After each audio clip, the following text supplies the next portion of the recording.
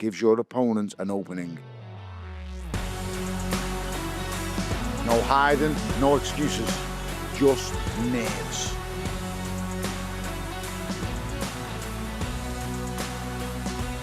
This is where champions show their heart, and one will be left standing.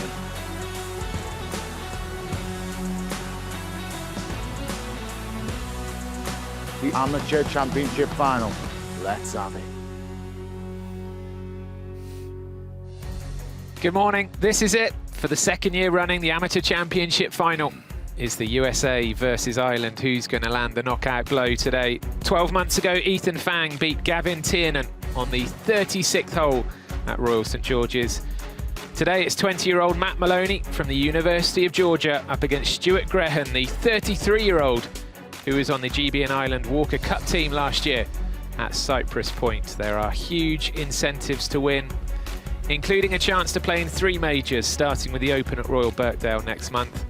And if Maloney takes the title home, it would be the first time for 50 years that Americans have won consecutive amateur championships on this side of the pond. Pleased to report the weather conditions like chalk and cheese from yesterday. Beautiful blue skies, plenty of sunshine as you can see. Still a little bit of breeze around. And here are our 2 contenders. Matt Maloney on the right. Stuart Grehan in the green of Ireland. Good morning and welcome to Royal Liverpool Golf Club for the final of the 131st Amateur Championship, which will be played between Stuart Grehan and Matt Maloney. The referee for the match is Chris Peterson. On the tee from the United States of America, Matt Maloney.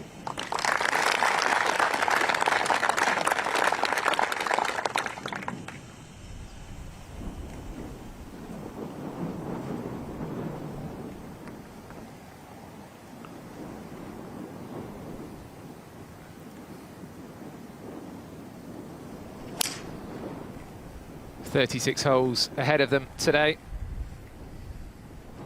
Maybe more, maybe fewer, of course, as it's match play. But these 2 have already played 7 rounds this week to get here. Stuart Grehan.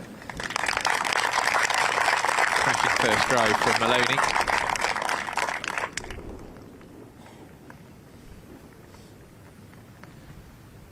Grehan, born in Tullamore, lives in Dundalk these days, a financial advisor. All about the golf this week for him.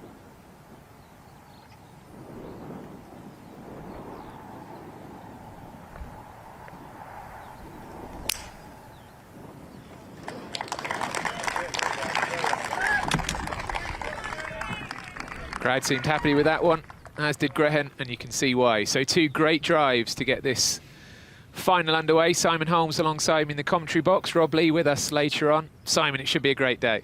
It is, isn't it? Everything at play there. So huge, huge prize on offer for the winner between these 2 guys. The amateur champion. Sounds good, doesn't it? Masters, Open.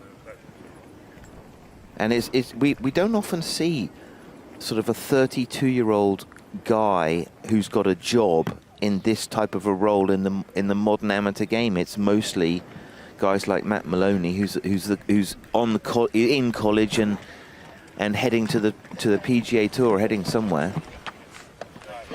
Yeah, and I think it's quite notable. You mentioned the rewards up for grabs. Last year's winner Ethan Fang has been playing in the US Open this very week. He actually missed the cut. He finished 11 over par, but at Shinnecock Hills, that's not too bad a score at all. But it just shows you that winning this tournament can change your life, can change your career.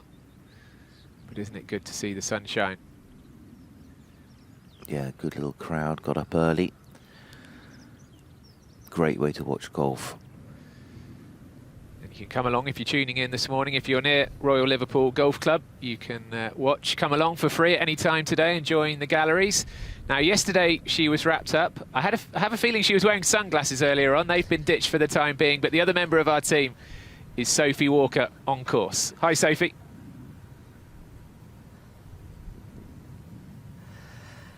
And good morning from Royal Liverpool. Now, the heat wave hasn't quite hit the northwest yet. It isn't Scorchio, but there could be some red faces out here. We've got a northwesterly wind, which is why it's only about 19 degrees so far. The good news for the players is that will make all 4 par 5s reachable in 2, and the wind will actually die this afternoon, so scoring conditions will get better and better.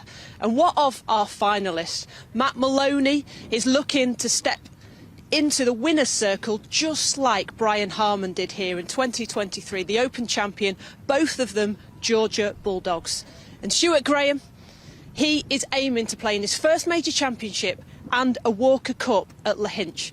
He could take care of both of that here today. He's got a massive fan base out there. There was a flight that flew at 6:10 from Dublin to Liverpool, and they are out here supporting their man. 288 players started this week. We're down to the last 2. The duel for the 131st Amateur Championship is ready to go. Nice one, Sophie, and there is the beautiful trophy up for grabs. The very first Amateur Championship was held here at Hoylake back in 1885. And everybody at Royal Liverpool Golf Club delighted to have this Amateur Championship back again. Here's Maloney.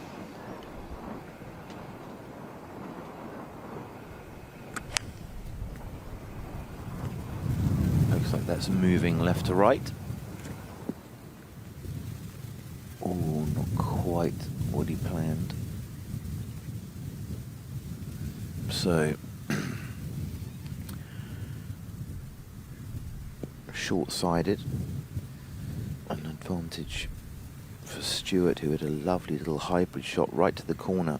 That little raised area there, all to the right of that, is out of bounds. That's the driving range. See those horrible white stakes.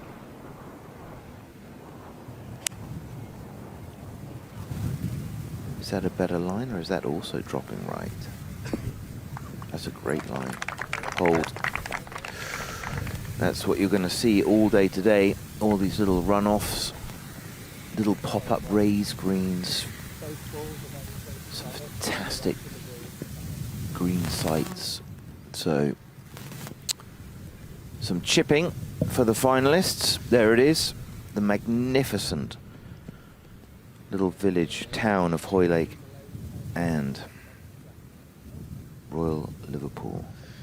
Some fantastic live shots from the drone today. I think Captain Liam at the controls.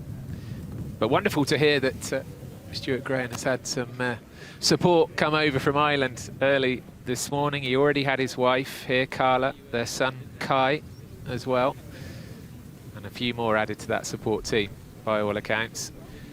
And for Matt Maloney, the man who studies at the University of Georgia, as Sophie was telling us, he was actually wearing an Augusta national cap yesterday. I don't think he has it on today, but a place in the Masters would mean a lot to him. I mean, of course, it would mean a lot to both of these players. It would mean a lot to anybody, but to him especially, that would be very meaningful. Oh yeah, from Georgia. No, it's massive, isn't it? It's the pinnacle. You know, this is World Cup final if you're an amateur golfer. There's not a better prize. There's nothing more on offer. There's nothing more prestigious. Incredible. Going to see how it all unfolds. Mostly sunny. It's good to see. The wind has dropped compared to yesterday. These two have played something like 160 holes or so each this week already. 2 rounds of stroke play and 5 rounds of match play to get here. Who knows how many holes they'll need today. As I say, last year's final, Ethan Fang against Gavin Tiernan went all the way to the 36th. Matt Maloney here had to go to a 6th extra hole on Thursday against Arthur Carlier of France. But they're both neat and tidy players, aren't they? That's what we saw yesterday. I think they're actually quite similar in style. Yeah, I think maybe a hair more power from Stuart there, but more sort of swingers than hitters. So, got to navigate the rise just ahead of him.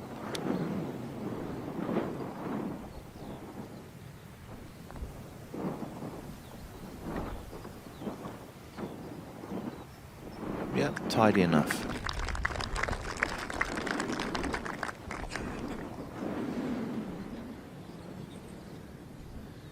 Interesting that, like Brian Harmon, Matt Maloney is a Georgia Bulldog.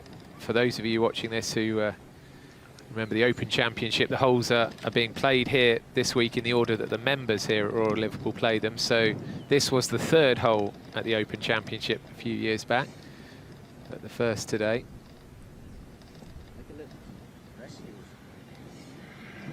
The hall order rejigged for the Open to fit in grandstands and blockbuster viewing positions for both the spectators there and the TV viewers around the world. The whole area hosts these type of events so well. It just seems to absorb it. It's like the town of St Andrews. How could that tiny little town absorb 400,000 people and always manages it? So wonderful golfing country. So probably the fringe is what he was thinking about there. Should he chip it? Can he get the face of that putter clean onto the ball?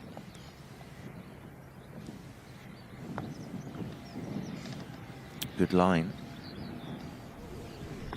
Good speed. I would imagine we will soon be moving to the second tee. He learned something there from Maloney's putt, really, didn't he? He gave it much more angle. And if you weren't with us yesterday, we were explaining that Stuart Graham was a top amateur about a decade ago and actually went professional, had 8 years as a pro. Has come back to the amateur game, partly because he didn't like the amount of time he was having to be away from his family as a professional. But look at him now in the final of the Amateur Championship with some big prizes up for grabs.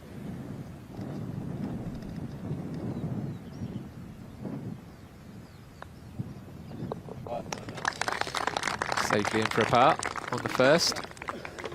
And I think he's told Matt Maloney, he'd already told Matt Maloney to pick his marker up, so as Simon alluded to, we go straight onto the second. All square after hole number 1.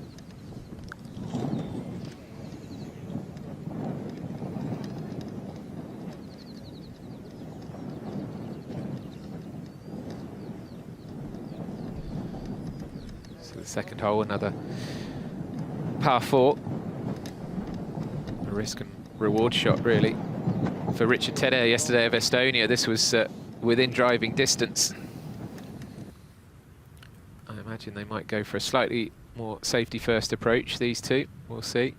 Yeah, you can see the pin cut just 6 off the left. There's a big run out there. So some of the guys who hit it a long way down there yesterday didn't really leave themselves the right second shot. So iron off the tee, maybe leave yourself, well, 100, something like that, 85.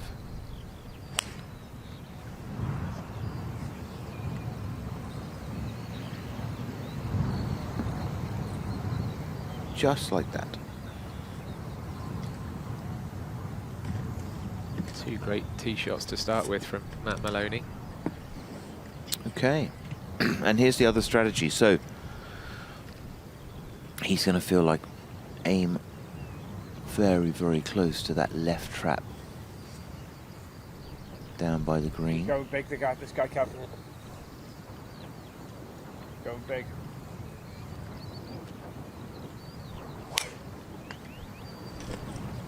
Hit his driver very well yesterday.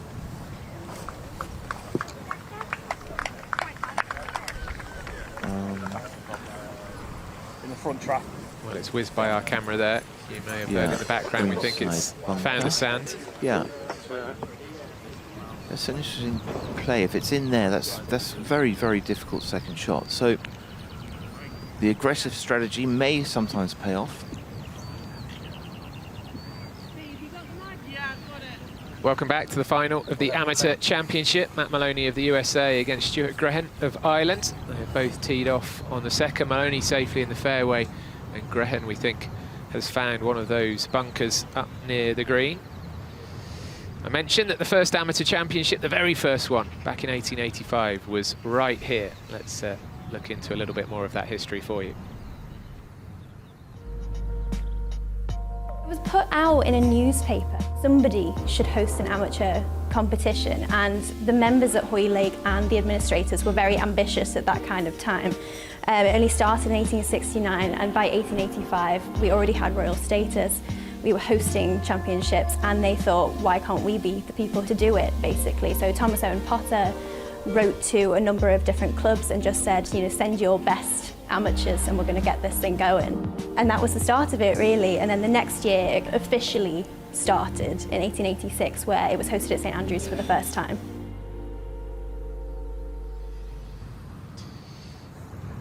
Nice that they have an exhibition of those artefacts here. This year's event had 607 entries, 288 players started the week from 42 countries. So Maloney, we know his drive safely found the fairway. Sophie is with Stuart Graham's ball.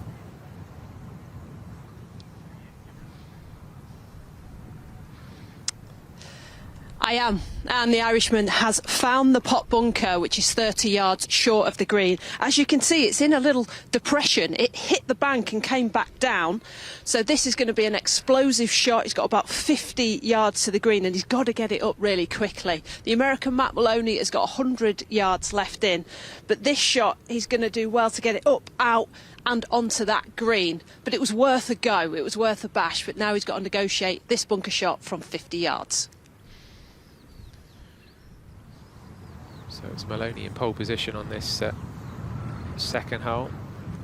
Spectacular views all around this Royal Liverpool Golf Club and the coastline, which has so many famous championship golf courses along it.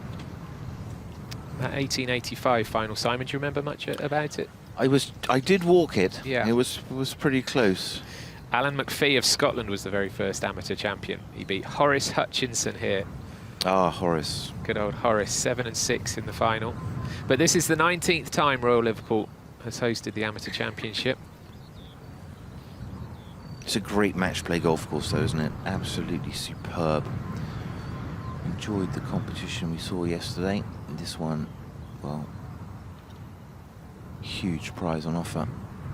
From 100. Just right to the pin. And that's a superb shot. Absolutely gold shot, that. Your partner played an aggressive shot, made a mistake, and you punish him straight away. Brilliant. He's got the Georgia Bulldogs cap on today. So we saw the state of play for Stuart with Sophie next to that bunker. He's up there himself now, taking a close look. And while he looks, just a reminder, it is worth laying out exactly what's at stake here today. The winner obviously gets the championship trophy, takes home a gold medal, but gets an exemption into the Open at Birkdale, an invitation to the Masters at Augusta, and an exemption to next year's US Open, which is at Pebble Beach. So there's an incentive in itself, and a place in a DP World Tour event. And the runner-up gets a silver medal, a place in final qualifying for the Open, and a place in the new Last Chance qualifier on the Monday of Open Week, as we look at Stuart Graham's route to this final. He's had some straightforward wins and then a couple of really tight matches, particularly that one against Sergio Jimenez Romero that went to a 20th hole. What do we think here, Simon? It's going to be very hard to get it that high, that early, and get it to carry that far. So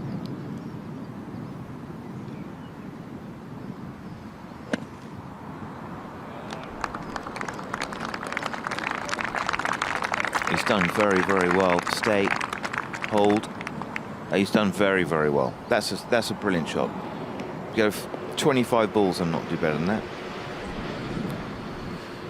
Maloney had obviously put a bit of extra pressure on that as well by putting his second shot close. So Maloney still very much favourite to take this second hole.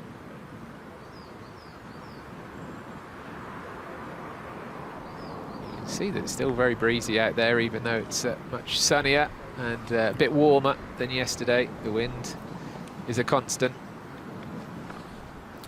Yeah, it tends to stay fairly consistent direction. So these first few holes, you know, starting, well, 3 really, that left to right wind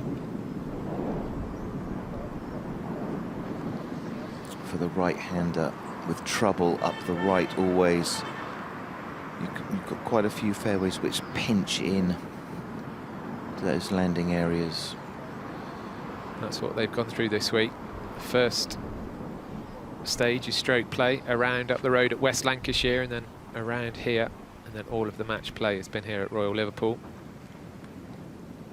And it is a wonderful scene down there on the second green.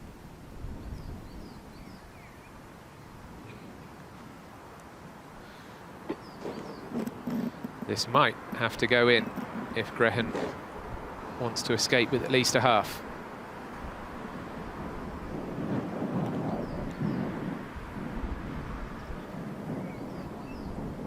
Gave it a good putt.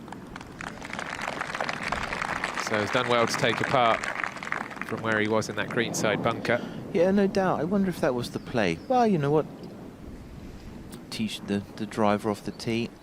Needs so much length with it being that windy. I just don't think he would have been able to keep it on the green. So, brilliant bunker shot. Matt Maloney played a shot, gave himself 100 yards, hit it to 5 feet. Putted beautifully yesterday.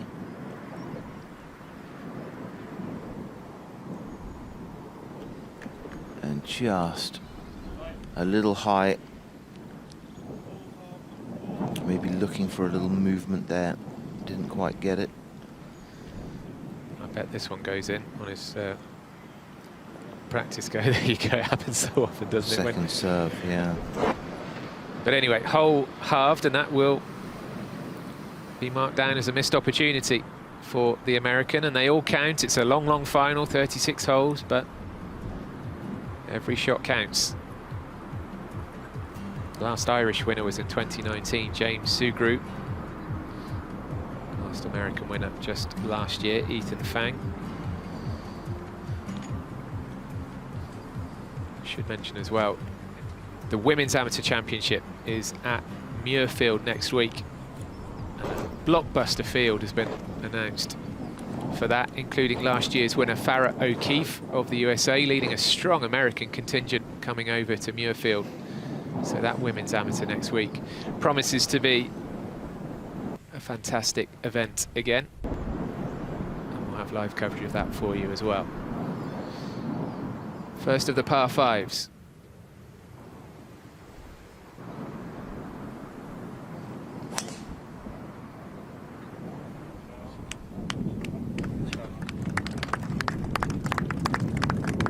Oh, very good. Yeah, a lot of gorse bushes, and it tends, you can just see there, you've got to try to keep it away from those traps up the right. Stewart's definitely got the firepower. A little fade off the left rough.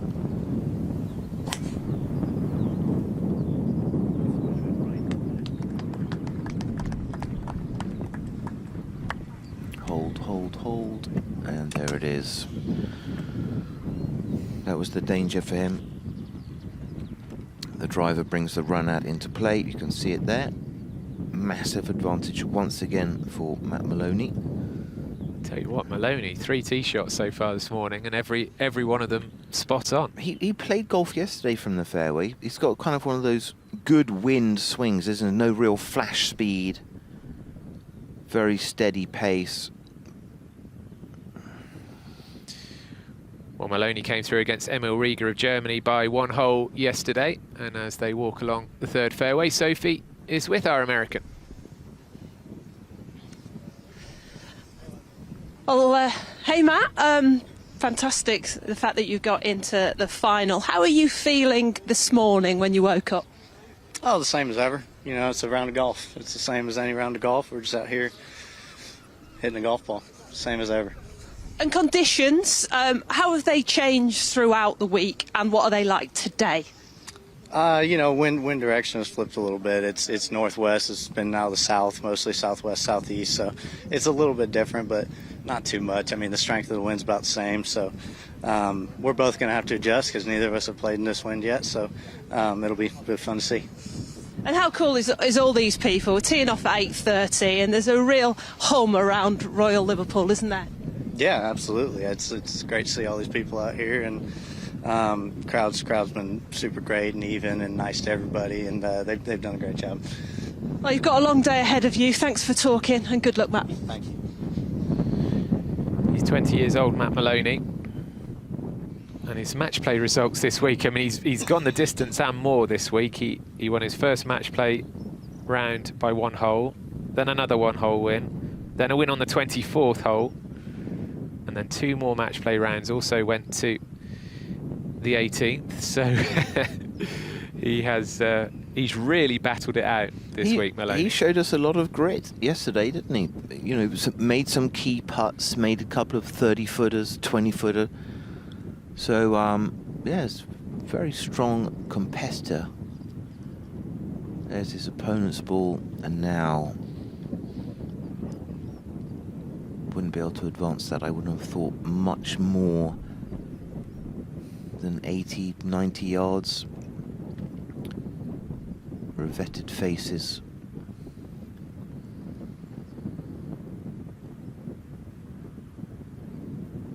Magnificent, look at that view. There it is.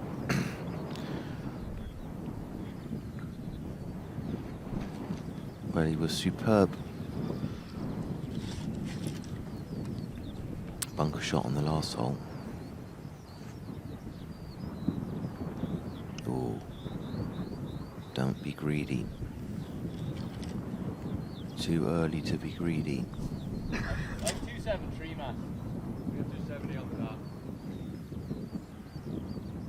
Just checking that it is Stuart to play first. That's one of the wedges that he's got.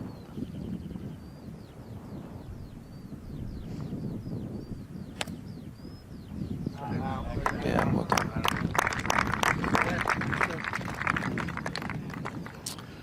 Well done, but they are sort of little one-shot penalties, all these pop bunkers.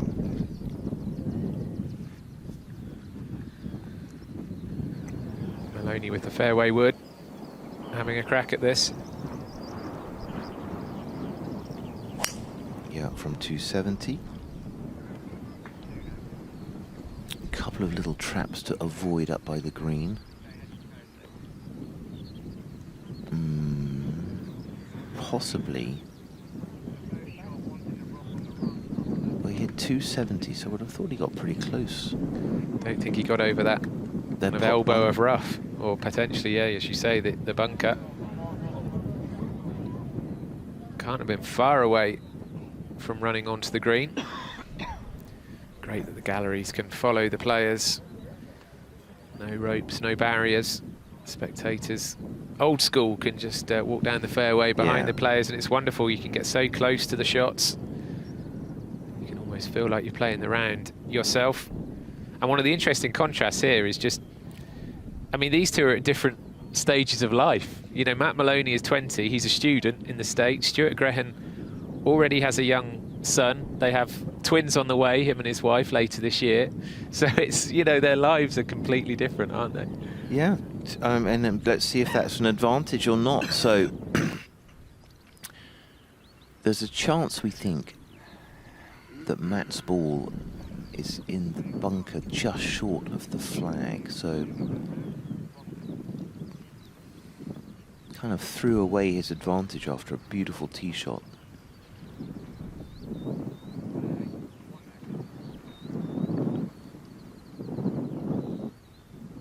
Quite a long way back. Pin tucked over on the left. So perhaps at the pin, let his little baby fade, drift it to the middle of the green.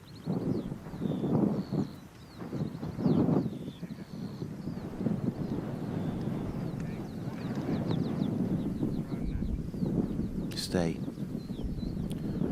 Just have the run out there on the short side.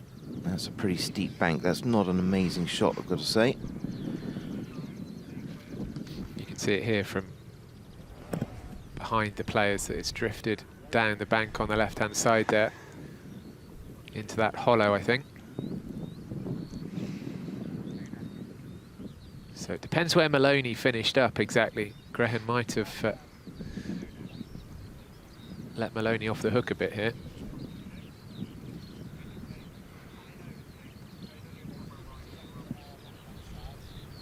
There have been some fantastic winners of this event over the years. I mean, the big names that stand out, and there's an incredible photo I saw out there on the internet, on social media, that's been shared of the 1984 Amateur Championship final at Formby, not far away. José María Olazábal beat a certain Colin Montgomery 5-4, what, 42 years ago. And Sergio Garcia is a winner of this event at Muirfield in 1999. But plenty of other big names have reached the last four or been runner-up, the likes of Bob McIntyre, Tommy Fleetwood. Matteo Manassero won the Amateur Championship in 2009 when he was just 16.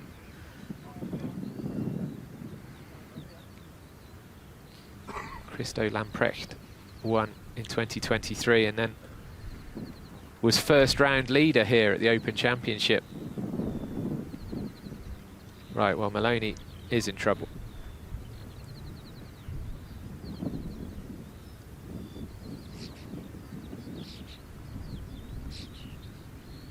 Oh, he got that out well, didn't he? Very good. Very, very good. So, as they lie, interesting to see where Stuart's ball dropped off to, but he's certainly on the short side. A steep bank on the left side of the screen.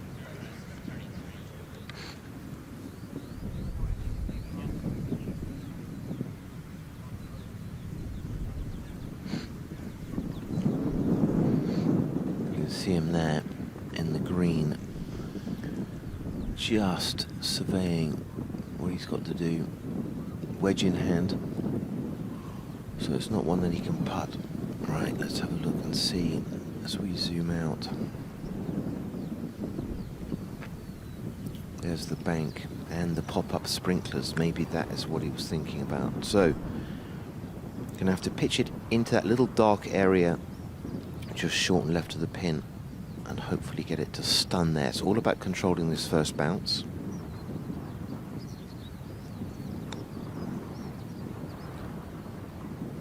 Under hit. Will it stay? It does stay. Okay.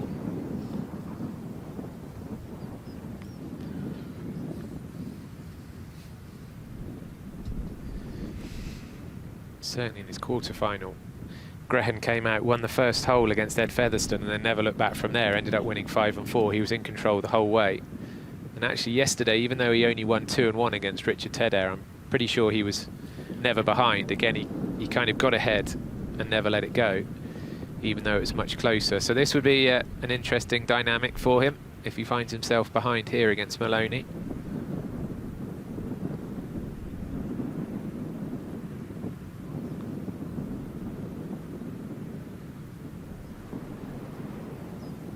Good roll.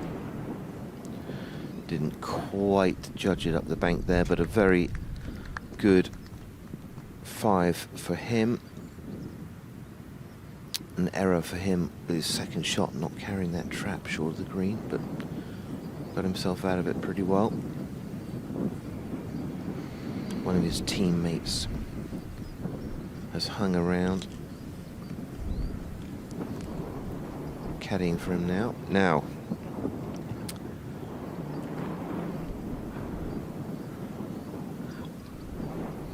Perhaps a little bit from left to right here.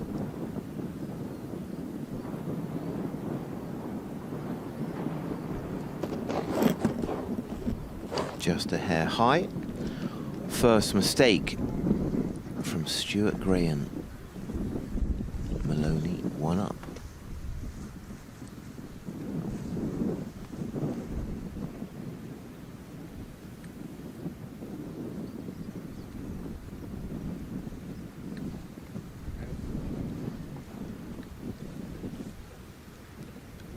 So they move to the 4th. It's James Earl, Matt Maloney's Georgia teammate, caddying for him, and Earl himself was a competitor this week, got knocked out a couple of rounds ago, and now helping out his buddy. Here is Sophie. The fourth on hole, the first par 3 of the round. It's playing just over 190 yards. Front bunker on the right is in play. The bunkers on the left aren't. The minimum carry is 181 to get to that point. But with this pin on the right-hand side, if you do happen to push it, you could catch the bank and it can roll down towards the hole. The wind is from right to left as well, so you want to be starting it over that pot bunker, but if it does fall to the right, you will get a kick towards it. Most of the players though will be aiming just down this left side, kind of 20 feet left of it, but a lot easier pin than what we saw yesterday here at the 4th. First of the par 3s then. And again, so many runoff areas, bunkers around the green. You can't switch off around here, can you, at all? No, it's fantastic, isn't it? The the green sites. You've got great par 3s on this golf course. There it is. As Sophie was showing us, it was way back on the left side here, so that front trap is what you need to avoid. There it is, the overhead view.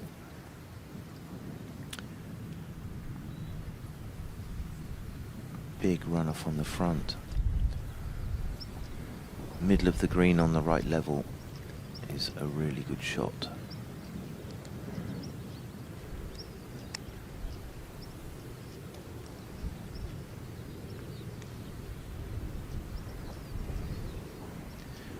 Welcome back to viewers on Sky in the UK. This is the 4th hole, the first of the par 3s.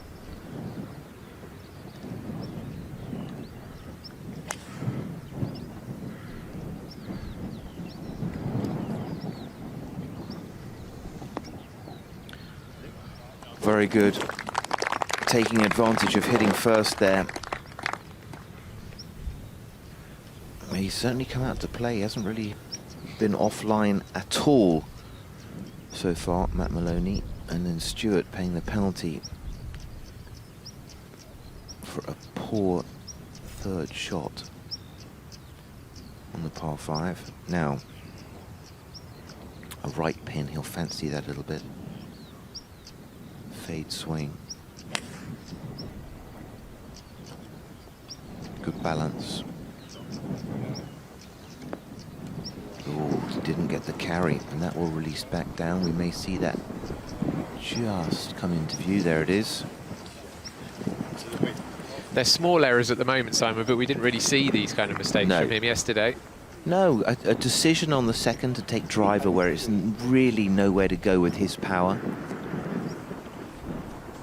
Again, driver into the traps on 3, and then the drag left 3rd shot. No, it's a fresh one. He hit that 20 yards short of where he'd been trying to hit it, so Stewart just needs to pull himself together. Here's the overhead. The pin right there, so there's a big false front. Stewart did not make the front, and now he will come back down into that collection area in between the 2 traps, and his opponent is pin high middle of the green. So beautiful par 3s around here. The green down below us from the drone. The Irishman was a Walker Cup team member last year, and earlier this week he actually defeated not just his teammate but his foursomes partner from the Walker Cup, Elliot Baker of England. Graham winning 3 and 2 on Wednesday. There is his ball. Good few yards short of the edge of the green. Another Walker Cup round the corner in September at the beautiful Lahinch in Ireland. Tickets still available, rna.org. If you fancy a trip to watch the Walker Cup. And why wouldn't you, frankly? Great, fantastic. To watch Walker Cup, Curtis Cup, the women's amateur next week at Muirfield. I think the venue makes such a big difference. Such big kudos to RNA and the organisers to be now playing these competitions on the very, very top golf courses. Bel Air was hosting, Seminole, Cyprus, magical places. Bobby Jones there was one of the names I didn't mention as a previous winner of this amateur championship.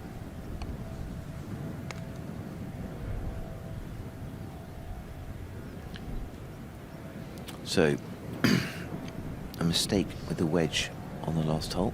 Needs to correct that now.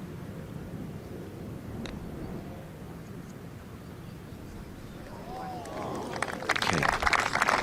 Good shot. Good shot. Just making a little bit of burning some energy early in this marathon of 36 holes.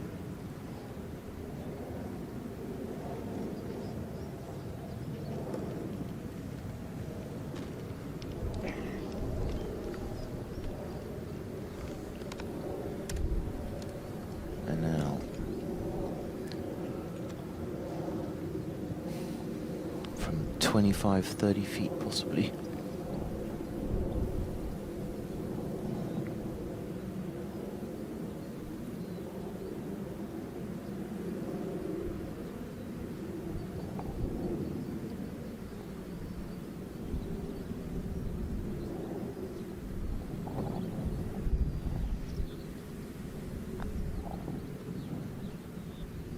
Good run. Very good putt.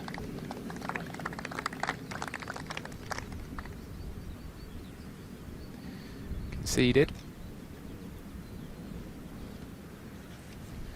So the man in green will have this par putt to halve the hole. Yeah, all these little testers, all these little micro mistakes, just... it's like a little hole in the bucket, in the energy bucket now.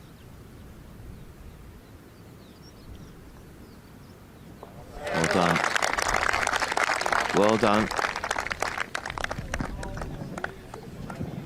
Very solid from that distance all week. Remains one down.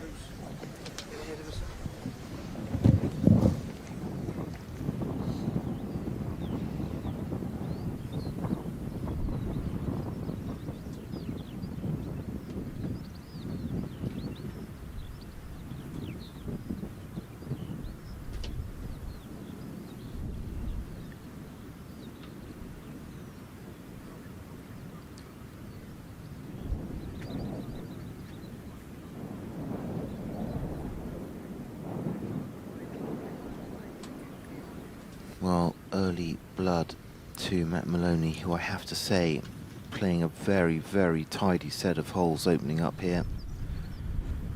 If there were any nerves, we couldn't see it.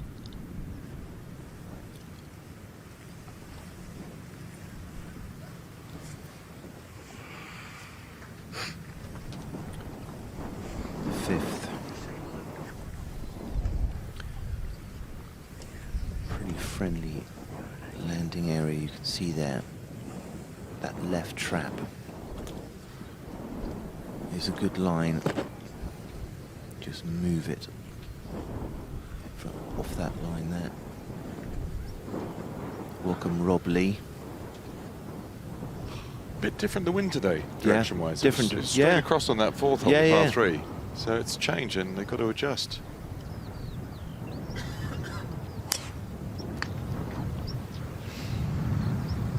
He's driven it well, Maloney.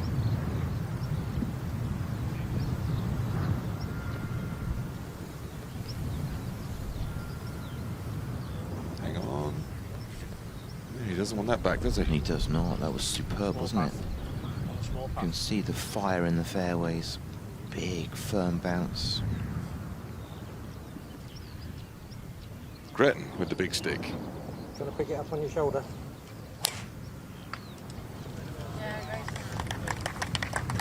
Sneaking a little bit left.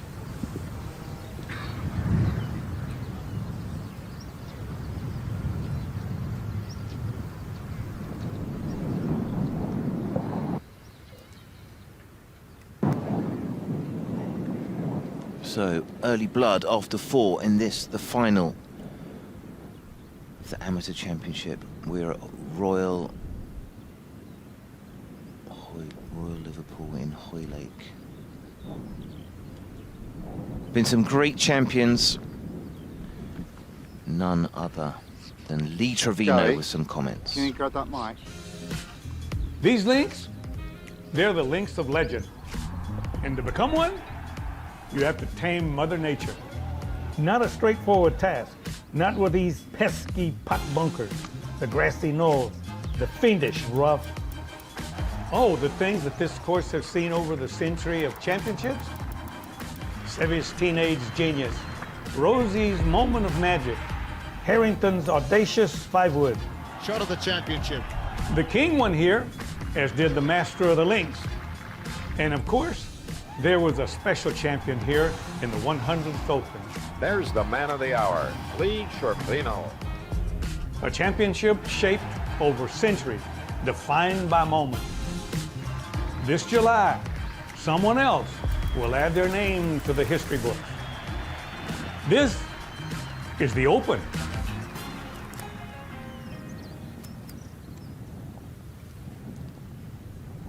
I played with Lee Trevino at the old Benson Hedges up in York. First 2 rounds, and Christy O'Connor Jr. That was my 3-ball.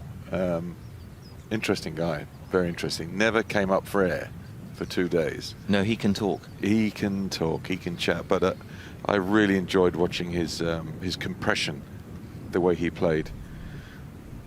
So, education to watch it. Yeah, magnificent. Well, to learn a little bit more about where everyone has finished off here, let's join Sophie Walker.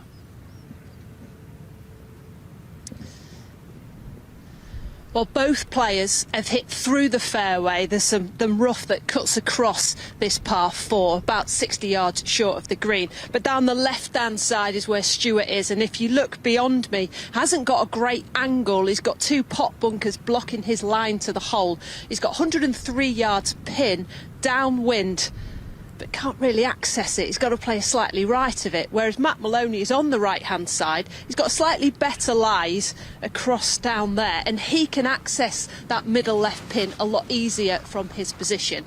So from the tee shots, it's advantage Maloney. Great, thanks, Sophie. Yeah, you can see that. That's just the run out. And with the pin just 13 on, 5 from the left. Gonna have to hit some sort of a magical shot from the rough to carry the traps, keep it close to the pin.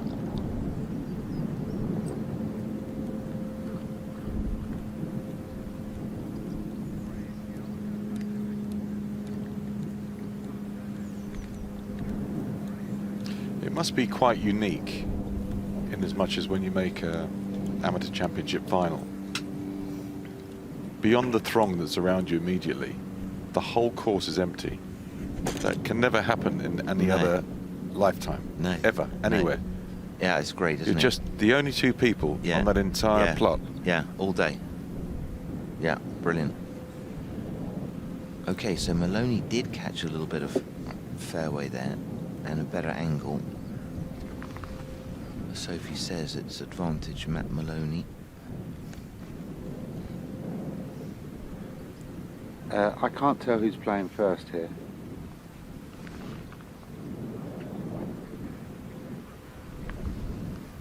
The thing about this hole, if you start to think that that's how far your tee shot's going to go, there's kind of nowhere to hit it. No. Unless you, I mean, you can't lay up short of that left trap because that gives you a terrible angle. So here we go. Stuart Graham first.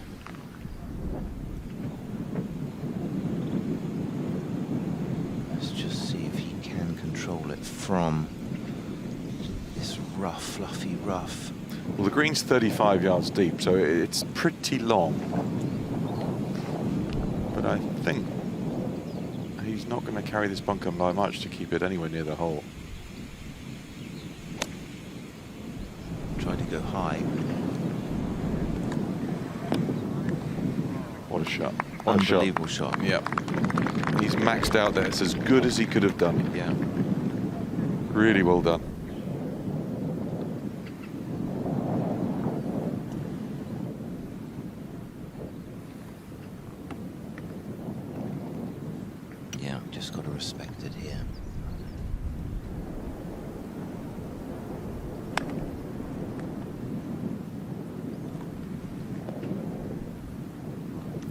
the advantage, Rob, of the fairway lie there. It's a very good shot. Or the path. It is a path, isn't it? He's on a little strip between all that rough. Good break with the tee shot and terrific second. So trying to press his advantage early. Yeah, these little 6-hole matches. Thing is, if you go down early today, you have to take the long view. Yeah. It's 36 holes. I'm going to have time to come back here. Yeah.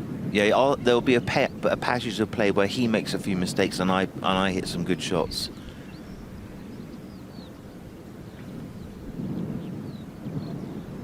The Masters cap has gone today.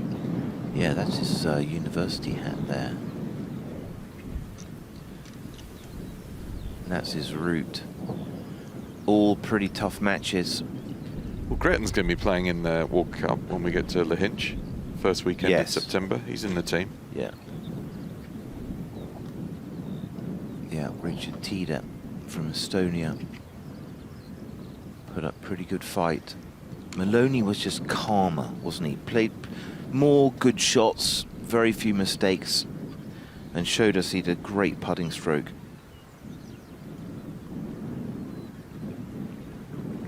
There it is. 5th green. Yeah, but my mind switches to the next tee shot, which is sort of semi-blind over a corner with out of bounds on the left. Yeah. And when that's into the wind, that's a frightening tee shot.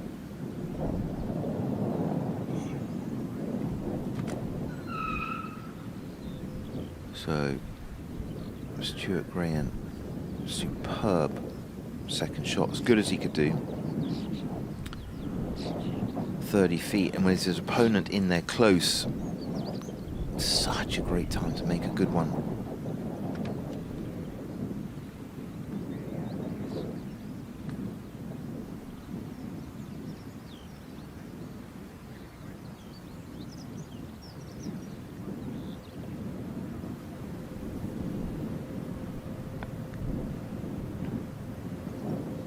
Running true. Wow, a little clumsy there.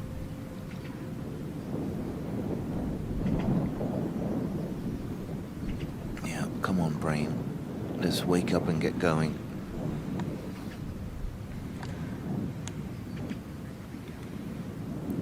See, I quite like that in match play. Be an aggressive first putter when the other guy's in tight, far enough away that the other guy might think, as long as you're inside him, you could miss. So he switches off slightly on his putt for the win. Yeah. And it's still his honour, which ruins my plan. Yeah. But I like what you were thinking. You know, if you've knocked it 4 or 5 past, you make the other guy think, well, even if I miss this, he could miss. Yeah, it changes your aggression. Yeah. Now he's got to hold this or it's a concession.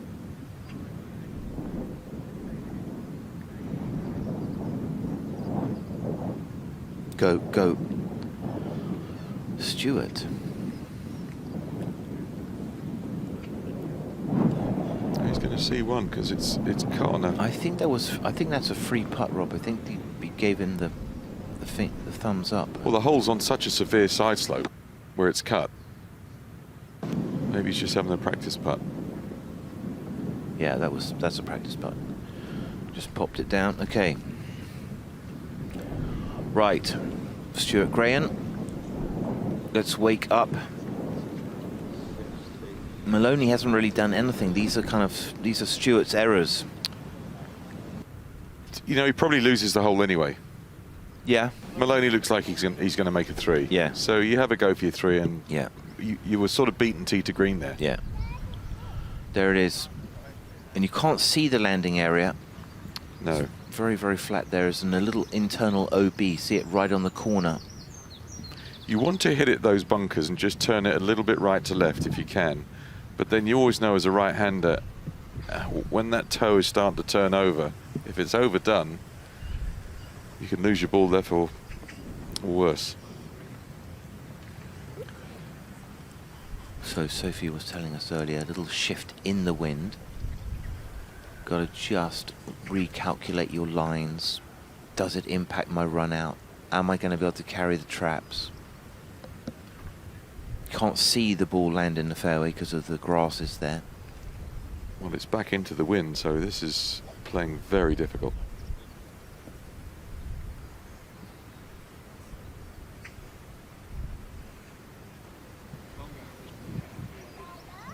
He's looked good with the driver, Maloney.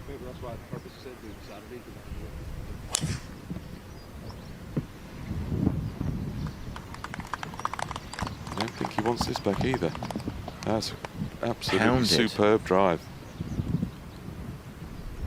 He's doing all the right things. When he had chances on the par 3, put it straight in the middle of the green. Done all the right things. Now.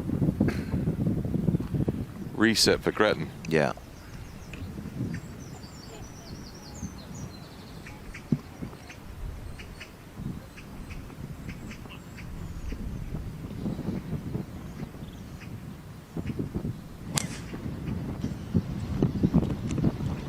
Slightly lost right.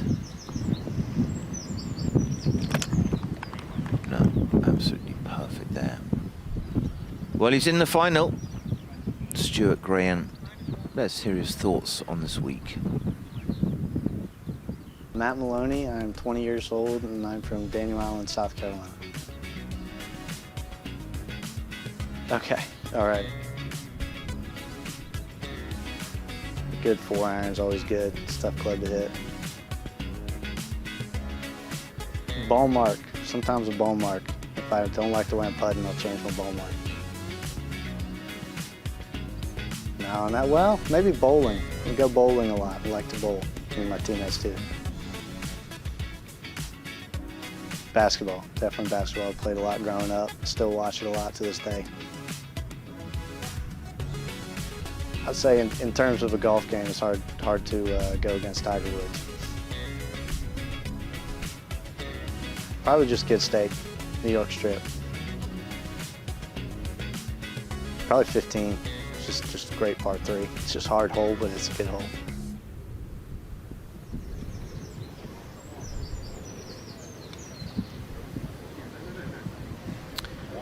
Apologies there, that was actually Matt Maloney, not Stuart Graham. Anyway, let's head down to see Sophie. Let's see what's happening with the shots here.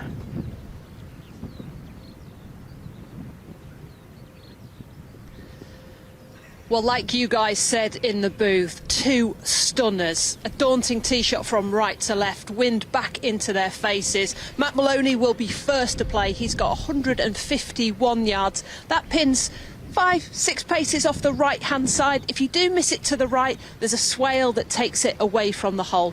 The bunkers that we see short of the green, they're just a visual. They're really not in play.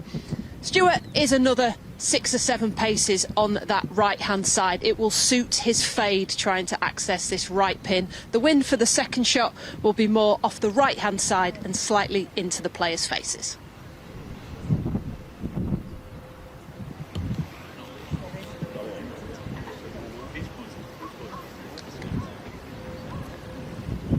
It's that funny temperature. Shall I have a sweater on or shall I not? Yeah, I'm mostly sweater on.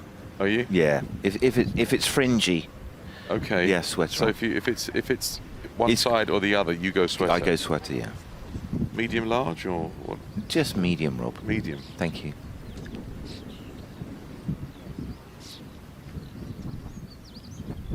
Now. Well, it's very nice being able to go first here. Yes. When you're in the ascendancy, like he is. You just keep squeezing the pressure on.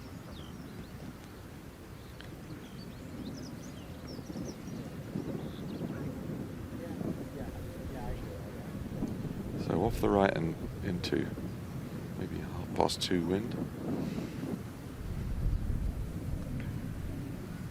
When you hear people say the clock face for the wind, it means you're standing in the middle of the clock, and whatever position you're given on the clock, that's where the wind is coming from.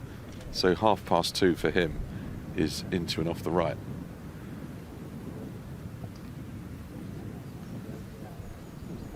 Probably helps him a hair on the angle, really. Be a little bit more aggressive, get a little bit more up the green with his landing spot. The wind's not that strong. He can hold this into the breeze, which is what he's tried to do. cut it into the right to left wind. Oh, brilliant. Just brilliant. A couple of really classy shots. So, Stewart is getting squeezed. He needs to respond.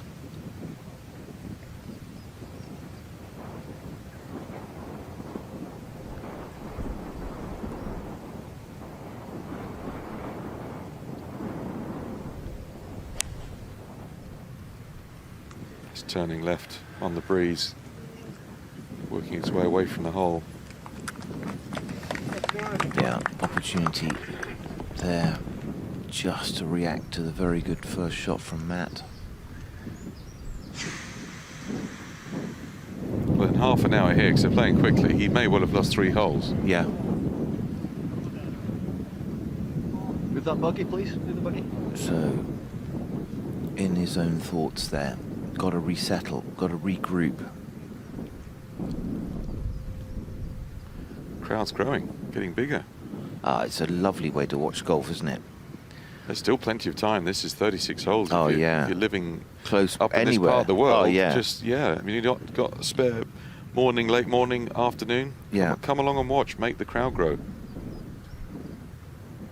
This is one of the great days in amateur golf. The final of the Amateur Championship.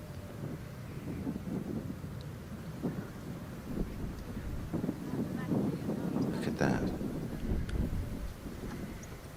And as you say, Rob, that little loop there, as you get out to 9 and 10 and come back. Magnificent holes.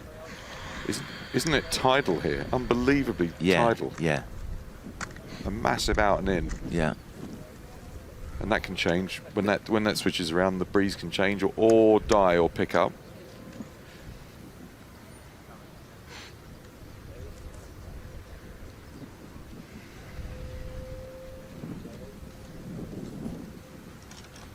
So Stewart needs that magic wand to heat up. That's a new Scotty Cameron. Henry Byrne gave him a fitting. It's first outing in competitiveness this week. Got put in the bag on Saturday after his practice round. Well, if he doesn't pick up soon, it's going back in the naughty closet.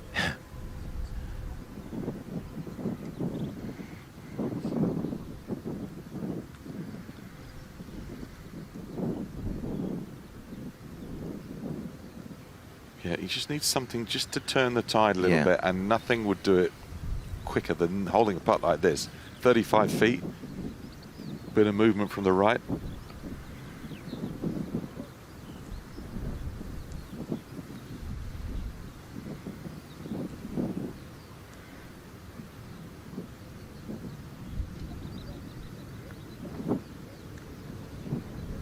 Good roll.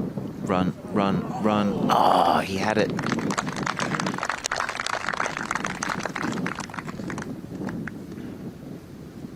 Okay. Polite applause, but he won't thank them for that. He will not. He'll be kicking himself. Yeah, he's just got to react.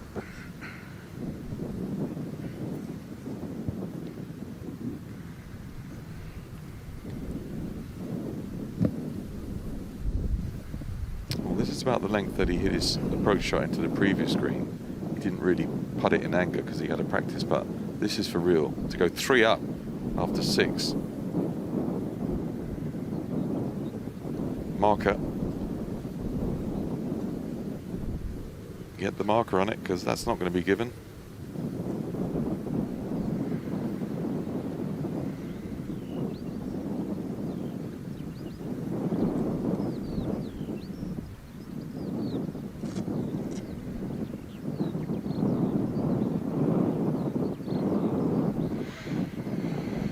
Funny, you've got a putt to go 3 up. Now all of a sudden you've got a putt to stay 2 up.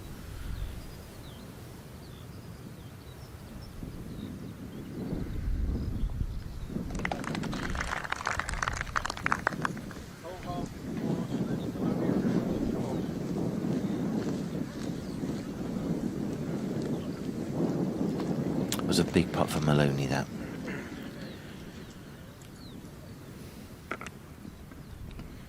Missed one on 2. Similar, missed that one. Pin on 7 is tight to the left edge. Like all the par 3s here at Royal Liverpool, they're pretty sporty. Yeah, fantastic green sights. The green actually is quite small. It's just a sort of a spine that you've got to hit up and down. Coming into vision now. Yeah, that green is 40 yards long. Yeah. So many different pins. The presentation of the golf course is just amazing, isn't it? Mm. It's always dramatic with the rich green colours, and then the fescues. You get a lot of definition. When everything's blonded out, yes, not so much. Yeah, but it's pristine for this championship. Yeah, there it is, just behind the flag there. That big runoff. That's only probably 3 from the runoff. That pin. There it is.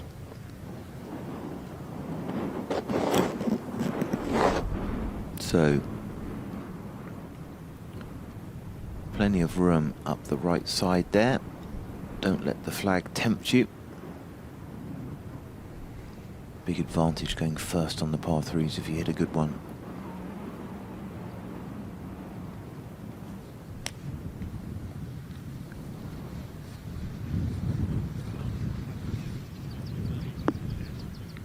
Sit, sit, sit.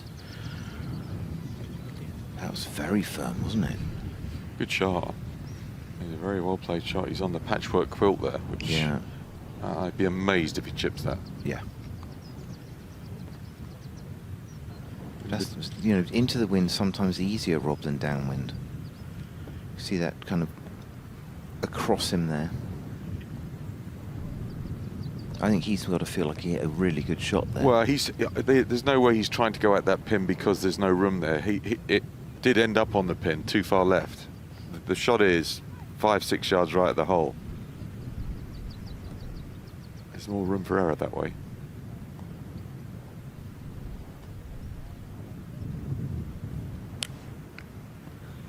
So a little opportunity. Can he find the putting surface? The answer is no. That's a mistake, isn't it? Just not quite got his eye in yet. So let's learn a little bit more about those second shots and this approach from the left with Sophie Walker. 7th hole, par 3. It's downwind from the right-hand side, and there's a good 2 clubs up there now. It's a thin green. The pin's 4 from the left, and it's only 15 yards wide where this pin sits. So you want to be landing it short and right of it. If you capture the wind, that downwind right to left, it can move and run into one of the swales here at Hoylake. Now that used to be a bunker, but it's now little grass verge, so it'll leave a tricky putt back and over the slope. So that's something to be careful on this 7th hole, the long, thin green. Well, one's definitely much easier as a prospect to get it up and down than the other. Yeah, off the downslope from the semi-rough for Stewart. Forces him to maybe play that bump and run, and when you've got some new grass there with the bunker that they took out and it's been resodded, don't quite know what the surface is going to be, don't quite know how to control that first bounce. Clever pin. Great greens. Yeah. Amazing greens. Yeah, Martin Ebert. Almost becoming sort of a legend, really, redesigning these links golf courses. The Ailsa course here. The 15th. Well, that's been a huge success because they unveiled it for the Open. I was here the last time. And, you know, wait till you see the 15th, wait till you see the 15th. And quite often, in cases like that, you get there and it's disappointing. But we all knew when we saw it straight away, oh, this is a fun hole. All the players have said that this week as well.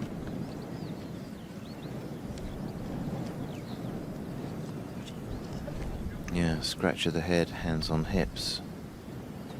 Means it's difficult. There it is. Just to figure out when you've not got much speed how that's going to come out. So easy to catch them high in the face, they come out dead. Well, he's got to help start this left because it's going to kick on the ground violently right.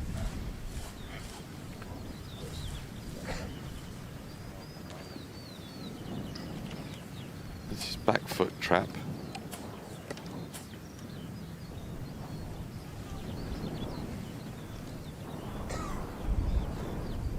Yeah, just about there. And it's going to, if he gets it right, it's going to kick it sharply to the right.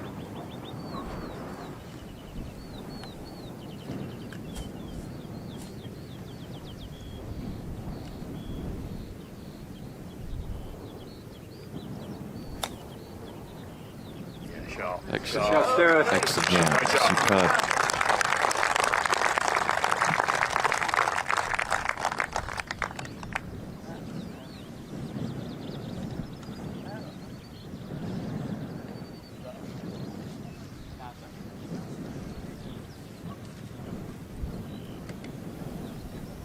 It's an early sticky patch in his tilt for the title for Gretton. Yeah. Got to survive this. This is not a guaranteed two-putt. It's well controlled.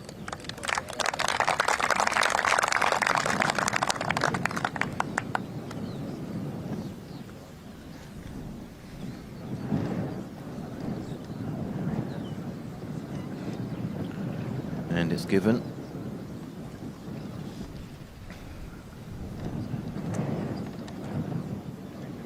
Pressure once again on Stewart's putting. Held that really nicely.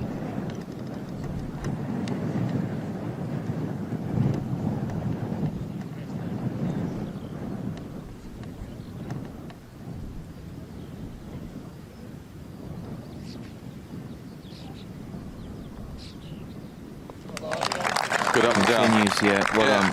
Very good up and down. Just the two in it.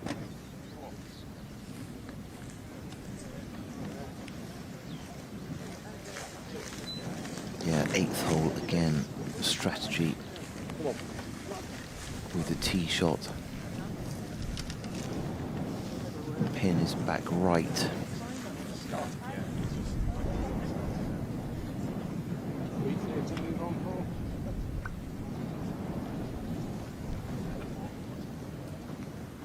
There it is. After 7 holes of this morning session, Matt Maloney 2 up. Off the back a little bit of some unforced errors, Rob.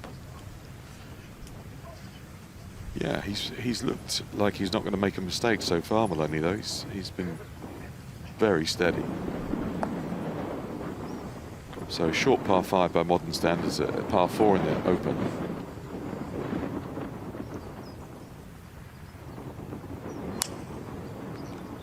Ooh, a little helicopter save for the follow-through.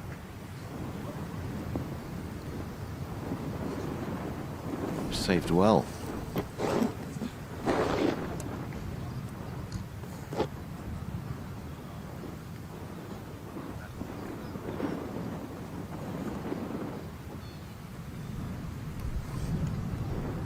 There it is, that little tiny slither up the left. That's where Maloney went.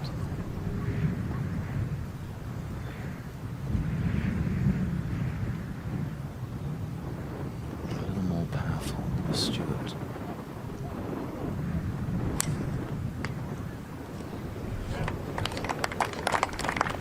Is there enough room on that line?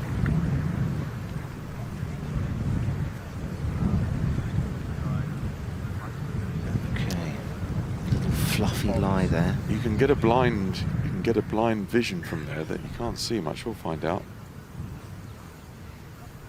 That's pretty, isn't it? As a picture of that. Yeah, welcome back. I will have to move, obviously. 8th hole of the morning session. of the Amateur Championship. Magnificent drone shots. Views across the bay.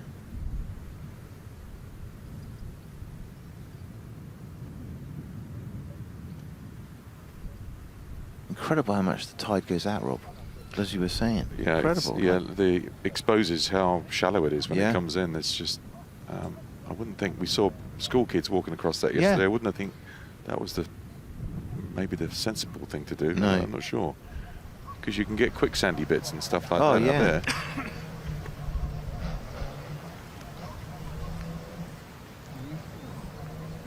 The psychology of a par 5 is interesting, because if it looks like Maloney's tee shot went to that offset sliver of fairway Yeah, down the left-hand yeah. side, which you would never try and hit that in. No, but it's almost If it's like a par 4, you're never going there. Yeah, but I wonder if they're just not quite judging the downwind. It's right to left, straight right to left here. It's not helping them. Yeah.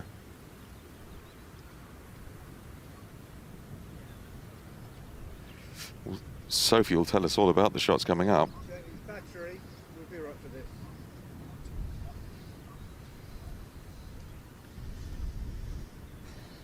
Well, you've said it, down the right-hand side. Got an uphill lie in the first cut of rough, but Stuart has got a blind second shot. He's got to come all the way up here and have a sneak peek at the flag that's on this tabletop green. Anything short will run down to the left or the right. So he's got to scamper up here, pick a line. We've got a blue sky. There is no line. Hit it up there and hope, with it being downwind from right to left. He's got 202, plays half a club up the hill. There's not much slope on this golf course, whereas Matt Maloney's on the left-hand side. He's got a great line in from the fairway. He can see that flag. So once again, I'll say it, the American has the advantage. Yeah, as we thought. Thank you, Sophie.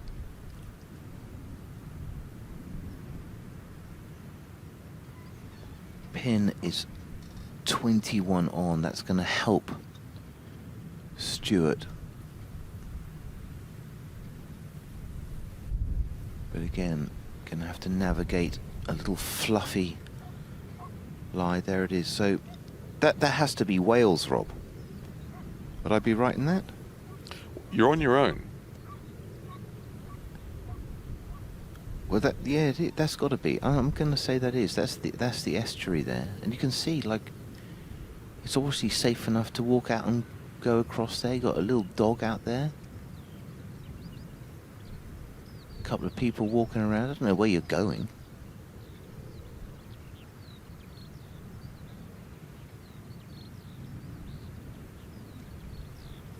Almost looked like there were vehicles on that hard-packed sand up there. Yeah. A lot of activity when the tide goes out, obviously.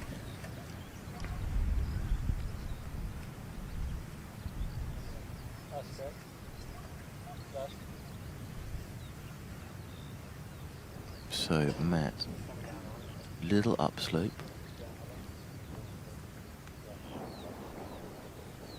Well, he couldn't have hit a more perfect tee shot. It's ideal. And if he gets to go first, which it looks like he is, he's once again got the opportunity to dictate things.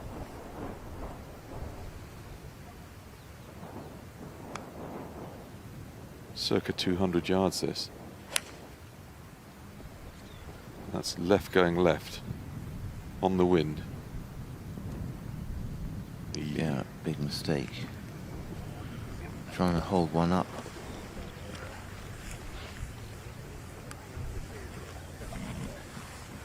Well, he's got room if he's got a lie.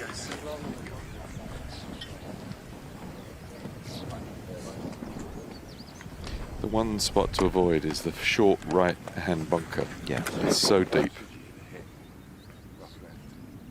You can kind of see it there, the middle of your screen, Yeah. that's where the green is, and that dark blob is the bunker that you mustn't go in. Because from down there you can see nothing. It's actually a very good shot to get it on the green. So this is going to jump out of it, I would think.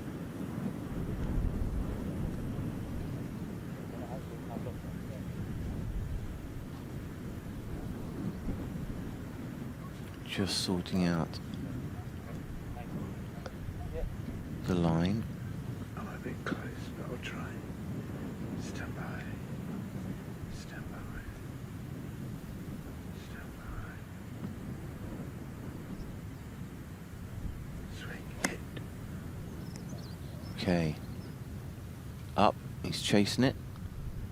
Our amazing ball spotter's got it. And side by side. Great camera follow. And a mistake.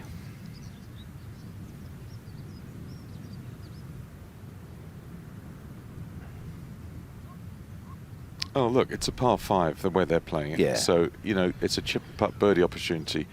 Doesn't matter in match No. play. They're both there for the same amount, and it's who gets down in 2 that's probably going to win the hole. So they stopped here for a reason. I don't know why.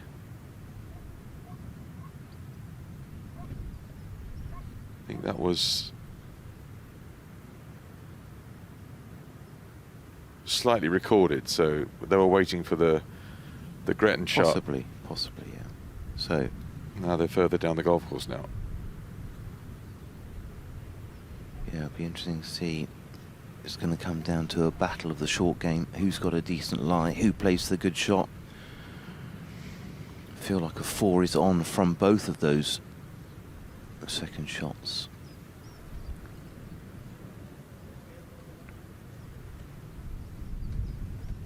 Yeah, Maloney. Oh, look at that. Oh, what would you say, Kestrel? Would that be? Yeah, it's a bird of prey of some kind. It looks too big to be a sparrowhawk. Need Tony Johnson now.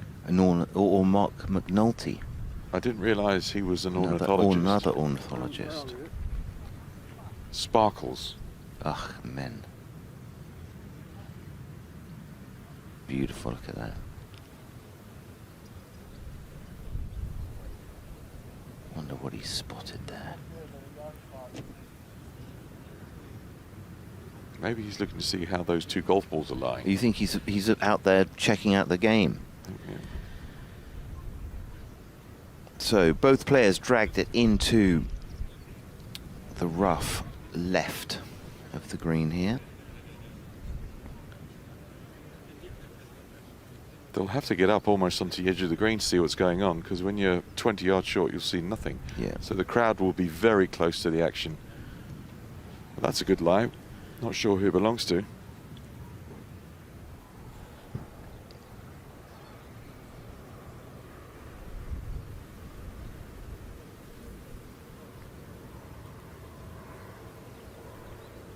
He's adjusted very well to links golf, hasn't he?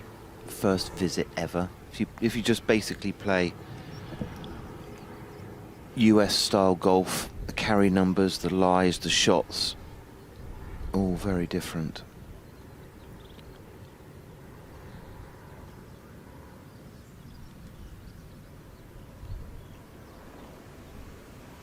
So pitching about 4 or 5 on, Rob, and let's just let it release up the slope. It would appear to be the best way. Well, it's the only option he's got. Hard to control it though from here.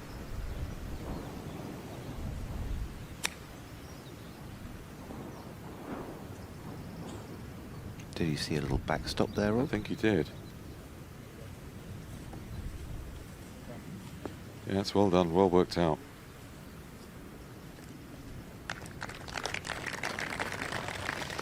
Never going to get the green speeds up to a point where that would have reached the hole, because you can't. If you get all of a sudden a squally 30-mile-an-hour breeze in the afternoon, course is unplayable. So links course greens are never that fast, and for good reason. Yeah, we're told that they are about 10.5 on the stimp meter.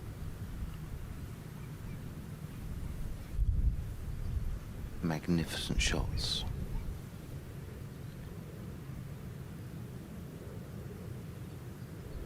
Right, hopefully we get a look at the Gretton lie now. Okay.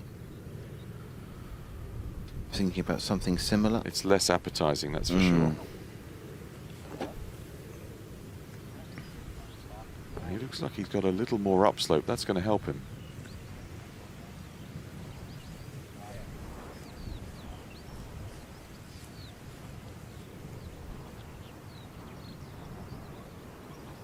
Well, they're considering something. I'm not sure what.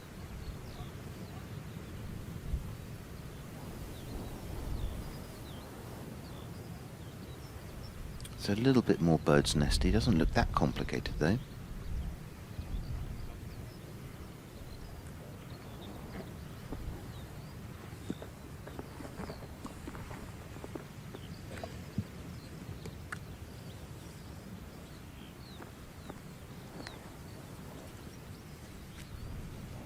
His caddy better have a good short game.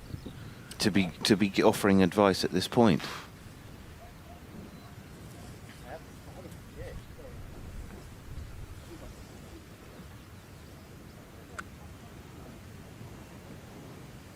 This is like a bunker shot. It's open the club face up and you're going to take grass and ball at the same time. This is weird. He's going to play it way left. Is that right? He's looking left.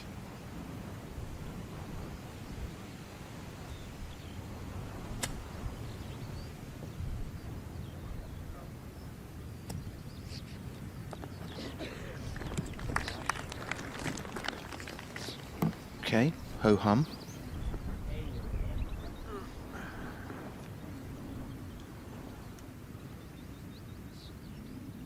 He's just a bit flat at the moment, Gretton. He's just a little bit flat. There's not a lot of air in the balloon. He needs to find something to perk him up. Because if he doesn't hold this, his opponent's going to have a putt from 10 feet to go 3 up.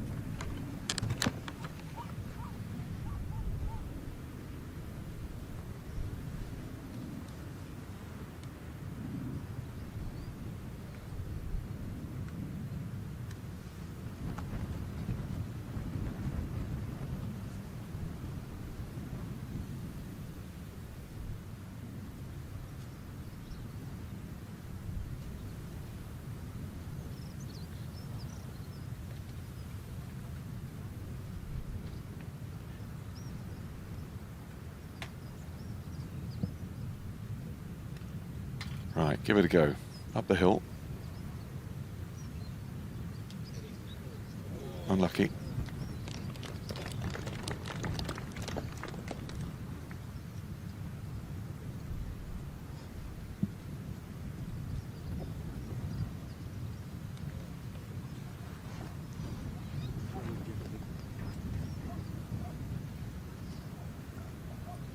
So now what a chance for Matt Maloney.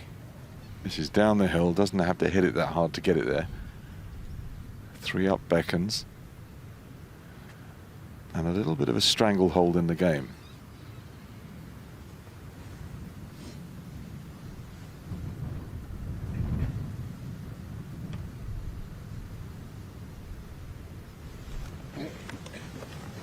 Whole half and fives. Maloney remains 2 off.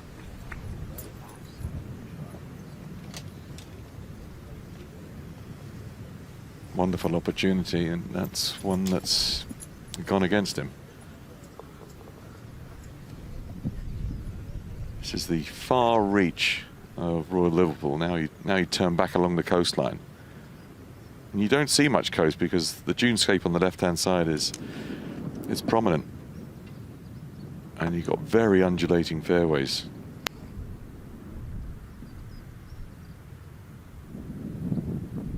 As the drone swings around, you can see what a phenomenal view that is.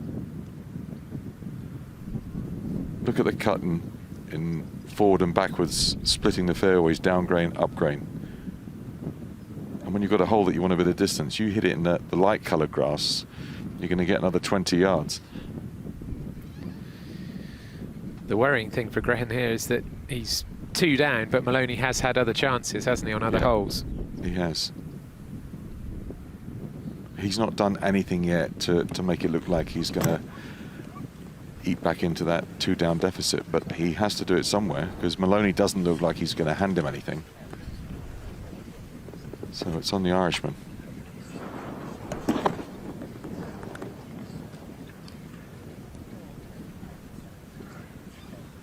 Lots of choices off the tee box here.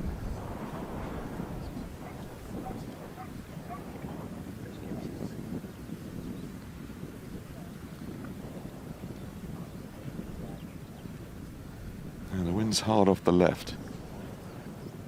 You can try and squeeze it down with the driver through that gap and get it down by that bunker. Or you can hit an iron and a short one in, 9 or wedge. Oh, that's what we like to see. He's got the driver out. Come on.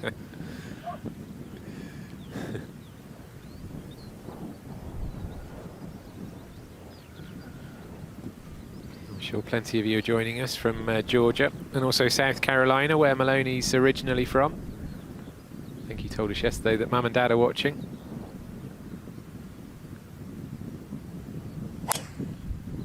Oof. Scotty Scheffler saved with the right hand.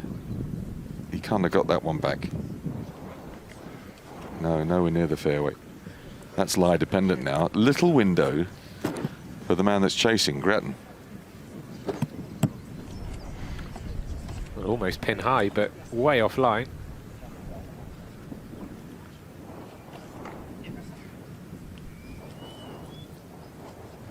He's having a go as well.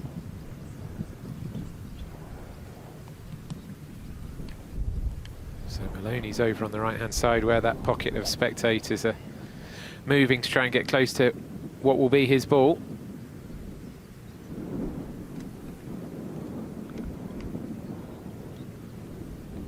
Hits the right shot, you get close to the green. Well, we're going to find out. It catches the fairway and bounds forwards, which it has done. It's right down there by that bunker, which I think has just gobbled it up. Oh, he deserved better there, didn't he? There was a real murmur of approval from the crowd behind him. Still think advantage Gretton on this 9th hole.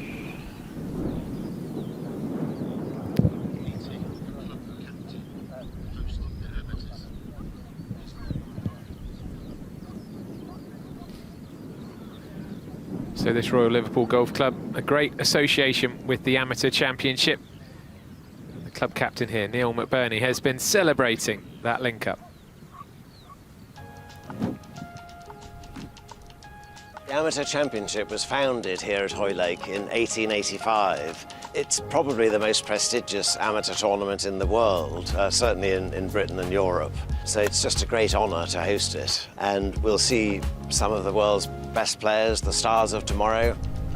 The great challenge that Hoylake presents is the wind.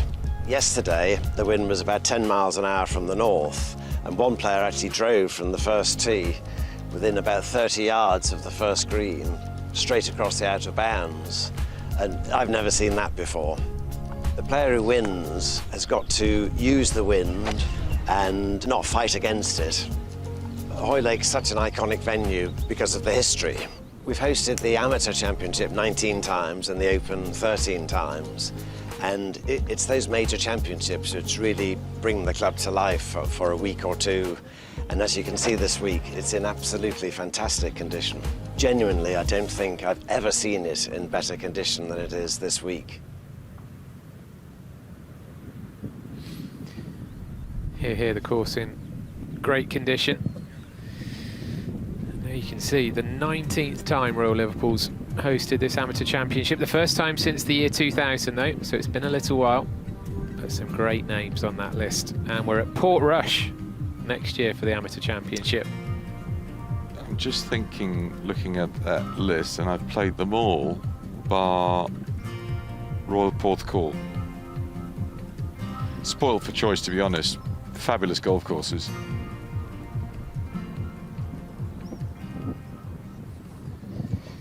Welcome back to the Amateur Championship. The 19th time Royal Liverpool Golf Club has hosted this fine event. And we're on the 9th hole of this 36-hole final. Sophie is next to Gretton's ball in the greenside bunker.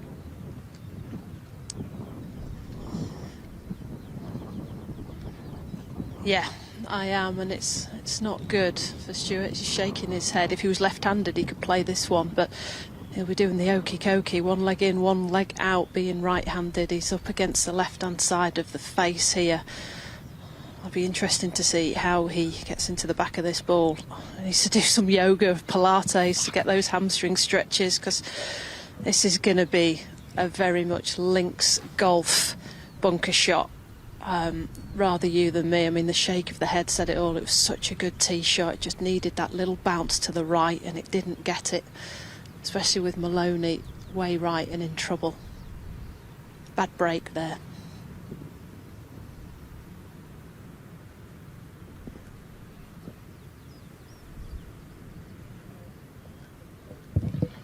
Maloney from well wide and from bad to worse, really.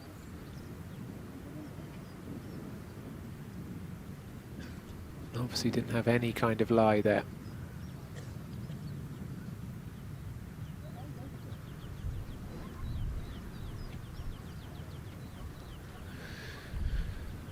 So let's see the Irishman's attempt out of this bunker.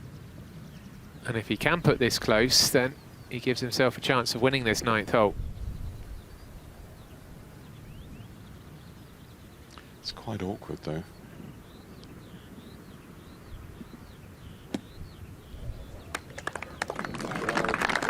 He couldn't stand to that as he wanted to because the revetted face was stopping him moving his feet further away from the ball, so he had to stand awfully close to that.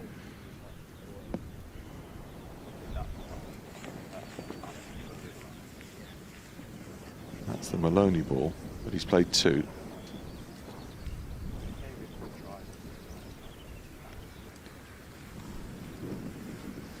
The camera foreshortens, doesn't it? But that pin pretty close to the edge of the green.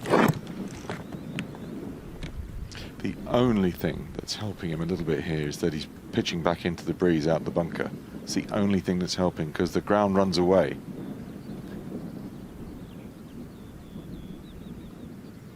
He's going to have to gamble here to get this close. Oh, look, the club face is so open at the top of the swing.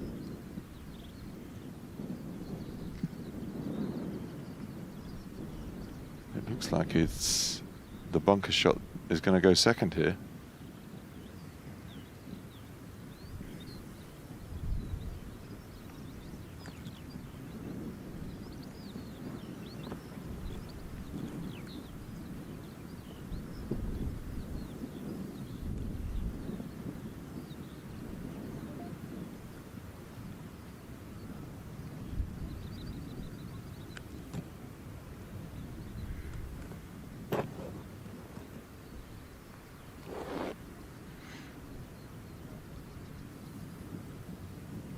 Given that enough.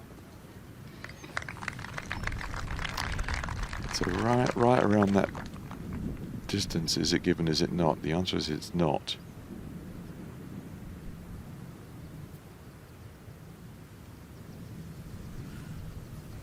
Well, I know he's played 2, but he's got this for the hole.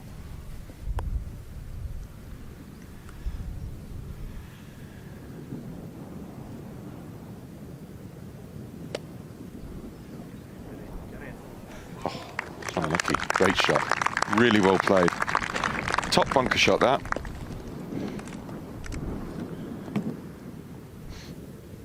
It wasn't far away from tumbling in. He's had a brilliant couple of hours, hasn't he, Maloney? Yeah, but he's looked good. Started around about 8:30. And they agree to split the hole. So, on we go into the back 9. We're potentially a quarter of the way round this final. And Matt Maloney of the USA has a 2-hole advantage over Stuart Grenn of the Republic of Ireland from Dundalk. Now the water sports have begun in the background there. That's the man-made reservoir, if you like, that bit. What have we got going on there? Parasailing, windsurfing going on. Yeah, it's incredibly tiring, that. You think the wind is doing all the work, but you're hanging on like you can't believe.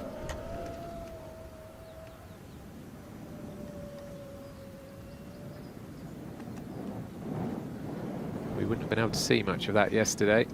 Not that it was bad weather, but it was pretty grey and overcast. Beautiful today, and I'm sure the crowds around this final will only swell this afternoon.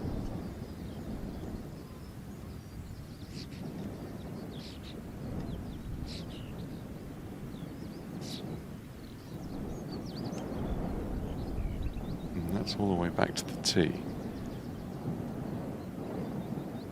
Thick end of 450 yards, this turn for home, the 10th.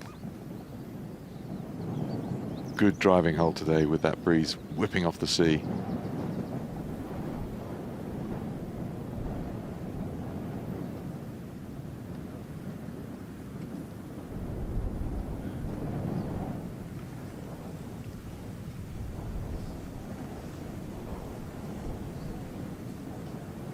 This is difficult is that the hole wants to turn to the left. You don't want to overguard left, but the wind is going to try really hard to drift it right.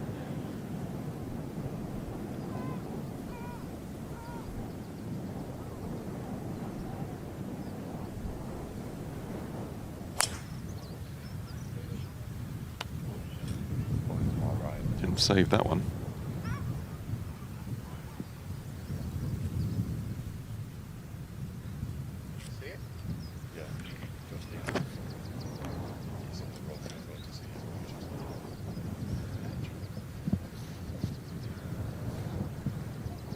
Looks as though that one didn't get over the corner of the dog leg.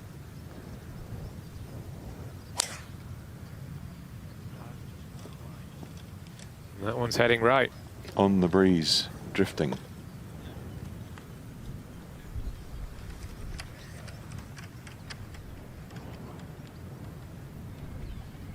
Both men in trouble on the 10th.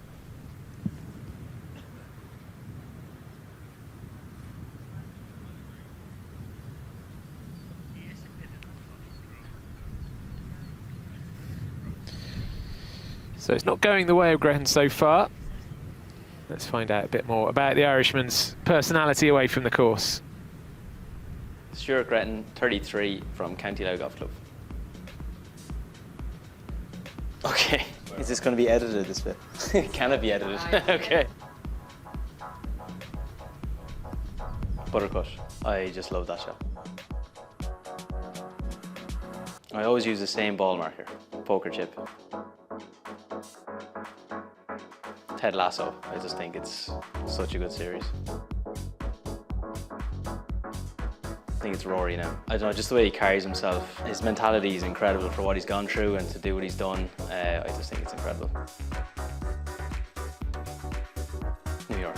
I just love the skyscrapers. I love like a skyline. I always thought it would be the Masters, but it's something about the Open I just think is incredible. 5. I just think it's the way it's framed. It's like a little fade. Got to hit a good tee shot to give you an approach for the second. Yeah, no, obviously with my family, but yeah, I think we'd enjoy that one. Getting to know Stuart Gretton a little bit more. Favourite TV series, Andy? The West Wing. That was good. Or Mad Men. Have you seen Landman? I haven't. That's sensational. Okay, I'll put it on the list. Yeah, put that on the list. Yourself? I'm saying Landman. You're sticking with that? Oh, it's so good. Billy Bob is sensational in it. The whole cast is.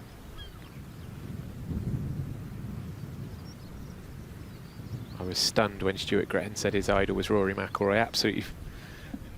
What, you going to say? You were shocked by ironic that. shocked? Yeah. Well, he's the page turner, Rory, isn't he? Oh, yeah. He's the one.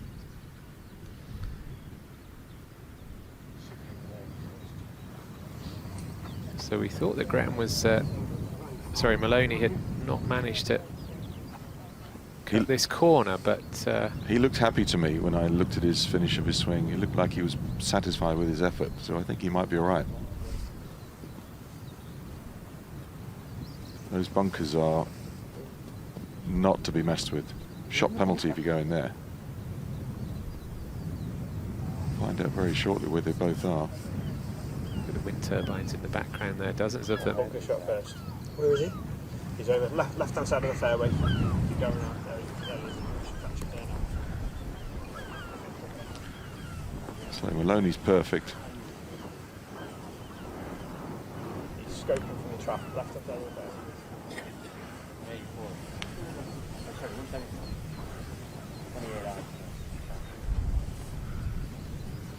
Land it on the centre portion of the green. It's one of the more flat greens, isn't it? Yeah, it's up though. It's a long way up, so it plays longer. The second shot as you turn left is into the wind. Left to right with the tee shot, hurting the second. And he's got to guess how quickly this is going to come off the club head, because this could come winging out of here. Oh, he's coming on the rough, I think, Kev. He's not in the trap. To go on the right. Yeah, to go on the Decent form, the Irishman. Also had lots of amateur success over a decade ago.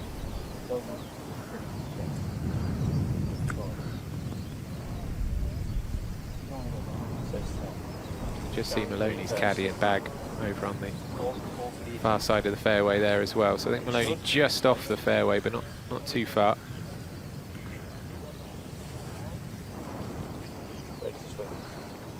Tough one this, as Rob says.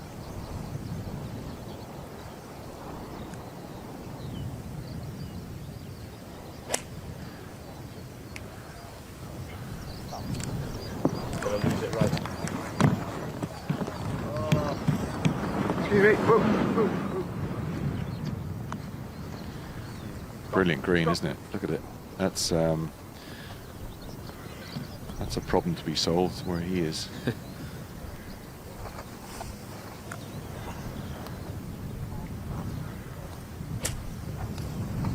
Shorter line to the pin, so he's got less club. Left front edge. Short right on the green. And he's found the dance floor, so he will be putting. Advantage again to the American. He's not made too many mistakes so far today. No, that's a tough driving hole, that 10. They'll get a camera behind you.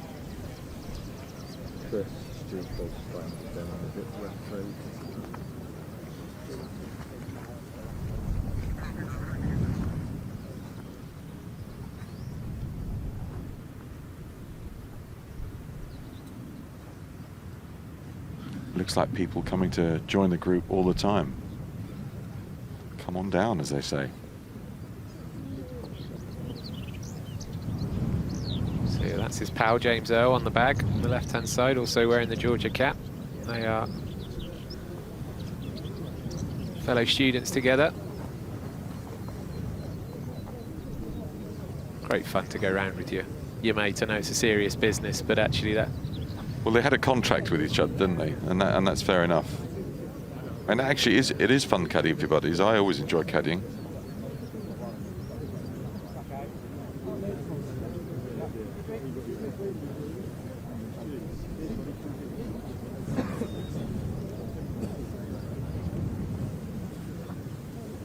And I guess you'd have to stick with your mate if you qualified for the Open and the Masters, and let's see, maybe that is part of the deal.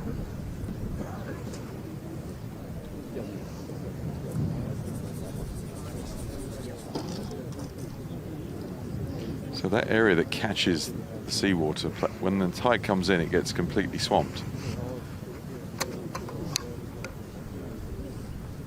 I have to assume.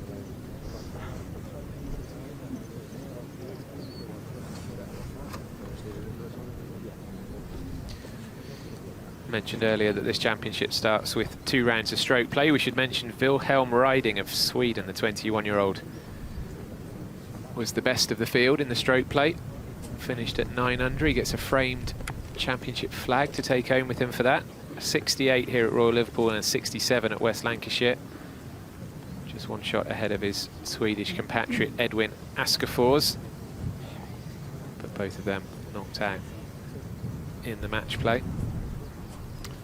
Well, he can't go up here. He's got to be back-footing this into this bank.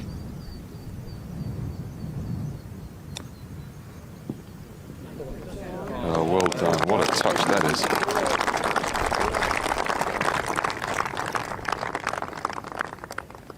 He's hanging on, clinging on, Gretton.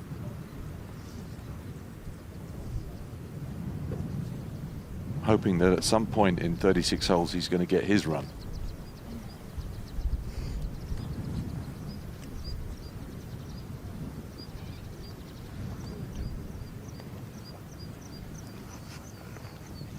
there. Decent balance. Right, Maloney.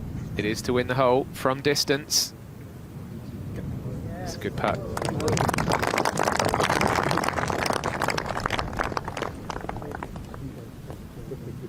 Again, he's making Gretton feel that he's going to have to birdie a hole to nick one back. That's hard. That's hard to play against.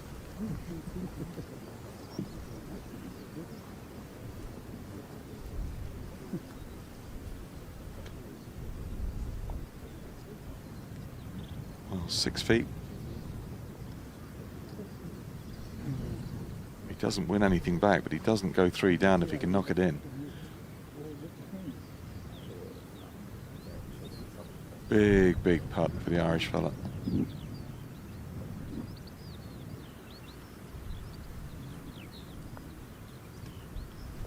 Great up and down.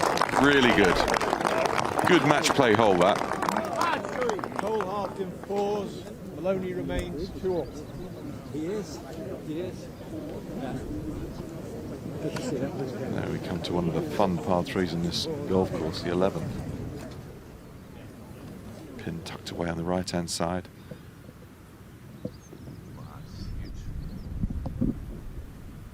This time the breeze is, well, probably going to help the players. They can move it a little bit left to right into that part of the green.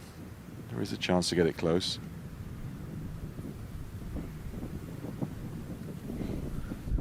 But not a target you want to miss, especially left. Just to complete the highlights of that stroke play stage of this competition, a word for Malan Potgieter of South Africa. Had the round of the week, 63. Actually broke the amateur course record here with that 63. So well done to him. But those 2 rounds of stroke play, just a way of qualifying for the match play rounds. They don't really mean anything as such. They don't give you any advantage. It's just a case of getting in or going home.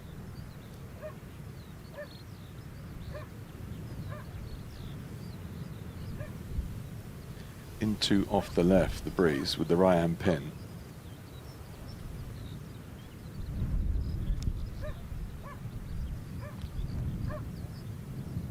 ...193 yards today from an elevated tee box. There's a lot of cirrus cloud up there.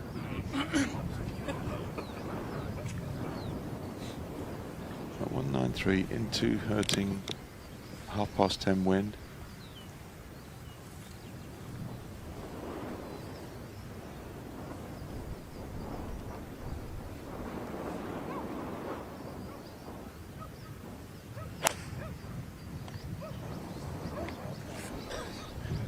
Like a 5-iron.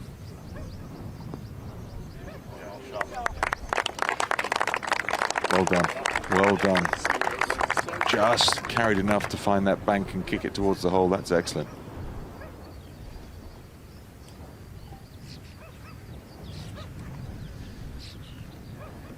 Can Gretton match it?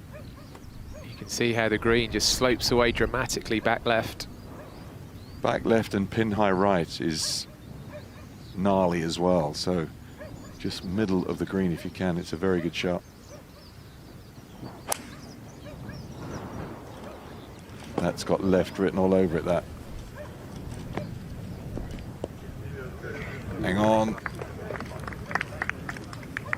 Oh, he's a lucky boy there, really, yes. Isn't he? Yes, he is.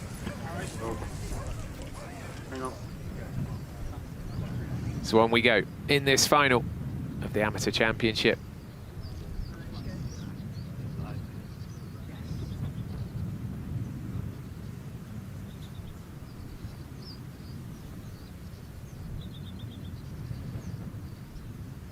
Yeah, I mean, this angle gives you a sense of just how fortunate Gran is to have hung on to the edge of the fringe there.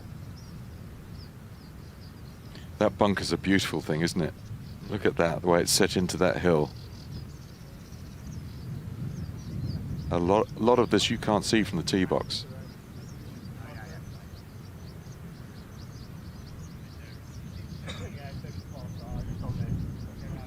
Gretton might might have a sprinkler between him and the hole. That could be an issue if he's more than 2 club lengths away from it. He won't get relief. He might have to chip it.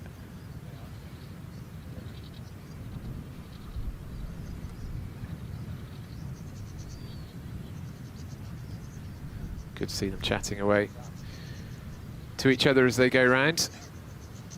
I suspect they'll both be playing, possibly against each other again, at the Walker Cup at Lahinch in September.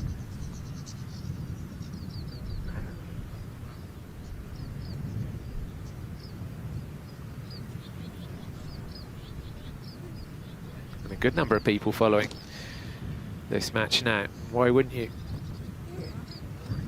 Well, let's see as the camera pans round and opens up that sprinkler and ball situation.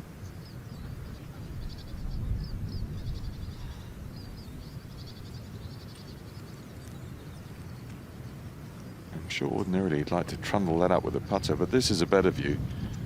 Line-wise, it could be an issue.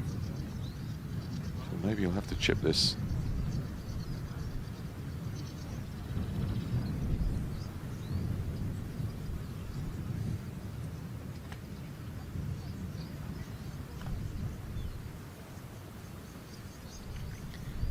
We're on the par 3 11th hole at Royal Liverpool with Matt Maloney of the USA 2 up over Stuart Gretton of the Republic of Ireland. You can see why this is, for the members, this is one of their favourite holes. They would have putted that. The sprinkler was in his way, so he had to chip it, and it's perky.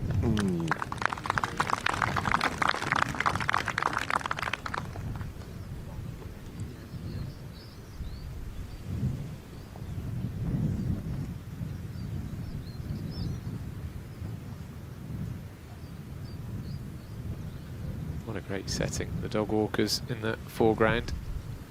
They can probably just see over the top to the golf that's going on, but probably not back the other way. I don't think the golfers would be able to see those people walking along there.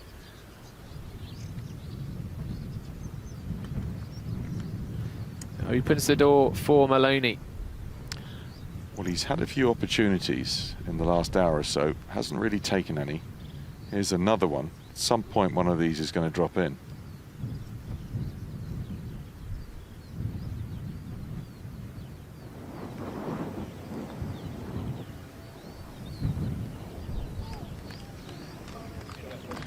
Good shot, good tee shot, good putt. All that's up to 3.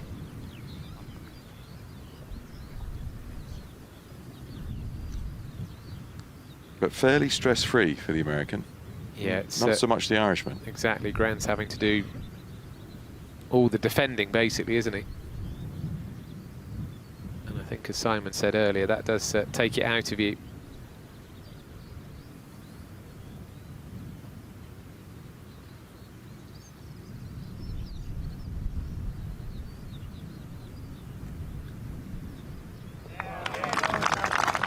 Good battling par again.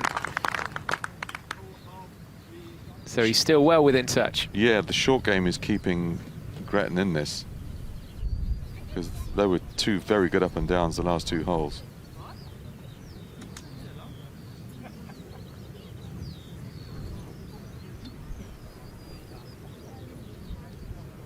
He needs to change the script here and be the one that's got a putt for a win, not a putt to half, because they will wear you out eventually.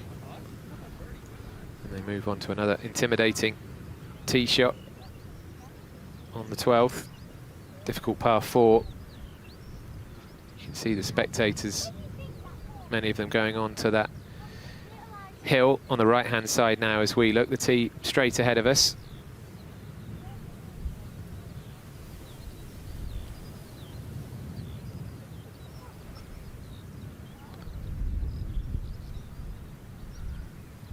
There are only certain positions on the fairway here where you can see the green for your second shot.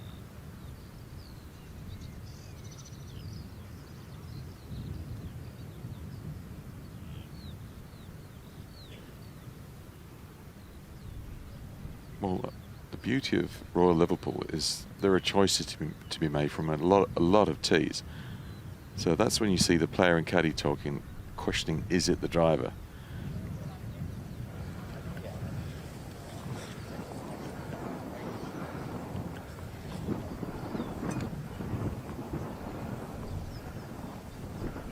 That's what he's got.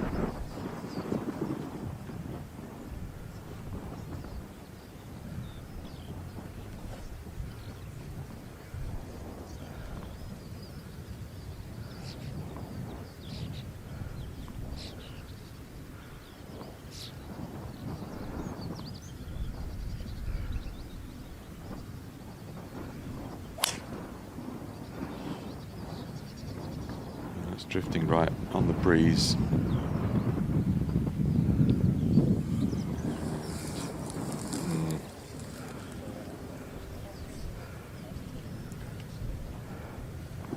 Two tee shots in a row now squirted right for Maloney. There was the funky follow through on the previous tee shot.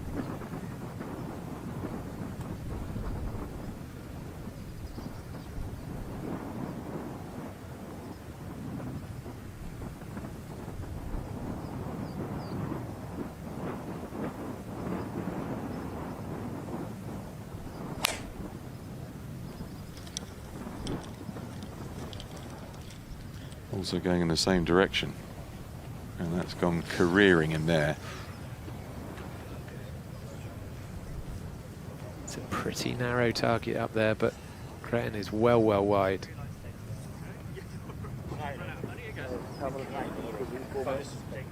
I mean, he doesn't look anything as cool and calm and considered as he did yesterday, but of course different score situation. He was virtually always in the lead, in control yesterday. He was, yeah.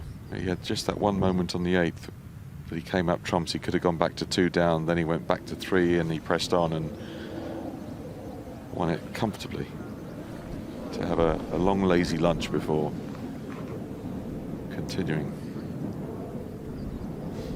So good to see plenty of people out there following this amateur championship final. And Sophie is with some young fans out there. Okay, I'm out on the golf course and I've met some very keen golfers. What's your name? Bailey. Charlie.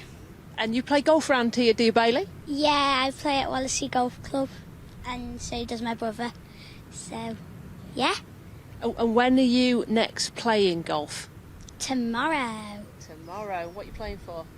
A junior comp, 9 holes. If you win, you get a £5. So, yeah. Oh, big money. So you're at the amateur championship. What are you thinking? Is it great? Are you enjoying it? Yeah, very good golfers, can I just say, because I found out that the Irish guy plays off +7. Like, what? Yeah. So, it's, like, amazing. +7. So, what would you like to be when you grow up? A caddy for Charlie. Oh, this is going to be like the Fitzpatrick brothers, but more of a caddy and player relationship. Right, well, thank you so much for coming down today. Go and watch some more golf. Yeah, thank you. Bye. Thank you. Bye. See you later, lads. Good stuff. Playing for a £5. Big stakes tomorrow. Good luck to Bailey. A bluey. And I tell you what, if Bailey or Charlie make it in the world of golf, that clip will be replayed. It'll be like Rory chipping into the washing machine. Yeah.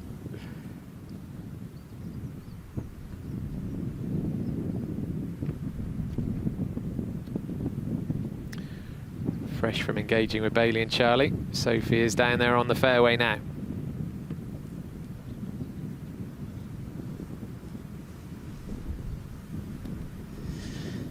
Yeah, we can see here that Matt Maloney's ball is just in that first cut of rough. He's got 192 yards. This dogleg from right to left. He's playing a beast today. He just could not draw one round the corner with that wind into from the left. Pin middle right. You want to be playing left of this hole, so it's probably the best part of a 200-yard shot. Stewart has travelled another 10 yards further through, and he is in the rough. The lie's actually okay. He's sat on a turret, so he's a couple of yards closer, but we'll have to contend with the lie far more than Maloney will need to do. So these players both got the best part of 200 yards into the wind, and it's a false front as well, so you want to make sure you get it there. So anything left of the pin and take enough stick.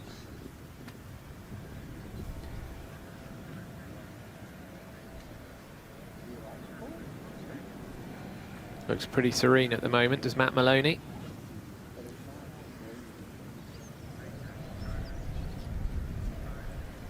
just about make out the green figure of Stuart Gretton, just a few yards to the right of that first bunker.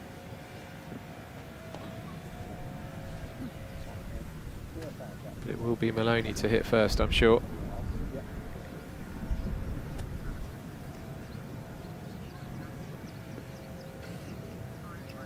Just needs one shot. Doesn't he, Stuart? Just to change momentum.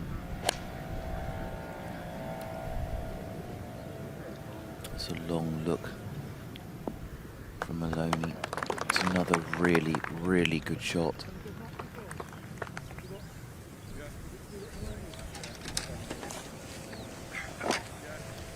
Yeah, again, slight bit of a hit and half, to be honest with you, Dan.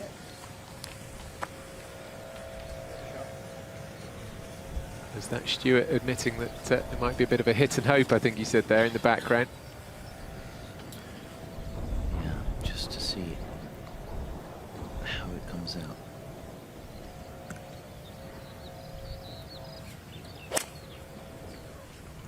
Hated it. They come out soft. Oh, came out big drag left. Ugh.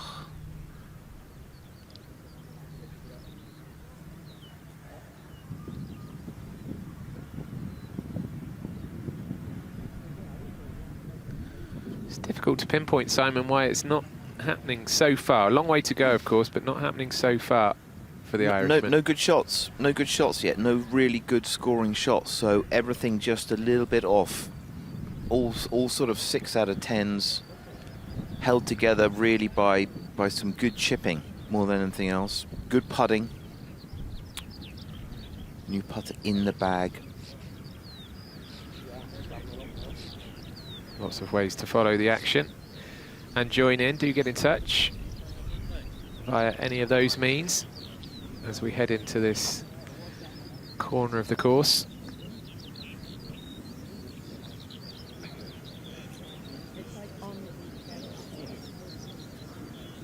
Really great to see so many people out there, and I'm sure these crowds will be even bigger this afternoon as we get towards the climax of this final. Oh yeah, I think, you know, I'd have to say I'd probably go for a morning round, have something to eat, and then catch them for the afternoon. What are the clubs around there? Wallasey is great. Just so many. Now, the first job for Stuart is, where is my ball?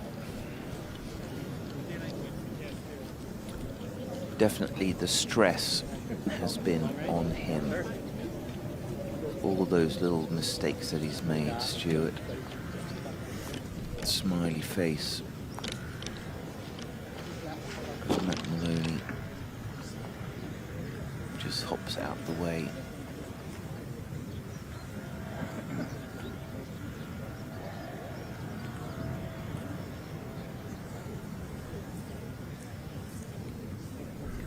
Here he comes, bottom right of the picture. With his intrepid caddy. Taking the trolley through the fescue.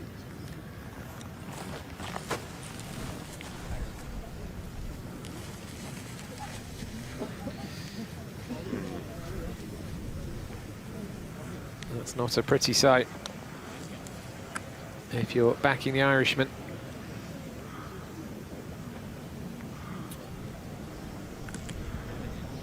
Spent a fair amount of time trying to figure out how do I get up and down from here. See our cameraman there, Rich. That's where his ball is. There. So he's got to go up and over that mound. Totally blind shot. Horrible lie. No, sorry, hold on, Jimmy. He's a strong man, strong arms, so he's got the power for this, but obviously needs to control it somehow as well.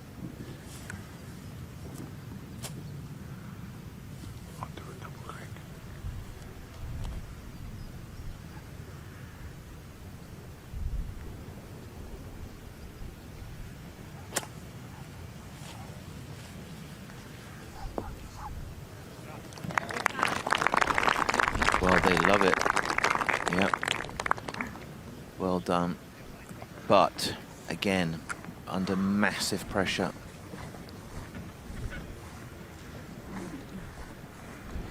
He's on the back foot, isn't he? He's always having to be the defender. And you get the feeling, Andy, these are all sort of self-inflicted. You know, Matt's played a very tidy game so far. He's had birdie chances, he's had birdie looks. So, got to tidy it up, start tidying up, start putting balls in play. Maybe too many drivers from Stewart. And good drives that he's hit into trouble, so like not the right clubs.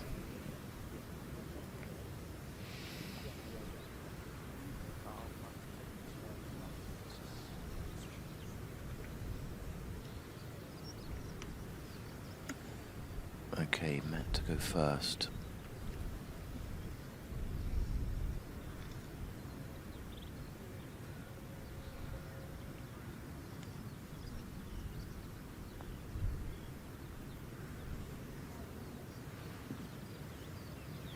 Okay, that'll be conceded. And now it's almost identical putt for Stewart to tie the hole.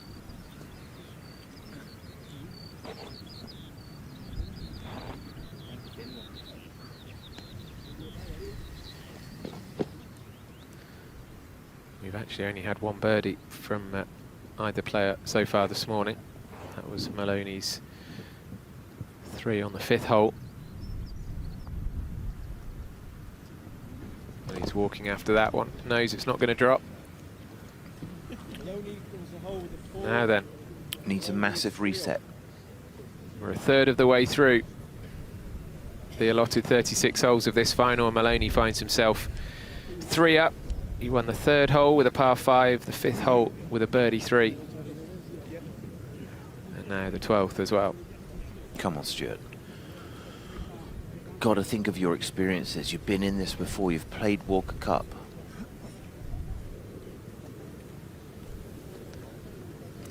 Need to put some balls in play. Need to get the momentum shifted back. Put him under pressure. See what he does under pressure. We go back to the mid-70s, the last time American players had back-to-back victories in this amateur championship. Vinnie Giles in 1975, Dick Sidoroff in 1976, Ethan Fang last year against another Irishman, Gavin Tiernan.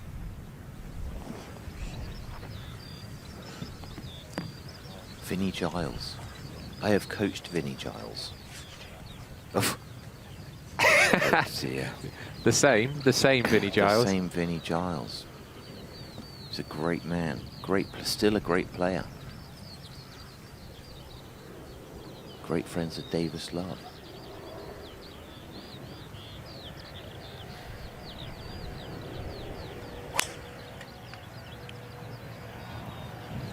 A little pop on that left foot there.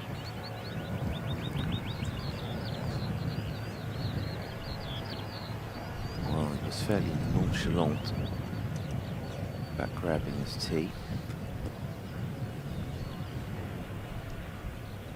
Okay. Got to take advantage of his superior power. Got to put a ball in play. Come on.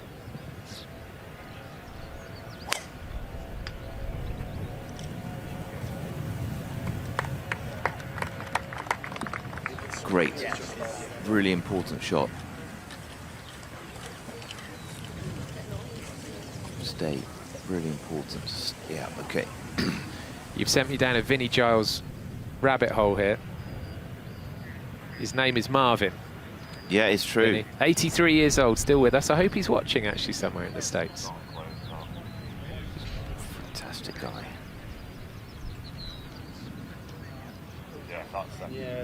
And he actually is only one of 2 men.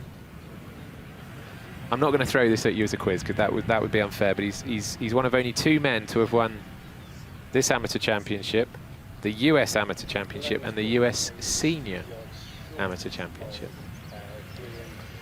So he's got quite a record. As I say, 83.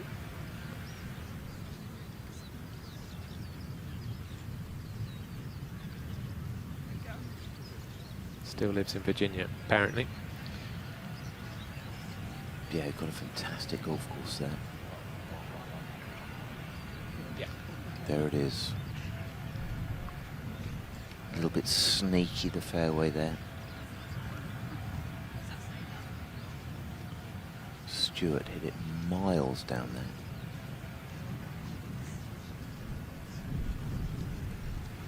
Dick Sideroff is also still with us, 88 years old, actually won 2 of these amateur championships. First in 73 at Royal Porthcawl and then 76 at St Andrews. That's a nice one, isn't it? Anything you win at St Andrews has just got that extra little bit of gold.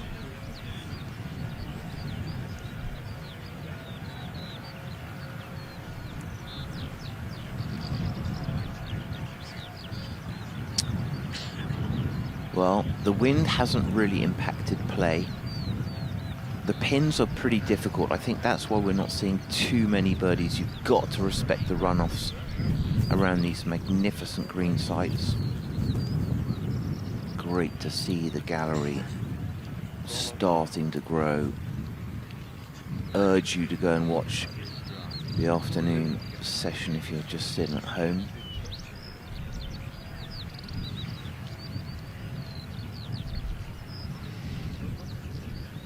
Welcome back to these glorious drone shots over Royal Liverpool Golf Club, looking down the 13th fairway, and that's, well, just off the fairway is where we find Sophie.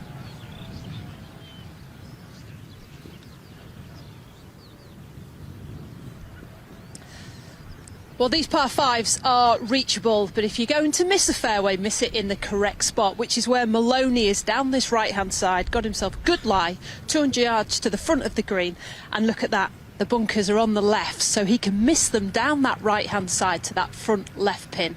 Now, Stewart has finally hit a good drive. He smashed it 385 yards right down the middle. So he's in the middle of the fairway and has got 180 to the pin. Reachable par 5 for both. But as I said, if you're going to miss down the right, that opens up this pin.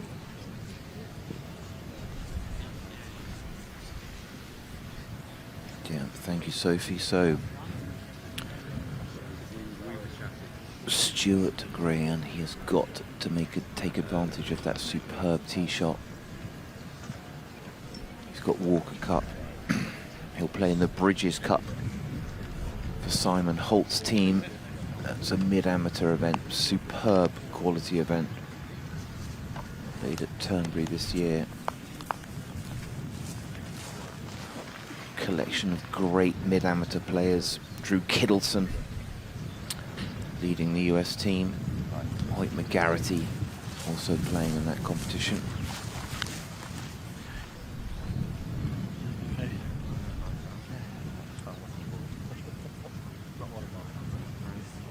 No, it's great to see the fans out there.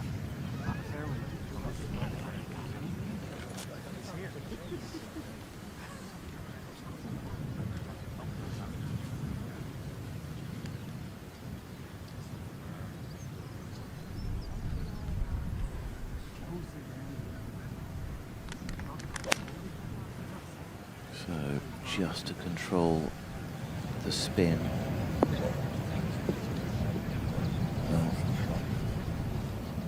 Okay, a couple of series of good bounces. I think that's a pretty good result there. He's taken out all the trouble at the front.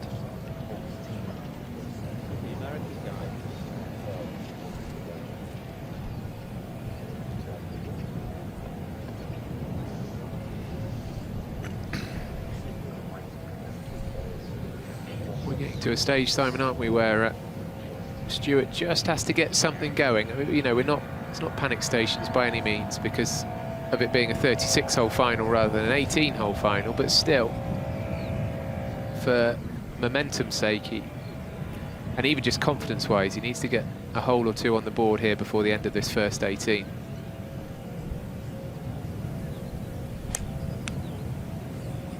Let's see if he can carry the traps. Keep it on the green. He can. It's a really well-controlled shot. Okay, so now he's properly in the hole now. So now he's not the one who's always scrapping around. So that's part of the momentum, part of that key put balls in place. Tons of power. The greens are, you know, it's a positional golf course, so got to play a little bit smarter, I feel. Look at all those people. Lots of friends at home. I know Max Hewitson sitting with his dad watching the amateur. Max is going to be a good player. He's a chance of playing in this competition when he gets a bit older. I wonder how many of the passengers on that 6 a.m. flight from Dublin this morning are on this 13th fairway right now. They'll have made it.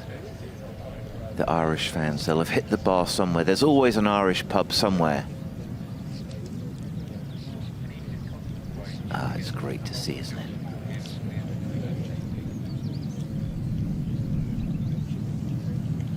The amateur. It's proper golf.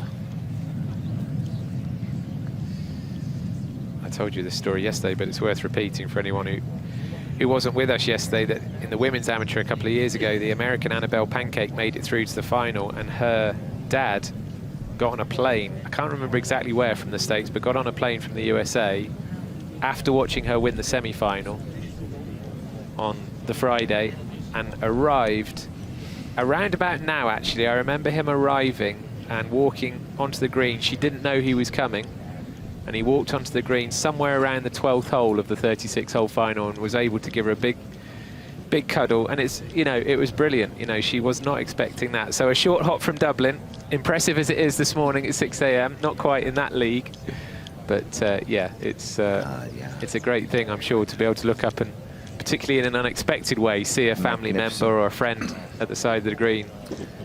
Yeah, well played, Mr. Pancake. Now, for the first time since pretty much we started, Maloney has got to do something. Got to think an up and down to tie the hole.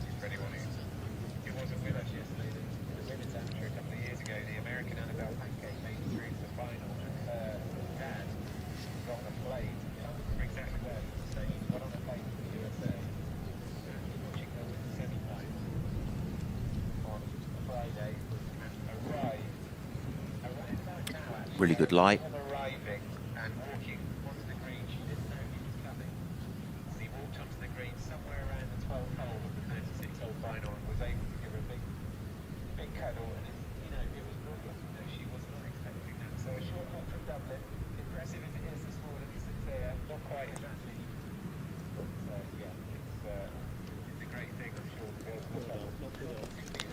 It's well played. It's a very good shot. As you said though, Simon, for the first time in a while, possibly actually the first time today if memory serves, it's Grehen with a putt to win the hole. Yeah, I think that's right. That, you know, he's just got to put more balls in play. He's a good iron player, but he's not hitting shots from in position. He's not hit any scoring shots, so here we go.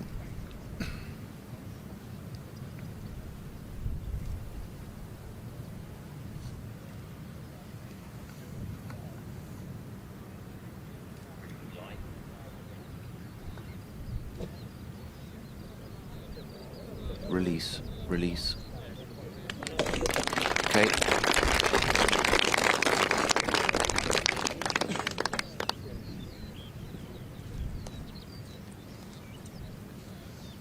And now it's Maloney, who has the pressure of having to knock this home for a half. Encouraging words from caddy Dan.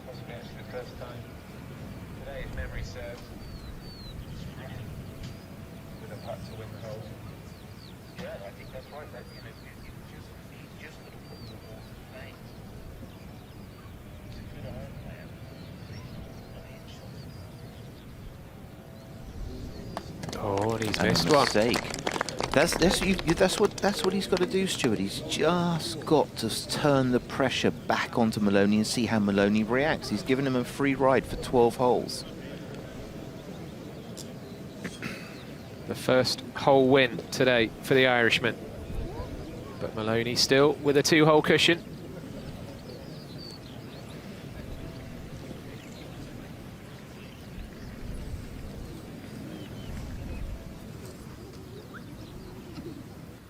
This 14th hole, known by the name Lake. There is no water on it. But it's another real test of a par 4.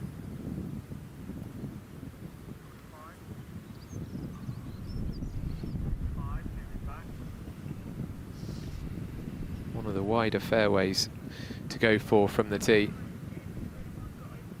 But not for long.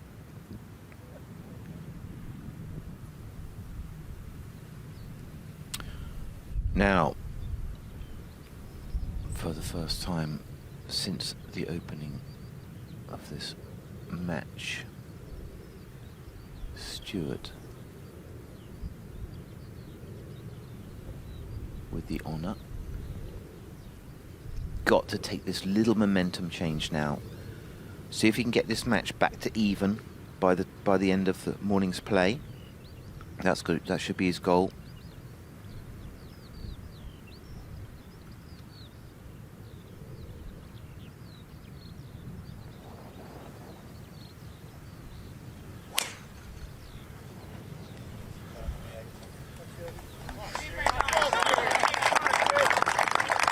Smashed it.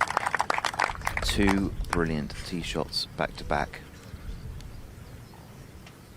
That was a very confident strike, wasn't it? Yeah, really good. Now,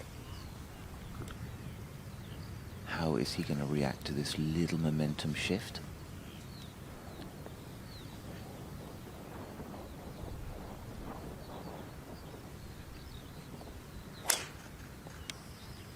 Little helicopter Arnold Palmer finish. Guys, mine. Okay, left rough. Mistake with the putt there, and now advantage to Stewart for hitting a superb tee shot. Great overhead shots here. Yeah, we're heading towards this corner of the course, the next hole, the 15th of still relatively new par 3, put in 2020 in time for the Open a couple of years ago. Shall we hear from one of our finalists? Sophie is walking and talking with Stewart.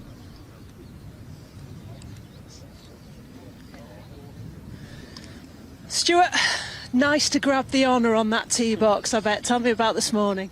Yeah, I don't know what happened this morning, to be honest. I was out of position on pretty much every hole, and then every bunker I was in, I feel like I was just up the face of it. So yeah, look, I probably didn't play very good up to this point, but and got a few bad breaks if I'm being totally honest. But look, still in the game, there's a long way to go. A few good swings in a row there, so see what happens.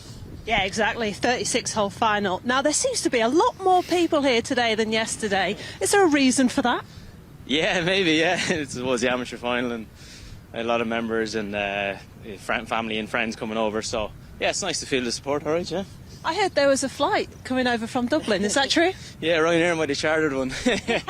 But yeah, there's a good few people here now, which is nice, and look, I love the support.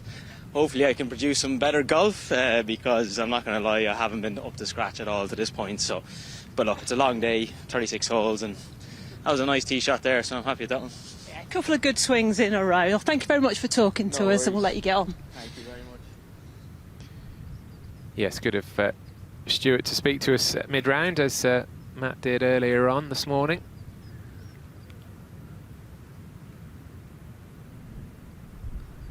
Feels almost a cliche to describe an Irishman as being laid back, but that's exactly what he is. And it's clear that he's level-headed out there, knows he's only 2 back, acknowledges that he hasn't played that well. But there's still plenty left in the tank. And his opponent, Maloney, is the one in trouble here on the 14th. Yeah, all down to the lie. I think Andy's got the angle. But you lose a lot of control when you're in the rough here. can see the shape that he's got there.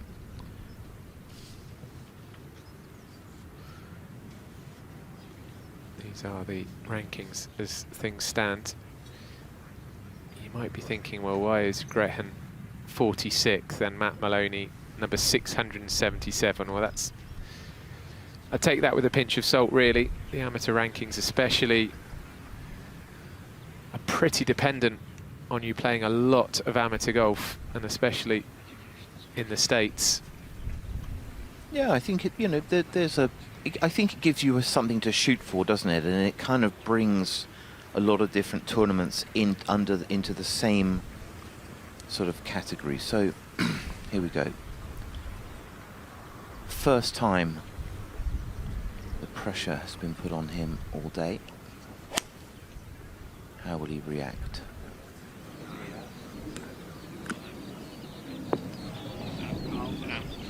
That's another mistake. He had the angle. Needed to finish that in the middle of the green just to neutralize the pressure. So mistake from the tee, and now in pole position. He'll fancy that back right pin. You can see there a little ridge in the green. He's absolutely A1 here, isn't he? Yeah, just short and left with a wedge. More balanced. Excellent shot. Excellent shot hold. Okay.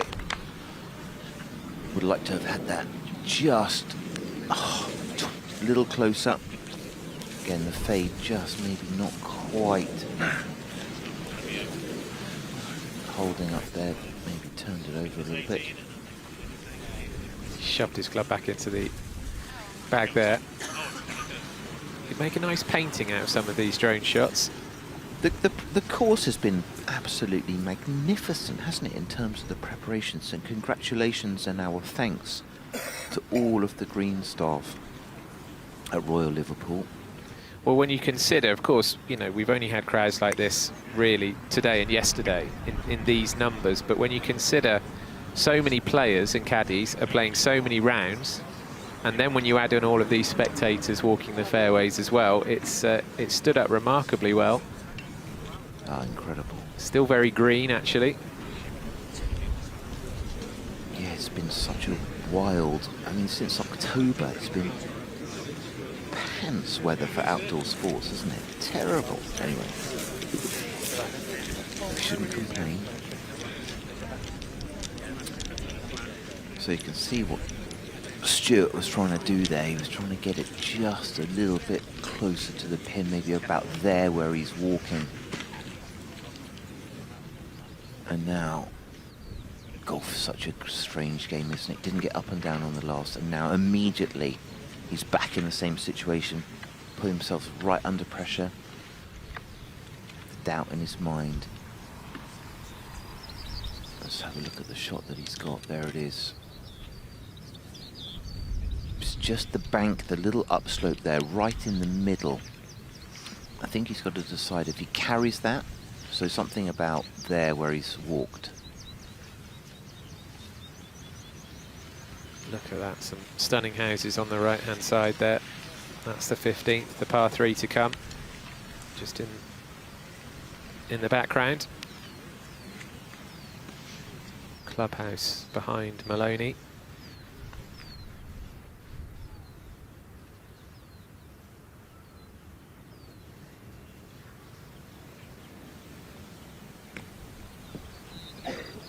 He went short. Just need to see how close that is.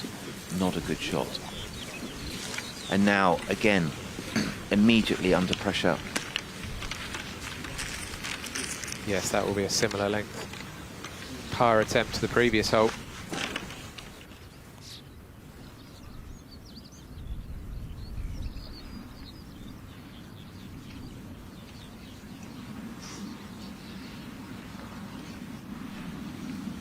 It's a green that looks like a light bulb, doesn't it, on its side? Yeah. Like a pear. Yeah, beautiful goal. Beautiful, beautiful holes. now.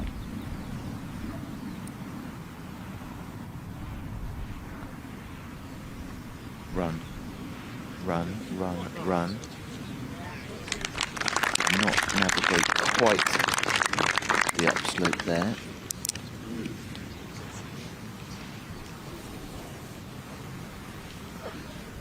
He would have liked to have been a couple of inches closer, wouldn't he? He got a round of applause for the putt, but I don't think he was particularly impressed with it. No. No, you need to make him have to make this. To just try and turn the momentum a little bit.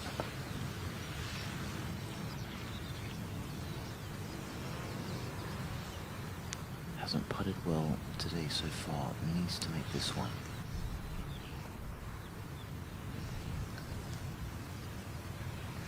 No. That's high. That's high and a miss.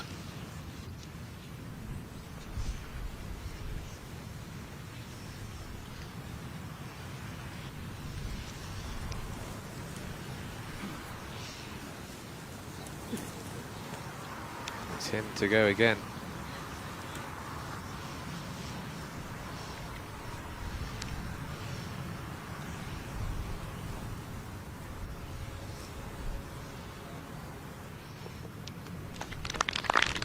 Make sure of the bogey, but it could and probably should now be 2 holes in a row for Graham. Yeah, 2 poor chips.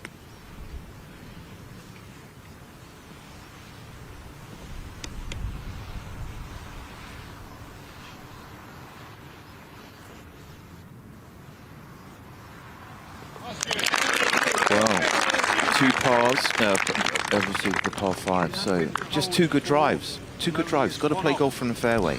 2 good drives, 2 good holes. Back to within 1, and they move to the 15th, and Sophie is up at the green on the par 3.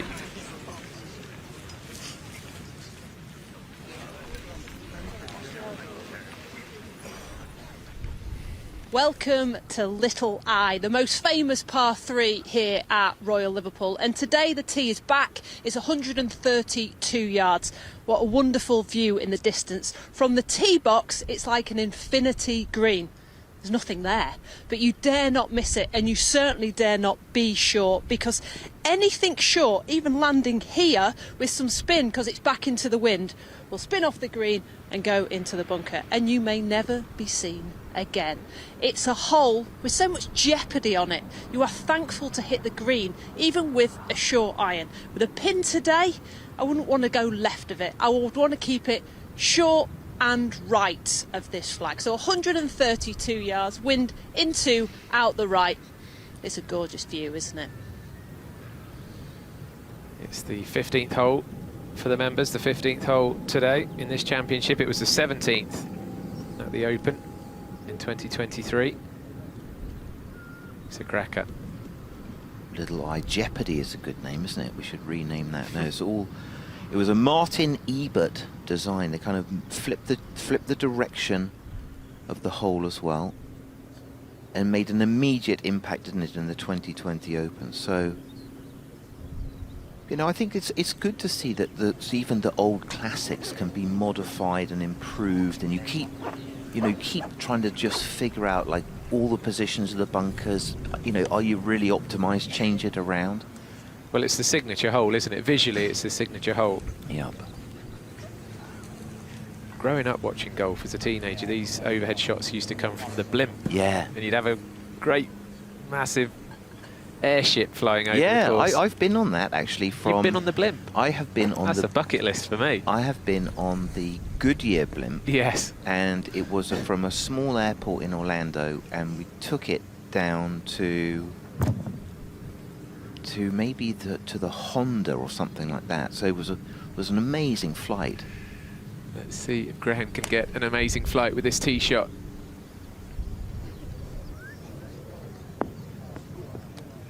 Well done. Well done. Just got to do that. When you're first to go, you've got to put a question mark. Put him under pressure. Now, chance to react for Matt.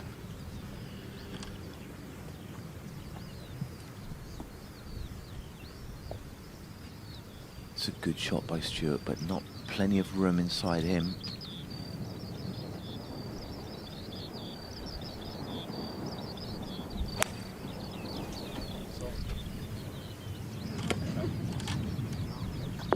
Oh, he likes it. It's a great shot. There you go.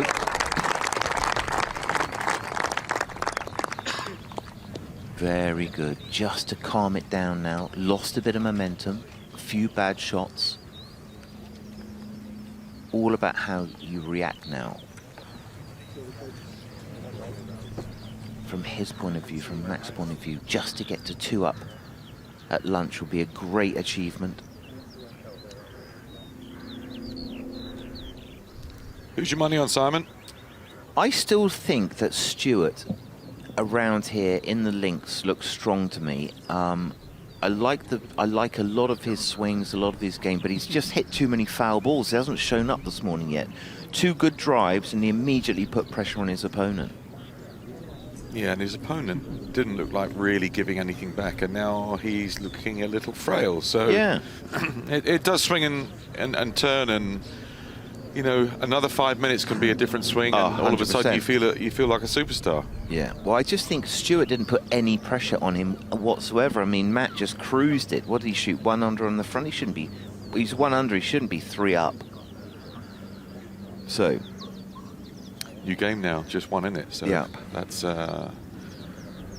huge difference. 1 down and 3 down. And his air is now. He's walking quicker. His head's up. His back straight. He's not. You know, his energy's changed. So, but there is an argument that there's no such thing as momentum. 100%.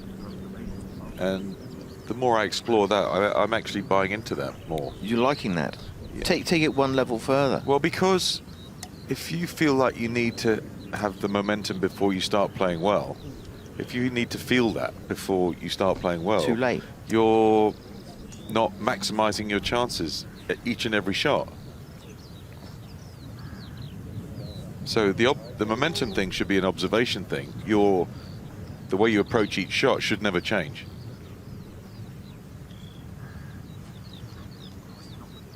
And have you applied that to your own game? Very much so, with fantastic results.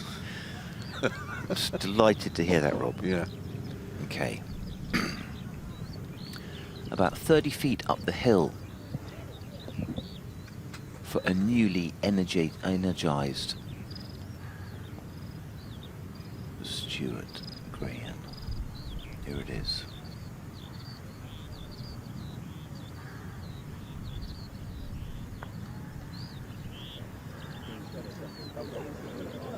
Super putt.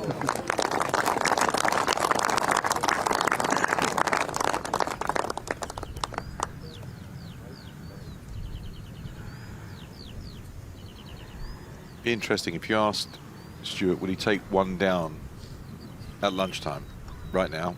Probably would. Yeah. Because at one point this looked like it might get away from him, and he's got himself right back in it. And all of a sudden, Maloney, who was super solid with the putter, has not looked quite so good. No, I agree.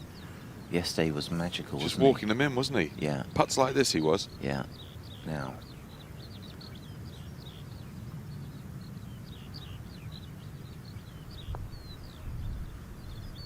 Ooh. Fine. Good putt. Good putt.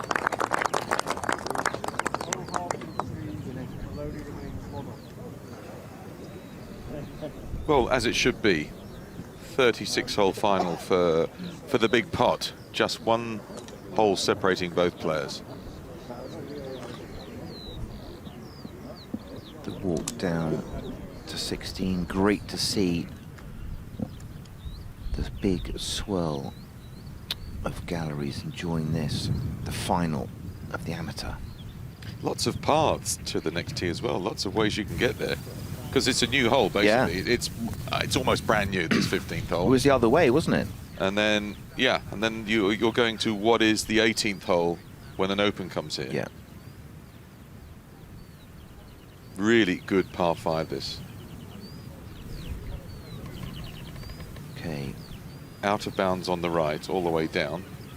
Bunkers you can't mustn't find. Yeah. So, Stuart, with the honour, must find the fairway.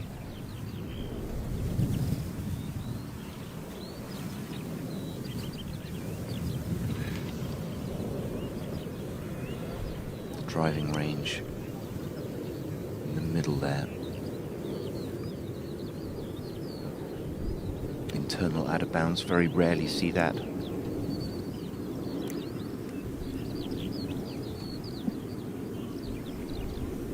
You're snookered if you go in the bunkers. You can't reach the green from there. You'd just be chopping it out and hitting a lengthy third in. But if you want to stripe it down the fairway, it's not that far away from the out of bounds on the right-hand side. You can bail out left. There's a mile there and hit it in the hay and chop it forward. But if you're having to go at this green, it's a really demanding tee shot. And for Gretton, whose driver has warmed up, hopefully he just pounds one down here.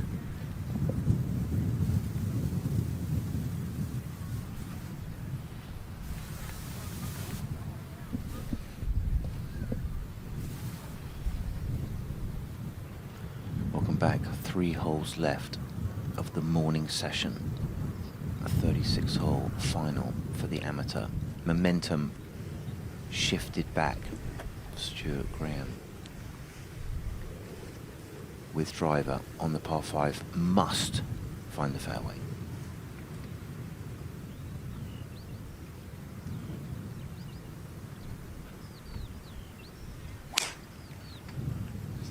Left. Mr. Bunkers.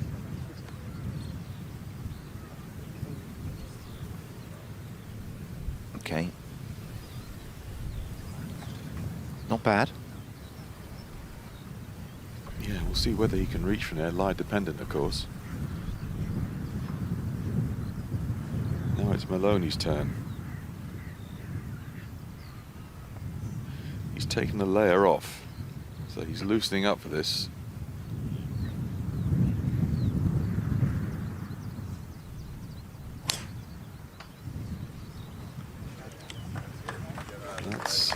That's cutting to the right-hand side.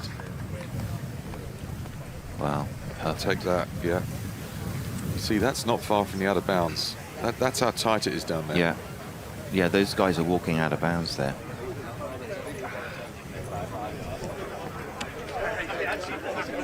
I've got a little message here, Rob, from an old friend of mine, Brian Shaw, who is the head pro.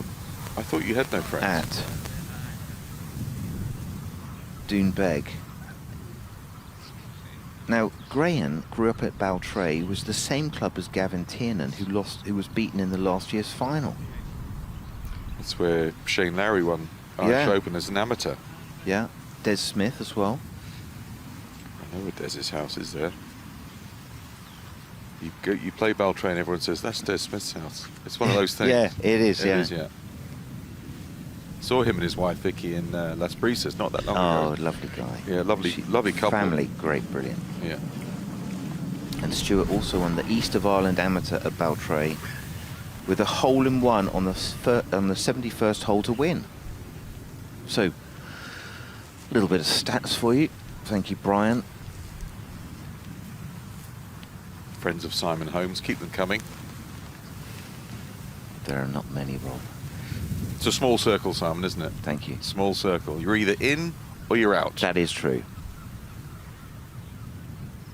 Magnificent views. That's doubled that crowd since we started. Yeah, it's easily. Brilliant. Yeah, look at that. But you could see that.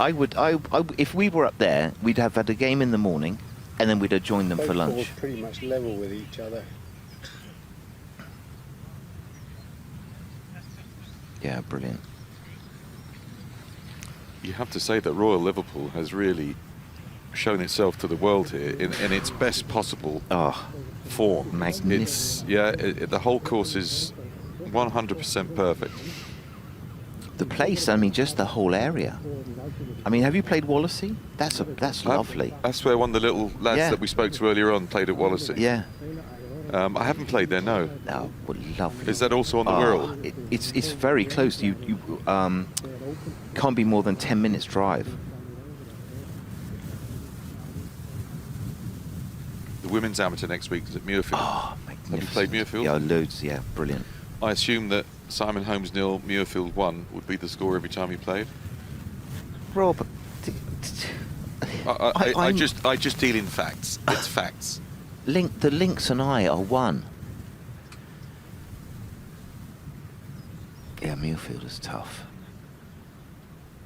So the worst way to hit a second shot is from the left-hand side. That's again why this is such a clever hole. You bring on the risk, you get the better line in. You play away from the trouble, you get the worst line in. Yeah. You can still make a 4 from here, and I'm pretty sure he can reach if he's got a decent lie. You might not. You might be better off if you don't know how the ball's going to come out, and if it feels a bit fiery, to actually lay it back a little bit and trust yourself from 15 yards short.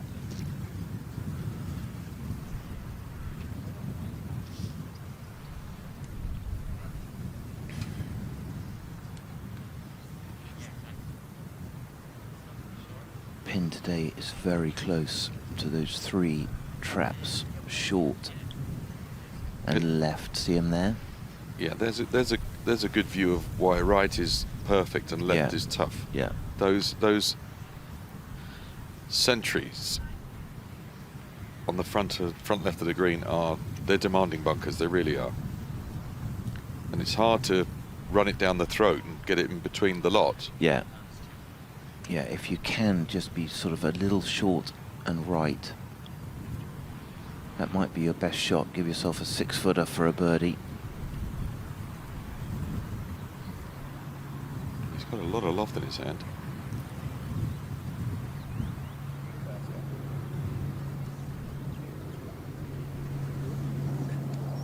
We just haven't seen how good he's lying. And he gets a flyer.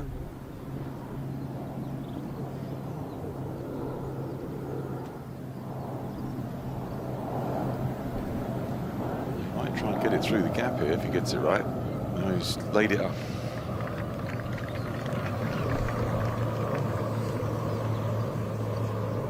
The lie was such, I think, he couldn't have a go. No.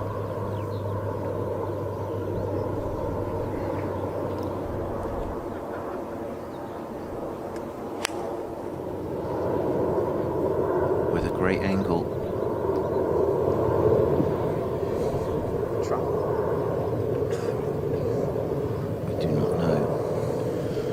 If it's left trap. Well, if it's going left at all, one of those 3 will catch it. Yeah.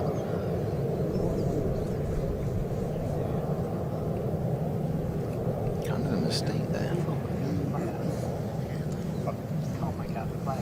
Background's too chaotic, isn't it? There's not much to aim at because you're going to be bouncing around the front of that green. So it's either you're scoring a goal between the 2 sets of bunkers, or you're playing with the lob wedge.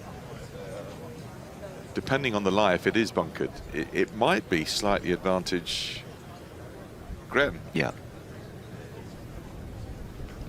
Well, he's got to give himself something inside of, 2 putter lengths for his chance from there.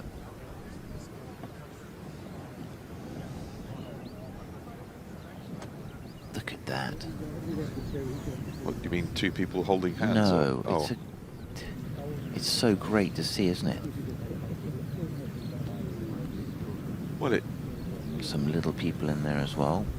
The amateur championship and opens used to be like this. Yeah. It's quite a modern thing where everything's roped off. Yeah. You used to have, when you see pictures of opens from the past, that's where the crowds were. Yeah. Yeah, magnificent. You see that in St Andrews when the cavalry charge up the last, everyone, all the spectators get out, completely encircle that 18th green. That's quite a sight.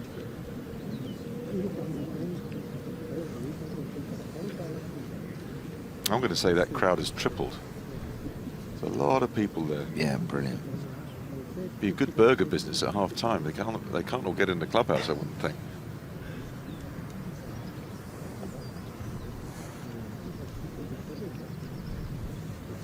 Well, they're all stopping short of the Gretton layup. Laid it quite far back, didn't he? Maybe not on purpose. No, I think so. the number one rule in golf is if you're going to lay up, lay up. Yeah. Don't possibly hit a club that might trundle into one of those bunkers. He's done the right thing. Yeah. Now, he's put the squeeze on Matt Maloney. Just needs to keep the pressure on all the way till lunch. That's his plan. 6 feet and in.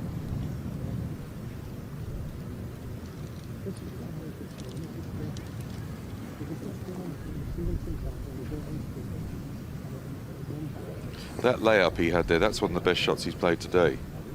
If you lay up centre of the fairway to the left, it's a devil's own job to get it over that bunker and stop it. But he has a line now that he can bounce it in. Yeah. Maybe Maloney's not in the bunker. Is that a ball short and left of it there, Rob? Go, go, go, go. Yeah, exactly. Great shot. That's paying him off for the brilliant layup. Yeah. So much more complicated, not in the trap.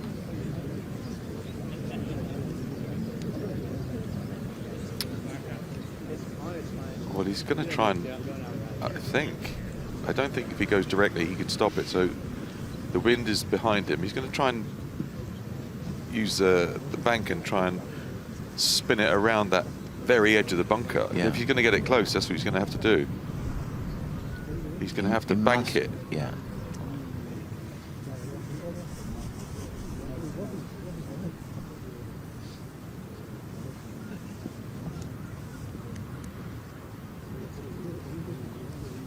This is going to pitch very close to going into the sand.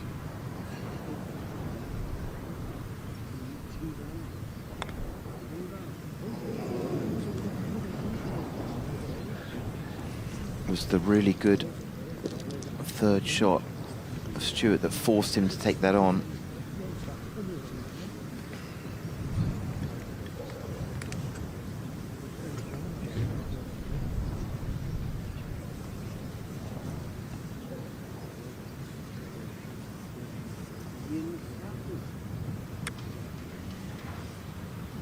That's again, you know, it's so clever.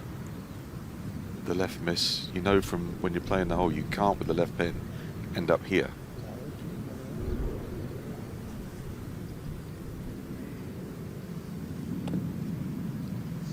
No. I would say we are done here.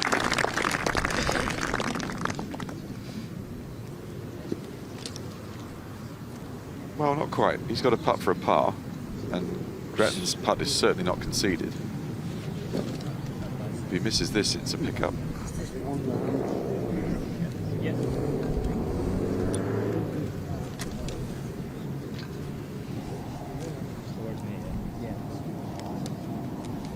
What Grattan's got to do is, in his mind, prepare himself to have to hold his putt for the win. Yeah. Assume that Maloney's going to make his putt. When you're playing match play, you never want to be surprised. You've always got to assume that the other guy is going to do something good. And if you get a gift, well, all well and good.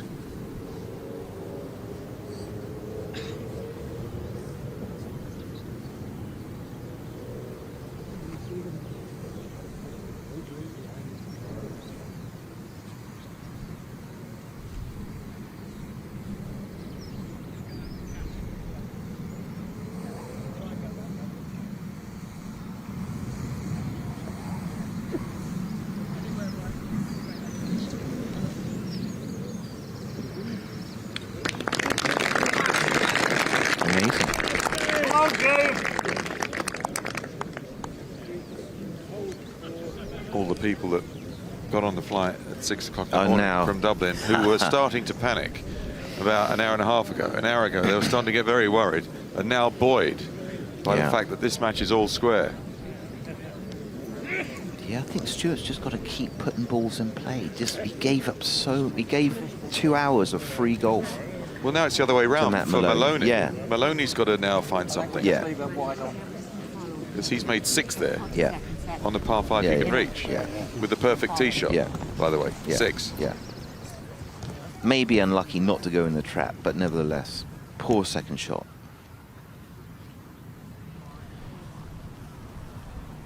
Now this is the 17th, but the first hole when we play an Open. I know. I think we've got to stop doing that. My head goes there automatically. I have to reset myself. I'd erased that thought, and now it's back. 17. There it is. 2 bunkers down the left-hand side. That's the killer. And as a pro, the racing line is down the left. You're always trying to cut the corner a little bit, and that's why those bunkers are brilliant. Yeah.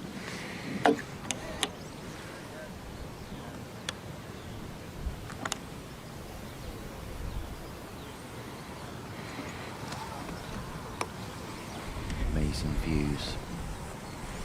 North Wales and the estuary.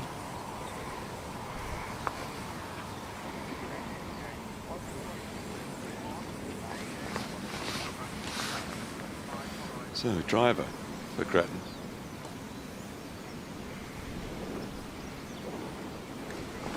The wind coming off the right. It's going to help the ball turn right to left in the air, which is the shape of the hole. So, start this down the right half. And let the wind just nudge it back in. Yeah. Definitely a fader. So.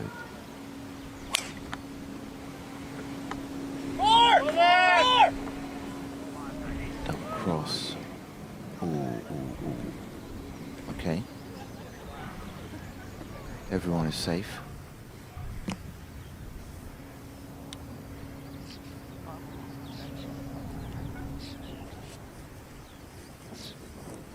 I think the rough's quite thin down there because when you see a ball bouncing along, it tells you it hasn't gone straight into a thicket. So have some sort of a lie. Maloney. Got to reach down into his golf bag now and find a good swing. Yeah. He had a great tee shot on the last, then made a mistake, so.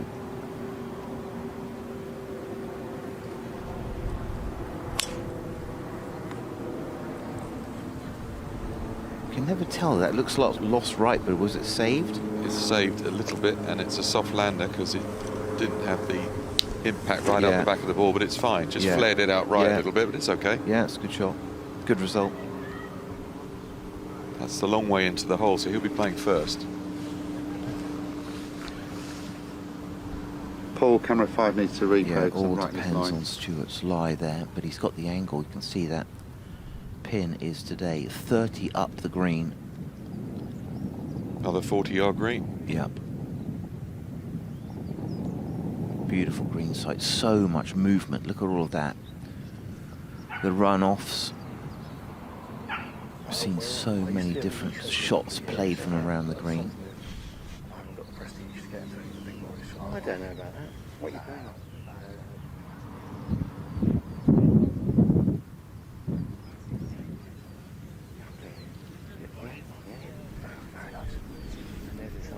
Have you had a look at that lie, Sophie?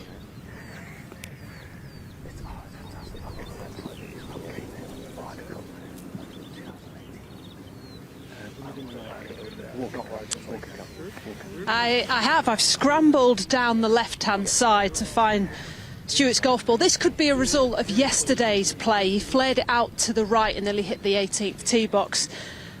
As Simon was saying, this pin on the right-hand side, 6 from the right, anything right of that flag will catch a hollow and move away. So he does have a nice look into there. Wind from right to left, it's 172 yards. The lie's okay. It's sat on quite a dry part and he can get into the back of the ball. And the fact that that wind is almost coming into him a little bit, he'll be able to hold one up into there with his fade.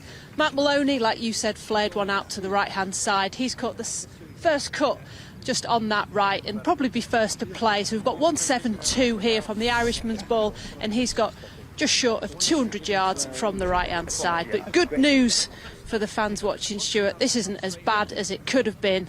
The rough is quite flattened down this left hand side. Yeah, perfect. Thanks, Soph. So from further away and a much worse angle, you can sort of see how that right trap has got to be navigated by the Maloney shot.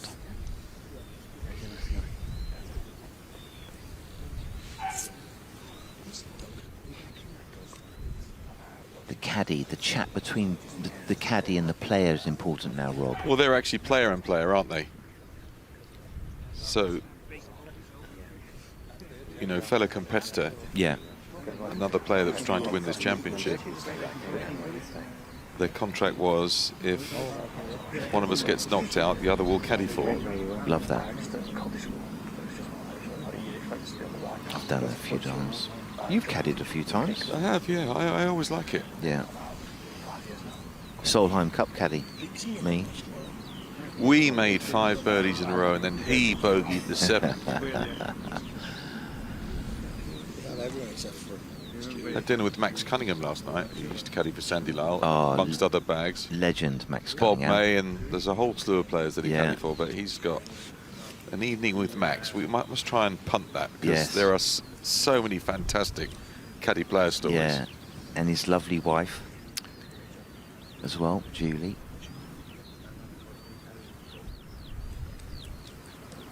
Yeah, the caddies are the lifeblood, certainly of the DP World Tour. Certainly used to be.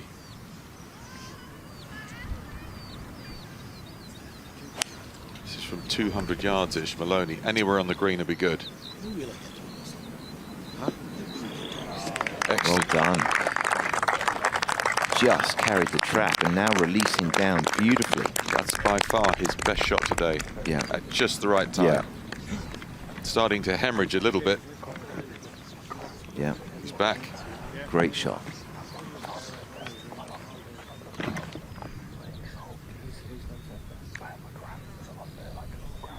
Just to control the carry number and how the ball is going to release. Well, you guess. Yeah. You can control it from the fairway. From here, you're guessing. Just feel like he can't be that aggressive.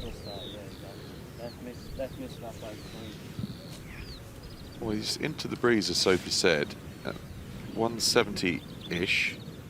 That in his hand looks like an 8-iron. Maybe even 9.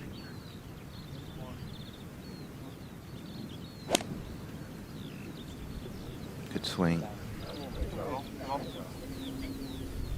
Sit. Sit. Sit.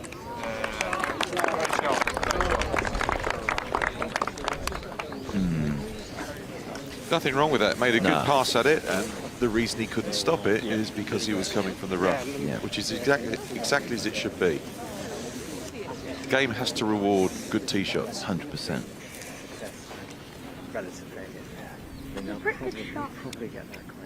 Well, everyone's having a royal old time out there, aren't they? Well, how nice is it that it's nice weather?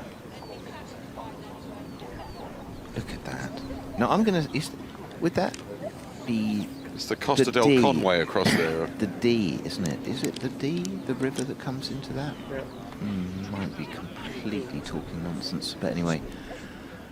Is that just a stream of consciousness from No, you it wasn't. I'm just trying to remember. There's an estuary there. The D estuary surely must be in Scotland. No, isn't the River Dee the thing that I would have said comes that's down here? Dundee. Oh, Don't dear. think the D's in Dundee? Dear, oh dear, Rob. Anyway. Well done, Simon. If we apologise if we had completely talking nonsense there. Less of the we, please. No, you're with me. Here we go. Great shot by Maloney. Puts the pressure back on the short game of Stewart. Do you think Rivers and Coastlines with Simon Holmes would be a bestseller, or what do you think? I think to be avoided, Rob. I just remember when we were up there seeing something about it, like is it a sign or something of that sort? Anyway, I'll stop now.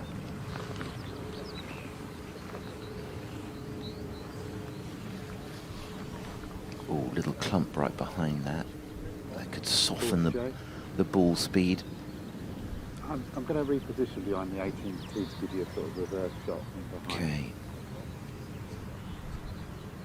It's an awkward little shot. It is, yeah. He's got a so I'm done. Little slope in front of him that's going to bounce the ball right, and he can't carry it onto the green. You right with that? We're going to go 18-2.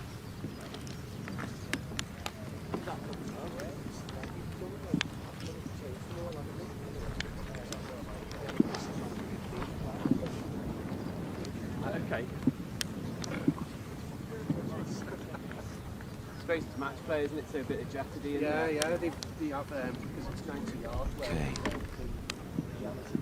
Weapon is selected. Sorry. If he's going to pitch it there where he's standing, this has to be perfect. Yeah. Yeah, it comes out a little high on the face or a little soft off the grass, and he's not making it up there.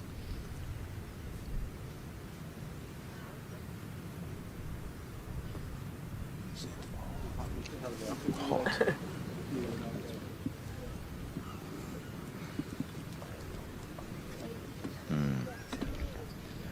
I think reading a lie, good chippers are able to read lies. That's the first thing you do for everybody at home watching. When you watch good chippers, they're dictated by how the ball's lying and how much grass is around it, how firm it is, etc. And that was always going to release out of there. So after working so hard, yeah, to get it back to all square, yeah, this would be a rough place to make a bogey. It would. It's got to stop. Just keep. You didn't even need really a driver there. But anyway, here we go.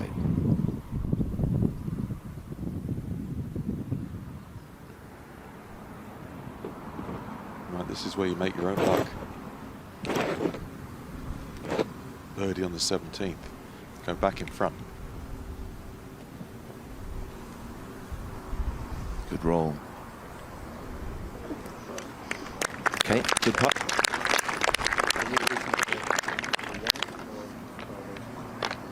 See, that green looks pretty flat.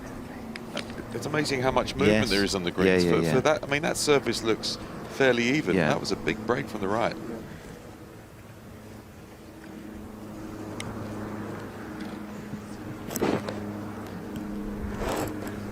I know it's a putt for a par, but it'll feel like a birdie. This is like a birdie putt in stroke play. This, yeah. what he's got here. Got to give it a run.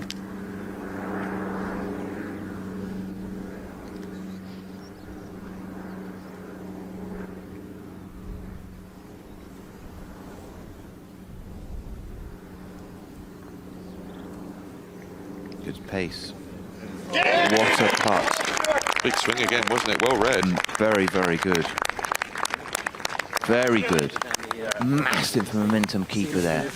Well done, Stuart Graham. Let's get to Sophie in the 18th tee.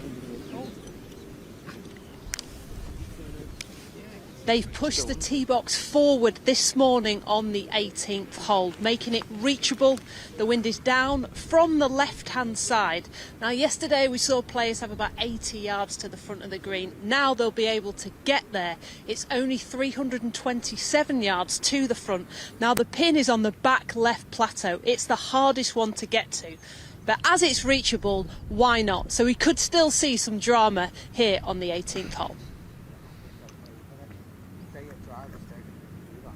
Yeah, tee forward. Bit of risk and reward here, Simon. Yeah, certainly takes the two traps there up the right. Well out of play. Get miles down there today. Well, only 353. They could maybe with a really good Stuart hit on the green. Yeah. Yeah.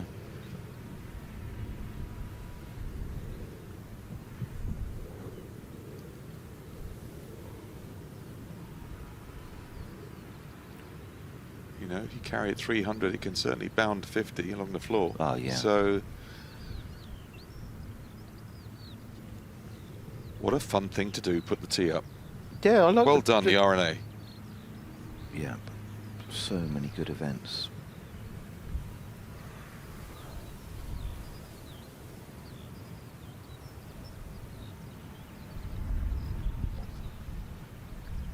Dog leg left to right. It plays slightly shorter than the yardage.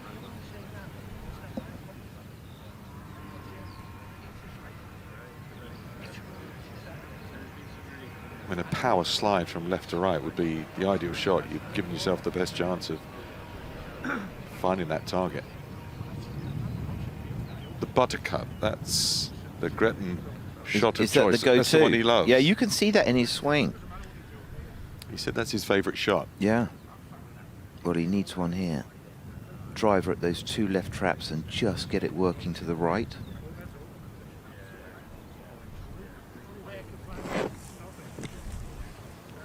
There's one driver.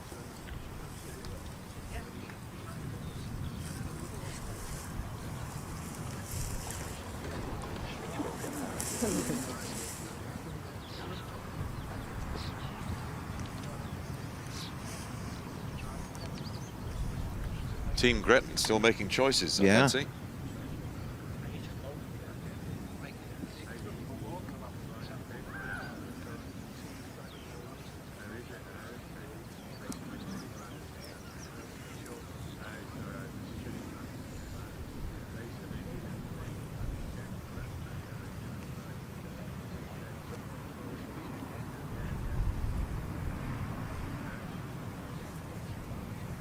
He's got timber of some kind, because that's graphite sharp, not in his irons.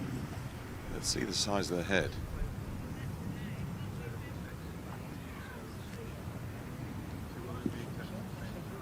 Yep, tees up. It's the driver. This is full tilt. Everything he's got right here. Yeah, he can get on the green.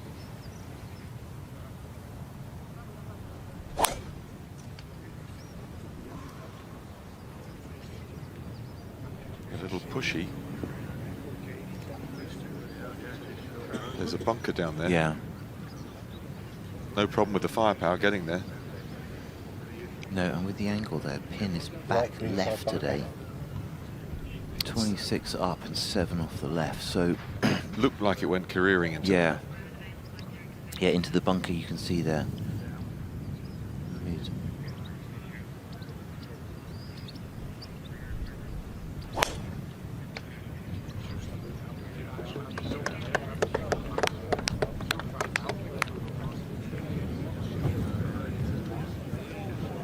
Okay, close side to that by bunker side, as well, yeah.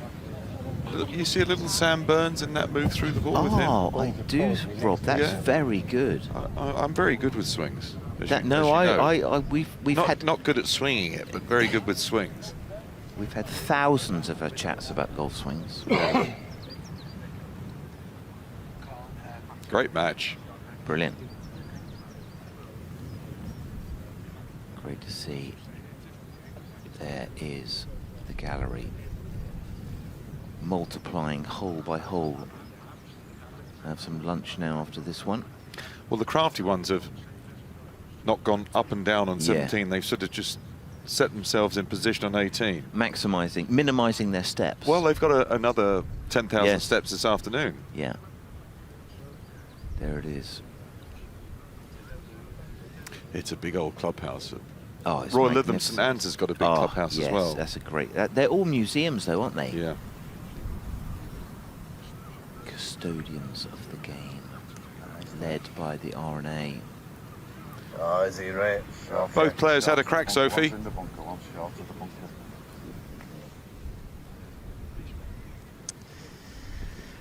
They did, Rob. Once again, we spoke to Stuart Grennan, who said, I've had some bad luck today. He has had some bad luck. We'll get into that in a moment. Matt Maloney came out of the semi-rough onto the fairway. He's got a 30-yard chip over the bunker. He can nip one. Maybe a touch of draw on that shot will help because the pin is just on a rise. So you want to have it releasing up to the hole, but a great look at it for the American. So if we move on to Stuart, it ran up the face of the turret, which we saw earlier today, and it has stayed there. It looks like it's almost plugged, so he's got to do one of those explosive shots. He'll have his left leg up there and he'll be hitting it and almost stopping on the golf ball. Club face wide open, plenty of wrist, and trying to get it up and out as quickly as possible. I doubt he'll be able to carry it all the way to that pin, so we'd be looking short of the flag here. So a bit of a bad break on the final hole, but like I said, it's risk reward. That is sitting down. He may well have to play that out more sideways. We're at the halfway stage of this amateur final at Royal Liverpool. Both tee shots hit with drivers. Good news for one player, Simon. Not so much for the other. That's the lottery, isn't it? You know, Looks like Stewart's really up against the face there, these big, beautiful revetted faces. Maybe hit into it, popped, and then came back down in its pitch mark a little bit. It went in there with such gusto. Exactly right. Rode up the face, dropped down, but didn't roll then down the sand into the flatter part. It's semi-plugged at the root of that wall. He might have to come out sideways towards the front of the green. Because the more left you go, the more room you've got in front of you. Yeah.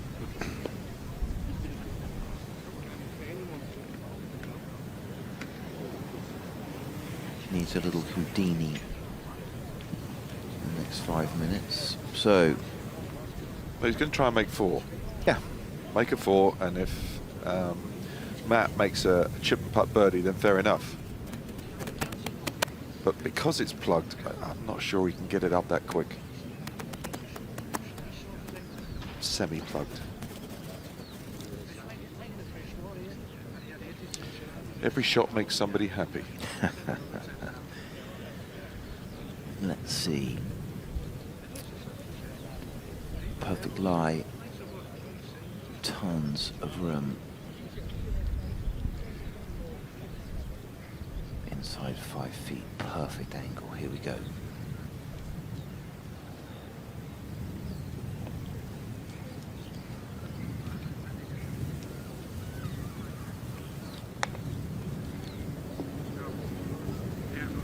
It's a low skidder, played with some aplomb. That's excellent from that.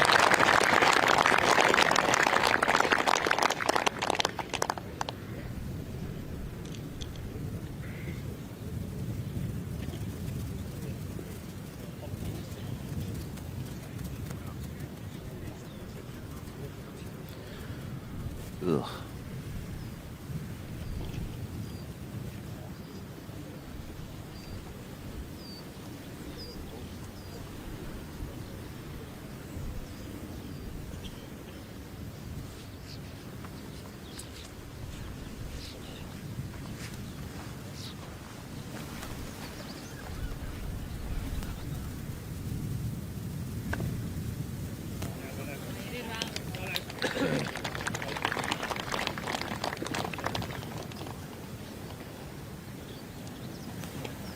Bit unlucky with a tee shot there.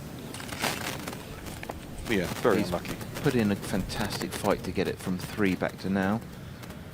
We said an hour ago, would he take 1 up at lunch? And 100%. if that's what transpires, then he's still going to have the momentum. Yeah, still going to have momentum going to lunch, Rob. And 4 here could still get a half.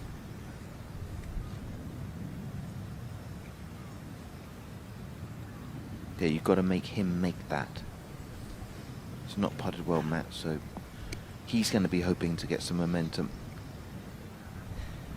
going into lunch. Maybe 10 minutes on the putting green before he goes out. If you're a good chipper, that's just heaven right there. If you're a bad chipper, that's nightmare.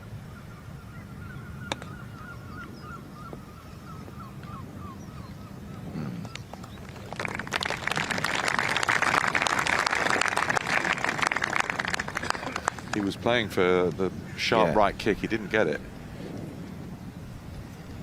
Now concentrate, make the putt. Yeah.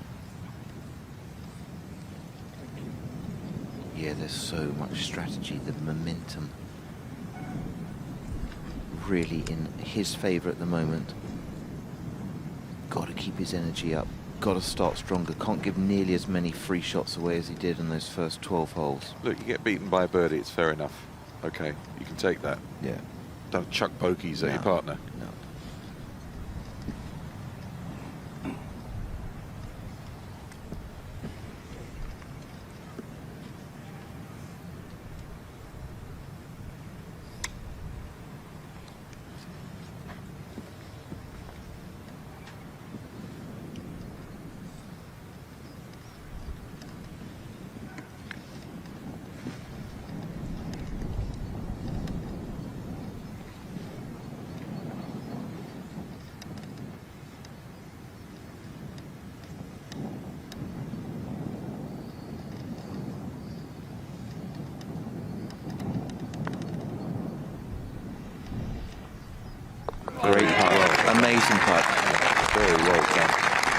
Either way, how he goes into lunch, whether this makes or misses, he's done a fantastic job there. And that up and down, that putt there will give him a lot of momentum for the next 18. If Maloney holds this, he'll go into the halfway stage saying, yeah, I did well, I wrestled back my advantage. And Gretton can also say, I did well over the last hour, and reduce what could have been a match-losing deficit to being right there. So both men can feel good about themselves. To go in, 1 up. Well done. Well done.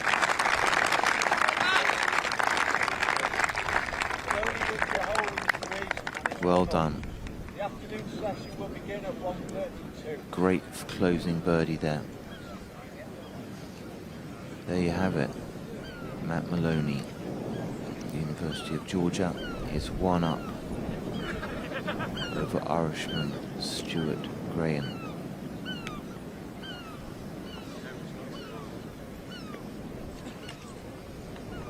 Well, the people that turned up, Simon, would have been royally entertained by that. Yeah. And they get to go out there and do it all again. Yeah, and then what a magnificent golf course. The presentation of the golf course is just amazing. There you have it. We are in the final of the amateur Royal Liverpool, and there it is. Matt Maloney just winning the 18th hole, but Stuart Graham, very good comeback. He was 3 down. Rob, and any momentum that you see there going into the next session? Like I said, I think both men go into the halfway stage with something to take forward into the afternoon. The deficit that could have been too big maybe has been ground down to just 1 hole the difference. I think we're going to look ahead to a very exciting second half of this final, and we will find a champion. We will find someone who's going to lift something life-changing in about 5 hours' time.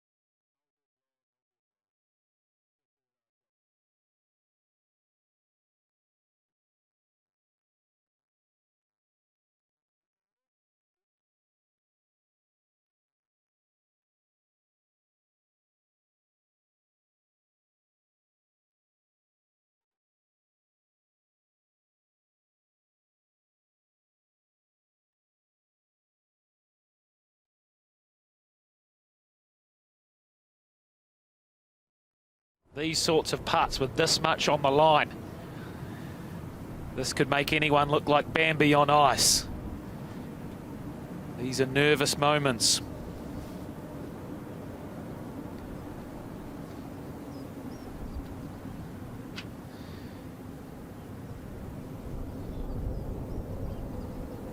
Huge par putt, and he's missed it left. Tiernan has a chance to get things back to level pegging. Wow, Fang's second bogey of the round. Could be extremely costly. It was the tee shot that sent him well past this pin and put him under pressure. Can the Irishman win this 11th hole with a par? Oh, those are the moments you'll look back on. Oh, he'll want to take that one over and over again until it goes in the hole. But it's the kind of moment that if he were to lose this contest, he'll be thinking about putts like that tonight. So Fang living dangerously, getting away with one there on the 11th. As George mentioned, we head to the 12th, and this was a hole that both players drove the green on this morning. Yep. As the crow flies, the direct line is 303 yards across this corner. Not the traditional way to play this hole, but with the rough not as thick and juicy as it traditionally is, there's not a huge amount of danger. And we saw Ethan Fang not only landed on the green, but continue a long way past it this morning. So he's going to take a little bit off this, you get the sense. No birdies yet for Ethan Fang in this round, this afternoon's round. No birdies either actually for Tiernan. He did have the eagle on number 7, but 4 bogeys as well. On the back 9 in particular. Wow. All right, be interesting to see how he adjusts from this morning here. Straight at it. No dog leg anymore.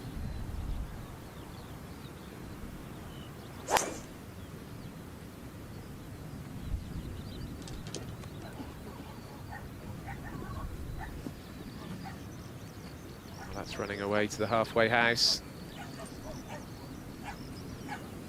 The people there sat in the shade on that bench are going to get a close-up view until the galleries swarm down to that green, of course. So a bit scrappy all of a sudden. Is this nerves as they approach the finish line? Is it fatigue, of course, mental or physical fatigue? It's the end of a long, long week.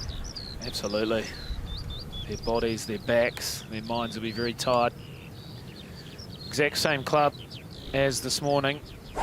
He managed to find the putting surface, and that clearly will not be happening today. Well, Wow. we chuckle because he did exactly this morning. He hit a tee shot on here, which he looked absolutely fuming about, and actually it's not turned out too bad at all. I mean, you could argue that's better than Fang's tee shot, but his reaction, that was the biggest reaction we've seen from either player emotionally. So here it is. I mentioned 303 yards as the crow flies. Almost, as you can see, the cart path down the right, you just go straight at it, but there is a plethora of bunkers lining this fairway. It all slants from right to left, so if you choose to lay up, quite often it runs to that left edge of the fairway and you've just got a tiny wee wedge in. Seems to be the traditional way to play it, but with the wind up their tails, they have clean gone for it on both occasions today. Being in those bunkers, not all too bad, especially the 3 around the green, but with the pin on the front right, it's going to be a tough up and down. Interesting that both players tried to drive the green rather than just taking iron off the tee and leaving themselves a wedge shot in.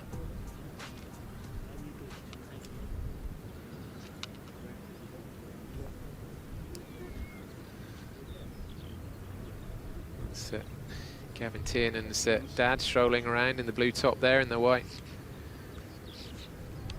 Stetson, is that? Not quite. Oh, a little fist pump. Did you see that? Yeah. Didn't see the GT ball marker. Everybody's getting into this. Halfway packed to capacity.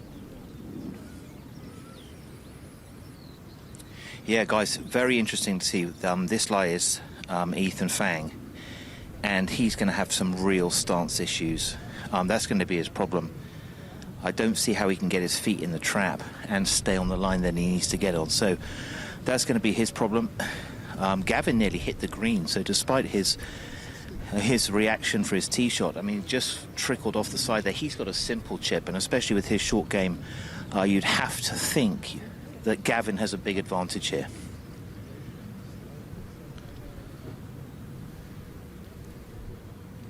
Thank you, Simon. Interesting to see how he's going to manage this hurdle. Yeah, we thought Fang was down the left-hand side, didn't we, by the hut as well, but actually in this right-hand greenside bunker.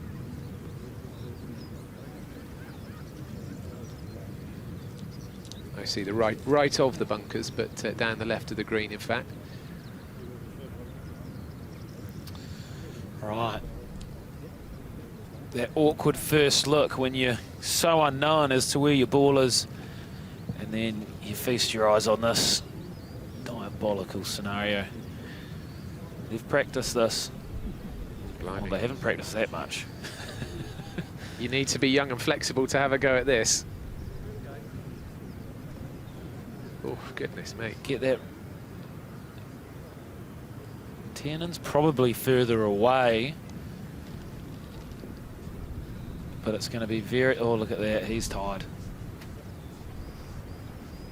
Body language says it all. It's such a big week for these young men. If I'm Tiernan, I want to go first here. I've got a little bit of green to work with.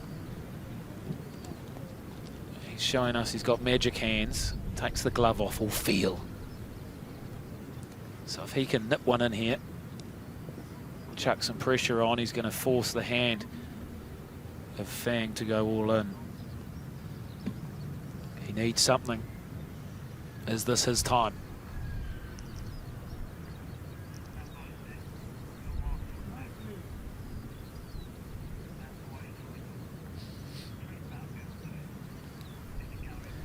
Disrupted by a bit of hubbub going on behind.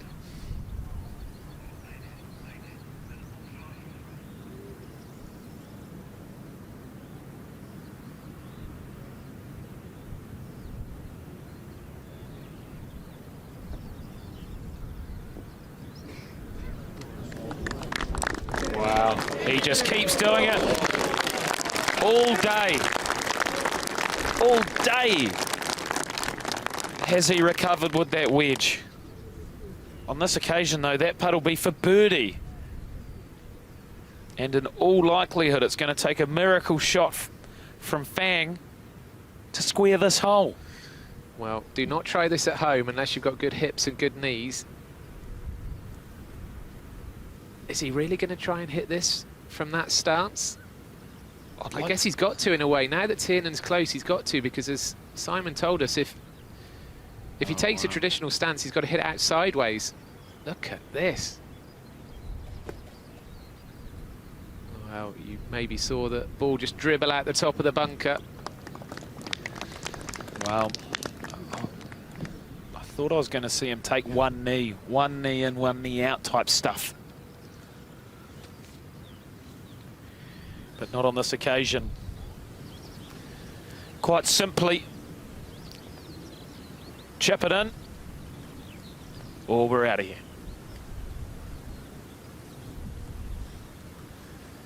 A more conventional setup this time now. Gents in the white, please. Thank you. Remember, All Tiernan. Oh, sorry. So Tiernan on the green for 2, remember, on this par 4. This Fang's third. No. And that has gone. Could be a handshake at this point. I guess. No, I guess they'll press on, because if Fang were to put that one in for 4 and Tiernan misses, then it would be all square. But heavy favourite Tiernan on this hole to get us back to all square in the final.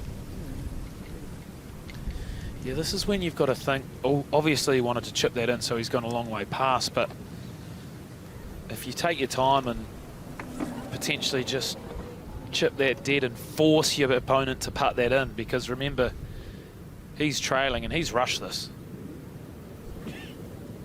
Oh, he nearly made me pretty quiet there, but you know what I mean? You've still got to force your opponent to do the job under pressure, because there's a lot on the line here.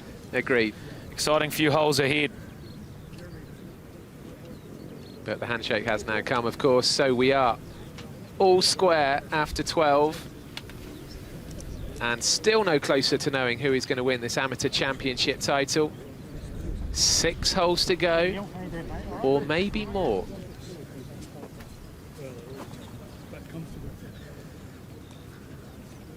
I'm getting nervous just watching this contest, what it must be like to play in or be a family member. We'll take another look at this, because it was, well, an acrobatic attempt in a sense.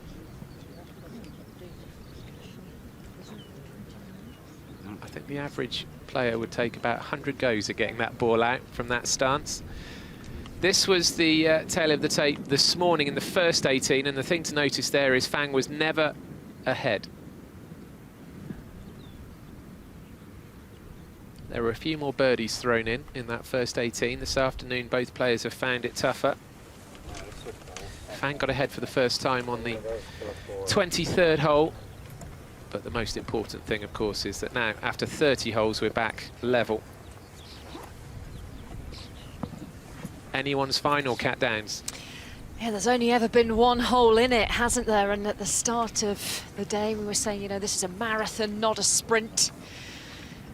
And it's turning into the time where someone needs to put their head down and dash for the tape, don't they? In the coffee cup thing,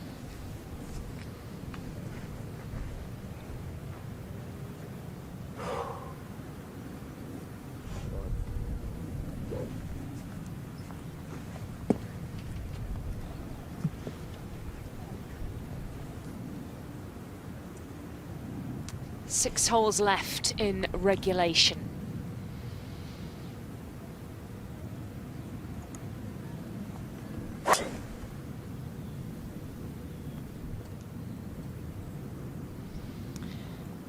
Looks happy with this one off the tee. Just going to race into the rough stuff down the left. Should be okay. Fang's turn now, as we head down towards Prince's Golf Club in the distance.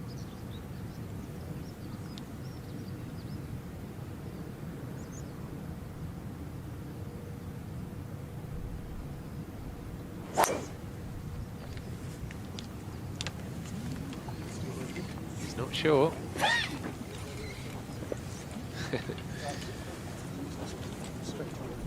He's okay. Absolutely fine. 6 holes to go. This is a shootout now at Royal St George's.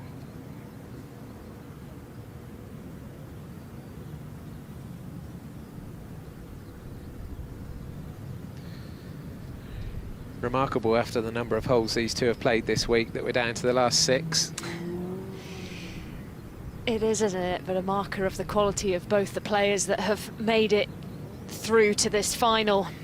Fang, the world number 7 in the amateur rankings, and Gavin Tiernan, 19-year-old from Dublin, who's inspired by his time in the States playing college golf, transformed his game with the help of his coach Aaron O'Callaghan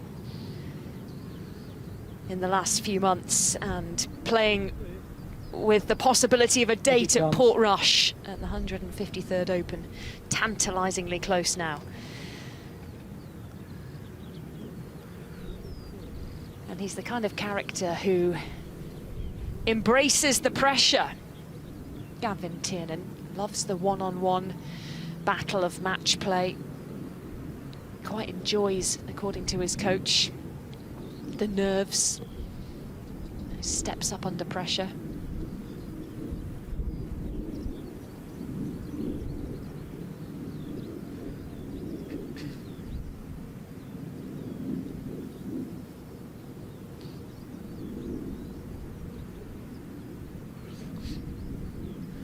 Last year's final, Jakob Skov Olesen won 4 and 3 against Dominic Olesen. We've had a couple of 3 and 2 wins in recent years as well. But this feels like it's going to be tighter than either of those.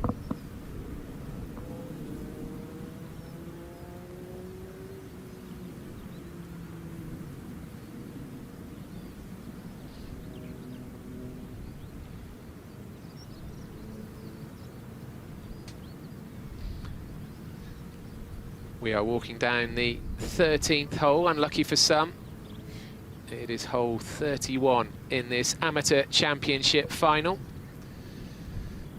And Ethan Fang and Gavin Tiernan are all square. The Irishman and the American cannot be separated. Neither player has been more than one up in this entire final. We started at, what, 8:30 this morning, local time, Cat, and oh, it's exceptionally tense now. Even in the commentary box, I'm beginning to feel a bit nervous. Well, it's all about who can cope best with the pressure at this stage, isn't it? Who can hold those nerves at bay. Ethan Fang has been here, done it before at big amateur championships, a quarter-finalist at the US Amateur. He's played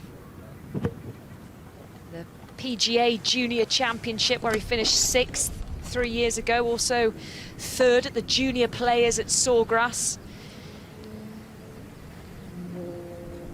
He has experience right at the top level of the amateur game, and he's a cool customer. And Gavin Tiernan has been working on the mindset with his coach at college at East Tennessee State. He's got a little tattoo on the inside of his wrist. I'm not sure if you've seen that. It says Kia Zen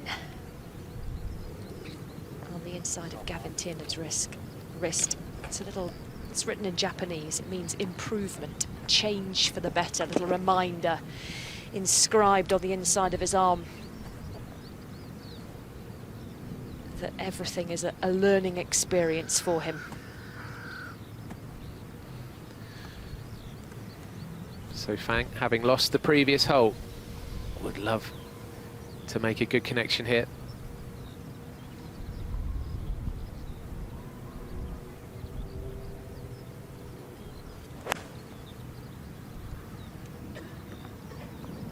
Now, is he watching that with interest or concern? Again, a bit short. It's been the story of certainly this afternoon for Fang. Just his approach shots always seem to just need another 20 yards, something like that. He's not getting much run out, is he? I heard Simon talking about the kind of spin he's getting on the ball. It's just not kind of releasing and running up the greens in the way that Tiernan is able to play his approach shots.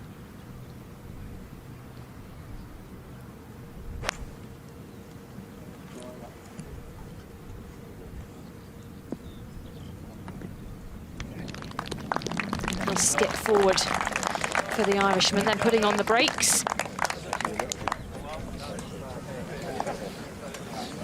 Might be worth cancelling dinner plans, because I've just remembered that the last amateur championship final that was here at Royal St George's went to 38 holes. That's only 2 extra. When you say 38, it sounds like an awful lot, but by the time they get to 18, they'll have played 36. Can maybe cope with 2 extra, and on Midsummer's Day there's plenty of daylight, isn't it? They could keep going till 11 o'clock at night if they need to. Hopefully it won't come to that.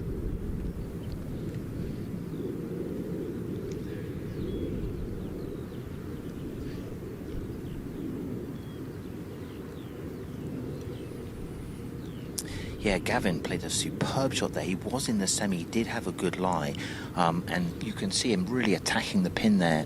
There's a little ridge and he's just stopped on top of it. So, you know, uphill putt left to right, it's a really good opportunity. He's got to start stamping his authority on this. And I just felt like on the last hole, Ethan Fang, it's the first time we kind of see him play a few loose shots, a little bit rushed. You know, there was no reason for him to have such a go at that pitch shot that he played there. He didn't have to force that. You've got to make your opponent play. Foregone conclusions, and that's a momentum swing. So definitely advantage Gavin as we come late into this final. Aim point express used by both players, just trying to feel that slope with their feet. So for Fang, 30 feet, 35 feet. Fantastic to see how many people have come with us, joined us. Really amazing crowds. Royal St George's, wow, what a host venue. I mean, a host venue for anything. An absolute total bucket list place to play. It's fantastic condition now. Fang comes in, must be right to left. He has battled the speed. See how he can manage.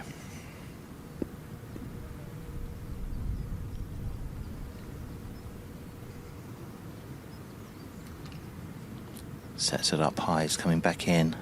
just a hair low. It's a very good putt, but now from 10 to 12 feet up the hill, this is a nice putt. You can really be pretty aggressive with this one. Left edge.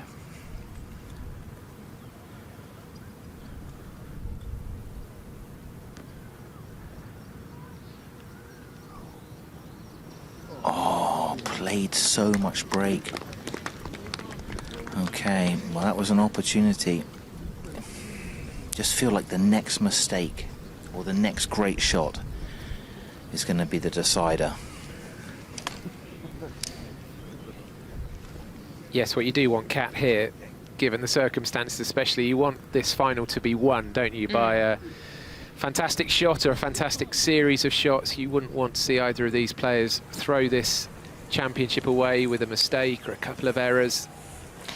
Well, either way, somebody's heart is going to break, isn't it, at the end of this? They've come so far, they've played so much golf, and there can only be one winner.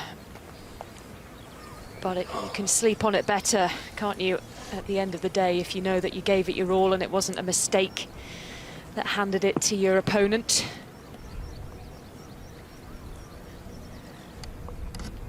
th, the par 5.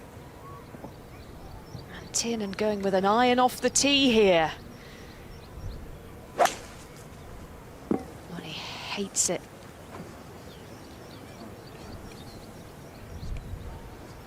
Was playing for position, and it hasn't gone very far down the fairway at all, into the rough down the left. It's not a bad lie, but what he gave up in distance, he was hoping to gain in accuracy. Can Fang capitalise?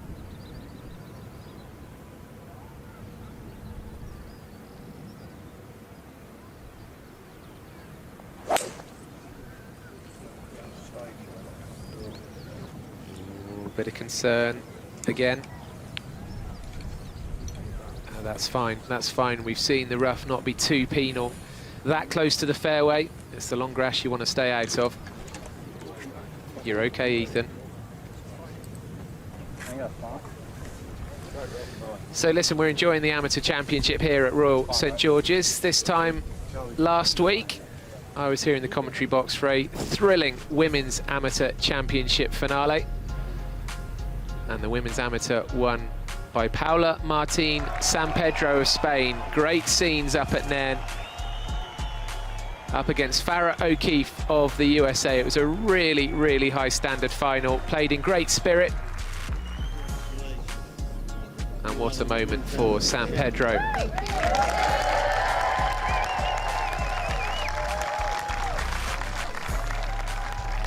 And San Pedro will play in the AIG British Women's Open at Royal Porthcawl. Tickets still available. It's going to be huge, that huge sporting event in Wales. And I tell you what, San Pedro, you know, you can't say for definite, but she had every facet of the game covered. She looks strong in every area. Definitely one to keep an eye on in the future. It's always fascinating as well to see how these amateurs measure up against the world's very best, isn't it? So often you see them pushing up the top of those major leaderboards, often in the early stages. Let's have a closer look at the 14th, shall we then? This long par 5 right along the furthest boundary of Royal St George's, the fence down the right marking the out of bounds. Then you've got the ditch coming into play along the right, then the Suez Canal. That's what the little ditch across the centre of the fairway at 330 yards is named. A scattering of bunkers to avoid in the fairway, but a big target up ahead, the green, and the pin cut on the right-hand edge today, just above that runoff.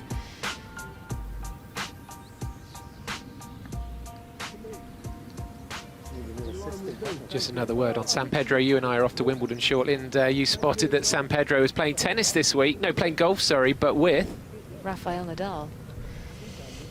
Quite something. He's got into his golf, hasn't he, after retiring from tennis? Thank you, that's brilliant. Appreciate See how long it stays like that. Last year's winner of the men's amateur this championship we're watching, Jakob Skov Olesen, did make the cut in the Open at Royal Troon. He finished in a tie for 60th in the end, up in Scotland, alongside the likes of Phil Mickelson and Brian Harman, the defending champion, as he was. What a thrill for Skov Olesen to see his name up on the Open leaderboard alongside those big names.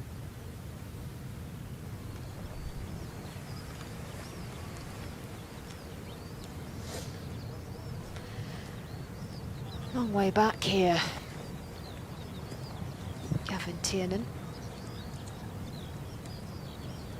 Was just hoping to nuzzle it up towards the Suez Canal and then go for the green.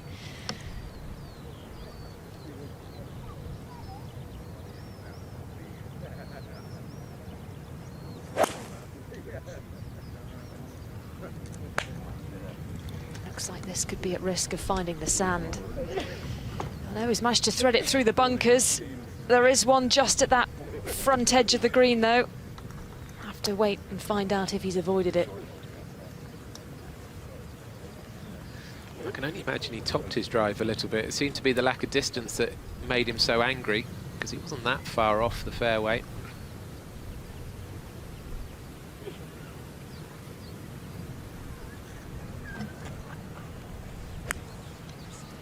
It's just a great scoring opportunity, isn't it? This par 5, wind blowing off the sea, pushing the ball along the fairway. You know, we saw both players, didn't we, get onto the green this morning with the wind behind. There's Fang just sneaking on that front edge. He eagled this this morning, the American. Gavin Tiernan will feel like he's let a chance slip here. Let's show you a bit of interesting info here. This is winners by nationality of this event, so 52 English winners. USA, if Ethan Fang does win this afternoon, will nudge ahead of Scotland. And Ireland there on 6, including James Sugru 6 years ago, who's winning this event. Also got him a place at a Portrush Open. That's on the mind of Gavin Tiernan, no doubt about that. But 45 nationalities represented here, and I'm sure that number will continue to grow. I think there were 5 countries represented for the first time at this year's Amateur Championship. So a properly cosmopolitan lineup, no doubt about that.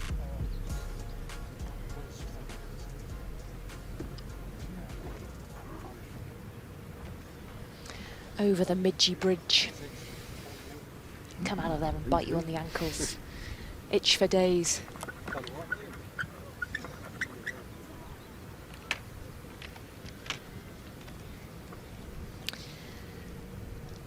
So Gavin Tiernan will be able to see where his ball's ended up. We can't quite spot it from this angle.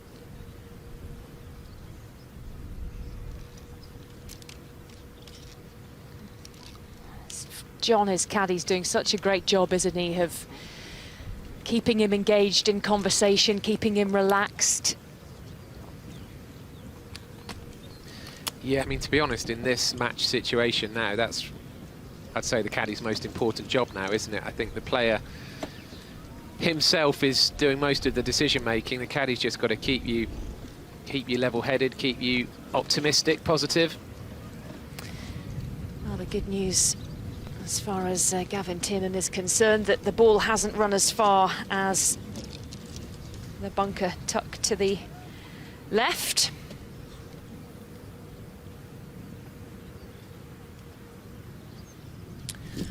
Yeah, once again, a chip just from below the surface of the green. The bunker here doesn't interfere with his landing area at all. He's got to have to play this, I think, a little to the left and use that bank all the way down. He's been fantastic at this. You've got to think, in this situation, he's got to get this up and down.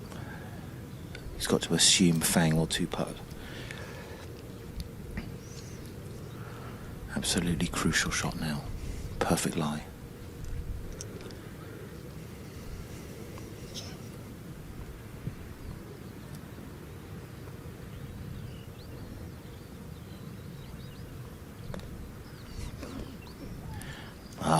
landing area way too short there.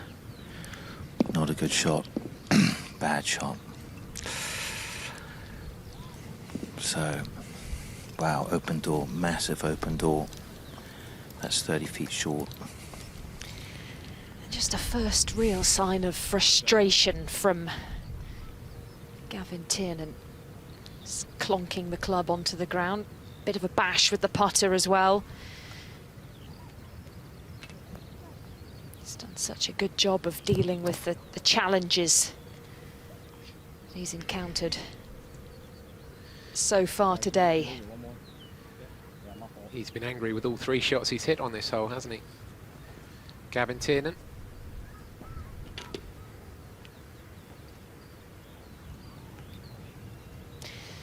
It's not the time to boil over.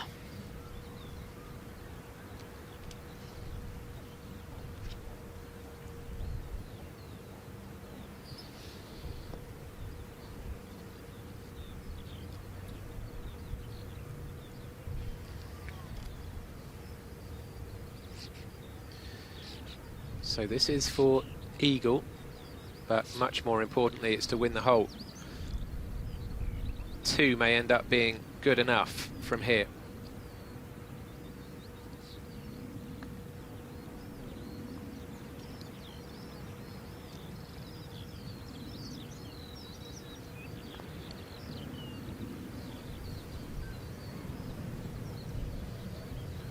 Never really troubling the hole, but should be a birdie, and that might be enough.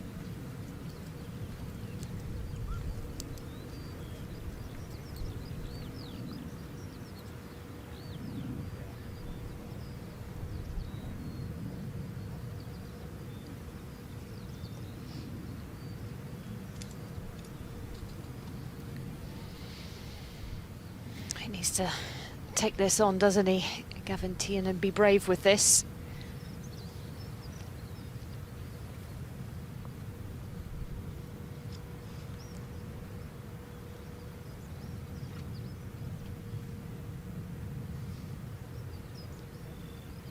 A birdie putt with Fang already in close. Oh, just needed a couple more rotations. And is it going to be this treacherous 14th that trips up Tiernan?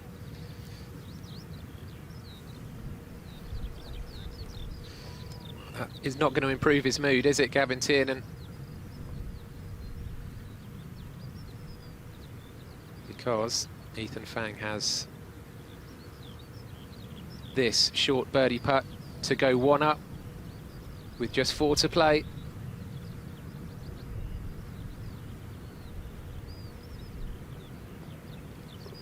And Fang has got his teeth into this final. 4 holes to go. He's 1 up. And that could be enough the way this final has gone.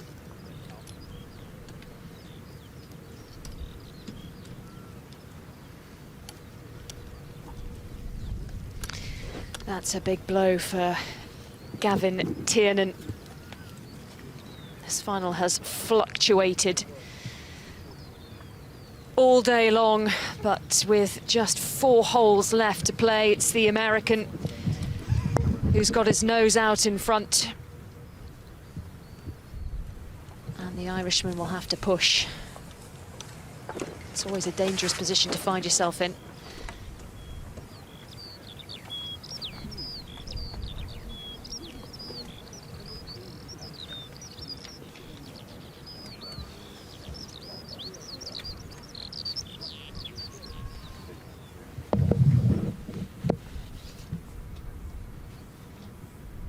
Fifteenth hole.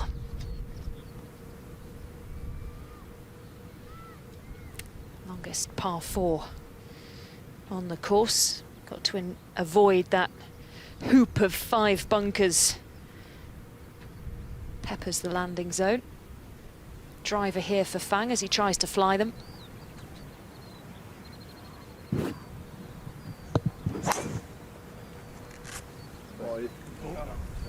This one shaping in from left to right. Yeah, I saw him, but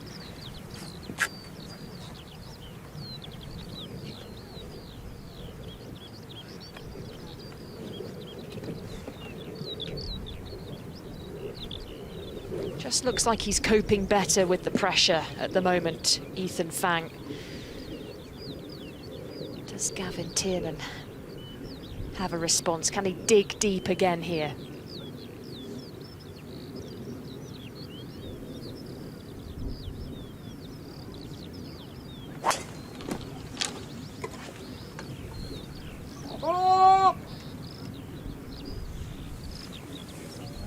Feeling the heat, the Irishman, another miss.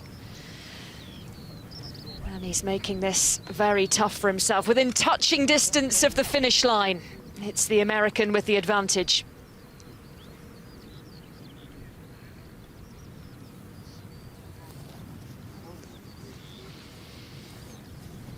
George Harper has joined me back into the commentary box for, well, could be the closing stages here, George. We could be seeing these guys home. It does feel like the final time. And what a moment to come in with Fang taking the lead. Not much can separate these two. And now he's got his nose in front. They are playing the toughest hole on course. So there is plenty of action coming up in the next half an hour or so.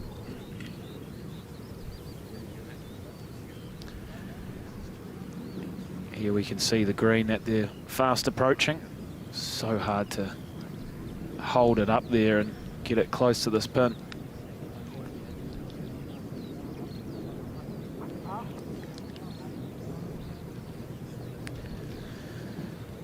But yeah, you were just talking about, I guess, the body language, and it's certainly changed, especially for the Irishman,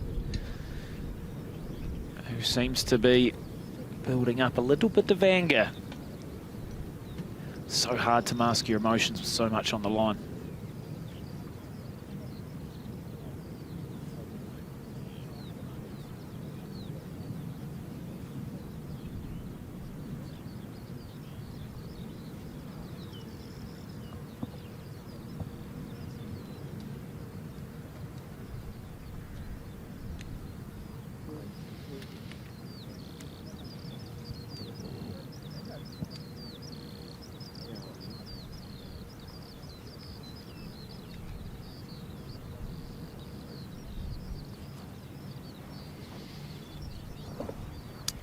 Fang looks like he's slipped into his own little world, doesn't he? Marching down the 15th here at Royal St George's,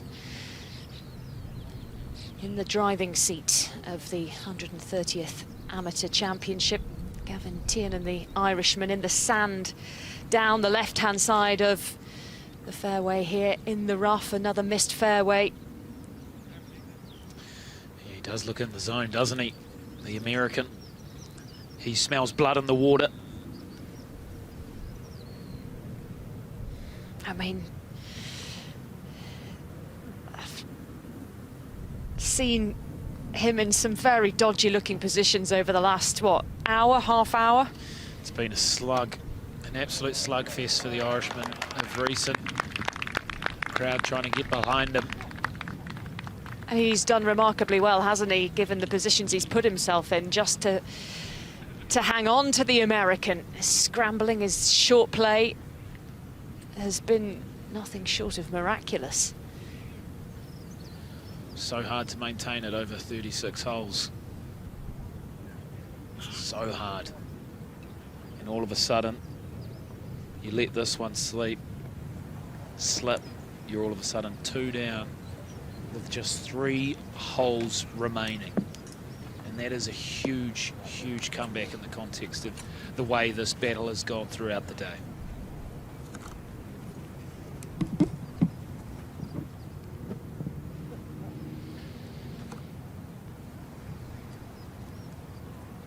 Anywhere on the green is a superb shot.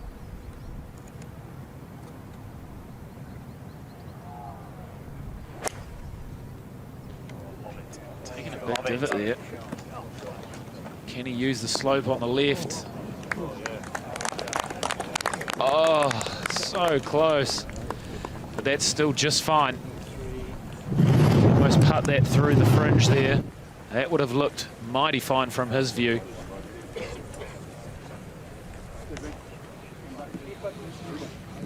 Just looked slightly shaky on approach, hasn't he, the American, leaving some short, some long. It's not all that often that he's got the distance absolutely spot on. No, such a challenging hole. When you make the turn at the far corner, make the turn back to the clubhouse.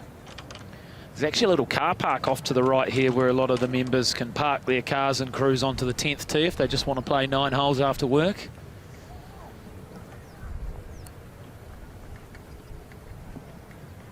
All right. Important shot. Just give yourself a chance.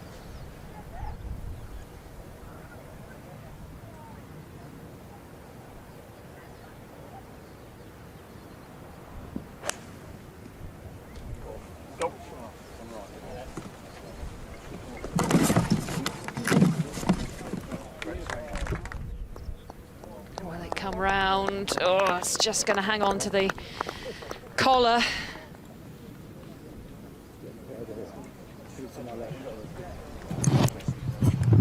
So Tiernan, back edge of the green in 3. Fang through the back in 2.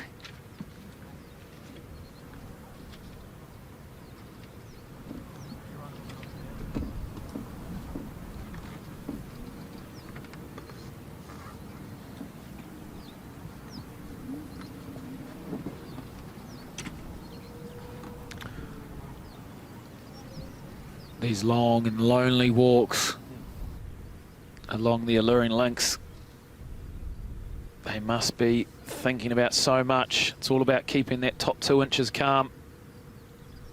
So much at stake here at the 130th Amateur Championship.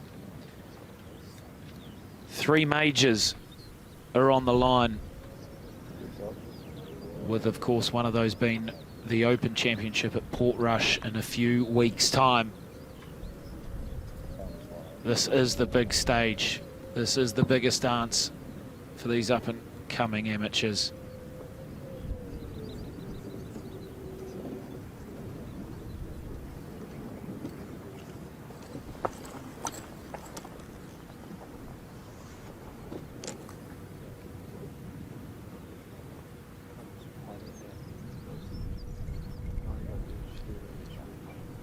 As it reads, not only the Open, but by invitation, the Masters, the US Open in 2026, and then the British Masters later this year as well. So what a fun calendar you'd all of a sudden have. Imagine filling that out on your laptop or your phone. Oh, just block off that week. And the hilarious thing is that even at all 3 of those majors, they won't feel anything like the pressure that they do right now. No expectation.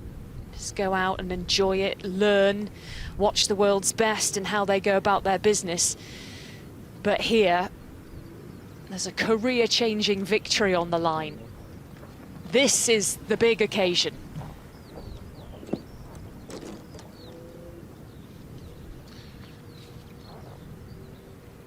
And these are the big moments.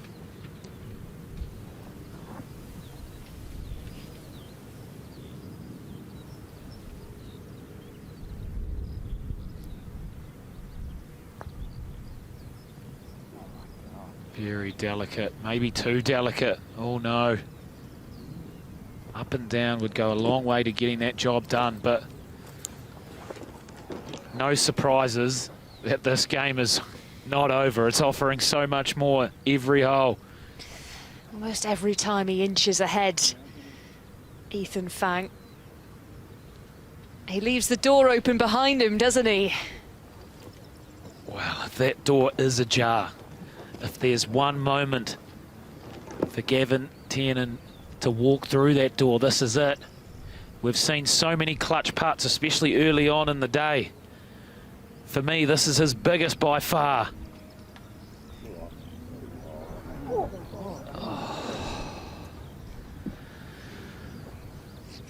That would have been huge. huge.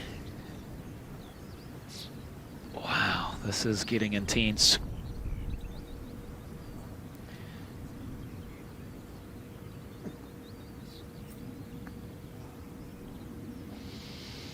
So he has a putt to win the hole and to move 2 up, Ethan Fang. Can barely watch, can he, Gavin Tiernan? He's lining this up thinking, I've really missed a trick here. I could have been cruising away with a 2-up lead, but now he's got to really work for it. Looks like a relatively flat putt. Be leaking away to his right potentially after what we just saw, but not much in it. Can he take the ball by the horns? This to go 2 up.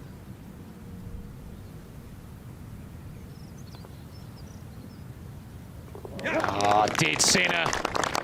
Huge moment and huge advantage. Ethan Fang, he's 2 up with 3 holes remaining. Is that the moment that the door slams in the face of Ireland's Gavin Tiernan?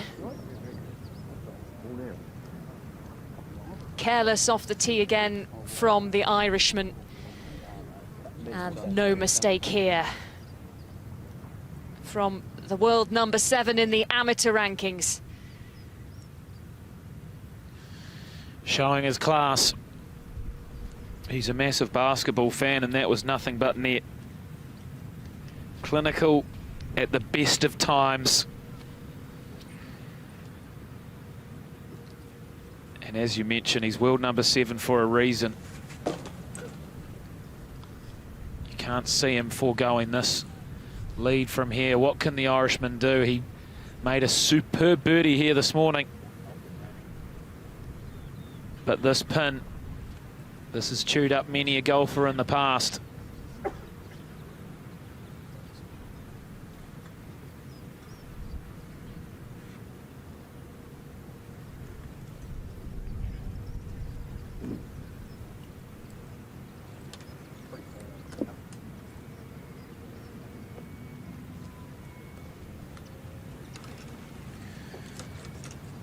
Wow.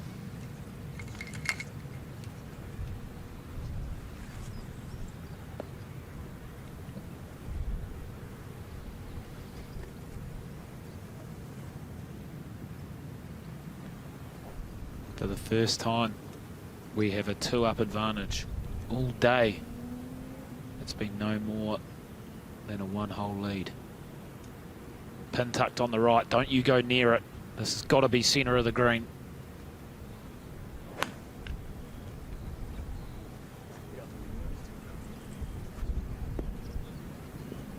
And that is perfect. That is all he needed to do there. And hopefully, for his sake, Gavin Tiernan will have some fond memories to draw on from his previous visit here today. Adjustments in his swing at university in the States. Been working more on the fade than the draw, and he loves a right pin placement, which is exactly where it is here on the 16th. Went right at it this morning, got the birdie. Can he produce the magic again here? Needs it more than ever. Yeah, just dead centre as well. Slightly double crossed. Yeah, exploiting.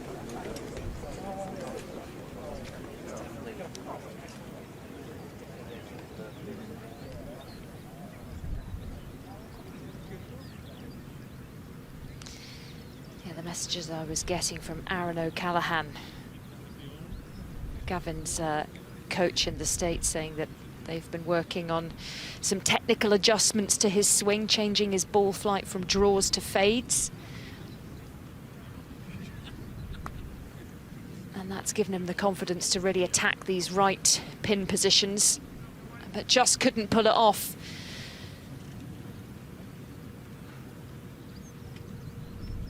And it's increasingly looking like his race is run. Tiernan.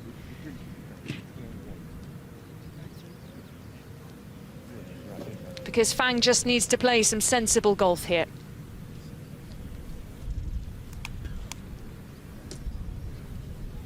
Closing in on his first ever amateur win.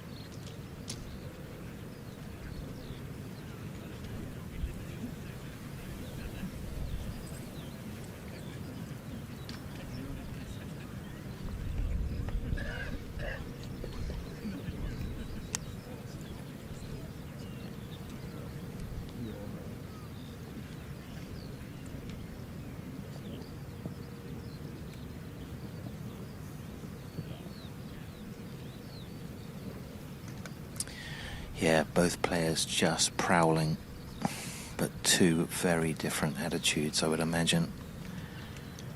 Ethan knows he holds all the cards, and this just suits his game. He's so methodical. He can force Gavin to take risks he doesn't want to take, so this for the win. 30 feet. So,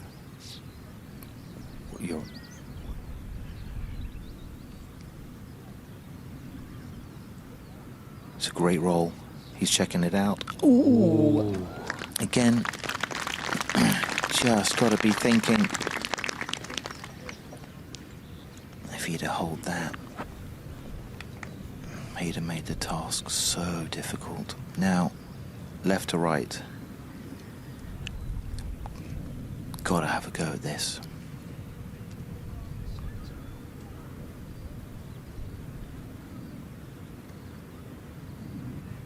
Oh, looks great. Looks great. Looks amazing. Oh, what a putt. What a putt. And what a Look time at to that. pull that one out of the bag. Got some fire. Let's see that again. Just when you thought he was down and out, a bit of Irish luck. Look at this, straight in. Charges after it. Fist pump to boot. Dare to dream, folks. Port Russia's back in his eye line.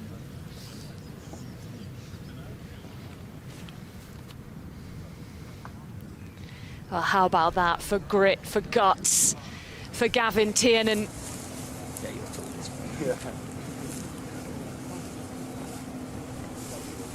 Ethan Fang had that, didn't he, on the face of his putter.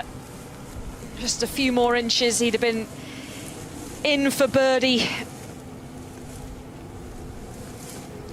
Wow, what a turn of events. That's comfortably the longest putt we've seen, I'd say the last 2 days at least. And Ethan Fang, his birdie putt, wow, it was the right street, just wrong address. So close to making birdie and almost ending this match, and all of a sudden, just one up with 2 to play. How much can the Irishman take from that phenomenal effort when he needed it most?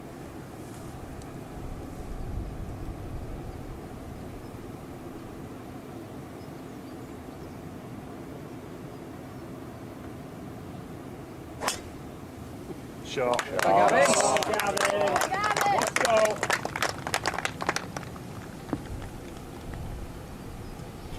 I think he almost revels in these situations, doesn't he, Gavin Tiernan, where his back's against the wall, he's up against the ropes. Finds something deep within himself to fight back.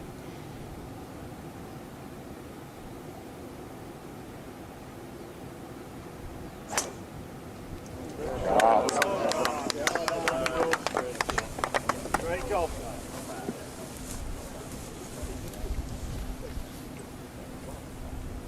2 stunning drives.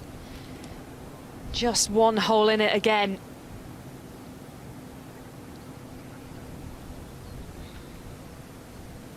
These 2 young men trading blows on the closing holes of the 130th Amateur Championship. I mean, this is the finish we wanted, isn't it? Well, it's been a pretty long and relaxing day where they quite frankly have gone blow for blow and nothing's been able to separate them, but all of a sudden, whiz bang crack, energy's been lifted. Looking to add their names to this roll of honour. Bobby Jones, possibly the most influential amateur golfer there's ever been, winner back in 1930. Sergio Garcia in more recent memory. Romain Langasque, the Frenchman, in 2015. And Peter McAvoy, twice a winner. How about John Ball carving it up? 8 titles. That is super impressive from 88 to 1912. That is a big stint at the wheel as well.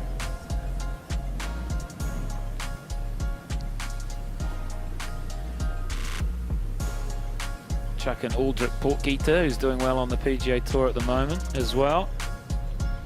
One at Royal Lytham and St Anne's. Here is our penultimate hole. Very undulating fairway. It is all over the show. Pimples galore, but it's all about the approach. A big slope at the front of this green. You must get your yardages bang on here at the 17th. There's a tiny backstop which will help you if adrenaline's high, and I'll give you the red hot tip. Adrenaline is high as we speak. 2 bunkers on the right, should not be in play whatsoever, but with the pin on the left, distance control is paramount. Such a hard pin to get at. Who's going to take a good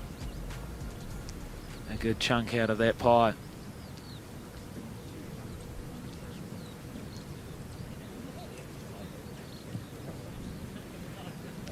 Pin on the left side of the green here. Just 5 paces on.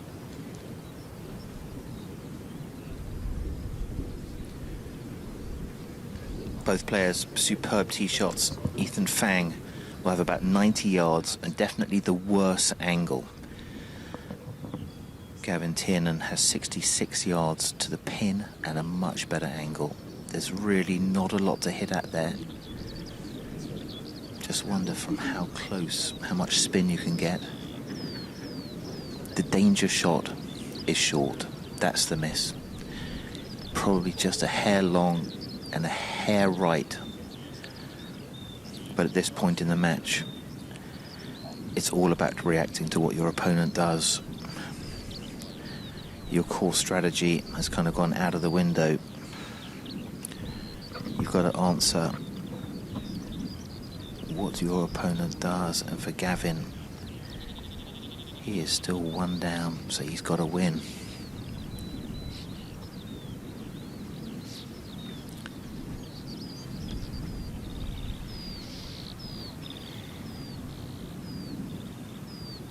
Match play at its purest here.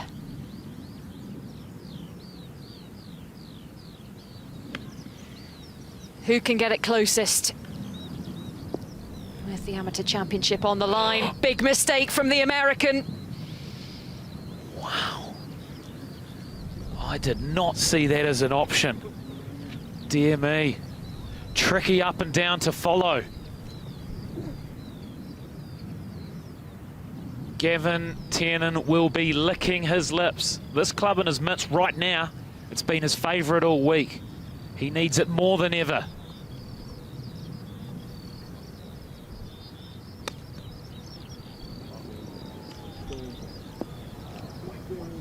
Yes. Nervous but nice.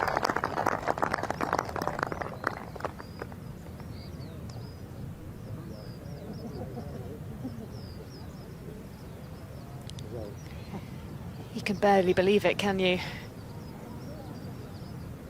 All he needed to do was put it on the green, Ethan Fang. Walk off with a par, and you'd say it's heading off to the 18th. Still with that one-hole lead. Yeah, let's be honest, missing left, and especially long left, should never have been an option with a one-up lead here on the 17th. He will rue that mistake. So much green to work with. He played the shot perfectly on 16 and just got undone by the best putt of the championship, which is fine. But right there, that is an unforced error with a wedge in hand.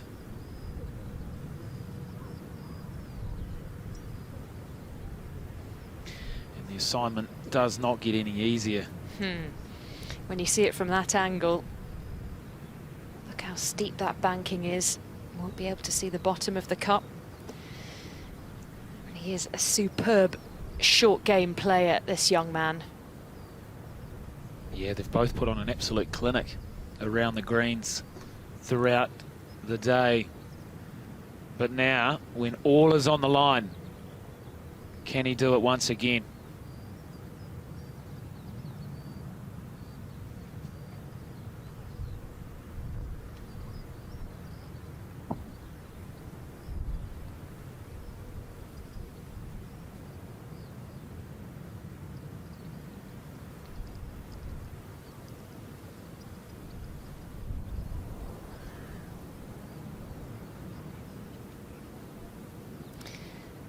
Ball back in his stance, into the banking,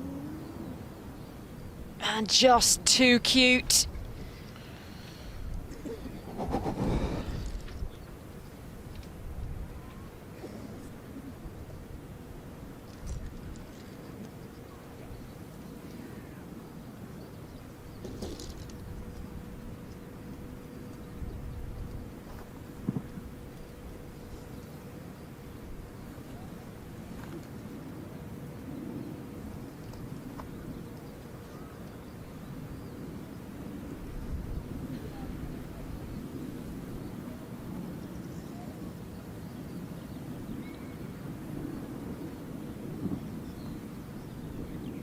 Two putts required to apply massive pressure, but one putt to win it.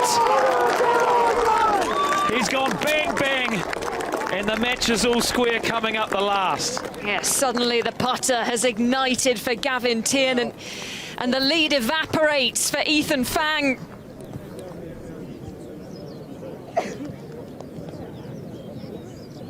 Is there ever a moment in your life where you want your putter to heat up?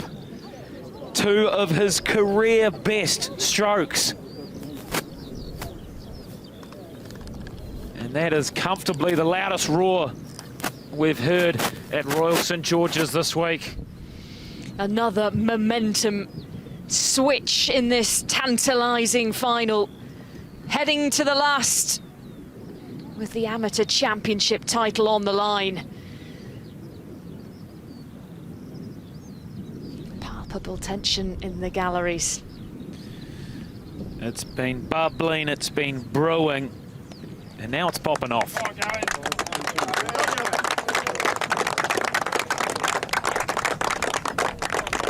The crowd respecting their amazing 35 holes of effort. Is 36 enough? We've said it earlier in the day. There is a huge chance we're seeing extra holes, and here's why. There's his dad charging down the fairways, just on the bottom right of your screen there. Yeah, Terry making a bolt down the last.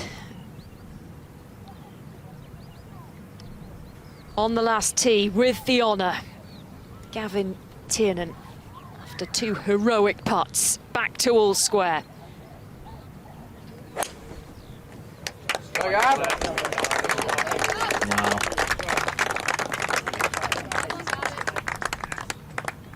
Oh, and it's brilliant.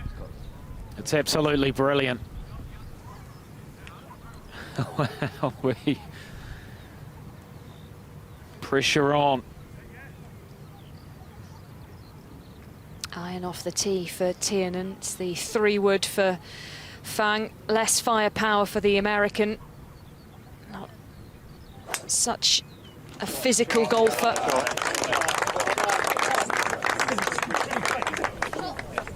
But two good tee shots, two almost identical results. The American will come up slightly short. Let's have another look, shall we? We'd be silly not to. Two of the most clinical putts we have seen in a long time. This on the 16th from deep, a must make, and it was quite simply glorious. And then followed it up straight away on the 17th.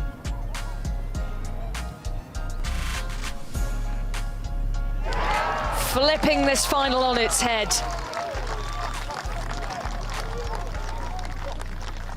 That was dead weight as well. It took such a beautiful turn right at the last minute. My goodness gracious me.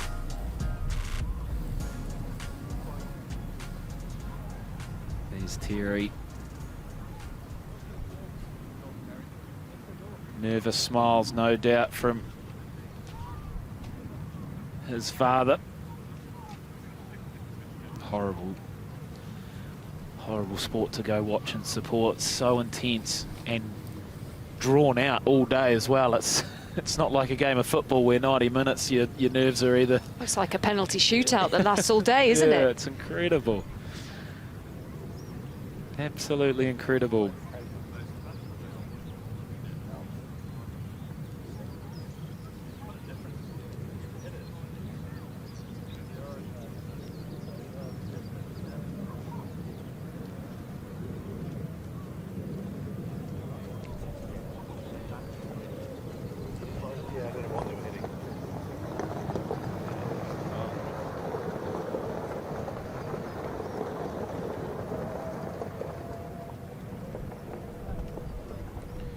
Look at this.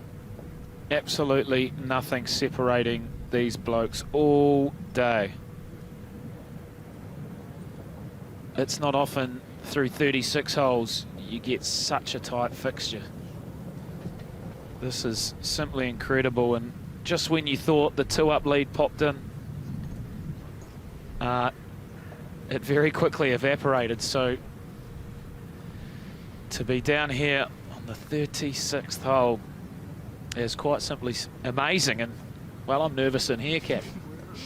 I can feel my palms sweating. It's just quite simply no margin for error from either of these two here.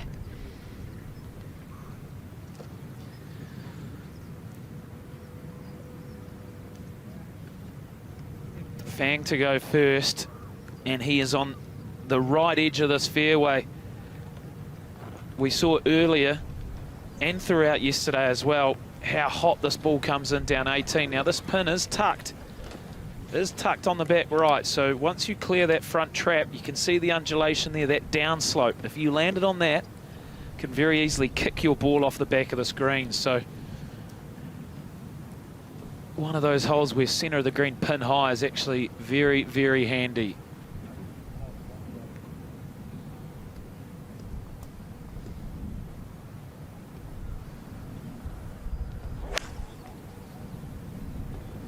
He loves to fade the golf ball. And he's done it at the perfect time. After all that's been happening, he's just stepped up and delivered a killer blow. What a shot under pressure. Yeah, that was sublime from Ethan Fang. And now it's all on the shoulders again of Gavin Tiernan. What's he got?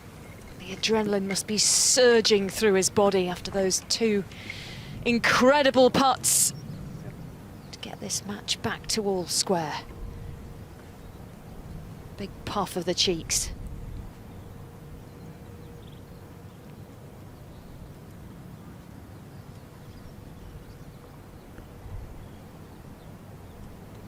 Pin on the right, that's where he likes it.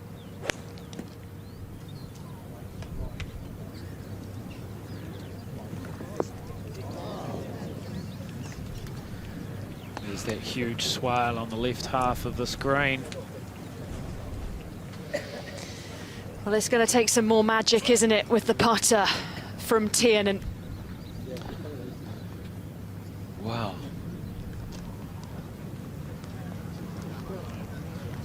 The Stroma is palpable. All of a sudden, how quickly does the momentum switch back to the American? He's got a very, very good look at birdie. What a shot. It's worth watching again. That beautiful baby fade that he's been playing all week. It did catch the top of that mound, which helped it pull up rather than kick on, and that is so clutch. The last 3 holes from both players have really turned it on for the viewers at home.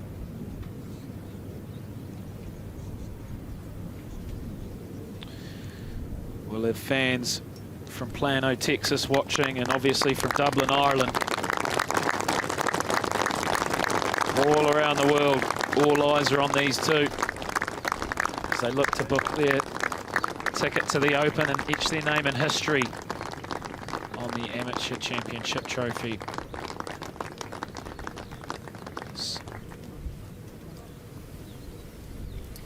Yeah, this is going to be, I mean, this is a difficult 2-putt, but you'd have to sort of feel as though with Kang hitting into sort of 8 feet that this has got to go. It's a huge left to right. He's got to go up over the slope, kind of where he's looking now, and then it's going to feed back down to the hole.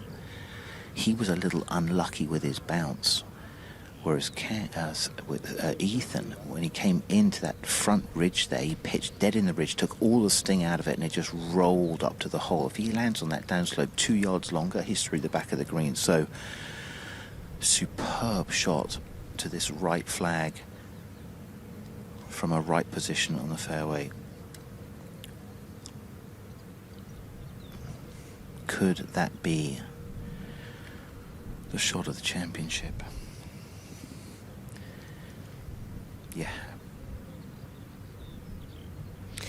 Yeah, it was hugely impressive from the 20-year-old Texan. Putting it in close, rising to the challenge posed by Gavin Tiernan with those fight-back putts on 16 and 17. Needs another here.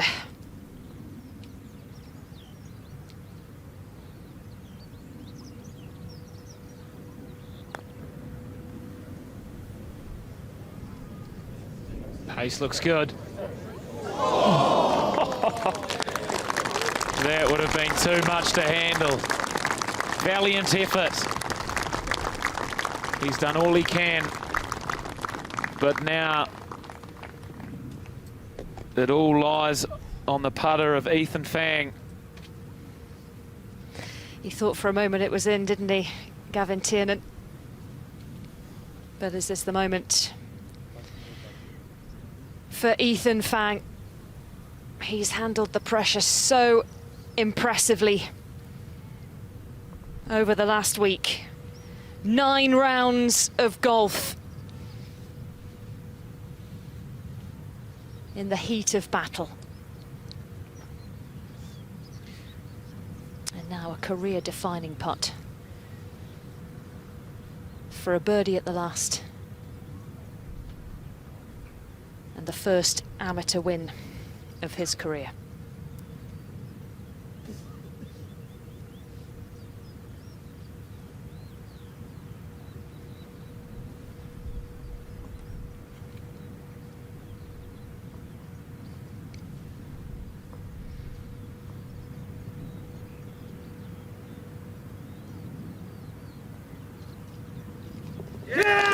America has its first winner for 18 years.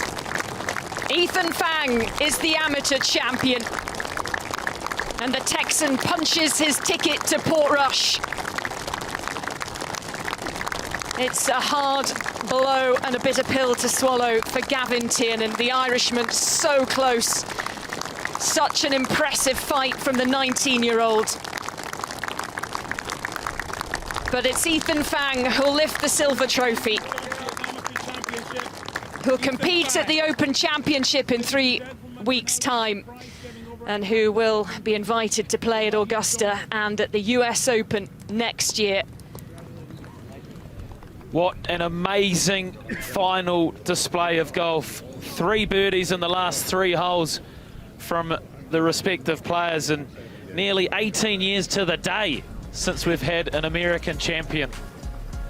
What a moment, and what a finish to the 130th Amateur Championship. Kevin Tierman threw everything at it at the end. Momentum was shifting left to right, but a birdie on the final hole, and an amazing birdie at that. For Ethan Fang of the USA has got the job done. Well, it was going to take something very special, wasn't it, to separate these players after the display that they've put on. It's been nip and tuck all day long, and it was that sublime approach from the American. He has crested the mountain, and what an effort it's taken. 9 exhausting, emotional, physical rounds of golf across Royal Cinque Ports and here at Royal St George's, and commiserations to Gavin Tiernan, but he has marked himself out as a competitor and one to watch, and a big future star for Irish golf. But let's get down, shall we, and hear from our champion. He's ready to talk to Simon Holmes. Ethan Fang, amateur champion, how's that sound? You know, it sounds great. You know, that was probably one of the longest days of golf I've ever played, but it feels really good to, come up on top. Oh, amazing to come out on top. And I mean, he threw a very tough finish at you as well. How have you handled the emotions of this week? First time ever here, first time getting used to links? Yeah, I didn't really know what to expect coming here. And, he played great. I've been in situations like that before, and, I just hit a really good shot on the last hole, and yeah. That's about it. That was about it. I mean, do you have any idea what this opens the doors? Have you had a look at that trophy? Have you had a look at what you get? Yeah. It's a pretty big trophy. And playing the Masters in the the Open Championship, that's going to be pretty sweet. That kind of changed your summer plans? Yeah, definitely. I signed up for a couple amateur tournaments, and I think I'm going to have to cancel that and go to the others. You have to go to the Open Championship. So your mum and dad are here. They've been a massive support for you all week. Who else do you need to shout out to? All my friends and family back home, and especially Will here. He's been great on the bag. I put him through a lot, but yeah, I mean, we got it done. You definitely did get it done. Listen, many, many congratulations. I'm sure a name we will follow in the future. It was fun watching you play. Appreciate it. Thanks a lot. Can't wait to see how he tackles the links again at Portrush, and what he'll make of Augusta back on American soil. And Shinnecock Hills, of course, host of the 2026 US Open. There it is, the enormous silver trophy, just part of the prize for Ethan Fang, the amateur champion for this year. What a day, what a marathon, what a week. Every year this amateur championship offers so much, and when you think a 36-hole final is going to decide a champion pretty fair and square, it's amazing how often you use all 36 holes. Whew. It's exhausting. You can hear it in the player's voice, how tough it's been, and there is your new champion right atop of this amazing list of past winners. Jacob Scott-Vollerson, as recent as last year, and then the 2 South Africans getting the job done. They've been impressive, the South Africans, 3 champions in 6 years for a moment there. But you go back to Harry Ellis in 2017, the last time the amateur was here at Royal St George's as well, so there was drama on that day, and there's drama here as well. Amazing to have countries from all around the world. 45 different countries competed for this amazing championship. And it's the US flag that flies aloft on top.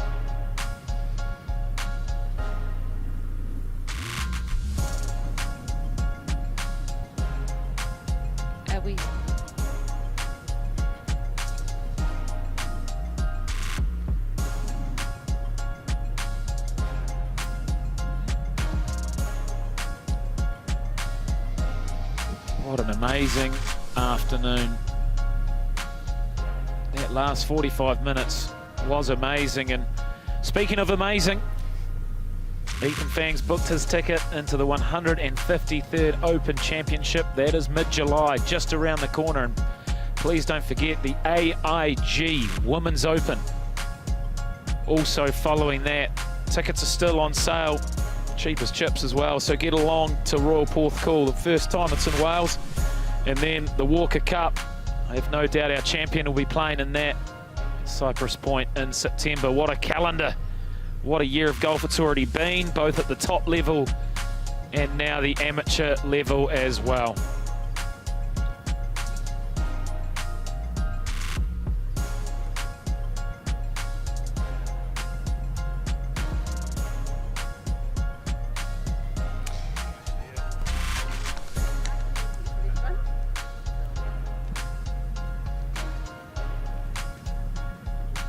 So we're all ready to head back to the 18th green, and the moment has arrived for Ethan Fang. Ian Patterson, captain of the Royal and Ancient Golf Club of St Andrews, standing by to present the trophy to our champion.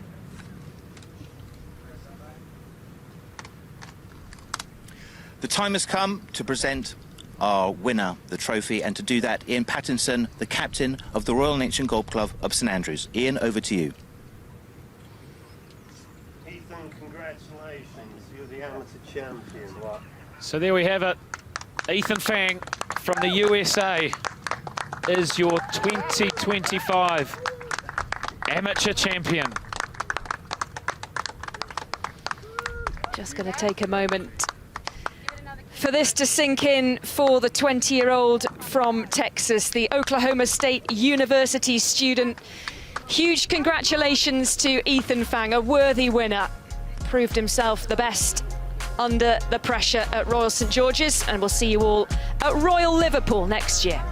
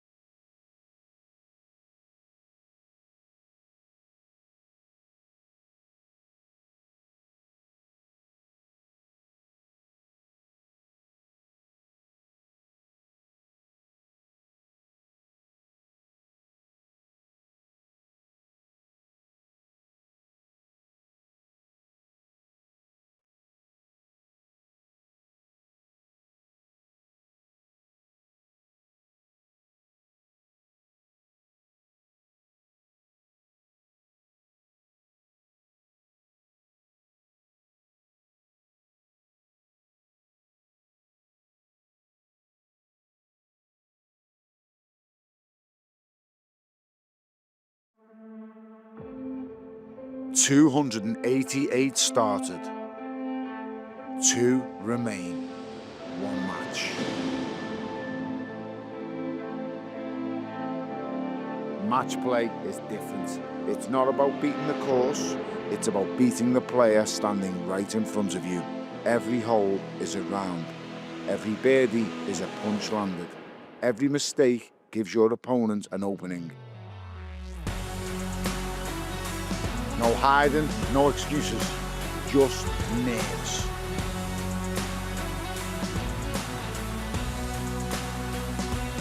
This is where champions show their heart, and one will be left standing.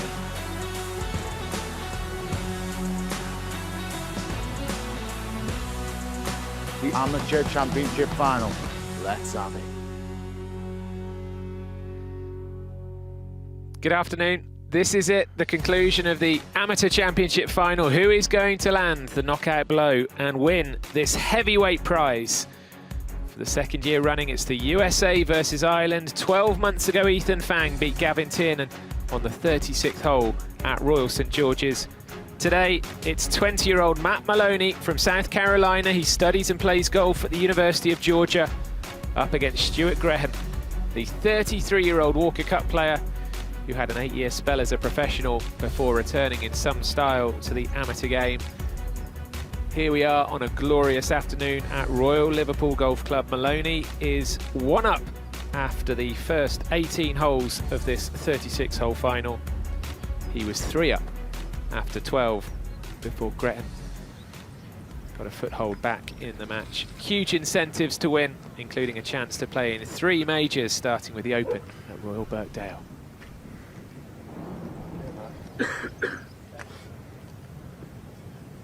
Good afternoon and welcome to Royal Liverpool Golf Club for the final of the 131st Amateur Championship, which is being played between Matt Maloney and Stuart Graham.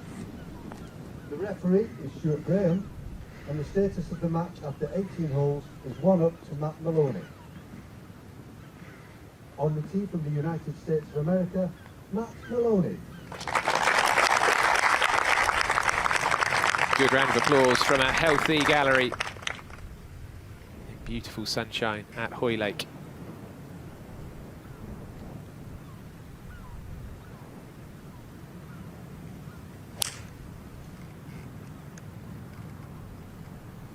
Maloney begins his final lap. And he's gone well left off this first tee of the afternoon section of this final. Lots of support for Stuart Graham. We believe plenty of family and friends came over on an early morning flight from Dublin this morning.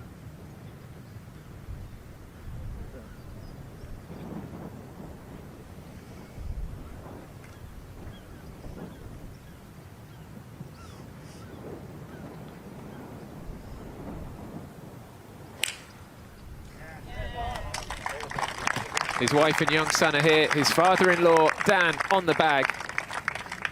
That's just going to creep off the fairway as well. This is the 9th round that these two players have played this week. The competition starts with 2 rounds of stroke play. And here we are now on their 7th round of match play. Rob Lee will be in the commentary box with us later on.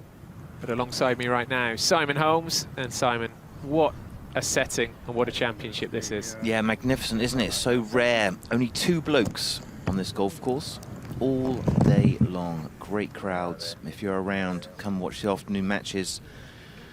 Early momentum to Matt Maloney. He got to 3 up. So enjoying the sunshine, but walking around with these 2 competitors, our on-course reporter, Sophie Walker.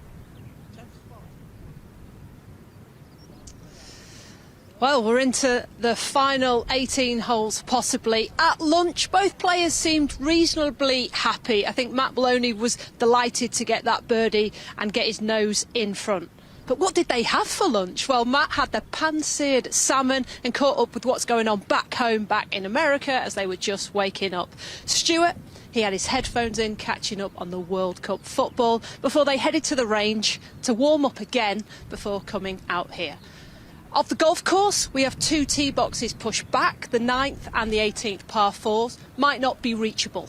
And the weather, we've still got beautiful blue skies, a northwesterly wind, but maybe not quite as strong. So expect better scoring conditions. We're into the final lap here at the Amateur Championship. There's only 1 hole left in it, and there's all to play for. Thank you, Sophie. And hello to any of Matt Maloney's family and friends watching online back in the States. The weather forecast is pretty much spot on, and we are set for a thrilling finale. 288 players began the week, and we're down to the last 2. The magnificent clubhouse here at Royal Liverpool, and in the distance, the D estuary. You were right earlier on, Simon. I don't want to land our colleague in it, but you won the geography quiz earlier with Rob Lee, and North Wales over in the distance. It's an absolutely beautiful location. And for those of you who remember Royal Liverpool from the Open in 2023 and previous Opens, this is the first hole as the members play it, but this was the 3rd hole during the Open. Brian Harman, the American champion of that most recent Open 3 years ago. But Graham's not been ahead at all at any stage in this final, but he did very well to cling on to Maloney and get back to just a deficit of 1 in the end this morning. Yeah, it was a strange sort of first 6 holes. You'd have to say Maloney just kept plodding it and putting in play, and to be fair, Stewart really gifted him. I mean, a bogey on the par 5, another bogey. But he hit 2 great drives, won 2 key holes. Now, we have seen how heavy this is. Big mistake early from Maloney. OB all the way up the right.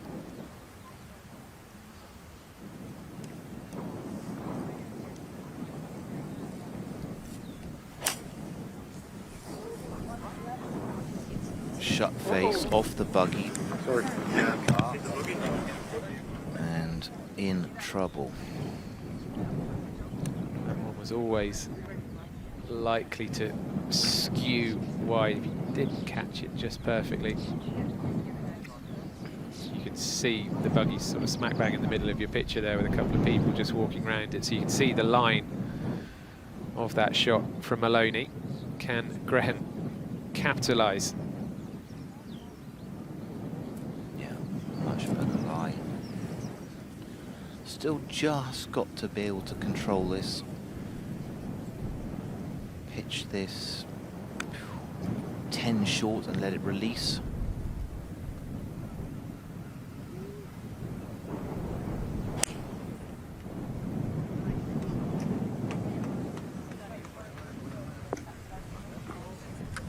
Yeah, very fiery. Okay, plenty of room there. Played it way up the green. I thought he would land that a little bit shorter. If we had a pound for every ball that we've seen go down there over the last couple of days, we'd be doing well. It is worth just outlining, particularly to those of you who are just joining us, may not have watched the Amateur Championship before, but the rewards, it's not quite winner takes all, but the rewards for the victor this afternoon in particular are huge. They get the championship trophy and the gold medal, but an exemption for the Open at Royal Birkdale next month, an invitation to the Masters at Augusta National next spring, and for Maloney in particular, who studies at the University of Georgia, he was wearing an Augusta National baseball cap yesterday. That would be huge for him. And an exemption to next year's US Open, which is at Pebble Beach, also a place in a DP World Tour event as well. So the rewards are massive, and if you needed an illustration of that, last year's winner of this amateur, Ethan Fang, the American, has been playing in the US Open at Shinnecock this very week.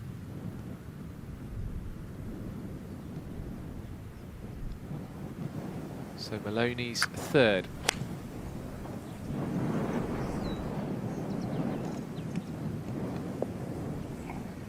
No good. Still not on there in 3. Sorry. Chance for his 5. little bit of a shock start, wasn't it? You know, he's been so steady, played golf from the fairway, very much in control, so got to refocus quickly. Look at these pictures of the galleries being able to walk down the fairway after the players. It's wonderful, it's liberating, isn't it, to be a golf spectator and be able to feel really part of it. You're not even behind a rope, let alone a barrier or in a grandstand. You are right there with the two players, and as we know, match play, fierce head-to-head competition, and you're right there next to them. Yeah, if you live half an hour away, finish your lunch, head to Royal Liverpool, catch the spectacular action, the afternoon session of the final of the amateur. Yeah. That's Stewart walking up onto the green, just trying to figure out a landing area. How will that ball release when it hits on the green? Control that first bounce, that's his job. There's a little bit of guesswork coming from the fluffy first cut there.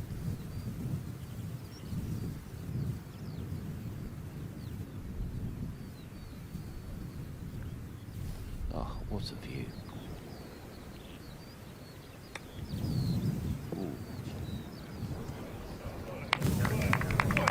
Tidily done. Launched that up pretty high. Not sure that exactly came out how we expected, but he'll take it. His young son Kai is here with his wife Carla, and they're expecting twins later this year as well. Good luck, Carla. Healthy babies, healthy mummy. And Maloney, just a student, 20 years old, with all that ahead of him.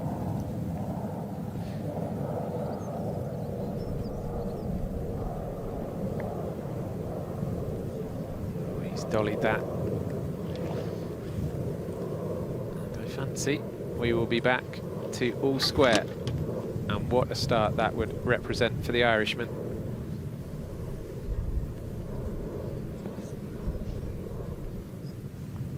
I mentioned that Maloney was wearing the Augusta National cap yesterday. He swapped it for his Georgia Bulldogs cap today. It was Sophie that made the great point this morning that Brian Harman, the Open champion here 3 years ago, also a Georgia Bulldog.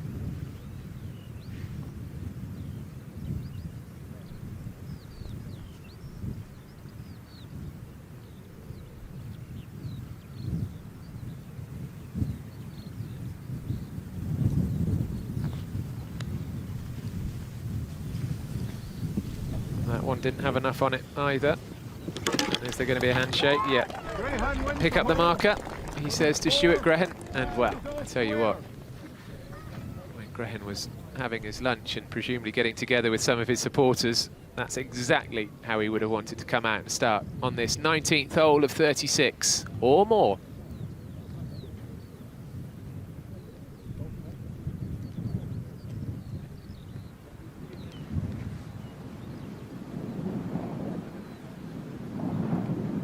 So the second tee, right next to the first green. Yeah, interesting now to see how Stewart is going to manage this. Took a driver in this morning's session. Wasn't really anywhere to go, you know, it felt as though to this flag, which is just tucked over on the far left side of the green, that the 100-yard shot was better than the bunker shots up by the green. So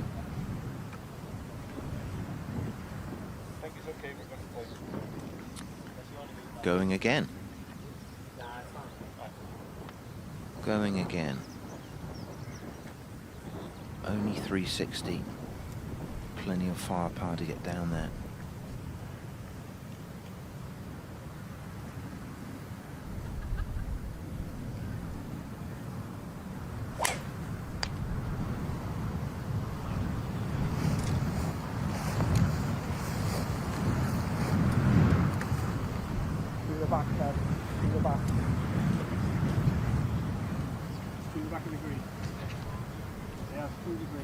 Straight through the green, I hear.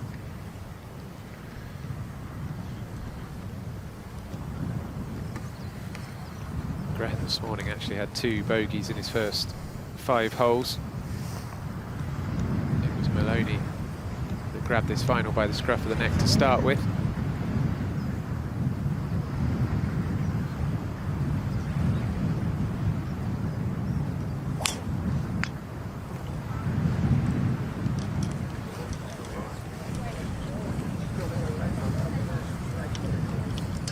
Welcome back to the final of the Amateur Championship. That's Matt Maloney's ball going just off the fairway, short of the green on the right-hand side. So as I say, a 36-hole final after the first 18 this morning. Maloney had a 1-hole advantage, but this was the story of that first 18. It was Graham missing a putt to go 1 down. And another one, a little tiddler really. Yeah, that was a 3-putt. And he had this, having missed the green on the left, walking after it early, no good. And that was really the story of the first part of it. Yeah, he was 3 up Maloney after 12, but then dropped 1 immediately to come back to 2 up. Tie was also a 3-putt, so just started to turn in favour of Stewart. He kept that momentum going. This was a great shot here. Played the angles really well. His layup was excellent. Shunted it into position. His opponent, Matt Maloney, very fiddly little chip. You can see what he was trying to do there.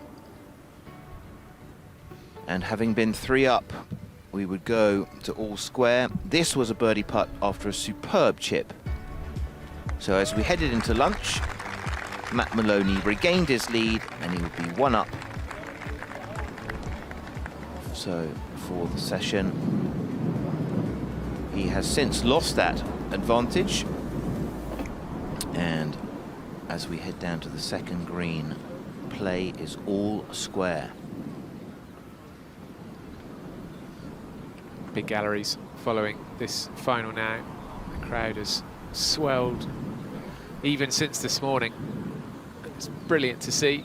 And in amongst the crowd and getting a look at the lie of Matt Maloney is Sophie. Well, actually, we've come through the green because we were so impressed by the tee shot of Stewart. It was 365 yards and he threaded the needle, was really unlucky to bound through this green into the thicker stuff, bit of fescue at the back of the green. And we can see here he's got a little turret to come over, cannot afford to be short here. You'd love to be a couple of yards closer to the green to play the chip and run back into the wind. So he's going to be having to look left of it, but like I say, back into the wind. Whereas Matt Maloney has got the downwind pitch, so a little bit more spin required for him to find a back left hole location. Thank you, Sophie. It really is a long, arduous challenge for the players that make it into this final. And Maloney's pretty much gone the distance, I think, in every single one of his match play contests this week. He actually went to the 24th hole in his last 16 match against Arthur Carlier of France. So I make it that as of lunchtime today, Maloney had played 150 holes this week around Royal Liverpool. So that gives you an idea of not just the physical challenge, but the mental challenge. As Graham comes up to where we just saw Sophie standing and assesses what is facing him. Yeah, that's going to be tough. I think he'll have to go, well, in between the traps, play it towards that lamppost, right in between the traps, try to use as much of the green as possible. So this is Maloney short of the green on the right.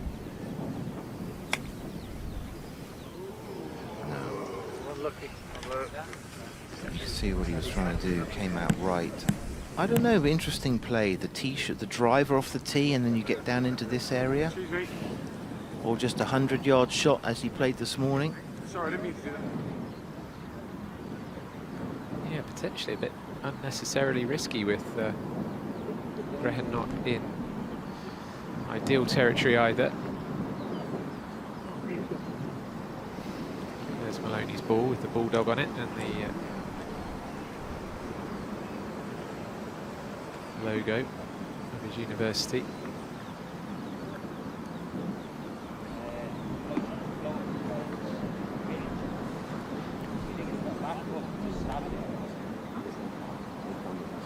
See what he's thinking. He's thinking, keep it down, hit it into the bank. So this is going to be less loft. Doesn't feel as though with a high shot he has got enough control over it. Yeah, that's the punch down. Into the bank, kick to the right, up the hill. Still a good shot. That's the side he had to miss it on, especially with his partner, his opponent, 2 and in the trap. Not a good lie. Downslope, a little bit plug sitting down.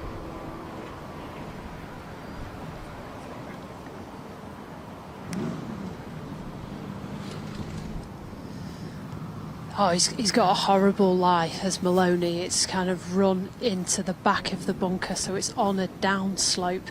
If I was Stuart, I might have come up and had a look at this, just how bad it was, because good that he played sensible. So he's got to have his weight on his left-hand side and try and flick this face underneath it, keep that weight on the left side and have it released towards the hole.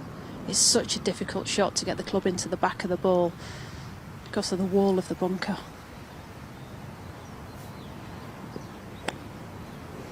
Shanked it. That could be lost or out of bounds. Or heading towards Hoylake downtown. It's a horrible start to this afternoon session, isn't it, from Maloney? He has been so together over the last couple of days, but just 1 or 2 things going wrong at the moment.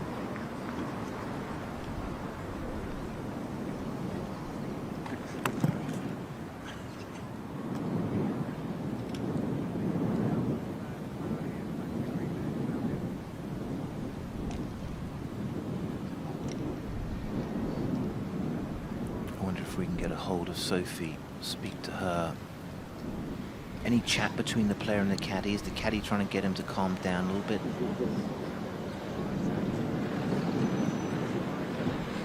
It's pretty quiet. I think James's caddy's pretty quiet at the moment. His player has missed the first in an area you don't want to miss it. The second to be short right of that flag. He had nothing with that chip shot, and as described in the bunker shot, he just couldn't get into the back of the ball. So now he faces what Graham had, the pitch up the slope, trying to take the sting out of it. It's just not the start that he wanted to this afternoon round.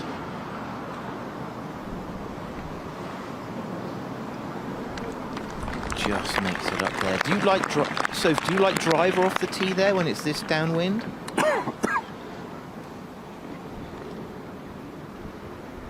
I think when you've got the firepower of these guys, then they take driver everywhere, and they just try and find it. But you can't short side yourself when it's downwind and coming out of the rough, and that's what he did. I think the miss on this hole was long, because at least Stuart could chip back into the wind.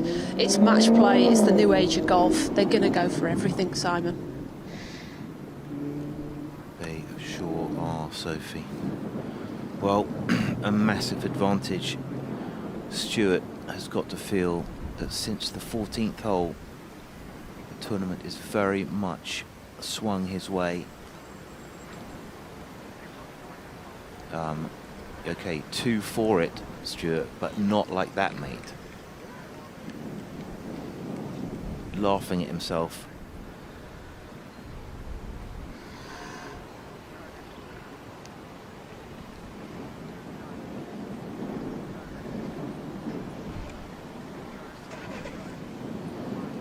just the nerves of the competition. It's because at what stake? You know, as you get closer to that finish line and you start to think about what's at stake, and it impacts your brain, doesn't it? Which impacts your body. It's the enormity of the prize. Yeah, no, it absolutely has to, doesn't it? They can be as cool as cucumbers earlier on in the week and yesterday, and even to a certain extent this morning, but now, with the match so close as well, you're inevitably going to start thinking about the rewards on offer. So this, for a bogey, and this really would put Graham under pressure. Oh, that looks brilliant. Well, a good recovery from Maloney, because he's taken some blows on this hole. Now then, this will take a bit of guts all of a sudden. Yeah, this is a sharpener, isn't it?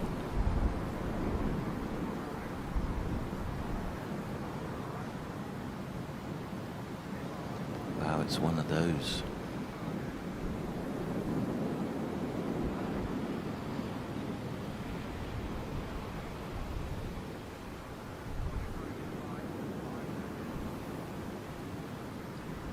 Well done, well done. That is a new putter in the bag. I had a fitting with Henry Byrne. Get absolutely all of the specs right. You know, if you just buy a putter out of a bag or out of a shop, you need to really understand to get the fitting exactly right. It makes such a massive difference. So this club's brand new. Came in on Saturday during the practice rounds. This week, well, a week today. So a new weapon that's doing the job. Well, after 20 holes of this 36-hole final, that's the first time Graham has been ahead of Maloney. First time he's been in the lead, which is a big contrast to yesterday in the semi-final, where it was Graham who was ahead of Richard Tedder of Estonia all the way, and his quarter-final that he won 5-4 against Ed Featherstone of England. He won the first hole and then never looked back. So he's on top here for the first time as we look at this beautiful third hole curling round like a boomerang round to the left. Yeah, the run out for him is probably the second or third trap. Down the left, baby fade.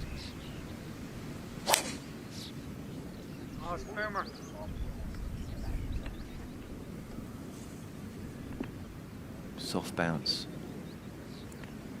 Aye, that's no good. That's like a one-shot penalty. You'll be able to hit that out about 50 yards. Now, come on, Matt. Just as you did this morning, down that left side, the shiny side, the blonder side, as we see it.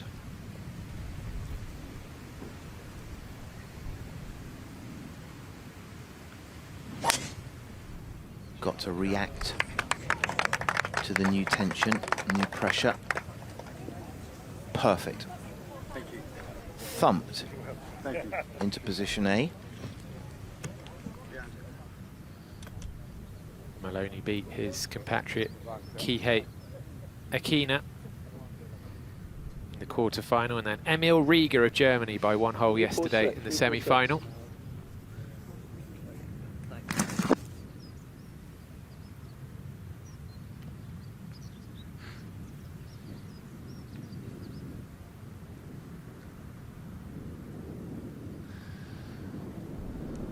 So aside from looking forward to the next few hours here, we're also, of course, looking forward to the Open Championship at Royal Birkdale in a few weeks' time, as is this famous face.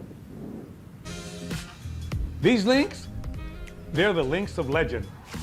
And to become one, you have to tame Mother Nature. Not a straightforward task, not with these pesky pot bunkers, the grassy knolls, the fiendish rough. Oh, the things that this course has seen over the century of championships? Sevy's teenage genius, Rosie's moment of magic, Harrington's audacious five-wood. Shot of the championship. The king won here, as did the master of the links. And of course, There was a special champion here in the 100th Open. There's the man of the hour, Lee Trevino. A championship shaped over centuries, defined by moments. This July, someone else will add their name to the history books. This is the Open. The unique Lee Trevino getting us all excited about the Open. One of the prizes on offer to the winner today. The runner-up will get a place in final qualifying and also a place in the brand new Last Chance qualifier that will happen on the Monday of Open Week. So these two may both be there with a fair wind. It's what these great tournaments do, isn't it? It's the Open, the Masters. They preserve names like Lee Trevino in our consciousness. They keep those names together because you join history. You join something that matters.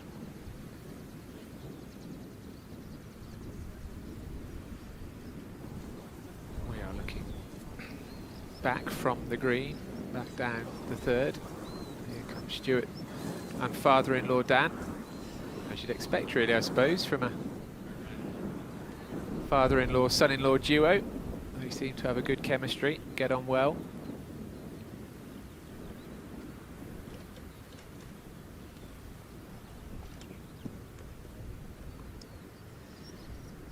These bunkers are penalties. If he'd have just hit the fairway, he could have gone for this green in too, but Graham is going to have to splash out. This is how far he can get there. He's got 230 to the pin, but he's looking at maybe a 100-yard shot out of here. That would be a good effort. Oh, he was a bit greedy there, got away with it. Clip the top of the bunker face there, from the sound of it and from the look of it, just... But very hurried, wasn't he? Very hurried. Didn't really look at the yardage book, didn't think about what he wanted to leave himself. Don't know, just maybe a bit of fatigue coming in as we come to the end of this marathon of golf. Now he's got to cover, you can see a trap there where our cameraman is. In line with that, a dark, ugly mass. Must carry that.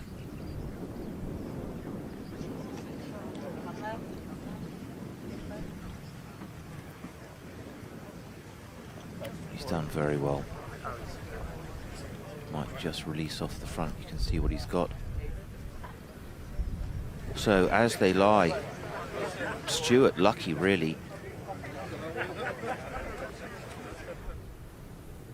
I mean, it was just a layup, I know that, but a layup to where? Didn't seem like it had much of a plan. Get involved with us this afternoon. Let us know where you're watching and who you're backing through all the means on the right-hand side there. Maloney looking to follow in the footsteps of Ethan Fang. We waited a long time for an American winner of this amateur championship. There was a big break between winners, but could there be two in a row with Fang and now Maloney? The last time there were two American winners in a row, 1975 and 1976. Marvin Vinnie Giles and Dick Sidoroff. Quite like the idea of one or both of them maybe tuning in from home, watching us online. Hello if you are. Simon's got an invoice to send you for some coaching he gave you, Vinny. Vinny and I are all paid up, man.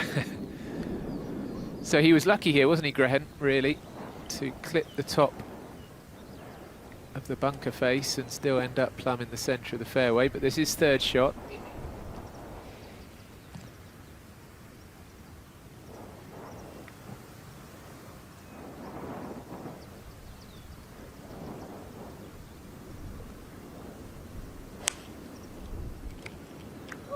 Just got to keep it right to the pin. Very well done.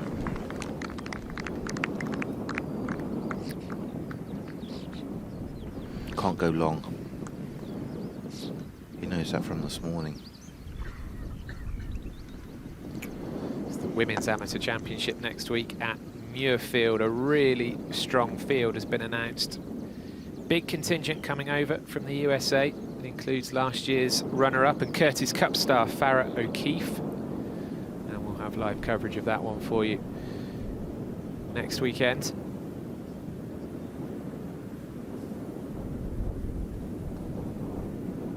Fantastic to see everybody out. Look at that.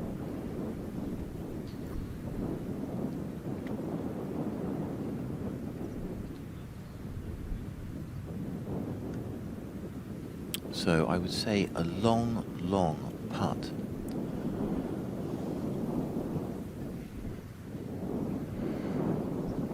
For Maloney. He needs to steady the ship. He's started with a 6 and a 5 this afternoon.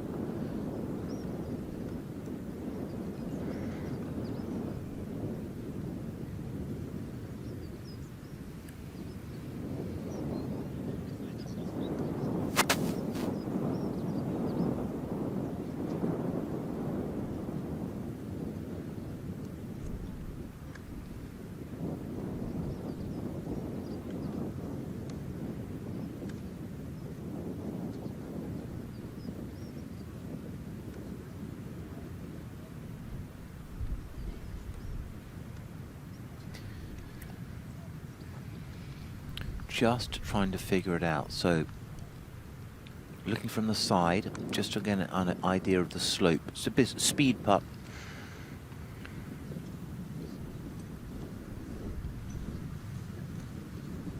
Dangerous, David Howell always says. And it's a great rule of thumb. If you can get it within 10% of your difference, so if it's a 100-foot putt, get it within 10 feet. Sort of sets the right expectation.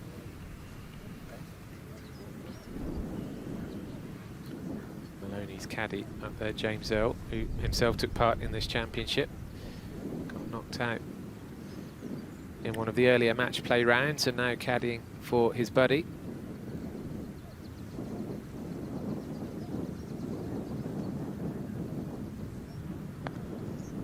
We'll be leaping out of our seats if this goes in.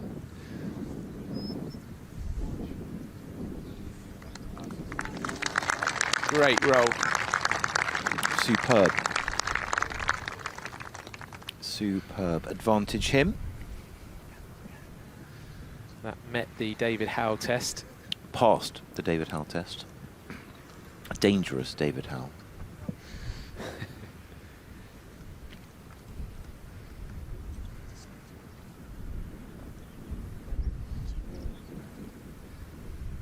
Our drone pilot Liam showing off with a bit of a 360 around this green, but some great live shots, and it adds so much, doesn't it, really? It's not just the shots of the golf, of course, but being able to see the galleries, the beautiful scenery in the background. Oh, it's a magnificent addition, especially on the links, which is sort of flat by definition.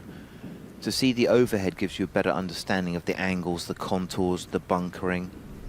So really adds a lot of insight to the viewer. Got to think that he has to make that. Decent effort, but it's a 5-footer for Maloney to return to honours even. Feels like this is going to be just a little ding-dong competition. It's going to take either a mistake or a great shot. Maybe again, that amazing par 3, the 15th, will have a part to play.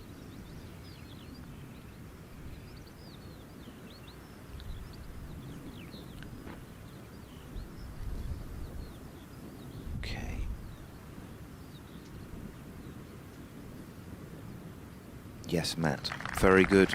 Very, very good. Exactly the right response.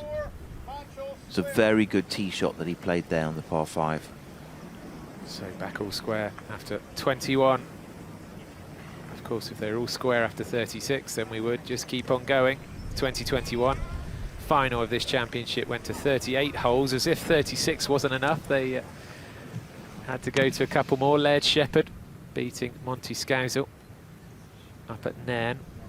The last Irish winner was James Sugrue in 2019 at Portmarnock. Nairn is a magnificent golf course. Cabot Highlands, 2 magnificent golf courses, a new Doak up there, Old Petty. That's an absolute bucket list trip, especially on a day like today. And if you're not from the United Kingdom, we always have weather like this. June, July, August and September, it's like this every day.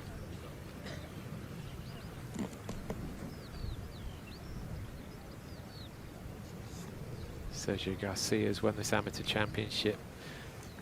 The 1984 final, obviously, you know, with these amateur finals, often you don't realise the calibre of the player you're watching until years or even decades later. The 1984 final was a bit tasty. José María Olazábal beat Colin Montgomery 5-4, not far from here. Played at Formby.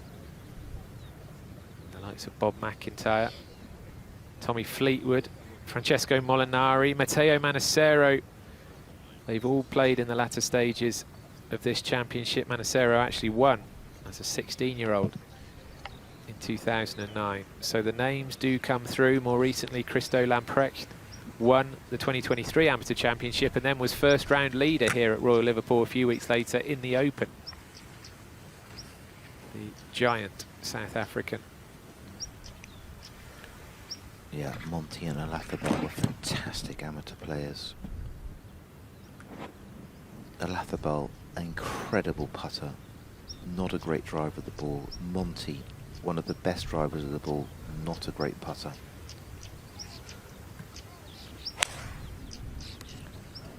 So, with the honour, must find the surface. Oh, hold. Just releases out. That's a very, very good shot. Oh, I should say Monty was a magnificent match play putter. Incredible what he did in the Ryder Cup. Leading Europe in the singles so many times to so many points. Olazábal and Seve, the magic those two made.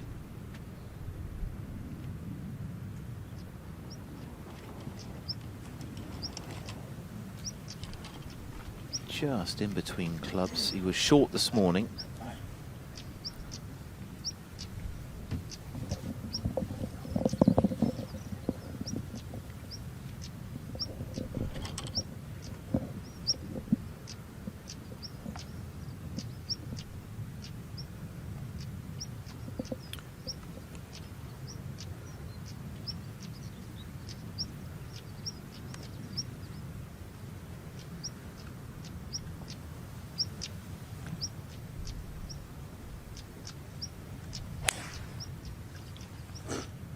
Dragged left.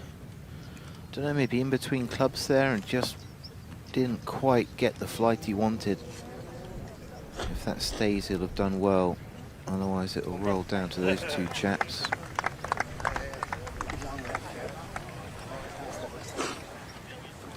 It's a tight affair, Simon.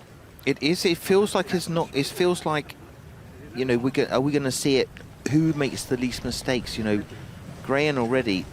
I don't know if you saw, but again, just smashed it straight into those fairway bunkers up the par 5 and left himself with no shot at all there with his power. I don't know if he just would be better off putting more balls in play and respecting those fairway traps.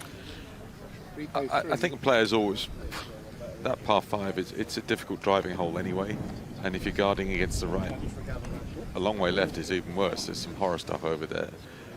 Unless you have a complete bunker avoidance strategy, you're going to find one somewhere. Yeah.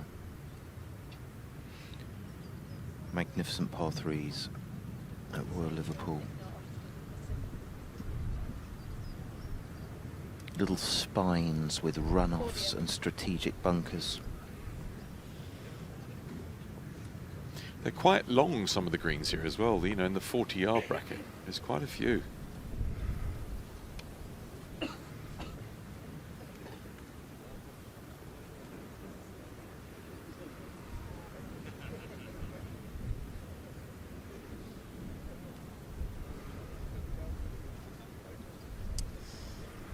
just turned it in the air, didn't he? That right to left wind by Stuart Grennan. He's managed to actually catch this left side of the green, which was fortunate. Anything more, another foot left, it would have gathered and missed the green by maybe 20 or 30 yards. So he's left with a lengthy birdie putt.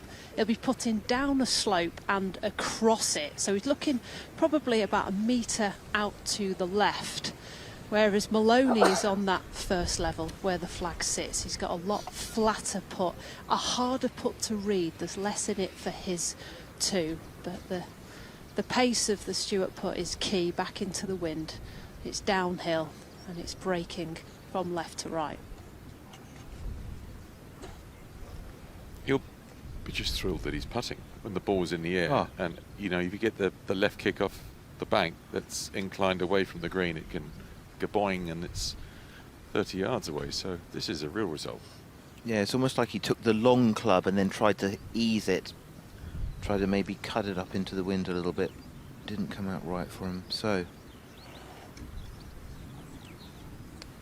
70 feet. Got to have tons of left to right movement on it.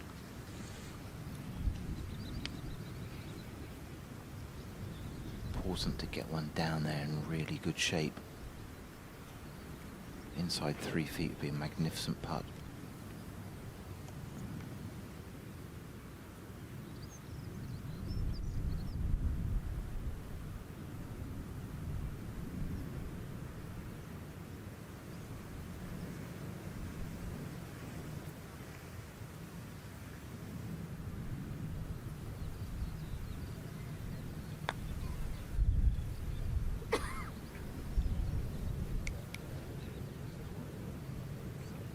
You always know when you hear the fingers clicking. Yeah, The sit player down, thinks sit down. the player's just giving it a little bit too much. So Gretton's going to mark.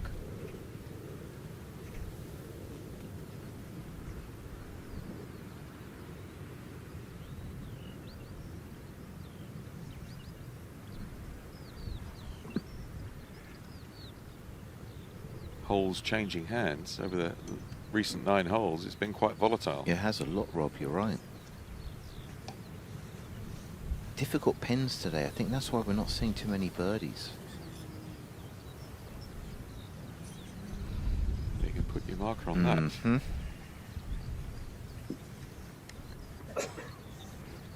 Just feel like the tension has risen a little bit on both of the players as they get closer to the finish line, Rob. Yeah, this is only. I mean, if this was an 18-hole match, it's really just started. That's how they've got to look at this. It's 18 holes now. Nothing to separate them. Ooh, you get this one in first. Yeah. Have a look at the colour of your money. The American. It's going to be great match play today.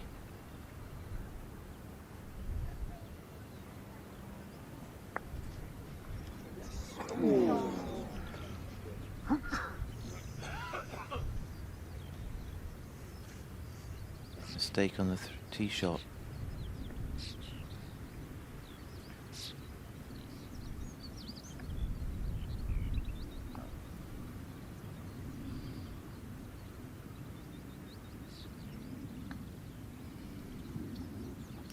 All of a sudden, after being down, he has reversed his fortunes with this one.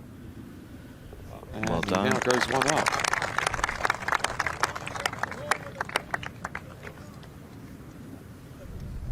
He did a very good tee shot, didn't he? Got the momentum. Put a ball in play.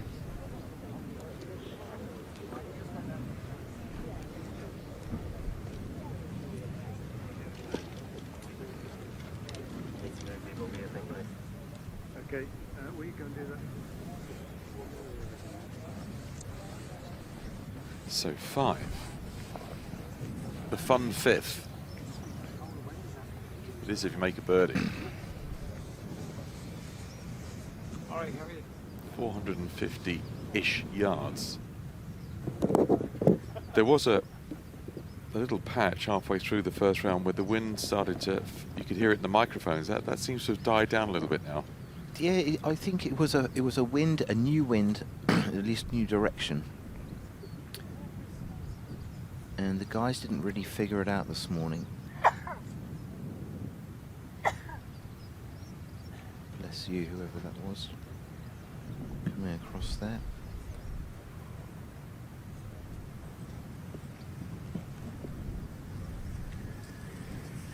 Good hole this. Yeah, we saw the run out come into play this morning. That's at about 310. Okay.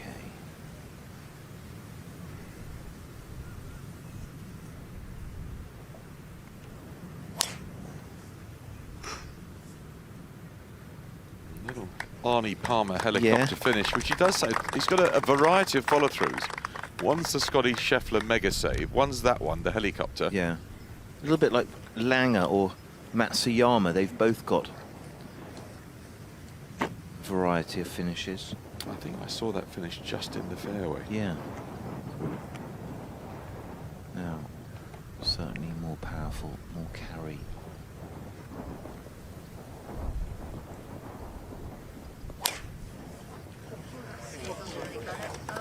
Okay. Marshall's like it. Yeah. He's watching it. It's going left. Has he run out of turf? He might have done.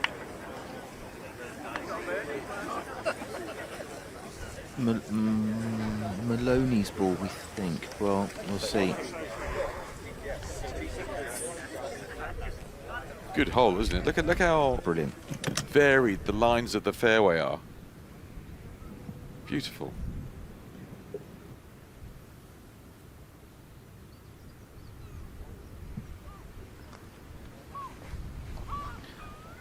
Yeah, it is. So it's the run out just shorter where that buggy is passing that comes into play. The two traps that you can see there up the left, up the right, carry way past those. We see some of our gallery accumulating. I think both balls are very close to each other in the fairway. I think. One at the top of that little rise and one just in the little dell.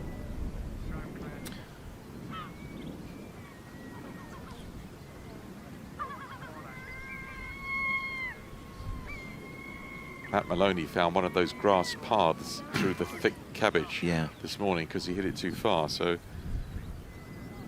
that's not the case this time. And one up. He's been three up.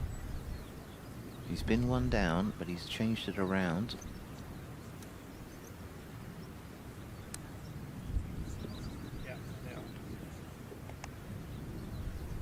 So he's been one down, square, one up, two up, three up. Maloney, does he find some new territory beyond those scores? Well, Rob, I think... Which would mean he'd have to go two down or four up. No. Okay. No, I think we stay in this. I think it's going to be a ding-dong. There's not that many birdie opportunities. The pins are tough.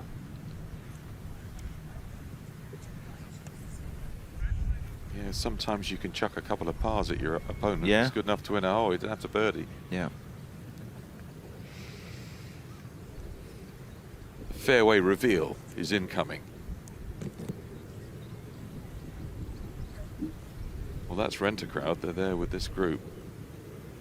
Only two players on the entire golf course, which is, when you see the drone shots, just incredible to watch. So, confirmation, Sophie, of where the tee shots finished.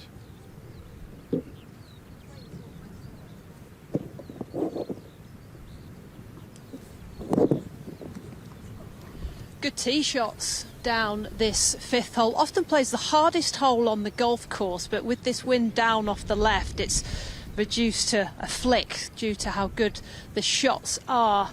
Now it'll be Matt Maloney first to play. He's got 125 yards, and to carry the pot bunker just short of the flag, he needs to carry it 117 in the air.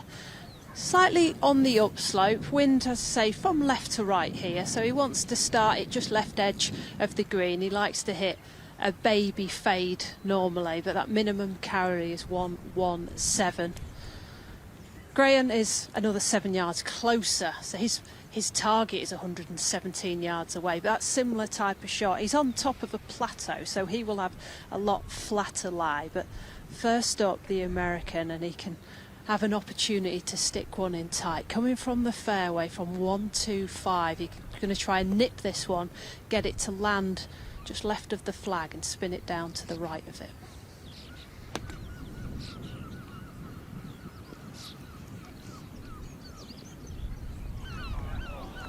Straight at it. Straight at it, fine shot.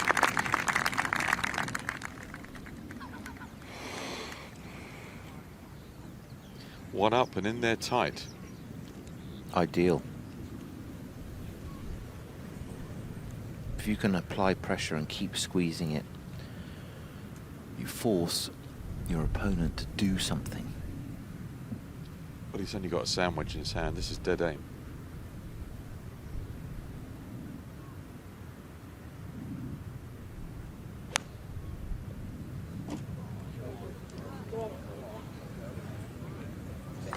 Very good. Very good response. Well done. Good shots, guys.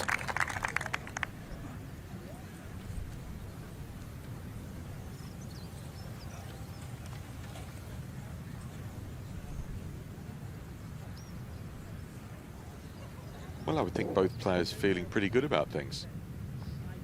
I think so, Rob. I mean, you know, it may be a little unsettled. Maloney, first hole was sloppy, second hole, you know, taking on that driver. I thought his strategy this morning of laying it back to 100 and just taking your 100-yard shot on 2 was a good one. But here we are. 5th green. Maloney 1 up. Absolutely nothing in it. So whatever transpires this afternoon, we're going to watch the whole of the battle.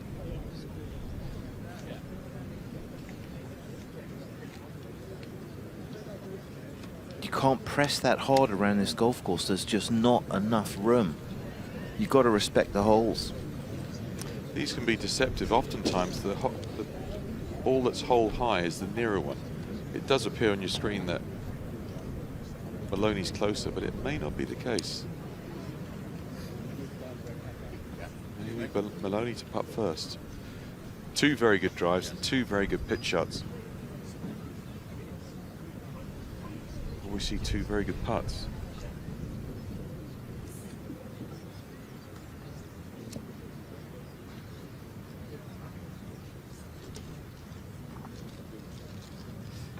Yeah, he's definitely going first, the American.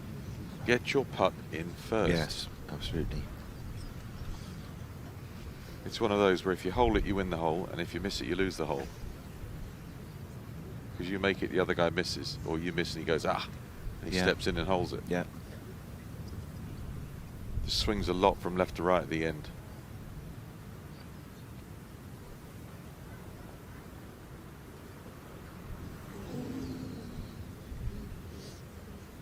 He never saw it.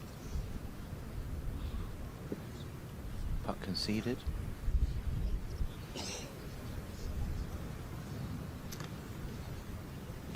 So let's see if my theory's true. If now, because of the miss, the Irishman steps up and rattles this one home. Square the match again.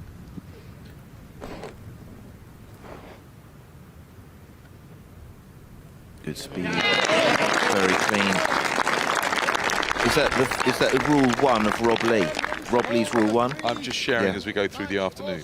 Well, you're illuminating. Well done. It's not like you to pay attention, Summer. You know, this occasion I'm grateful. It's just the 2 of us, so not much choice. Well, Rob.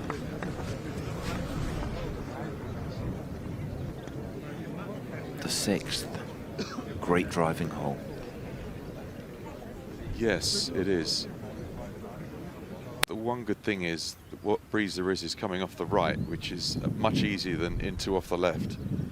So you can always feel that you can push a little bit and the breeze will drift it back towards the fairway. That's a much more comforting proposition than it coming into your face from the other side, from the left wing, where now you're feeling like you've got to hold it to keep it down the fairway. You overdo that and it's a snapper. An OB is there left. So just getting the wind organised. And there's a change of tactic here. He's going with a fairway wood. Brett. I think if he just puts tons of balls in play from now to the house, he's putting super. He's a good iron player.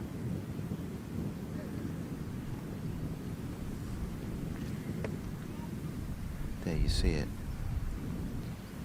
2 traps up the right. First one's 294 from the back tee.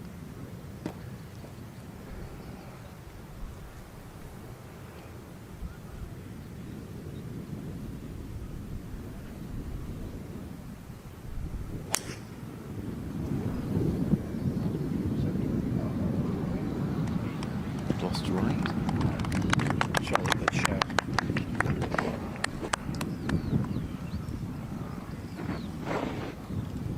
Don't know, but rough. That might be on the bunker line, that.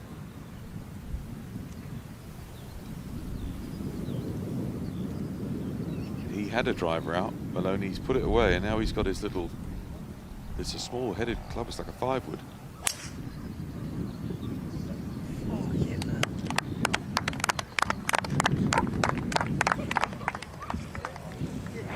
That's a fairway splitter. Yeah, very good shot there. Yeah. Well, this is the amateur. The women's amateur is next week. That's at Muirfield. And as part of a host of summer events by the RNA, here is Laura Davis explaining why the AIG Women's Open is such a significant milestone. The AIG Women's Open is for women who dare to defy convention, to reshape the sport, to shatter expectations. Women who dare to play, to compete and to win. Half a century ago, British women dared to build a championship that would gather the best of the best, amateurs and professionals alike, to declare to all, this is our game and we were born to play it. Generations of pioneering players have dared to make their mark. Memories a lifetime ago. I just wish I'd kept that sweater. Champions who set new standards. Competitors who played legendary shots amid storied careers. Women who threw open doors and inspired new generations around the world to pick up a club and play. 50 years on, we unite to celebrate the athleticism, ingenuity and daring of our players and the shared love of the game that has fueled our play for centuries. To grow from humble beginnings to the award of major status in 2001, to knock down barriers, play our game on our terms, on the best and most renowned courses in the world. To build a movement around our sport as we welcome new fans, new players and new champions yet to come, so that one day they might look back to us and say, that's what inspired me to play. This is our legacy and our future. This is our championship and this is our game.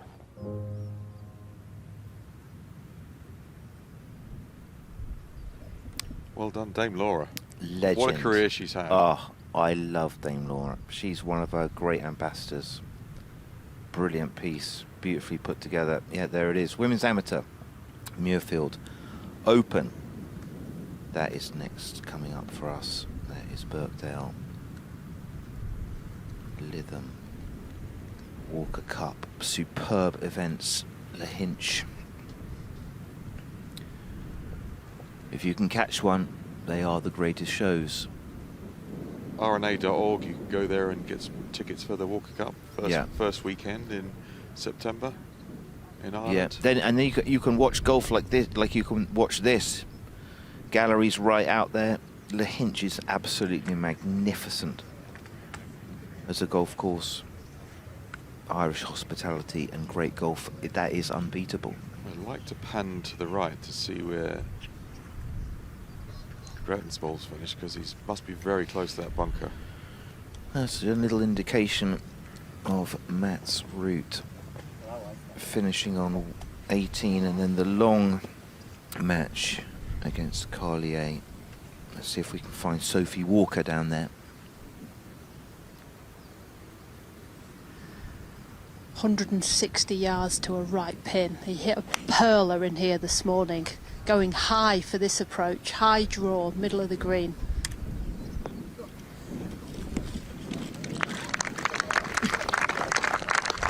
Very good.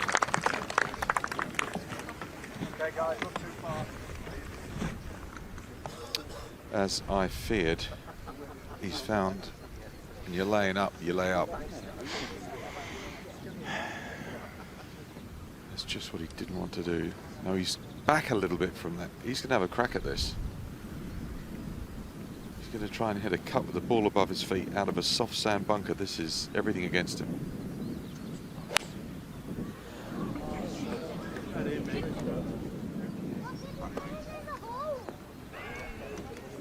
Okay. Contact was perfect. Yeah, it was a super shot. But he had the wind off his right and the ball above his feet. Everything was against him. Probably had to calculate that he'd take those traps out, see if he get past those traps, and then pitch up the back of the up into the back of the pin there.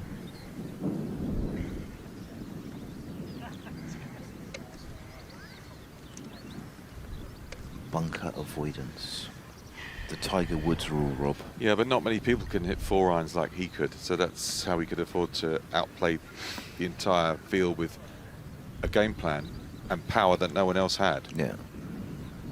He would hit 2 iron into the wind, 4 iron second shot, just to guarantee he would not go in a bunker.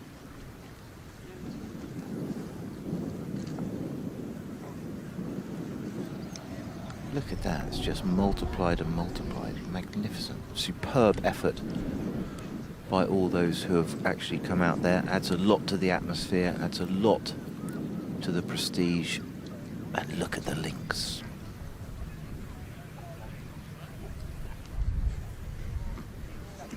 The next you can see the par 3.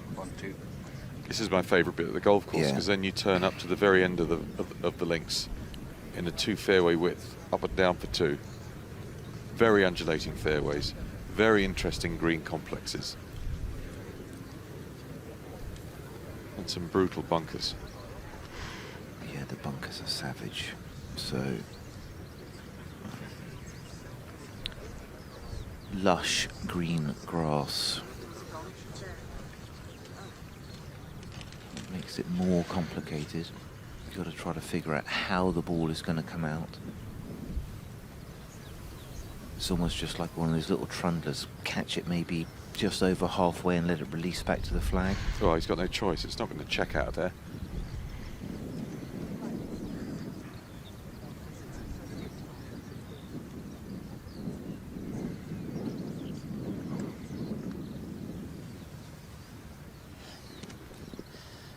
You're right. He's caught quite an unlucky lie, really. It's lush.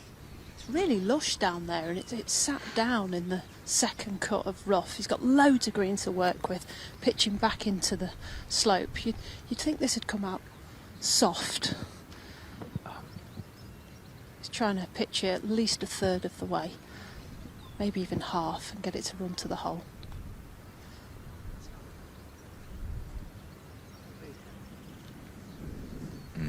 No good. Good old chunk and run.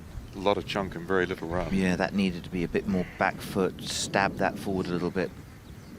So he loses a shot, and he's going to give his opponent the absolutely perfect read. Trace it back to the tee shot, can't you? You really are under so much pressure if you don't play this golf course from the fairways or very close to it.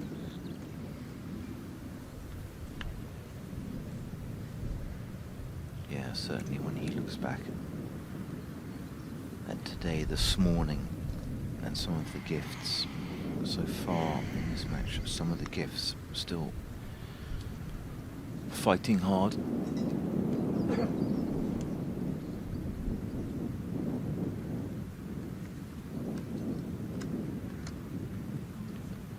Just a superb piece of land, isn't it? Magnificent.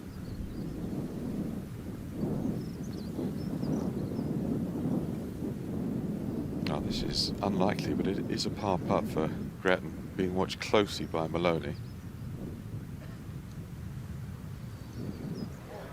Unbelievable. What a putt.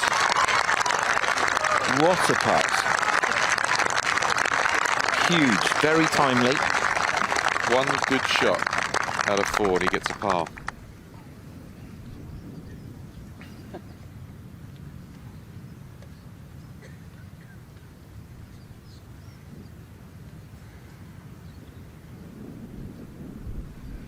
Okay, so not much break. He'll have seen that. Get a sense of the speed as well.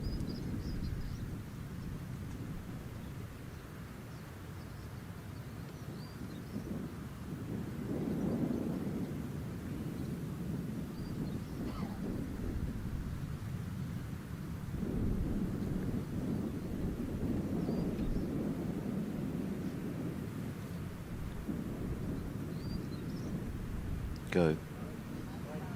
Ugh. Sure, that'll be conceded. Great escapology from Graham.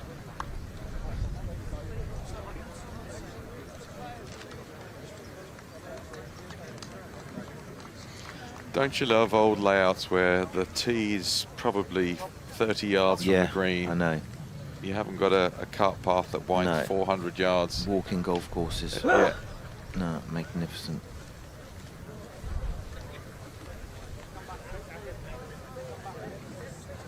Tricky pin this if you're joining him for the first time. You didn't see how it played this morning. It's on the left-hand side. If you're on line with the flag down breeze, it will peel off the green into a hollow. That one. That's been returfed because they got rid of a bunker there. So the shot is really right of the flag.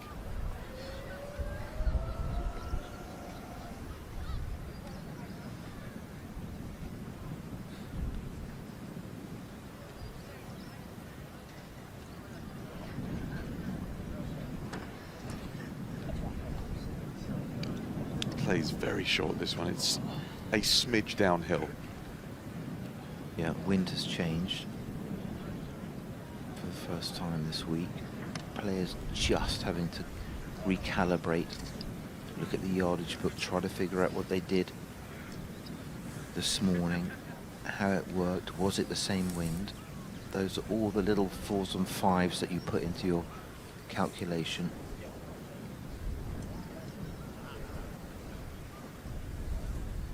.212. That looks like an 8-iron to me.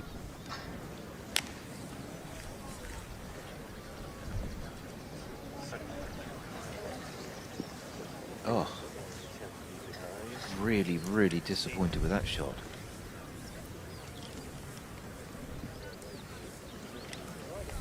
I don't think that was a missed club. I think it was just a bad swing. No, he got ahead of it and yeah, flailed it right. Well, he hit it left this morning, so he's maybe trying to eliminate that. Wow, big advantage now. This toe on this club doesn't look quite as rounded. I'm saying 7, 1 club more for Maloney.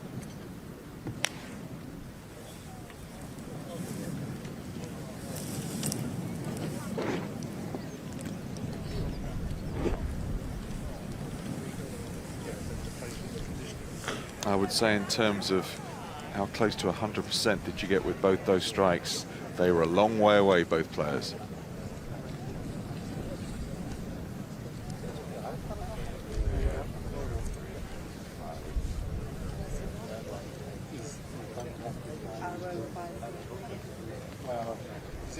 Par is now a very good score here. Certainly is, Rob, isn't it? Two quite surprising shots there. I mean, a clear miss strike from Stewart, but with the advantage for Maloney. I mean, he pitched that 15 yards short the front. Yeah, it's like one semi-shank and a whiff. Yeah. But as we've seen, there's more than one way to make a par. Ideally, you hit every approach shot to 10 feet and you have a holeable putt for a birdie. That's what you want. Yeah. But this is all about whoever gets across the line. It doesn't. No one will ever talk how they played, how it was done. It'll just be the engraving on the trophy. Yeah. Yeah. And fatigue as well, setting in.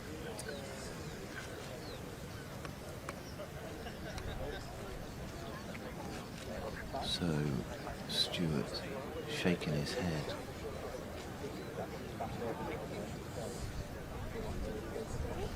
Have to land it on the downslope and let it release. It's never good when you need your handheld device for your second shot on a par 3.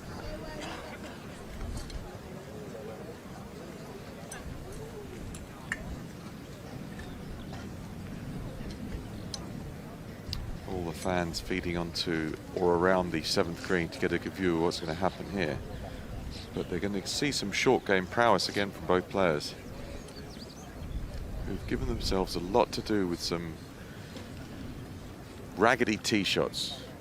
Yeah, 2 surprising miscues there. See if we can hear from Sophie.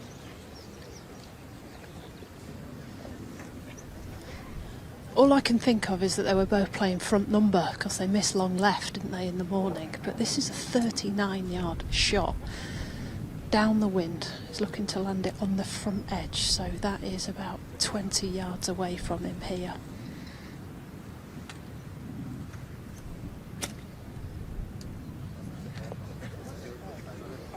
What a shot this is. What a shot this is. Wow. He played some good ones today. This morning as well on the back nine when he was out of position. Really good. Yeah, after the 40-footer on the last hole, to hit that. Very timely for your momentum.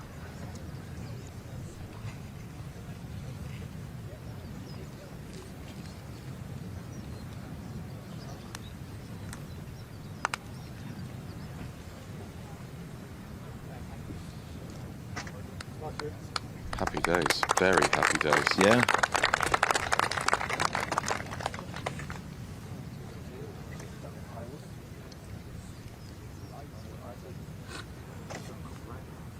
He might have played his joker here with that chip. Yeah.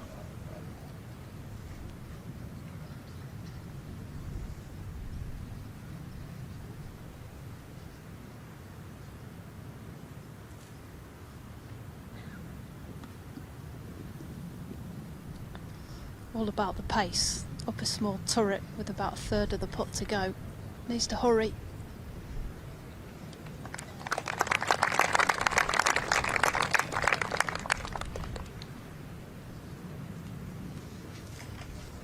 That's not a gimme.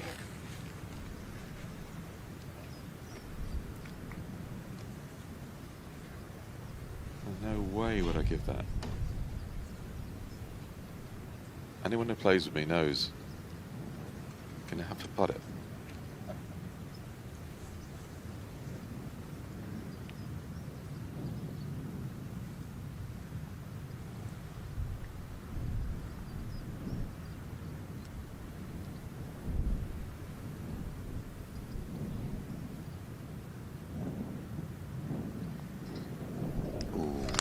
Well done, well done. Every single width of the hole used there certainly came out right on him. It was an inch longer, that putt. It misses. Misses, yeah. Very good. Both boys making 3 after missing their targets with the tee shots. Now they both head down towards the end of the golf course before turning back in a couple of holes' time.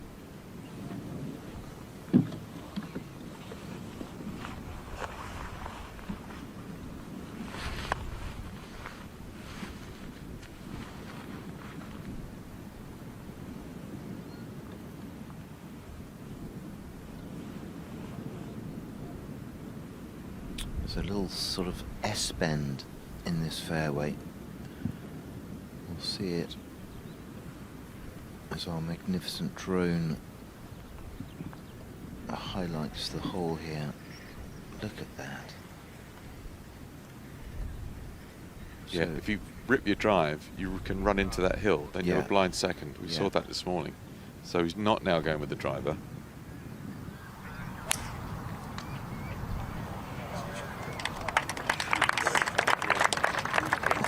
Okay. This is how players in the Open play it. Yeah, much better. They have a longer second. I was going to say, but they don't run out of fairway. He very nearly did. Yeah. But that's a good lie. Control that. By modern standards, this is a very short par 5, only inches over 500 yards. So only an iron off the tee required for Maloney.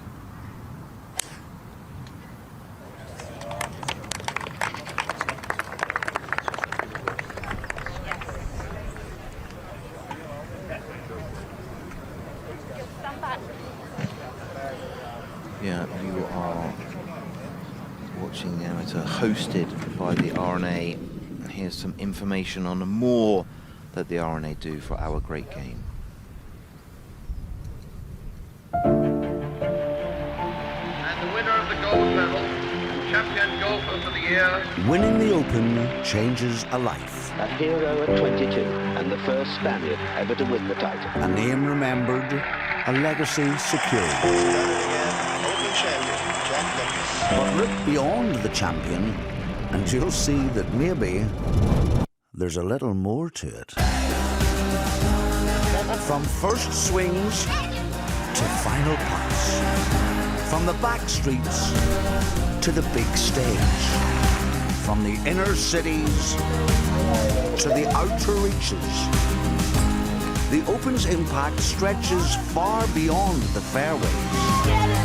Every ticket, every fan, every roar drives our mission to shape the future of golf. Removing barriers, protecting the land, honoring the past, leading for tomorrow. So yes, the Open is life-changing, but what begins as a moment for one creates a game for us all.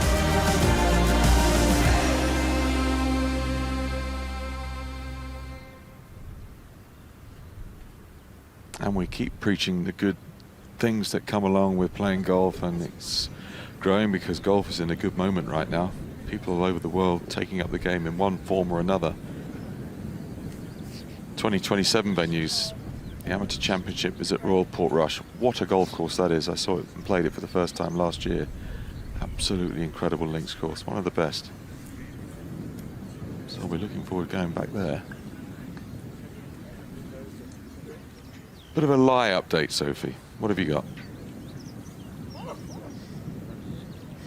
Indeed, Stuart Grain is pretty much where he was this morning, even though he took less club. He's got 193 yards through the fairway and another blind shot. But as we creep up over the hill, you want to be aiming at these dandelions here.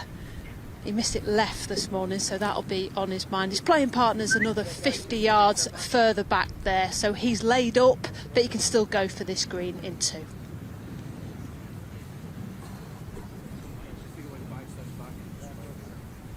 Yeah, Maloney will be a long way back. I'm going to estimate 250-ish to the pin, but it's downwind. If you give him the length of the green, which is 21 yards, 3 iron probably, 4 iron.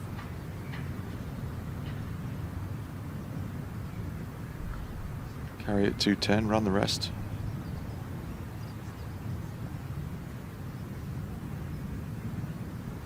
But he has guaranteed he can have a crack at the green. That's why players will always try and play short of the bluff. Now, where's this one gone? Anywhere but the bunker.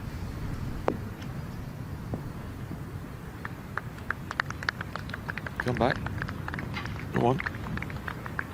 Yeah, well done. He's found the putting surface in 2. A good plan executed well. It's getting a bit tense, isn't it? Well, yes, it is, because they're sort of locked together now.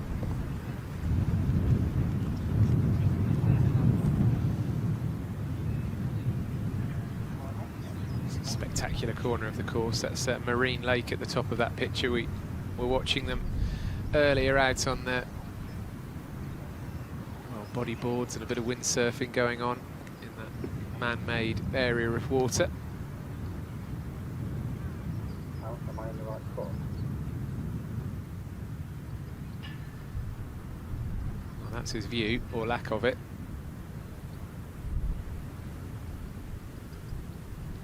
The one thing that separates where his ball is from a couple of yards closer than he was this morning is he can see the back of the ball now, so he's not going to be worried so much about how far it's going to fly.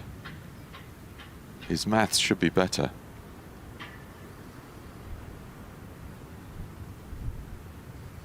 Trying to hit a club that's long enough to carry that front bunker, whatever you do. Take it out of play.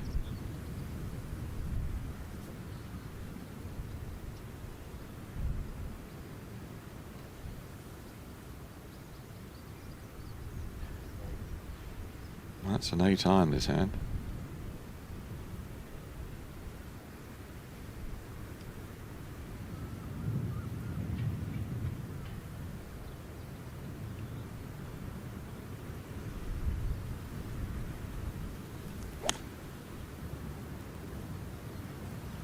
Likes the strike, likes the contact. Crowd like it. We'd like to see it. How about that?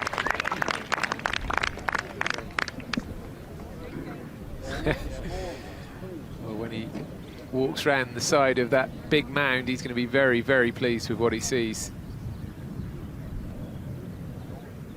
You could tell from the contact he couldn't wait to get up to the top of the hill to just confirm that he picked the right line. That's a phenomenal shot.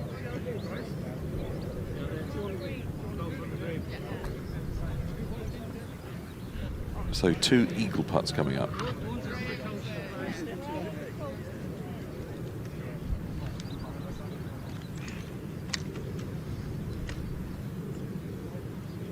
I think after Maloney's slightly ropey start to this afternoon's 18, the standard of the golf has picked up, actually, hasn't it? The real quality.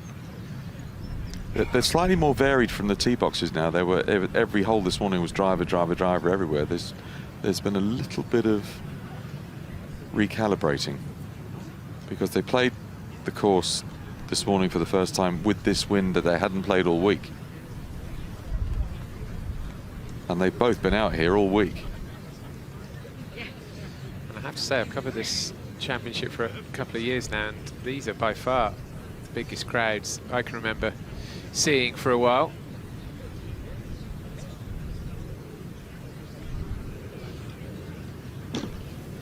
Well, you know, if you live locally, you'll never have a chance if you're not a good golfer to come on here and walk down these hallowed fairways. So this is a new experience for a lot of people. They're enjoying the feeling of the Royal Liverpool Golf Club turf under their feet.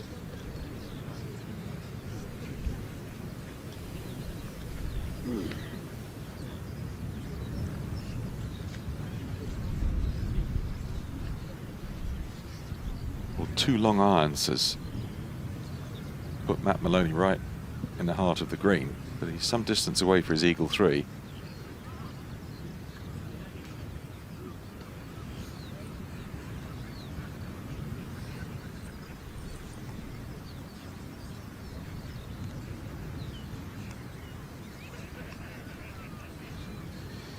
Got the European Amateur Championship coming up next week in Finland, and the US Amateur at Merion, the unique challenge of Merion in August, and then, as we've been saying, the Walker Cup in September. Here we go then, the first of the eagle putts, and it is the American.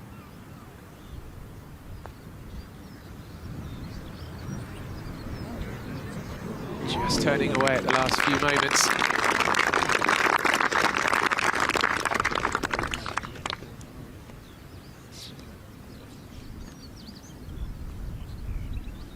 That'll be conceded. That's a very good 4. But on this occasion, may not get him anything.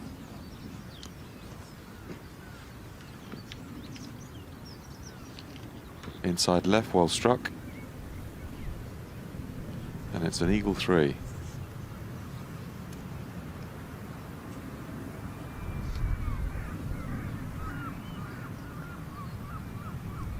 What a way to get ahead. Peach of a second shot and polished off with the new putter.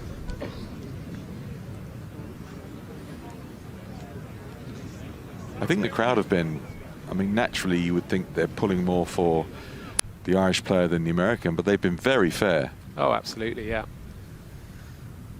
No doubt about that. As we swoop over the coastline, the 9th tee is where they're walking, just top left of that picture. Beautiful. If you were a bird and you could fly, this would be what you see. We were talking earlier, weren't we? These pictures used to have to come from a big airship. If you look at the size of the drone now, it's... and how good and how cheap they are. Yeah. Well, this is an expensive one, Rob. Yeah, of course. But comparatively speaking, it's chips compared to putting a plane up there or an airship. It's certainly giving us some superb pictures today.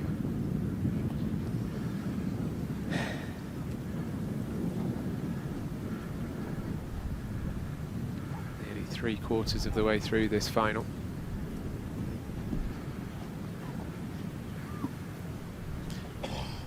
Back into the breeze.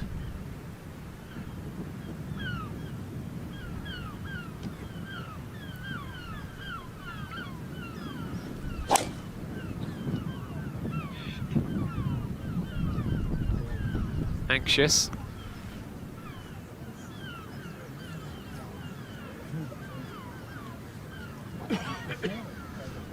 I think that's going to be okay. It'll be hard to control, of course, with that short line to that pin. The hurting breeze will help.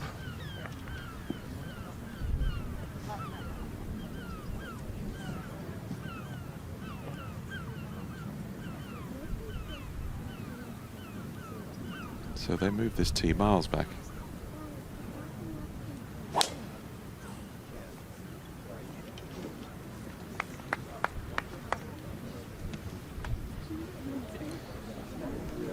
It's going to roll off to the right-hand side as well, but you wouldn't think he'll be in more trouble than Graham. But we'll see, and I'm sure Sophie will be after both of those balls shortly.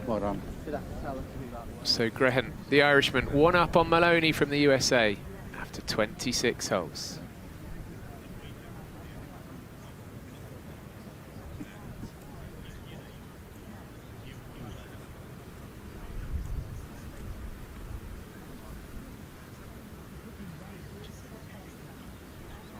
So an eagle and a birdie on the previous hole, and you want to see them trading birdies, don't you? You don't want to see them trading bogeys. You want to see positive, exciting attacking golf and a close contest. Well, of course, they have the knowledge of playing 18 and then playing to the same pins in the afternoon, so that gives them another feel for what you can and can't do that you wouldn't have had in your first loop. So that type of knowledge is invaluable.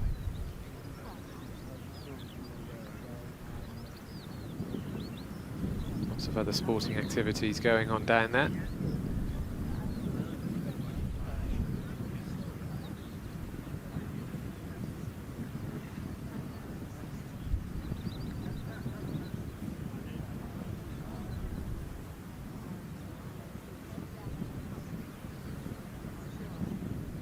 It's funny, isn't it? All those people enjoying water activities, completely oblivious to one of the very special days in the amateur calendar around the world. Haven't got a clue this is going on here. I thought that actually on it's the second green, isn't it, when we had a traffic jam, literally yards behind the green. And I'm sure some of them are looking over going, oh, there's something going on there today.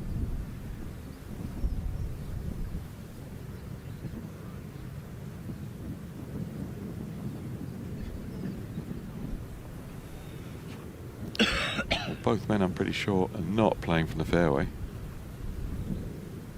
Who's got the better lie?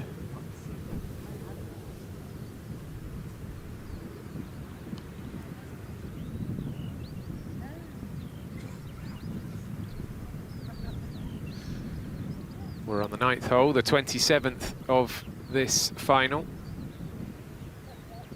Both players have veered off to the right-hand side, although, as you can see, Maloney okay, and Grehan's ball just to the left of Maloney's caddy doesn't look too bad either.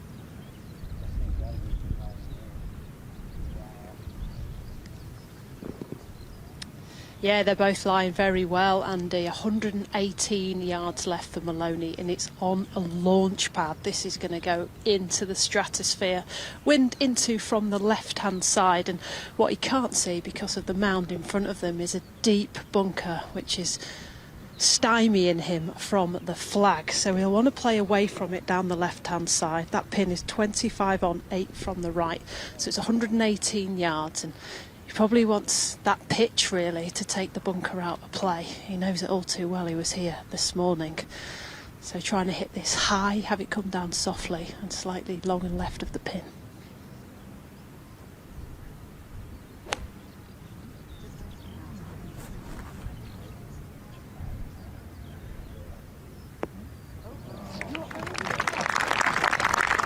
Right on line.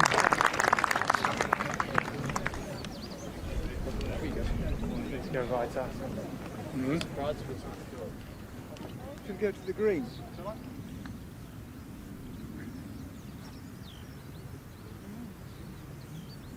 And that's a makeable putt from there for Maloney.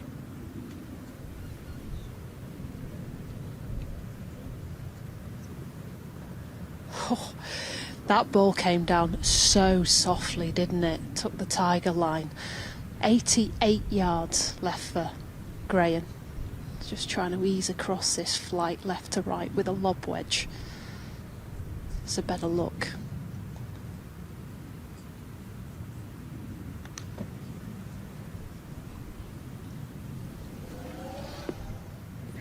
Oh, another cracker.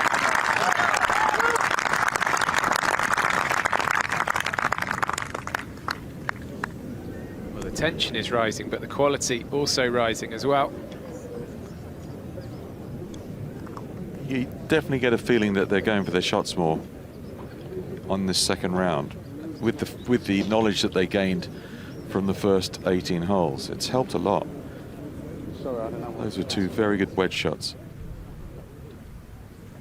particularly off upslopes with the headwind. They can get up there and stall spinning. Which of the two putts would you prefer? I think I would take Gretton's putt because it's much nearer.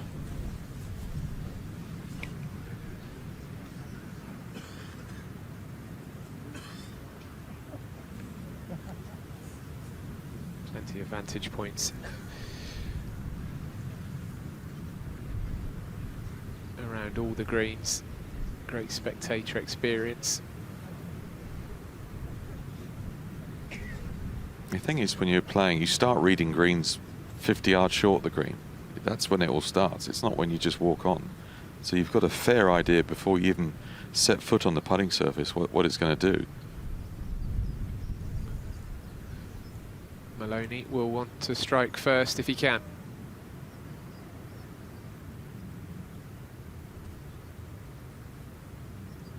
Never came back.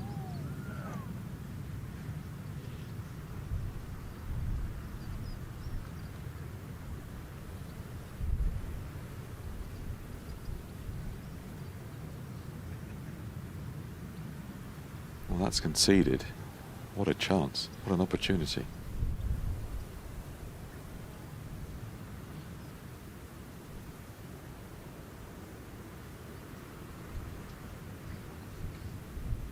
1 putt par at the 7th, 1 putt eagle at the 8th.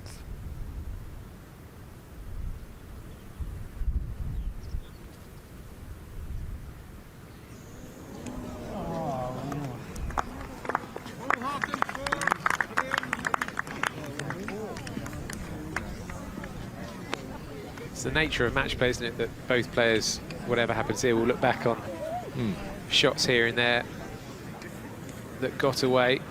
But that was definitely one of them for the Irishman, and he knows it.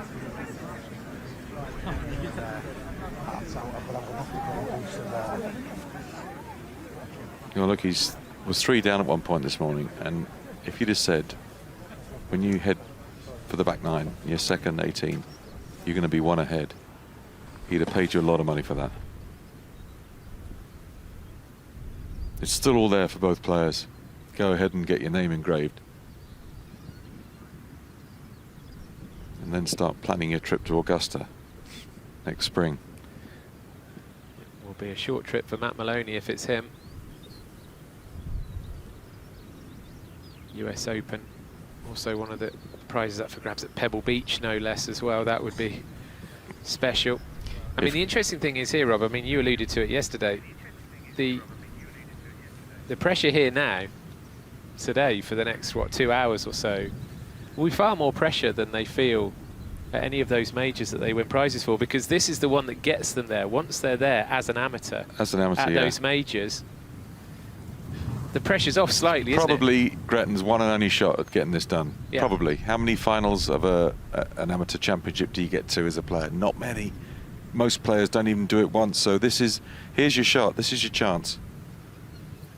And I would say if the Irishman wins, they'll be looking for 150 tickets to the Masters next year.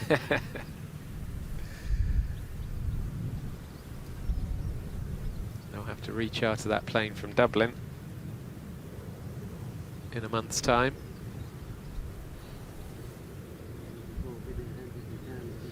So another right to left dogleg faces them on this 10th hole.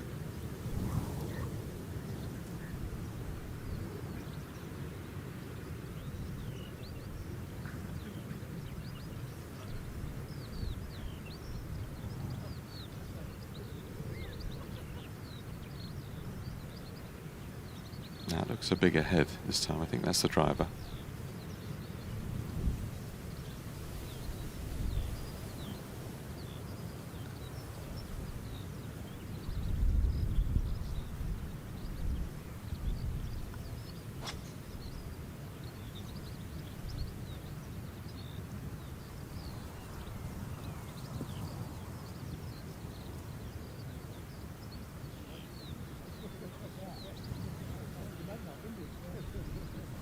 It's a good hit. It's a long way down. And it hasn't found a bunker, which is the first question you ask. Can I hit it? And he can.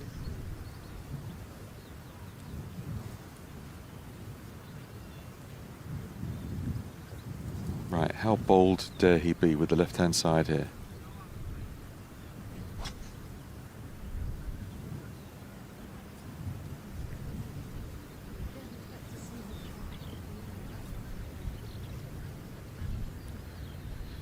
Almost an action replay. Maybe slightly worse off. Wondering if that's in a bunker. We shall see shortly as we approach the business end of this amateur championship final.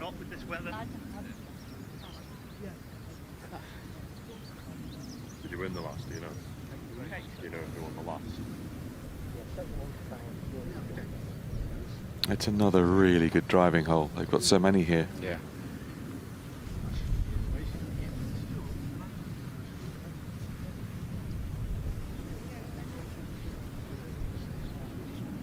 And the fairways they're not sort of 40 yards wide, 30 yards wide all the way down straight on both sides. They widen and narrow. They widen and narrow all the time.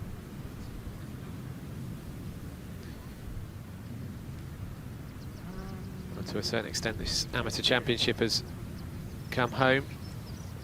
Royal Liverpool Golf Club, the host of the very first one, the host of more amateur championships than any other course.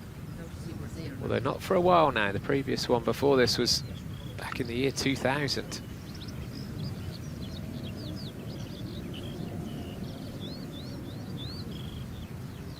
But the members and the locals have really taken to this event. Great support.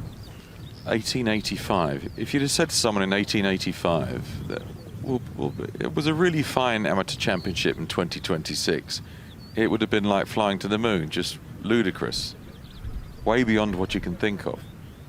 And yet here we are, 131st. I think they would have been quite intrigued by our drone camera, wouldn't they, in 1885? There's a lot of things, and what are those things that people are holding in front of them? What are they?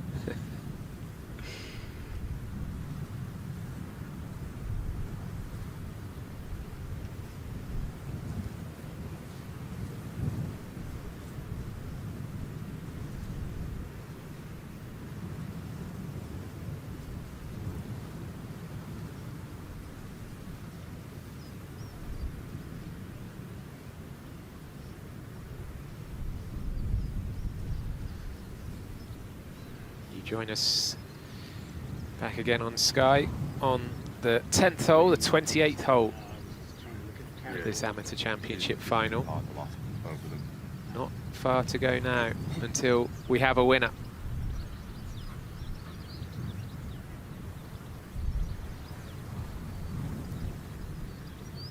Both drives veered off to the right, but we're waiting to find out who is where.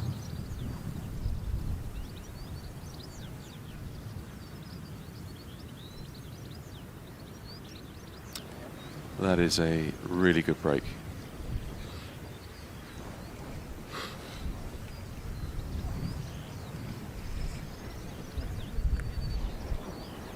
A couple of yards further up and it's chop out sideways. Now he can have a pop at the pin.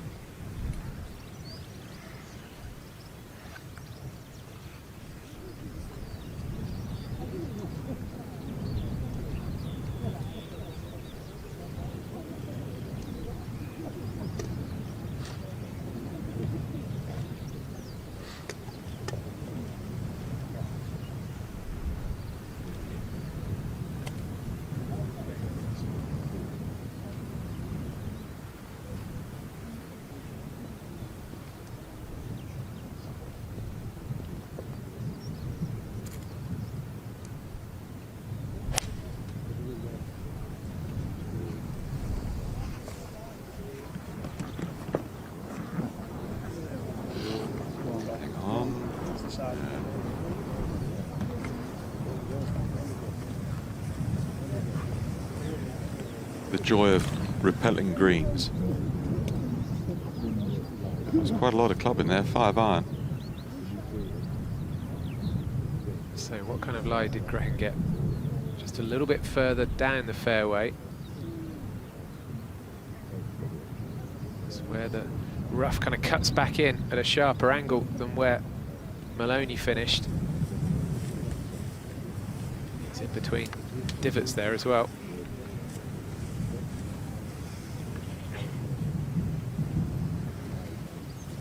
Tougher shot than the American, by the looks of it from here.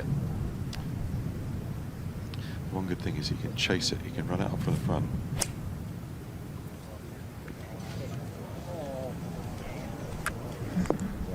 Oh, he's gone. On the flyer. Tough one. Well, they've both fallen victim to the upside down bowl of this green. So it's going to be a chipping contest again to start with.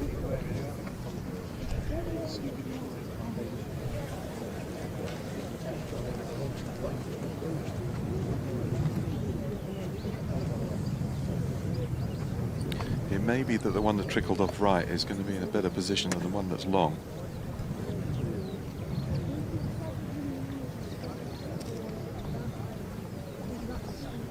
Sophie will be all over it shortly.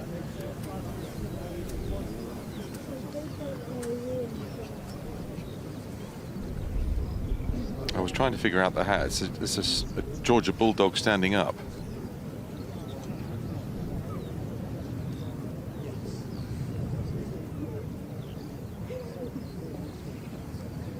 Yeah, from a distance, it almost looks like the Georgia Bulldogs putting something in a waste paper bin, but I dare say that's probably not the logo they go for.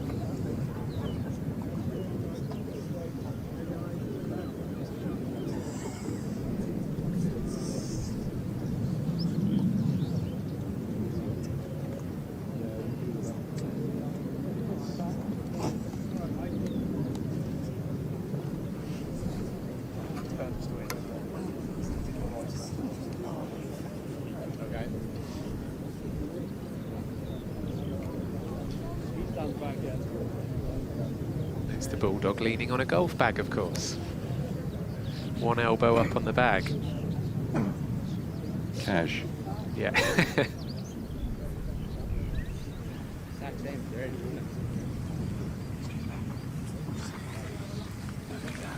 I'm a Philadelphia Eagles fan, and we've got a lot of Georgia Bulldogs in our team.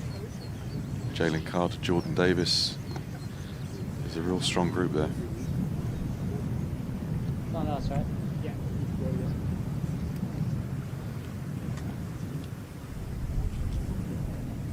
So they won't be able to see each other here. Maloney walking towards us and Grehen right down over the other side. Now, he's going upstairs with this.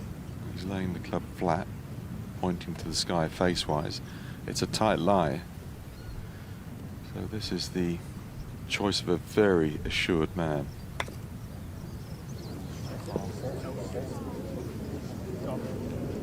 Uh-oh. That was always a danger. Yeah, it was. You just get a little bounce, present a little bit too much flange into the turf, and you get a bouncy contact. And then it pings through the air too far.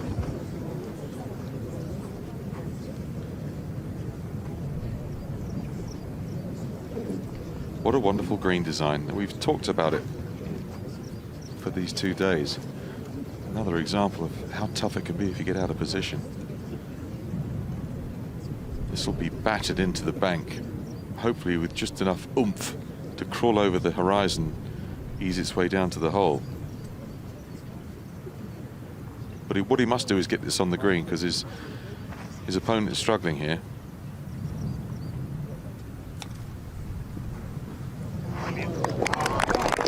Excellent. What an excellent shot that was. He's had some very difficult chips and produced some beauties out of his repertoire. He really has. Yeah, I was just thinking to myself, if there was a shot type I was going to remember from Stuart Grehen from this week, it's exactly that kind of thing.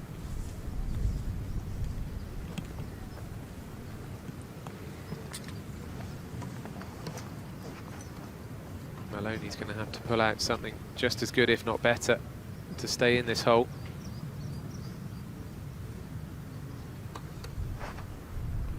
Oh, I think he gets to watch 2 shots now.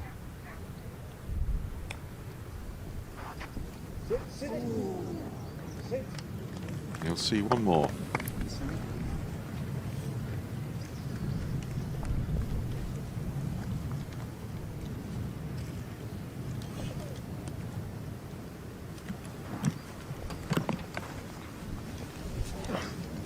Just a really difficult hole with a really punishing green.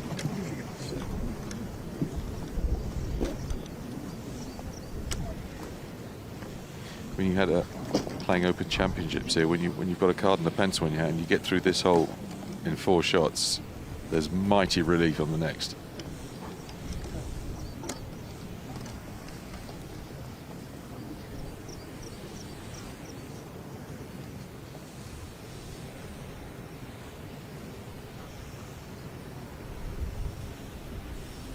Well, this is a must-make, isn't it?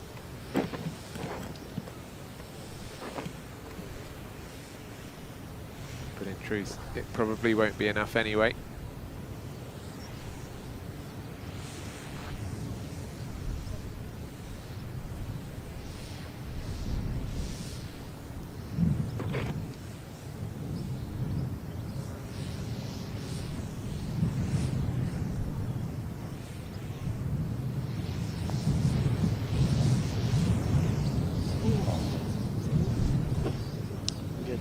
That's enough, I think. Wins the hole. The concession comes. And Graham now 2 up. It's the biggest lead he's had all day. He didn't lead at all, the Irishman, across the first 18 holes. I asked Simon Holmes earlier on, I said, you've got Graham 1 up to 3 down. Does that bracketed bunch of scores get beaten either way? And Holmes went for the negatory on that one. But now it's been split apart. Yeah.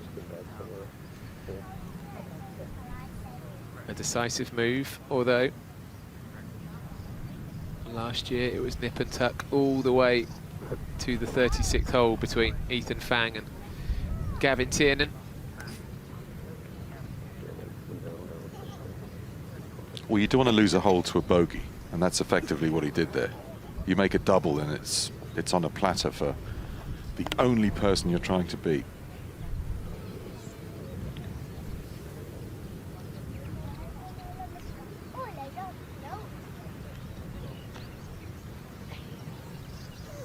And this is a really awkward green. It's long, it's slender, and it sits across you. Kind of Nicholas design. He does greens like this where on a direct line they're not very deep. They are when you look at the offset, but in a direct line they're not very deep, so your clubbing has to be absolutely precise.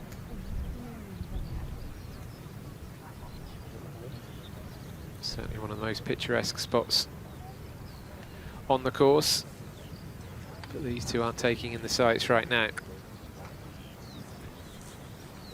The 11th, called Alps.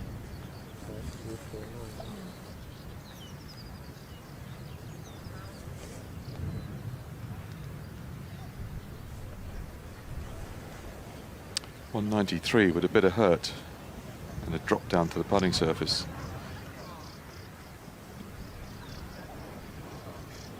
There's a great view. Anything past the pin slightly right falls off violently into a horrible little swale. Same applies to a left miss.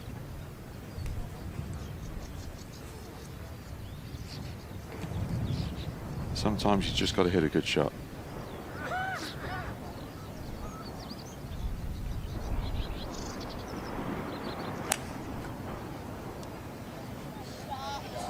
Good looking swing. Be the right club. Today.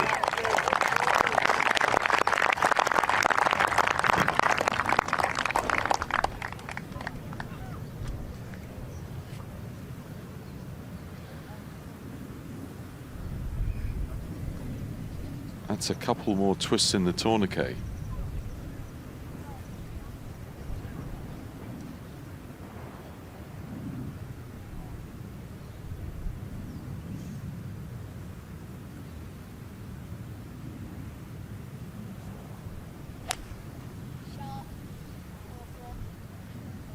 That looks more left to me. Yeah. Hanging on. Looks ordinary, but it's just a very difficult hole. It's a long, long birdie putt for the American, much shorter for Gretton.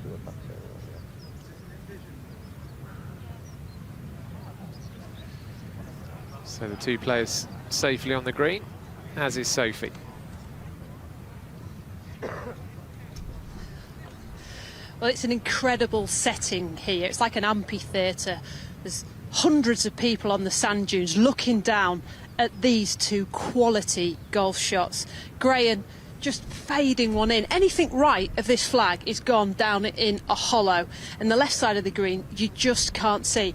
But it was a good response from Maloney. He's hung on to that left side of the green, and if it was downwind it might have run off into the vines below, but both of them have found the dance floor. A touch of left to right for the Americans' birdie putt, but two excellent shots on what I would say is the toughest par 3 here at Royal Liverpool. See that triangle of spectators have already found their way to the prime spot on the bank there as the rest of the crowd come towards us. Isn't it great that it's so busy that fans are deciding to do what you would do at an Open Championship or something and get ahead of the crowd. You know, let's go and find our spot before the hordes appear. It's brilliant that we have such numbers here watching these two. Doesn't weather make an event like this? So you can imagine if it's pouring with rain, it's blowing 30 and everyone's sort of taking shelter. It's hard to enjoy that as a spectator. This is glorious. As if to emphasise that, that's the next tee, the 12th tee, that lots of people have already taken their spot around. It's a great spot because they can see the putting from there, up high. So this is good stuff. And can Maloney keep in touch and give us a thrilling finish? Maloney needs to win one hole. From 2 down, you win one hole and you are mentally all square. I've got you back to 1.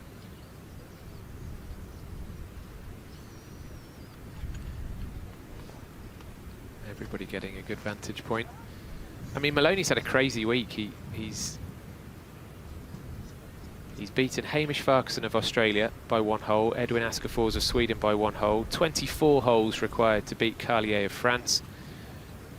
1 on the last hole against Kihei Akina, his American teammate, and 1 on the last against Emil Riga. So he's gone the distance and more, Maloney. Yeah, he's averaged more than 18 holes for his matches played thus far.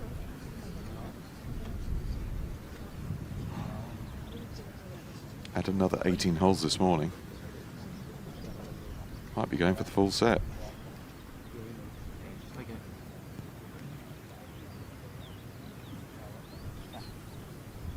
That foreshortens that putt. That looks like a 20-footer from there. It's 45 feet.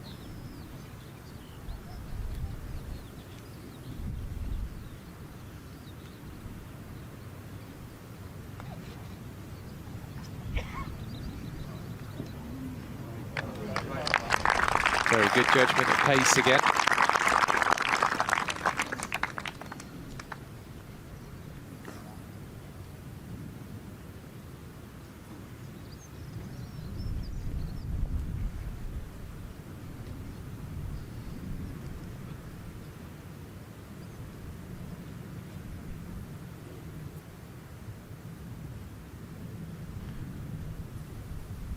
Beach rescue.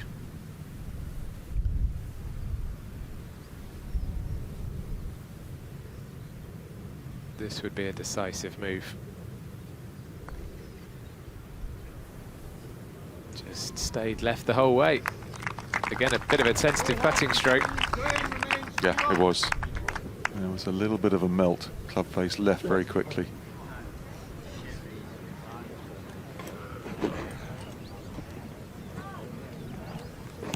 But it's a good par on a tough par 3, and he's making Maloney have to birdie to get one back. That's the way Gradden's got to keep going. 29 holes down.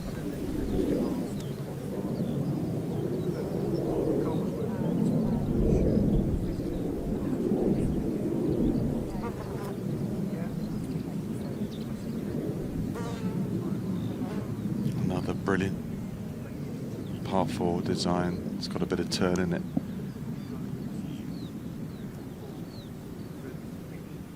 Demands that you find the fairway if you've got any ambition to get it close to the hole. Just shy of 450 yards. Again, bending round like a boomerang to the left as we head up towards the 15th green.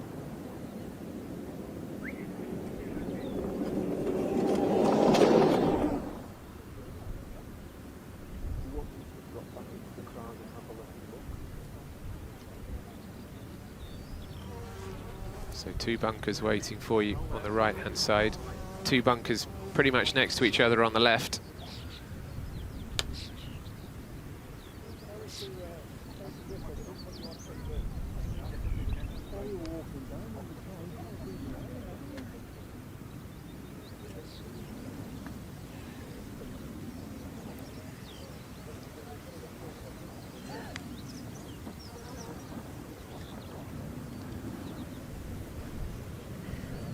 Wide expanse of beach up at the top of the picture.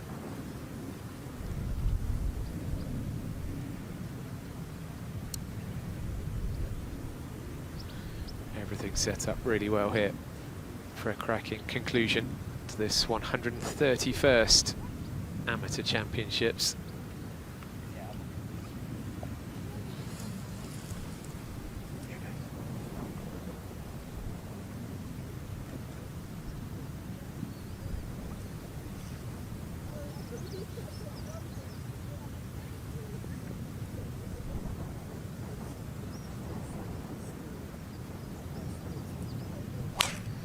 Simon Holmes back alongside me. From a coaching point of view, what do you make of these two guys' swings? We've obviously seen Greta before for a while, but for most of us it's our first sighting of Matt Maloney. But they both have very solid swings, don't they? Yeah, they do. I think modern day swings, trying to create as much power. I like Maloney's game a lot. I think he's got a great rhythm. That's why I think his short game is so good, his wedges are good. Just got to play the course. It's a tough one. You can't overpower it. I think that's one of the things that's difficult for younger players. They're just used to bully the golf course with their driver, and around these golf courses you can't. So superb there from Maloney. Well done. The tension is just going to ratchet up for these two and all of us watching.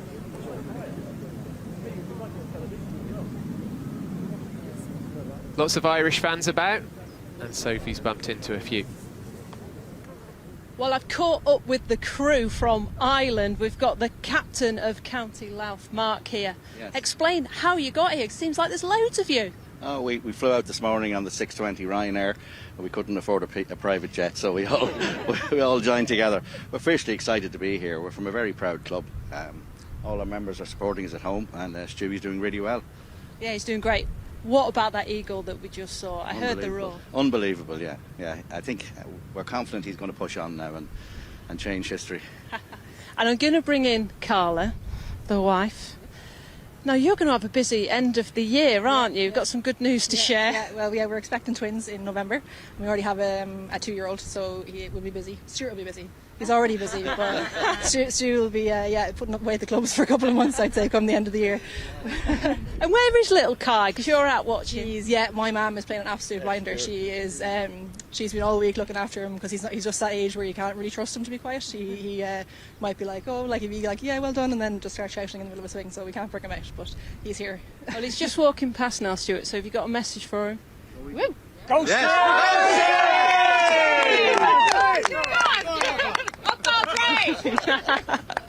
They're rowdy. Great fun. I've got a 2-year-old, so I know exactly what she means. And I did love the way she said Stuart will not be picking up his golf clubs. The boss has spoken. But good luck to all of the family in the autumn. England dominate this particular amateur championship, particularly back in the early years, in the late 1800s, early 1900s. Can USA make it 24 today?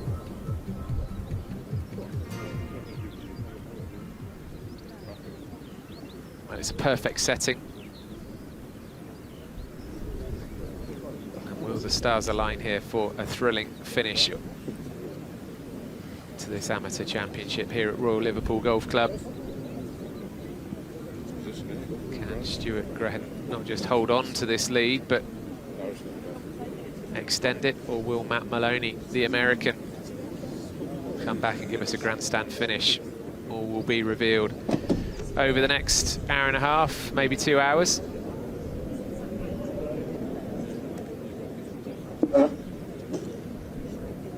Let's join Sophie Walker down there on the fairway. This dog leg from right to left, the wind has settled down from this morning, so it's easier to shape it because the wind is from the left. Both players hit great tee shots, managed to avoid the bunker. Maloney probably first, he's got 150 yards. Graham slightly to the right half of the fairway and has just avoided a sandy divot. So it's 150 bit up the hill into the wind. There's a chimney just left of the flag. That'll be your line, a runoff for anything that drifts right of this pin and misses the green right. You'll go down into a trough. So 150 playing the best part of 160 and looking left of that pin. Let's see if Maloney can do what Sophie advises. Just looking at it a bit anxiously. Oh, now then. Well, for a moment it looked like it was going to slide down the left-hand side of that mound. Plenty of room for the Irishman to get inside his opponent.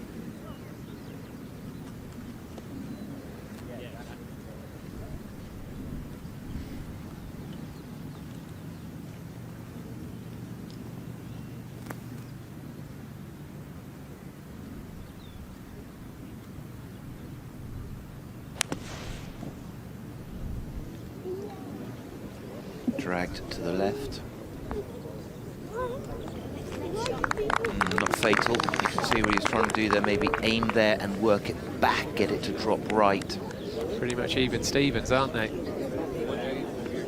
But as we tick the holes off, it's got to be Maloney who is having the better results, isn't it? It's got to be Maloney who's pushing things, getting birdies, winning holes.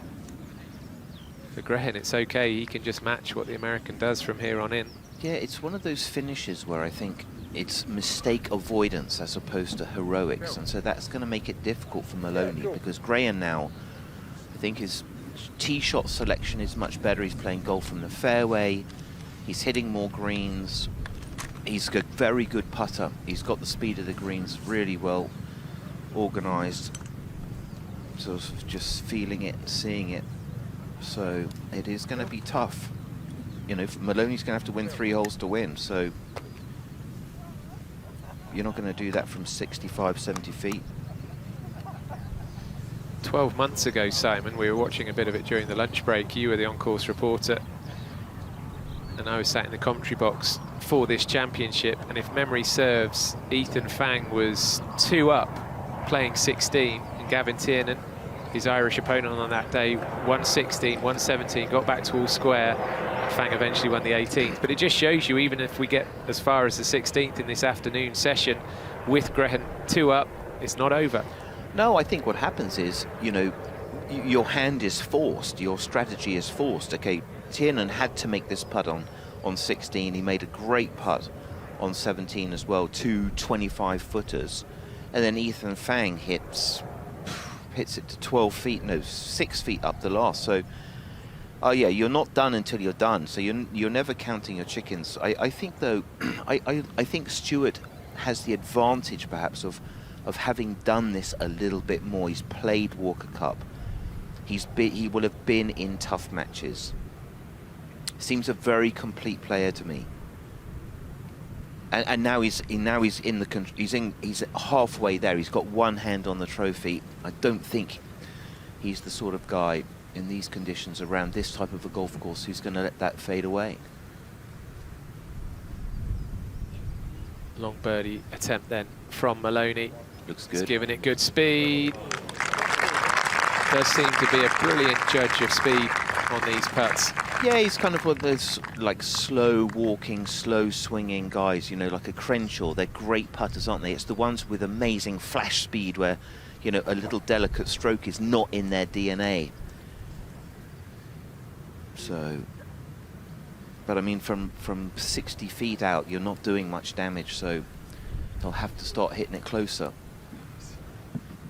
You just don't hold that many 60-footers, you know, 3-4%. Now,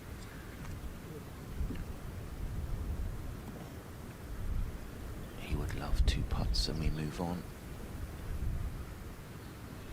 Good run at it. Keep going, keep going. Dead on line. Absolutely the right thing. Absolutely, Stewart. Great drive, good second shot. You're just squeezing. Every hole that goes by is in his favour with the scoreline as it is at the moment.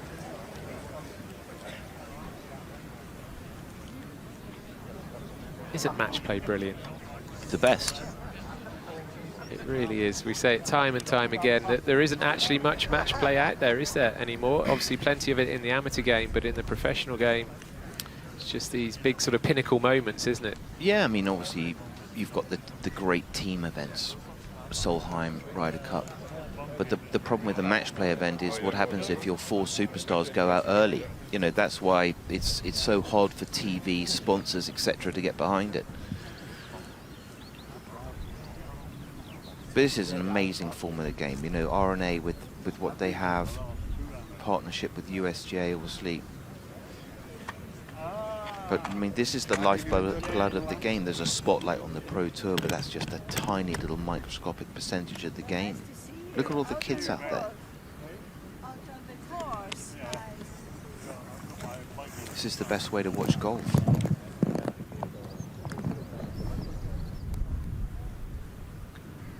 Long par 5 then.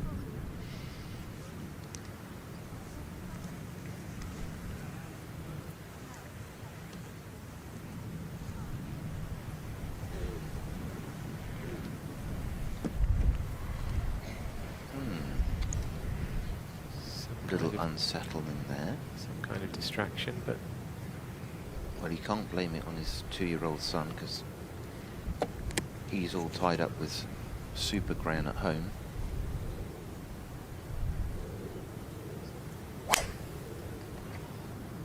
No, never got ready for that.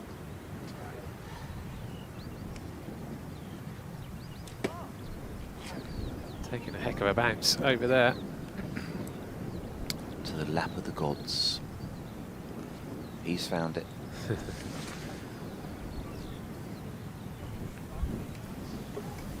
Just got to resettle.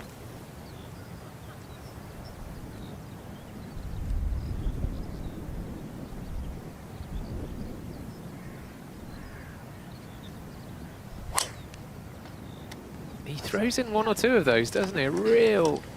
Yeah, rip and turn. Right side up and high, stop it from losing. Ooh.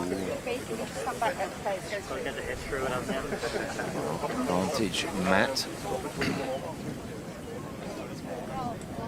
This hole played over 600 yards at the Open in 2023. And I remember we had some really heavy downpours, didn't we, that year at the Open Championship, and some strong winds as well, so the hole would have felt even longer. 3 pulls so I can get ahead of them a little bit.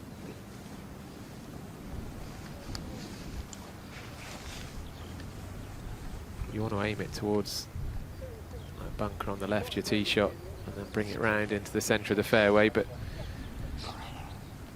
our 2 gladiators this afternoon have both come over here into the rough on the right-hand side. Yeah, the next thing you've got to start thinking about is, you know, where do you lay up to? Those 3 traps up the left, extremely difficult. Pin today just over that trap on the left there. 9 on 5 from the left. We'll soon get a view of where Stewart has hit his and what kind of a lie he's got.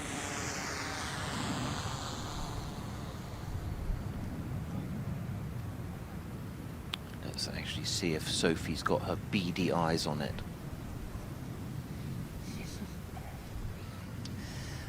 Yes, all will be revealed. This is the golf ball of Stuart Graham's down this right-hand side. And we can see here it's just going to be agitated as he takes the club back with these longer parts of the grass. But the grass is going with him, that's good news. He's got a good line in. We've got the pin on the left-hand side. 236 yards it is to that flag. It's a front left pin.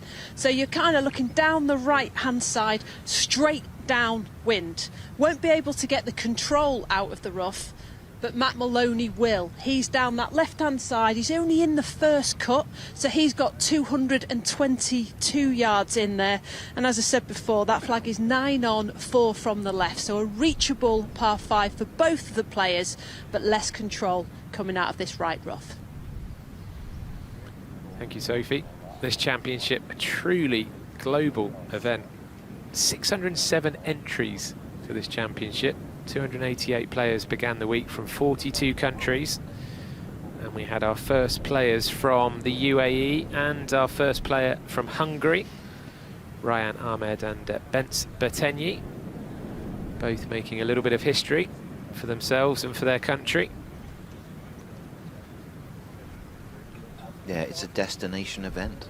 It's the RNA first of all. It's the amateur championship. And RNA's mission has been to take golf global.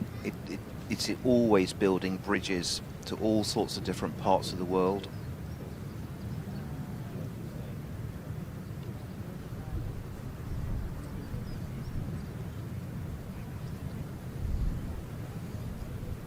Now, decision time.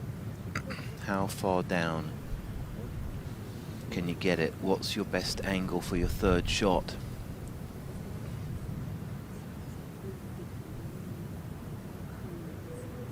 Pin tucked, you can just see it there, very close to the 2 greenside traps. Got to avoid the first trap up the left there. If you are laying up, that's going to make it really, really difficult bunker shot. So you could find that this is just a wedge.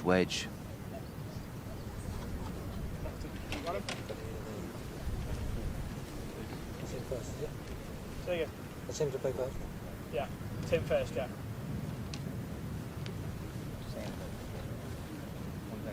He's taking it off.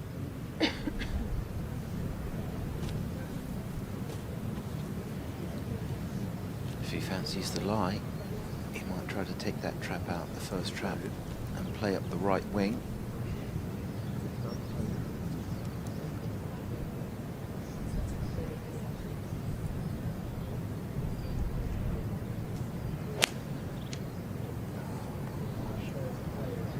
Great connection there. Oh, what a shot. Stop. What a shot. Wow. Okay. What a time to do that as well. Yeah, strong arms now.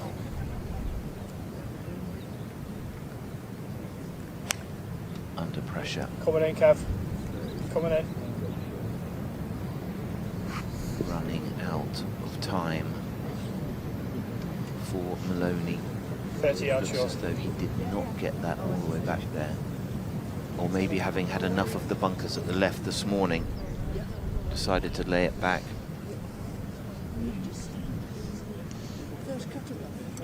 Well, that was an aggressive move, wasn't it, from Graham? He's got those strong arms, though. You know, that gives you a bit of advantage, doesn't it? And if you play a lot of links golf, you learn to read lies pretty well. So he almost played the fact that the grass was with him, and he had that jumper, and he just played it on a line.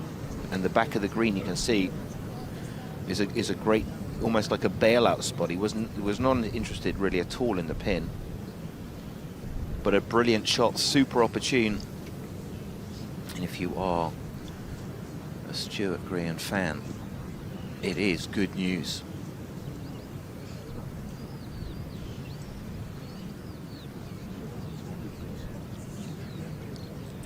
Striding on as his father-in-law, caddying for him.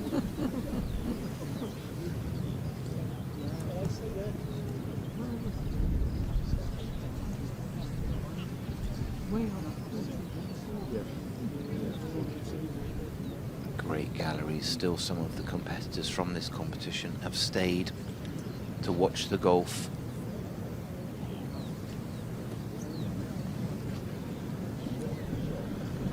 Overhead view of Royal Liverpool. Magnificent links golf course and a great club. The members have been superb in looking after this beautiful masterpiece.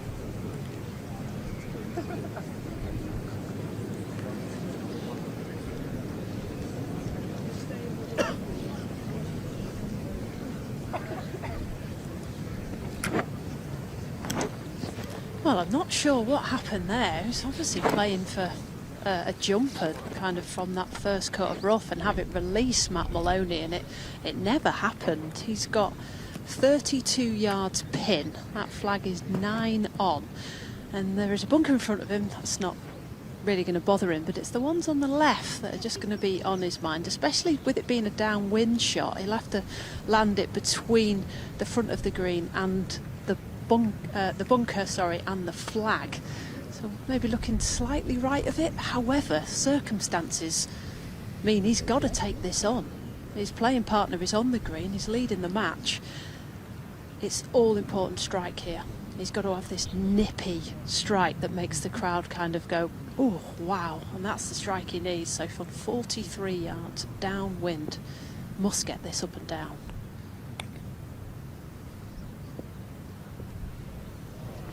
Oh, and that is exactly what he's done.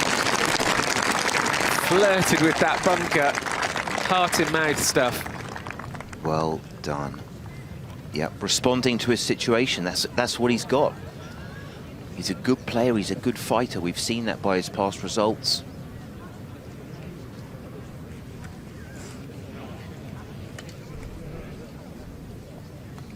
So...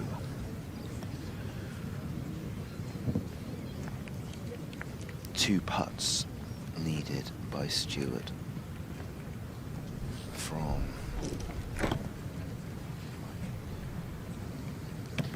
about 60 feet plus. Maloney has been asked to mark his ball for the time being.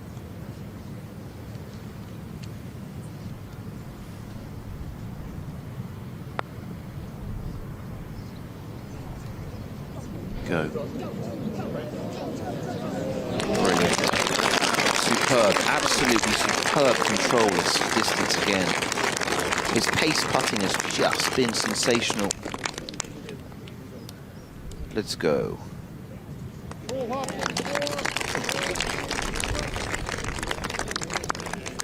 Well, they've both played this in such a nice way, haven't they? I've got to say, you know, golf is so many times golf's been lucky that our kind of best players, when the spotlight is on, they do play in the way we would hope them to do that. This is how, you know, young people can kind of copy all of the great bits of our game.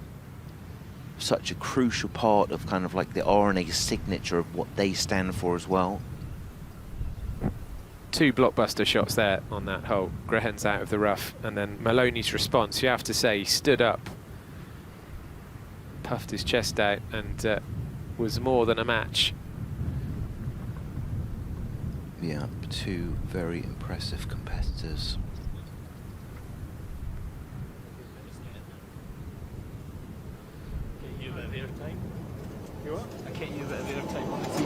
So 2 up, 5 to play.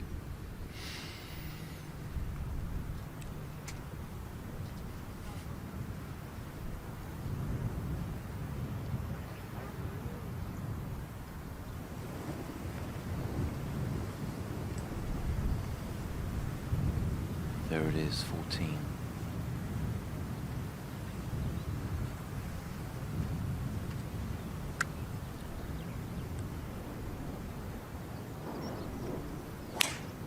Driver launched, fading, kick it out, smashed. Yep, and a decent light and into the right spot. Pin is tucked way over on the right side, 26 up, and just 5 from that little drop off. Now, come on, needs a good one.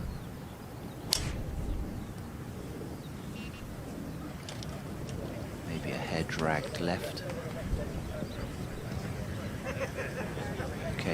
thicker stuff. Into thicker stuff. That's not what he needed. He'll lose control of how that ball will release.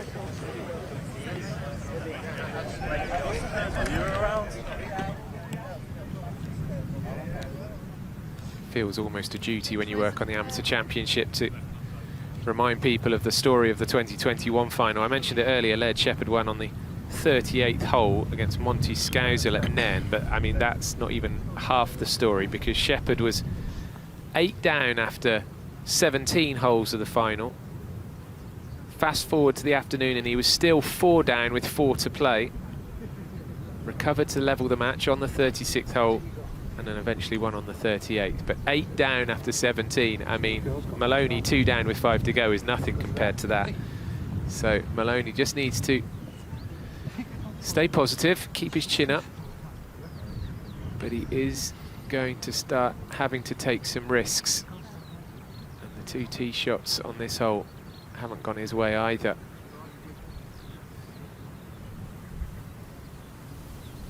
Fans strung out right across the fairway and onto the paths. Really is great to see, and we hope for crowds of this magnitude next week for the Women's Amateur Championship at Muirfield.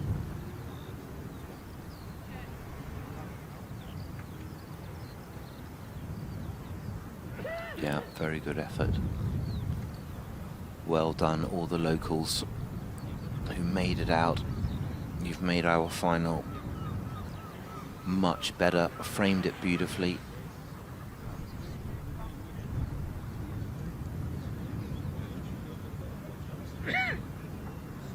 So it's down to the lie of Matt Maloney. Perhaps Sophie can give us more updates.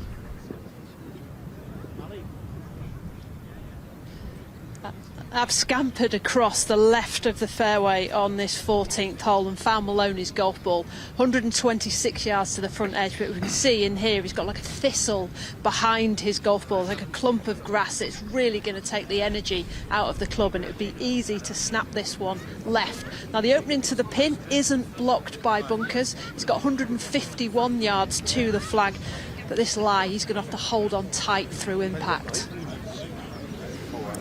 Yeah, what's the damage he's on?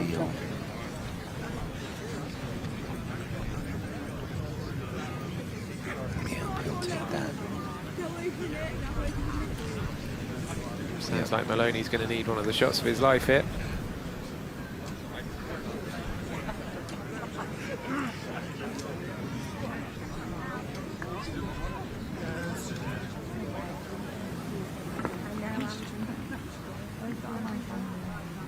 Obviously from behind the green here we can't see those bunkers facing the players. It looks pretty innocuous from back here, but I can assure you it's not.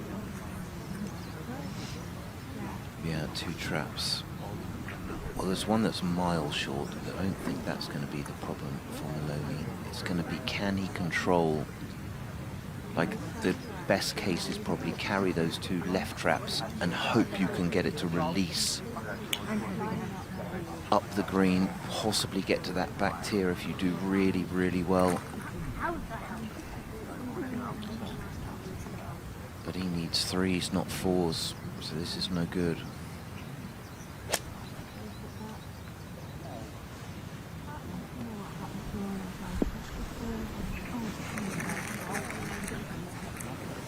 I don't think you have done unbelievably well.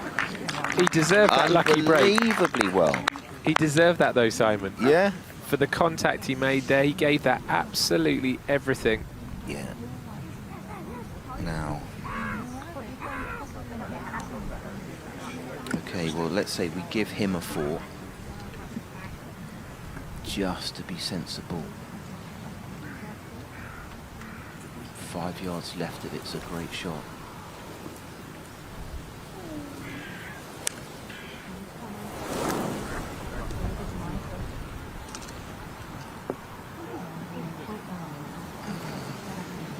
Yards left of it is maybe not so good. What a turnaround.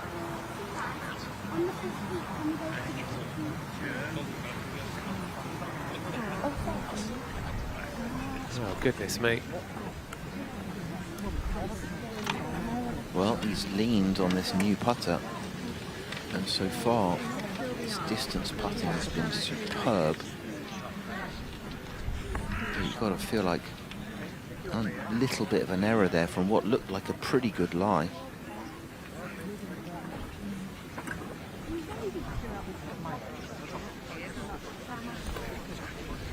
With no hands.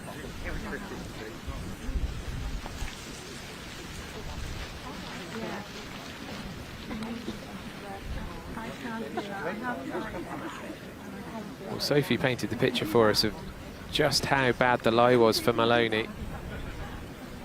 And sure, okay, he skirted round the bunker. There's no doubt he got a fortunate break with that, but wow, what a result.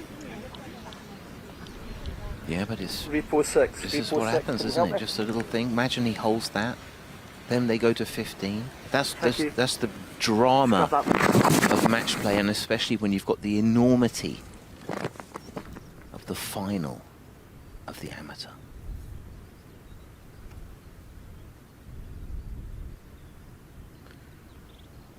Well, the adrenaline will be pumping through Maloney, that's for sure. And as you said, what if he holds this?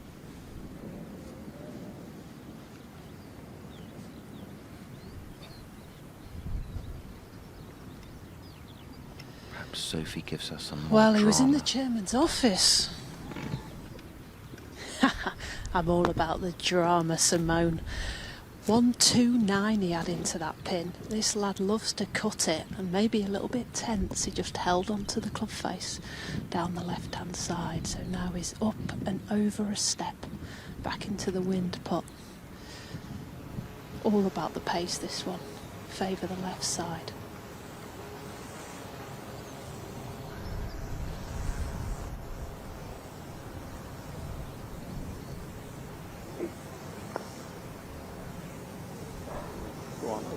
Come on, ball. Come on, ball. Come on, ball. Okay, maybe didn't like how he hit it.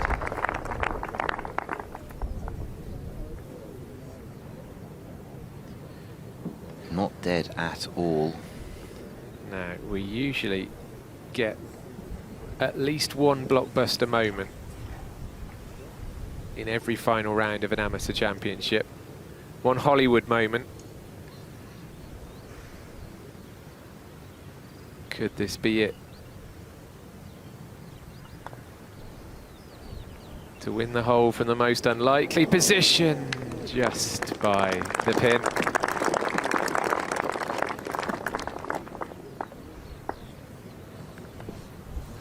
Who can hold their nerve?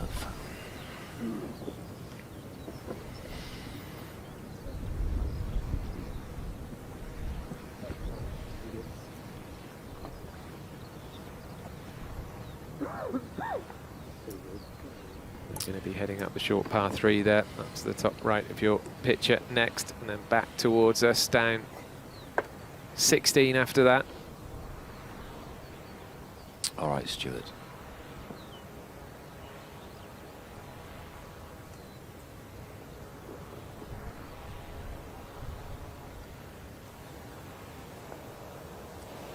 Well done. Well done. Massive. Massive two-putt.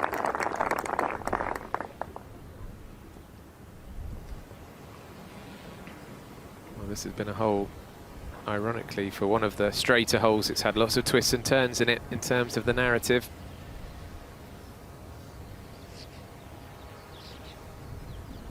And now Maloney needs this to remain just 2 down.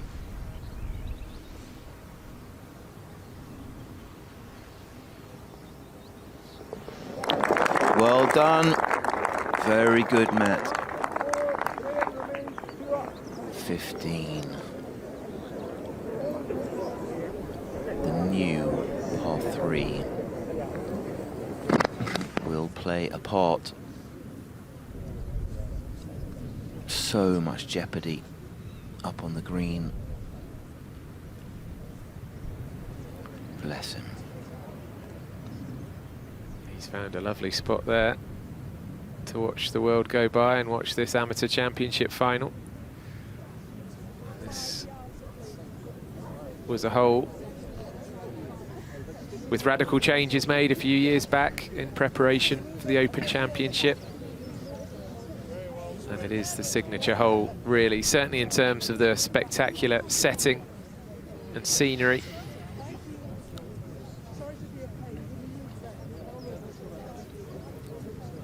.132. Just a little spine of green, massive runoff to the right, cavernous bunker to the left. And looks as though from the pin there, just a hair downwind. That's for the first time this week. Wind change today. Players, I think, took a while to adjust to that.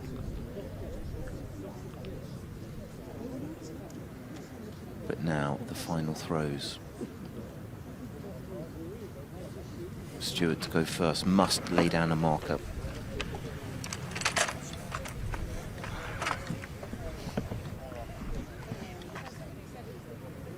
Maloney's a good wedge player.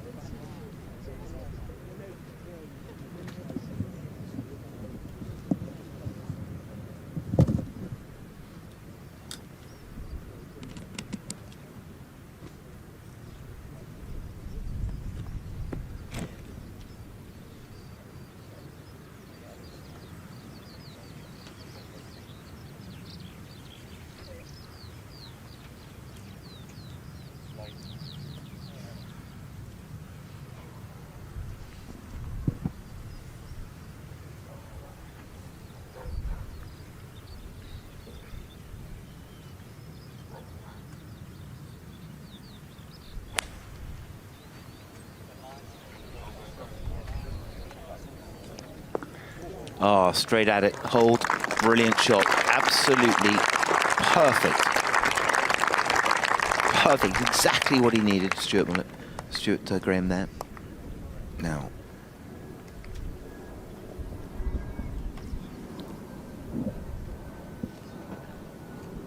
I feel like this is a must-make two for Matt Maloney.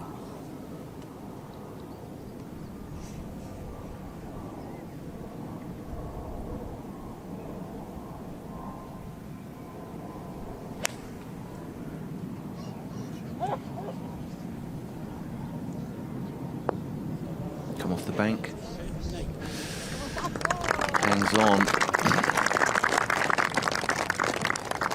just released a little hard on him.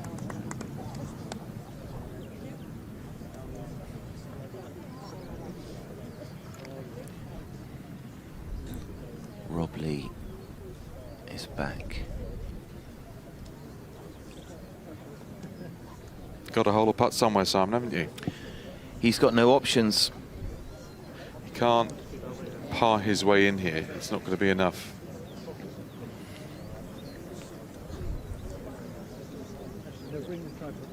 No, and I think Stewart's kind of got his eye in. He's playing much better tee shots. His pace putting has been fantastic.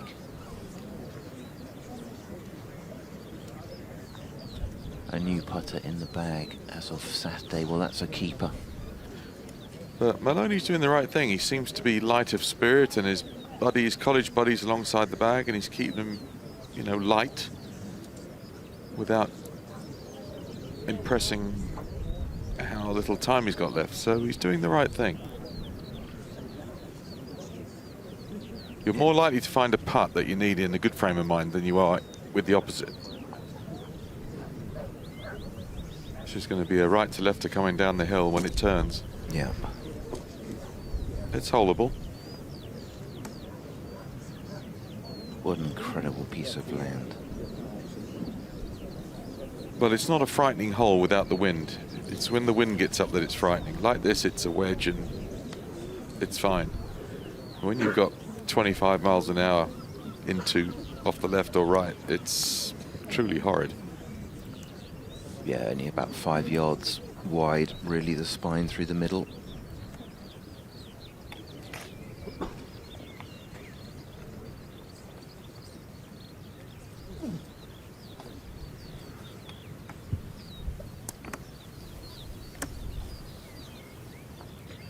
Maloney's got to win one hole in the next 3 to get down the last. Just, again, get me down the 18th. When you're behind, that's all you're trying to do. Give yourself a chance. What an amazing scene.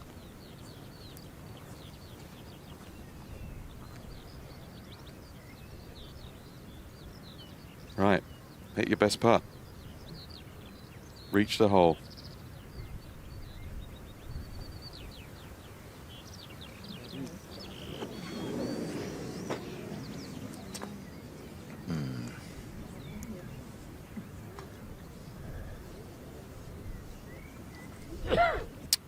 Kind of forced his hand there. It wasn't a good putt, but no, you know, 10, 12 feet by is not a good putt. You're trying to hit a good putt, which would be, if it misses, it's going 3 feet by down the hill.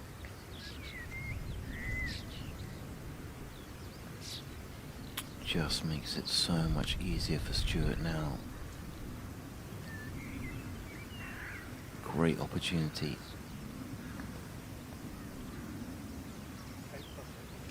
Chance. Oh, just a hair short of pace. On his read, he was wanting to hit that like a 1.5 foot past.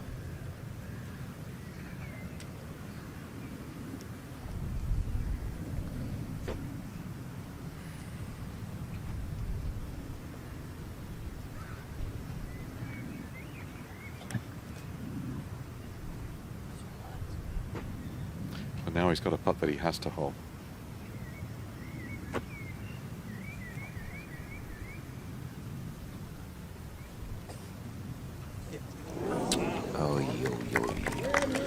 Dormy.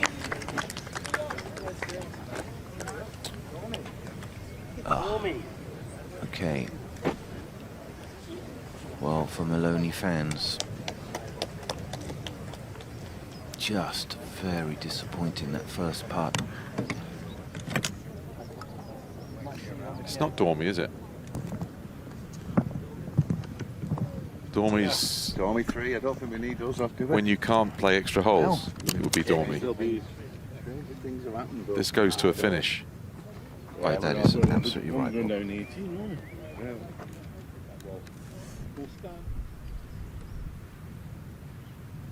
So from being 3 down, it's taken all day to get to a point where he's reversed that score, and now he's 3 up with 3 holes to play. Yeah, he's done so well. He's still got to maintain premium concentration here. Cannot afford to let him think that this is one.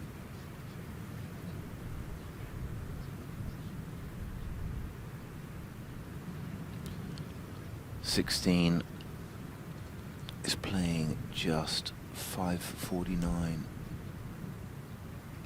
out of bounds right by that little built-up wall that you can see, the grass wall, driving range in the middle. You want to kind of hug that right side if you dare, because that gives you the angle. With that pin is tucked in behind that bunker, it's hard to see anyone making a 3. So for Grehan to hit a good tee shot, make a 4, that closes it out. It's birdie down here to take care of everything and get everything that he would have wanted. The next 15 minutes, the biggest of his life.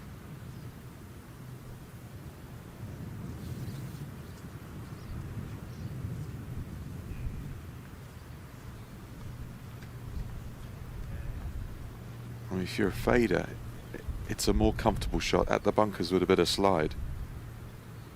Yeah, and we've seen that is his go-to. So he has the honour. He can force the situation with this tee shot.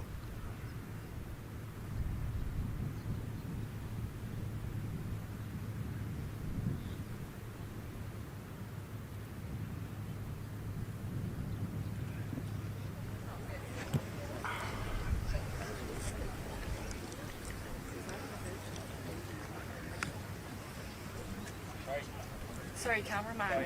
I think. Just catch his act. Thank you.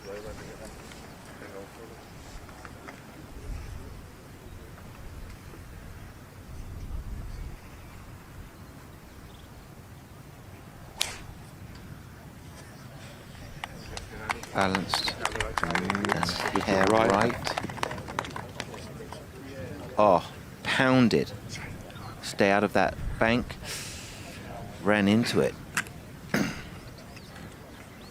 That was cutting. And that's only a yard inbounds. So now if you're Maloney, you find the best swing you've ever made. Find this fairway. 4 may be good enough to continue playing. And you're still in the game.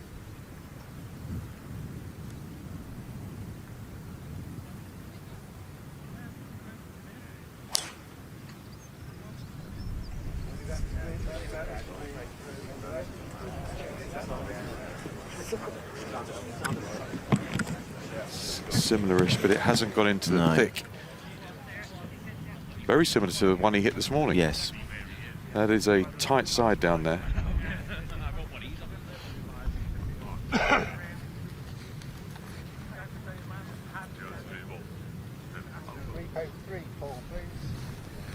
Well, we need to see the lie for Stewart's second shot. It did appear up just to run into the bank. No, he's on the bank in the thick grass, and he's got to cross. He's got to cross the out of bounds to get to the green. He's not taking this on. The ball looked like it disappeared. At the very worst, he's got to make Maloney make a birdie. Yeah. And the birdie's not guaranteed. We've seen how difficult the green complex is.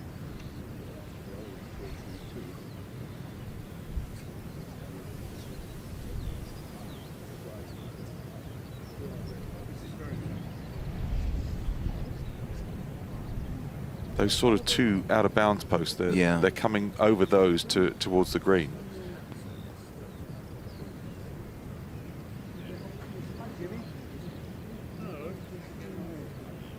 Well, Sophie's going to be down there. She'll be eyeing up particularly the Gretton ball.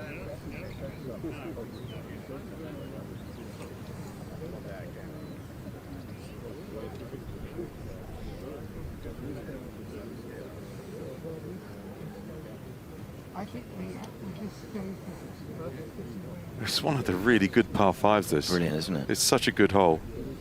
And you can see why it's a fabulous closing hole for an Open Championship. All right, Sophie, give us the news.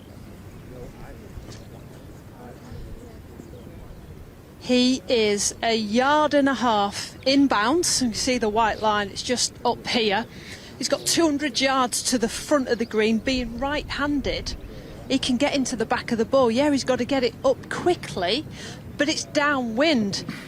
And on this line, he can actually thread it through the bunkers. So if he wants to land it short of the green and have it release up Stuart Grennan, he can do that. I think this is a massive break for the Irishman.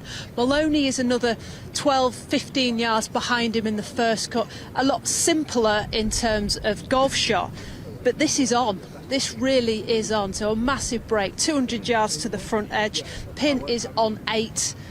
It's a mid-iron with this wind. It's going to be interesting.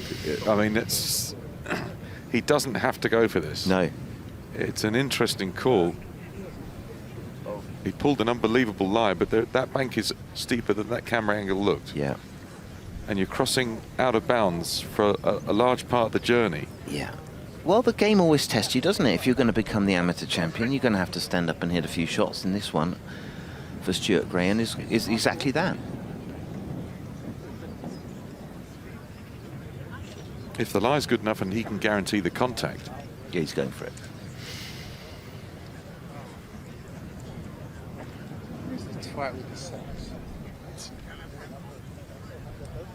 Boogie the ball body out of Excuse me, guys.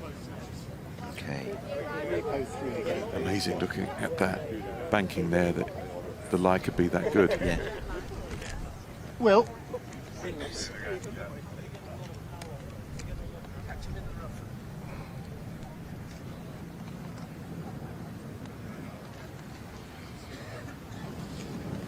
And Maloney can apply a bit of pressure here. Yeah, this is his shot, isn't it? He has to make forward.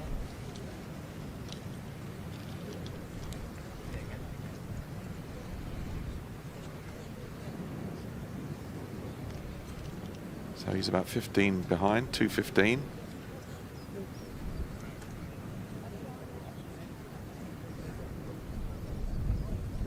I'm going to say 6 iron. With some bounce and release.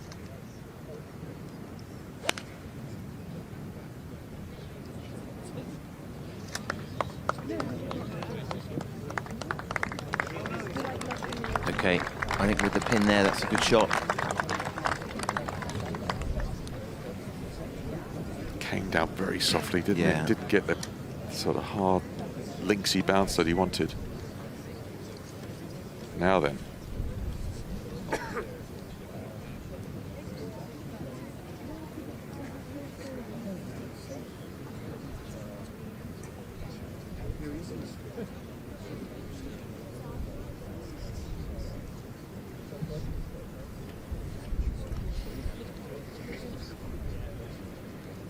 That looks like about an 8 iron in his hand.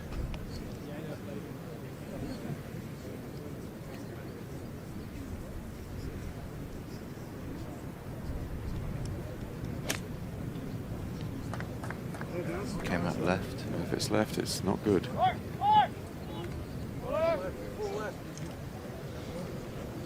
think we can pan a long way right. Deadsville. Yeah, not a good choice. To get it close from there. With that bunker between. He didn't need that.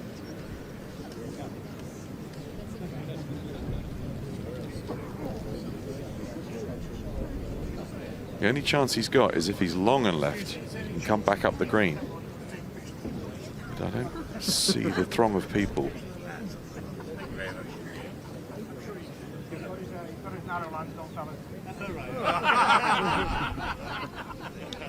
If he's got the bunkers between him and the hole, it'll be a long putt he's holding to make 4. Yeah.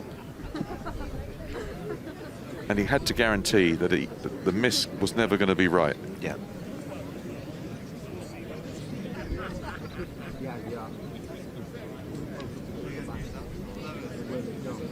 We've talked about the chess game that Royal Liverpool plays with you as you go round, and there's a perfect example. All right, it's gone a long way down and you found the line, the rough. You've got an 8 or a 9-9 in your hand. It's still very demanding. Yeah, well, soon, I'm sure we're going to learn a little bit more about where it is.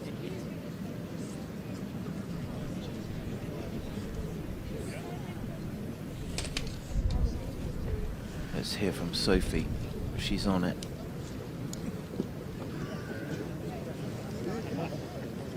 Yeah, I am on it, and I just didn't see him hitting it that far left from there. I thought he was going to land it around the golf ball of his playing partner, and if it chased on, it chased on. But now he's really blocked out. He's got 54 yards from the rough, and that pin's on 5 from the left. He's got 3 traps that are in between him and the golf ball, and like you said, Rob, he's going to have a long putt at best because it's now a downwind shot. What I would say, looking at Stuart the last few holes, that when he's tried to hit this fade, he's just held on to it. He's held on to the club face. We saw it on 14 as well.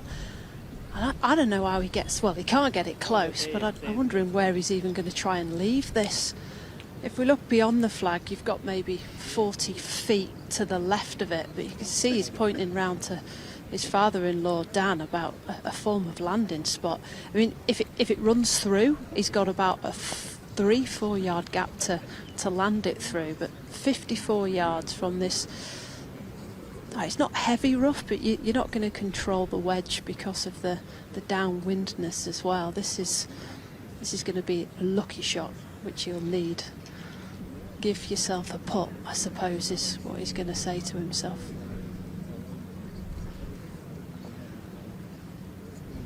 I don't think he's going to try the Seve at Birkdale, chip through the alley between the 2 bunkers. Maybe he is.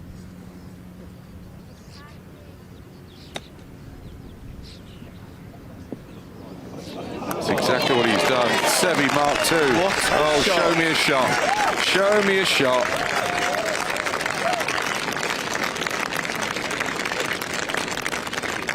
Seve Ballesteros is alive and well. How about that? What a shot. That's worth the entrance money alone. Yeah, 100%. What a shot to pull off. Well done. Well, you passed the test. That was outrageous. That's the best shot we've seen in the 4 days. No doubt.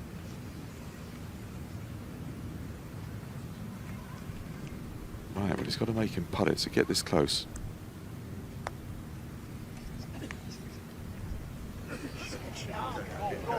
Brilliant shot.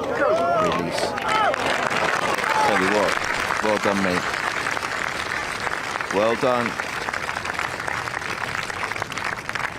Plays this game in such a nice way. Good 4, wasn't it? Yeah. Impressive young player.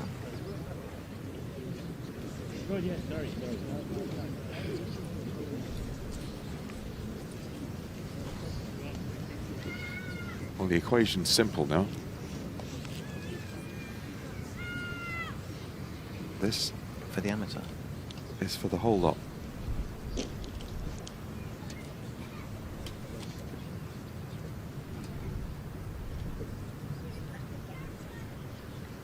I mean, that pitch shot has just got to absolutely boost him. He's got to feel like this is his day.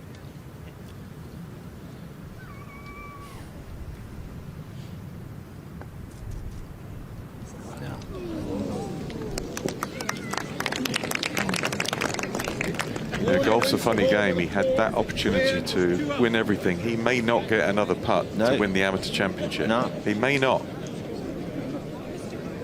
It's now back to 2 with 2. His equation was simple. You make 4, yeah, and you're the guy. Yeah. Thrilling third shot.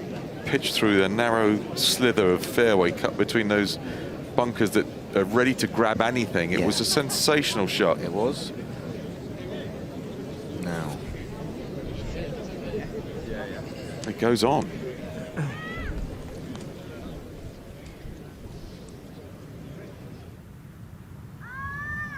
Now Maloney's got a chance because he's first to tee off. If he can pipe this one down the fairway. It only takes a little bit of self-doubt. Oh yeah. To turn what you think is, you know, you're holding the power, you've got all the cards. Yeah, it's never done. For it to fold.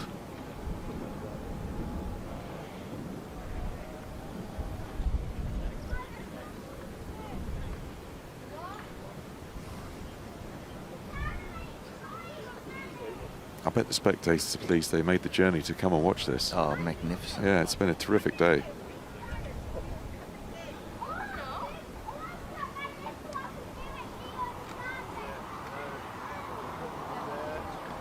Now.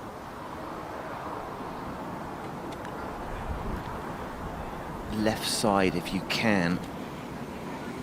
For the angle pin is way back right.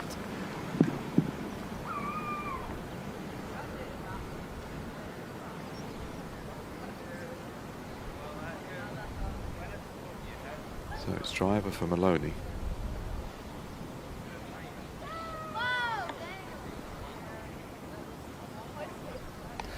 Marshall seemed to like it, waving straight down the fairway.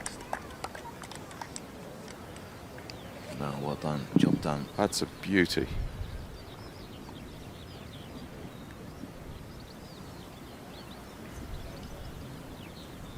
And he was left rough this morning. Anywhere but the bunkers.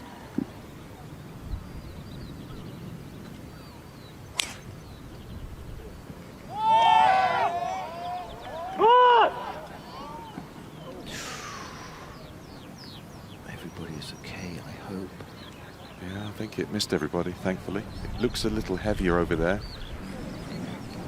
Coming on your left, Jake. Well, it just got interesting. Yeah. Again. Yes. Very much attention-packed finish.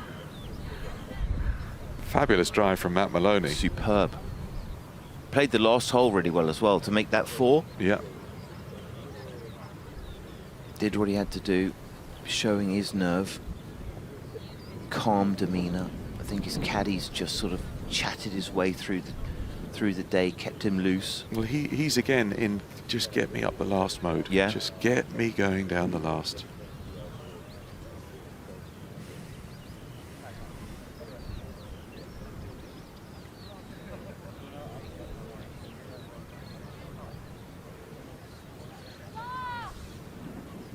Pin's a long way. It's very deep into the green. Tight to the right side.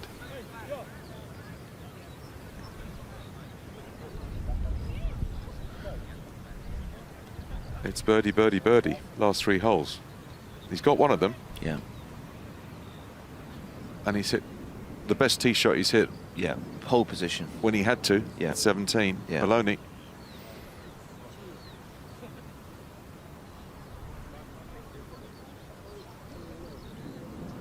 This is right on a knife edge. Again, it will be very important, the live ground, see how good or bad it is. Yeah. It was very light this morning. He kind of found a sparse bit. I'm not sure if he's in the same area. It looked heavier, didn't it? It did. You could be fooled, though, by foreshortened grass, and then you're beyond it and it's okay. I'm sure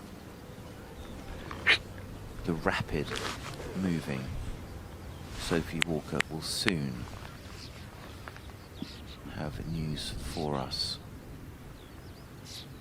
I reckon the Irish fans, club members, family that are in the crowd were almost sprinting to break the Guinness out when he played that pitch through the bunker at the last hole. This is done. Yeah. And now, you just know, biting their nails. Yeah.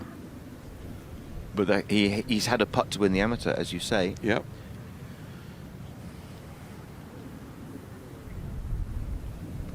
He's had one. Maloney's job is to make sure he doesn't get another.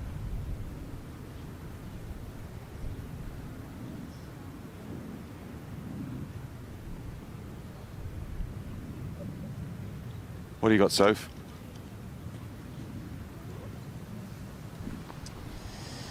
Well, we've got the ball down the left-hand side. As I say, when it's a bit tight, he just holds on to that club face. The lie's good. 181 pin. It's 151 to the front edge, but you can see where he's stood now. He's on a raise there, so this ball will be below his feet. We've got a right to left wind, so he can try and hold something up into that wind. This back right pin. You've got to stay in this shot. He's got to kind of bend his knees and stay in posture.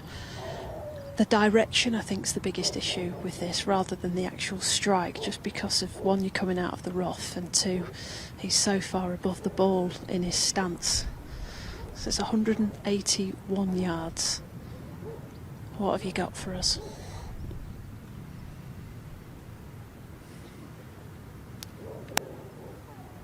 What he's got is a very difficult shot to control. How quick does it come off this club face? Very, I would suggest.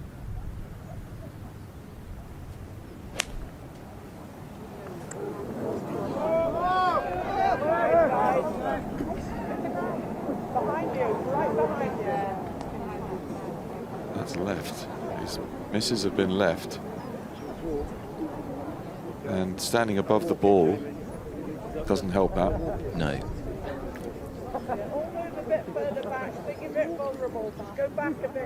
Right, Matt Maloney, what have you got? How big's your heart? Great swing. Balance was excellent. And so was the approach work. Very good.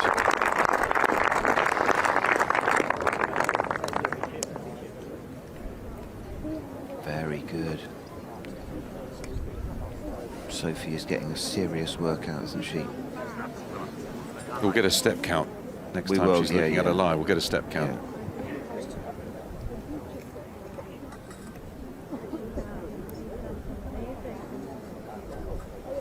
Well, now Maloney will have a putt. I'm pretty sure. Graham's not going to make a three, so he's going to have a putt to get it down the last minimum. Yeah. And It may be that Grehin doesn't get it up and down, although short game from difficult spots all day has been really, really good. But this is different. This is you're right on the edge of the cliff here. Almost got the job done, not quite. Failed at the previous green.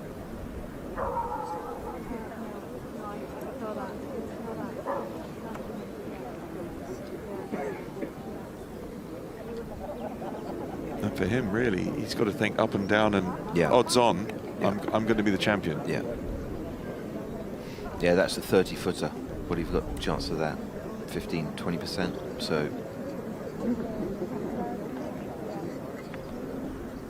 you can see what he's got. Walks onto the green. He's got to carry all of that. And then he's got space maybe about there, and he starts to release it up to the pin. We need Sophie's Light and Sophie's Miles.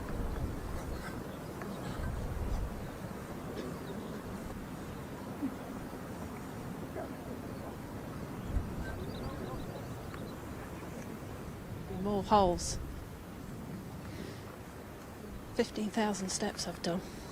But more importantly, he's got 35 steps left to this flag. And like Simon said, he's got to carry it on the green.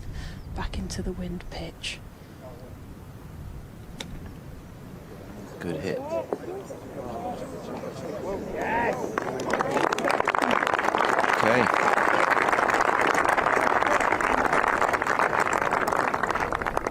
Not an easy putt. No. That may be the putt to win the championship, or he may not get to hit it. Yeah. It'll be one of those two things.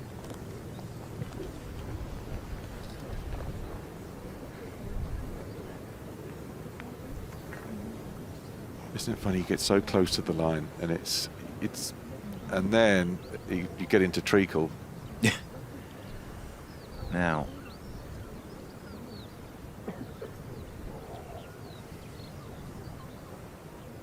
Hit a great putt, holding speed, 2 feet by. Give it a chance.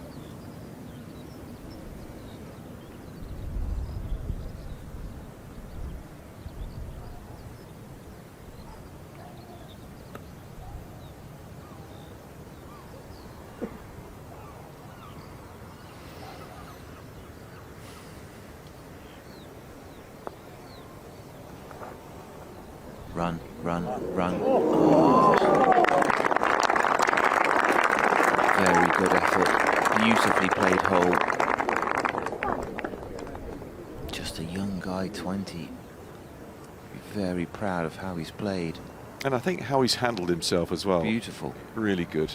Comes just across as such gent. So now again, the situation's crystal clear. A putt for the championship.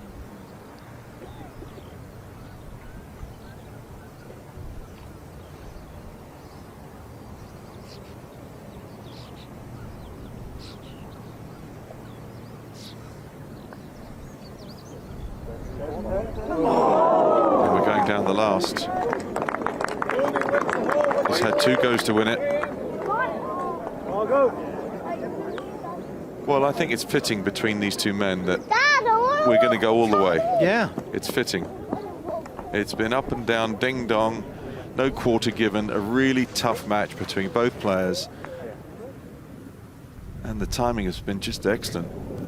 Birdie at 16, par at 17 for Maloney. Gives him one more crack up the last. This is it.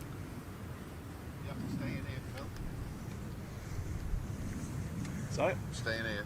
So let's see. There was chat of perhaps of moving the tee back a little for the afternoon. I'd say that that is the 400-yard tee, I think. So that would certainly change the complexion of the strategy over the tee shot.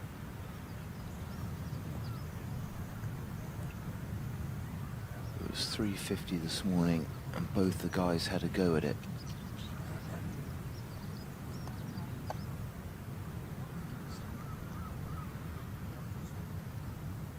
If you can carry those bunkers, which they can, you need to be shifting it left to right a little bit, because that you start to run out of room, and you want to play your pitch from the fairway.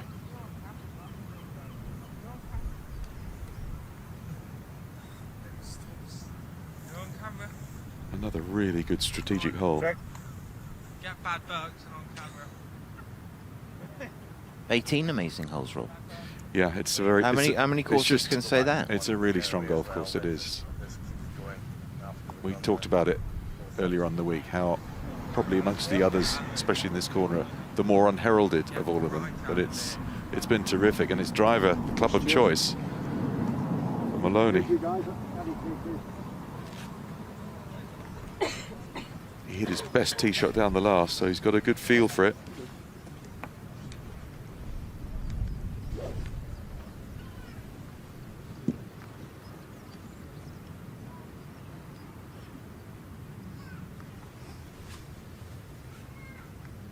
So ripped with a bit of fade.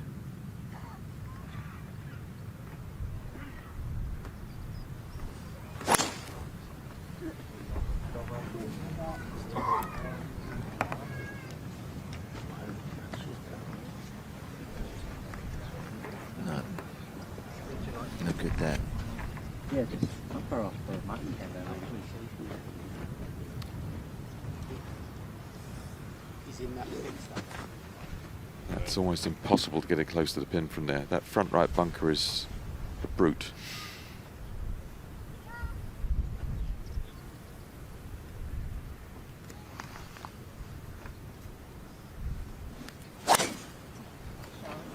Shot, Stu. Just needs one beauty. I think he's just hit it. He has. Just got to get... Beautiful strike, but too far right. That can't get close to the hole from there. Down to the lies, down to the quality the guys can get, how much they can control it. If we do have extra holes, next to each other in the it will just be the first on repeat until we have a champion.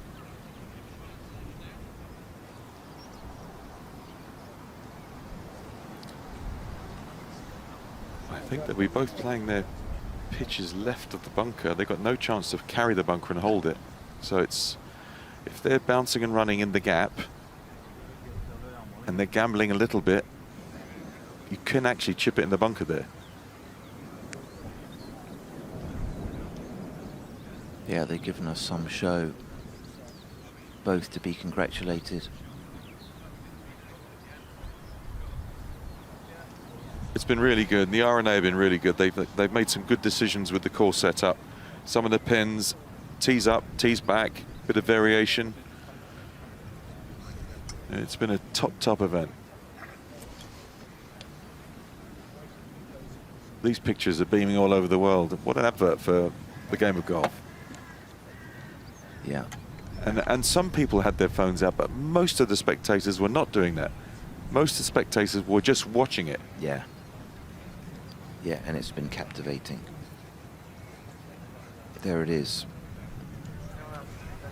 32nd green.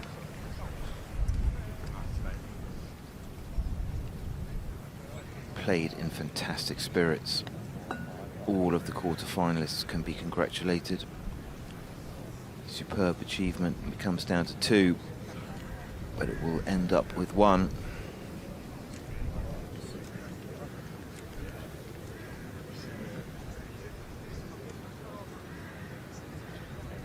There it is.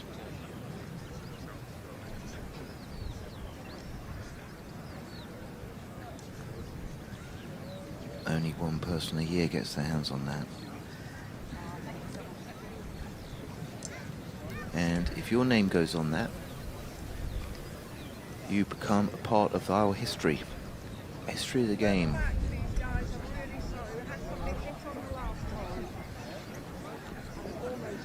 Look at that. Absolutely beautiful. They might be all right line-wise, you know. I don't think the pin's as far right as I thought it was. Yeah, 7 off the left, isn't it, today? What do you think? Pitch that front right trap and let it release up, if you've got the angle. If it's fiery though, Robin, you go long. I mean, Maloney, in a way, his hand is forced, and it looks like he'll go first. So he'll guide what Stuart's going to do.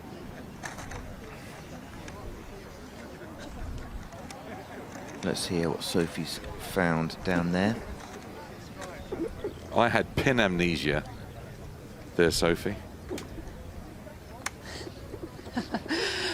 Yeah, I mean, I think they've opted for the right-hand side here, Rob, the miss, because you can look down this flag and you aren't interrupted by the bunkers. Now it's on a back step, this flag. He's got 105 yards, so he can't be pitching it anywhere near that downwind. It's 80 front edge, so he's probably looking at like an 87-yard pitch and have it release. But as it releases, it'll all move to the right as it gets to the green.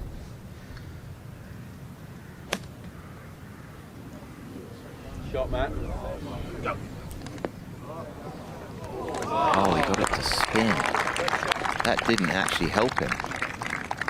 That was an amazing amount of purchase from there.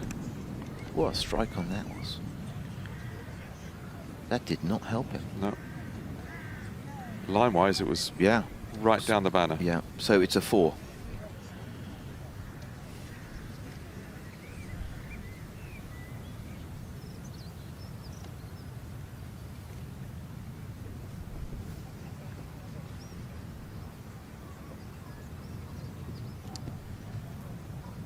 More discussions to be had here between player and caddy, because the lie, it looks like an old divot.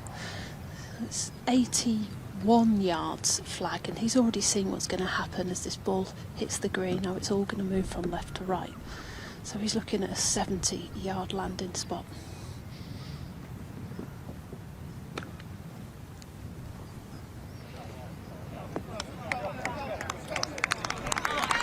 Very well done. Very well done. Maloney has to make his 30-footer. Probably. You know, they're hyped up, they're nervous, adrenaline's going, judging distance of putts, especially uphill, which they both got. It's not a given.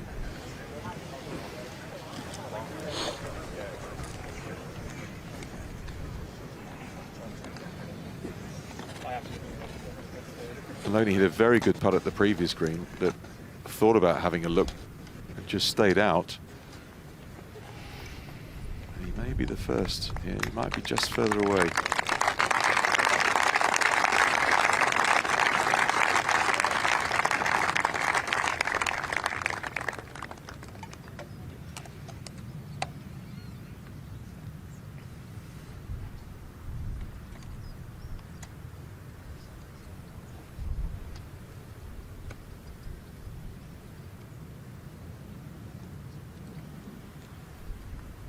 Will this be the final hole, or are we going on?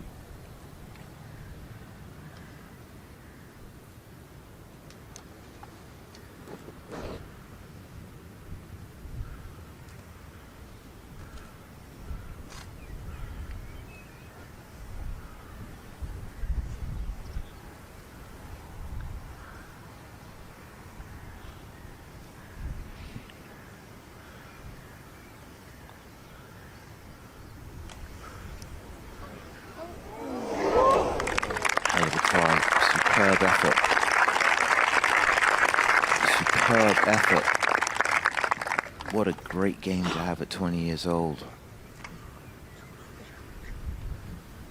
And this is going to be all about speed. Nice in a way to have your opponent putt that first, gives you a sense of how the ball rolls. Yeah, just 1 foot circle.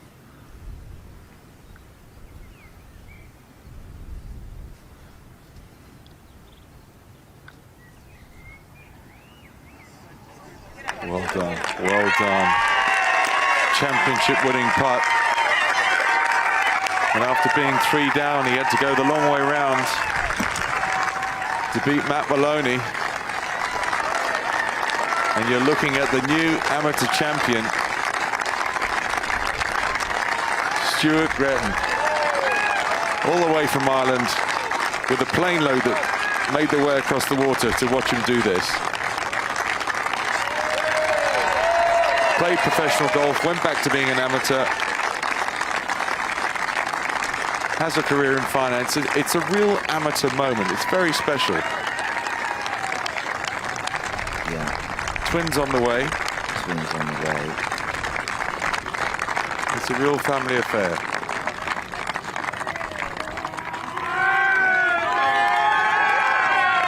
Teed up at the Open, teed up at the Masters. Very, very special.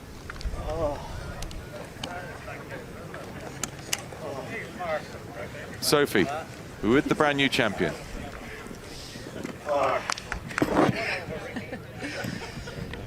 Stuart again, you are the 131st amateur champion, and it looked like you lived every moment of that there. Yeah. Oh my God, I still can't believe it, to be honest. I'm just so relieved. I was like shaking, my legs were like shaking coming up the 18th there, I was just saying to Dan, but yeah, just absolutely over the moon. I was thinking of all sorts over that first putt there, but look, delighted just to get it done. When you say all sorts, what type of things do you think about? Because I've seen like your friends and family are here. The support that you've had is just incredible. Yeah, it's been amazing. It was boisterous out there today, which is nice, and for both of us as well. I think Matt appreciated the crowd as well, and obviously they're pulling for me, but yeah, look, it was just amazing to have everyone over and to get the job done. Obviously we were very close last year with Gavin nearly winning as well, but yeah, look, I'm kind of speechless, to be honest. I don't know what to say, but I'm just absolutely over the moon, over the moon. I'm going to take you back to earlier in the day. Yeah. We had a walk and talk, and you said, you know, I'm struggling. You were down in the match. How did you turn this around? Yeah, I guess I had a nice reset at lunch. My coach is actually over. I didn't know he was here, Dave Ruddy. So we went to the range, talked it out, and just a couple of small bits. And to be fair, I actually played quite well that side. I hit the ball really well, made a few mental errors, but that's always going to happen, you know, over 36 holes for the last few days. But yeah, and I just kind of just kept the head down, just tried to stay calm as possible. But yeah, look, I'm just over the moon, over the moon. Well, you're in for the most incredible 12 months. You've got twins on the way, you've got major championships, but for now, you are the amateur champion. Congratulations, Stuart. Thank you very much, thank you.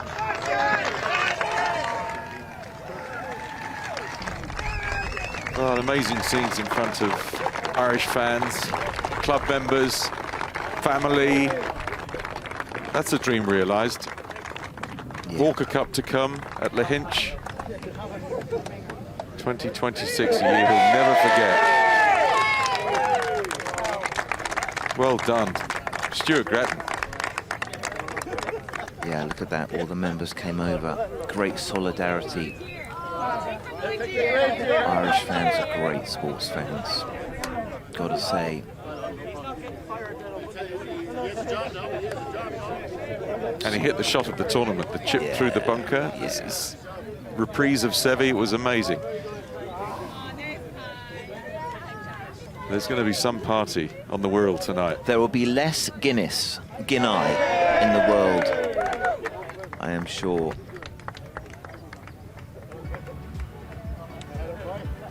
Little recap of what he got up to this afternoon. Yeah, where it kind of started off. He got off to a much better start. He played more golf. This was a big par save. Amazing putt. Was out of position. Kept his momentum going.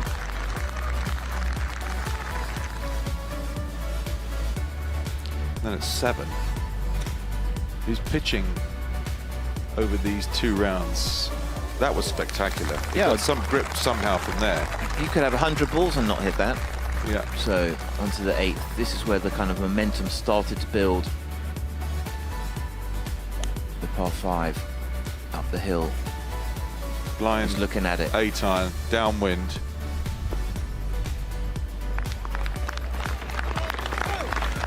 Oh, what a shot that was. That would be for eagle, just a 5-footer. And Maloney made birdie, but he topped that with his 3. Into the back 9. From out of position again.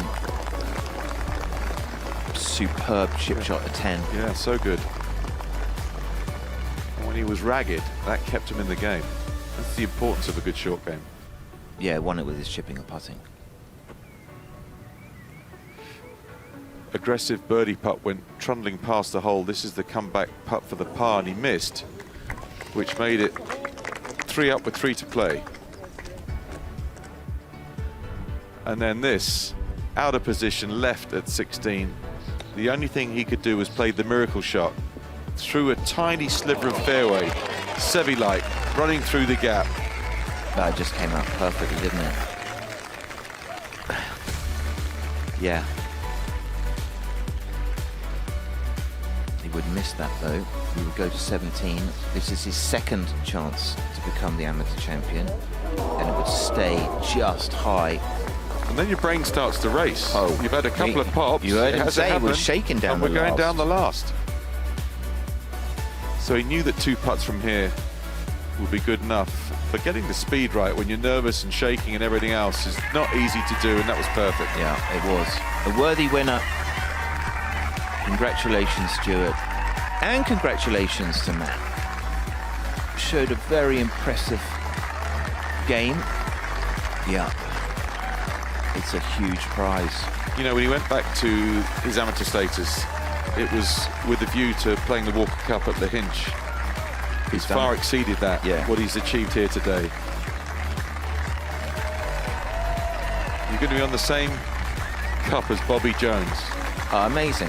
José María Olazábal, and some of the greats.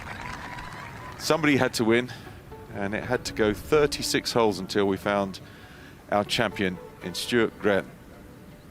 Commiserations to Matt Maloney. Wonderful effort for the American. First time playing on links surfaces. So that's an experience he can take forward into his career. Yeah, he's going to be a better player after this week without any doubt at all. And congratulations to Royal Liverpool hosting this event, and the green staff should be commended on what has been a superb playing surface all week long. Sophie, ready with the presentation. It's time to present our trophy to the champion. Dennis Watson, captain of the Royal and Ancient Golf Club of St Andrews, please do the honours. Yeah, congratulations. Thank you very much. Thank you.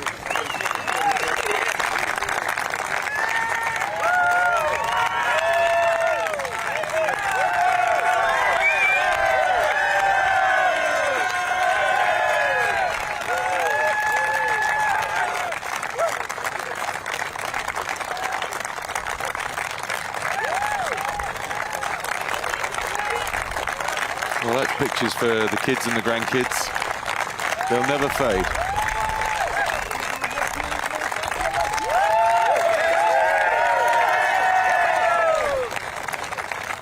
And at the age of 33,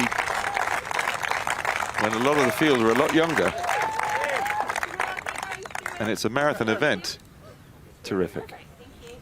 Thanks, everyone. Stuart, if you just pop that back up. Yeah. Are we definitely clear, Jamie? I believe so, yeah. So congratulations to everybody that's been involved with the 131st Amateur Championship, the R&A, Royal Liverpool Golf Club, all the young competitors that turned out to make what was a phenomenal championship. It was superb. Hoylake is absolutely superb. Royal Liverpool, the R&A, puts on the best show in town. And it's congratulations, the authenticity, Simon, to our brand new champion, Stuart Grett. Well done.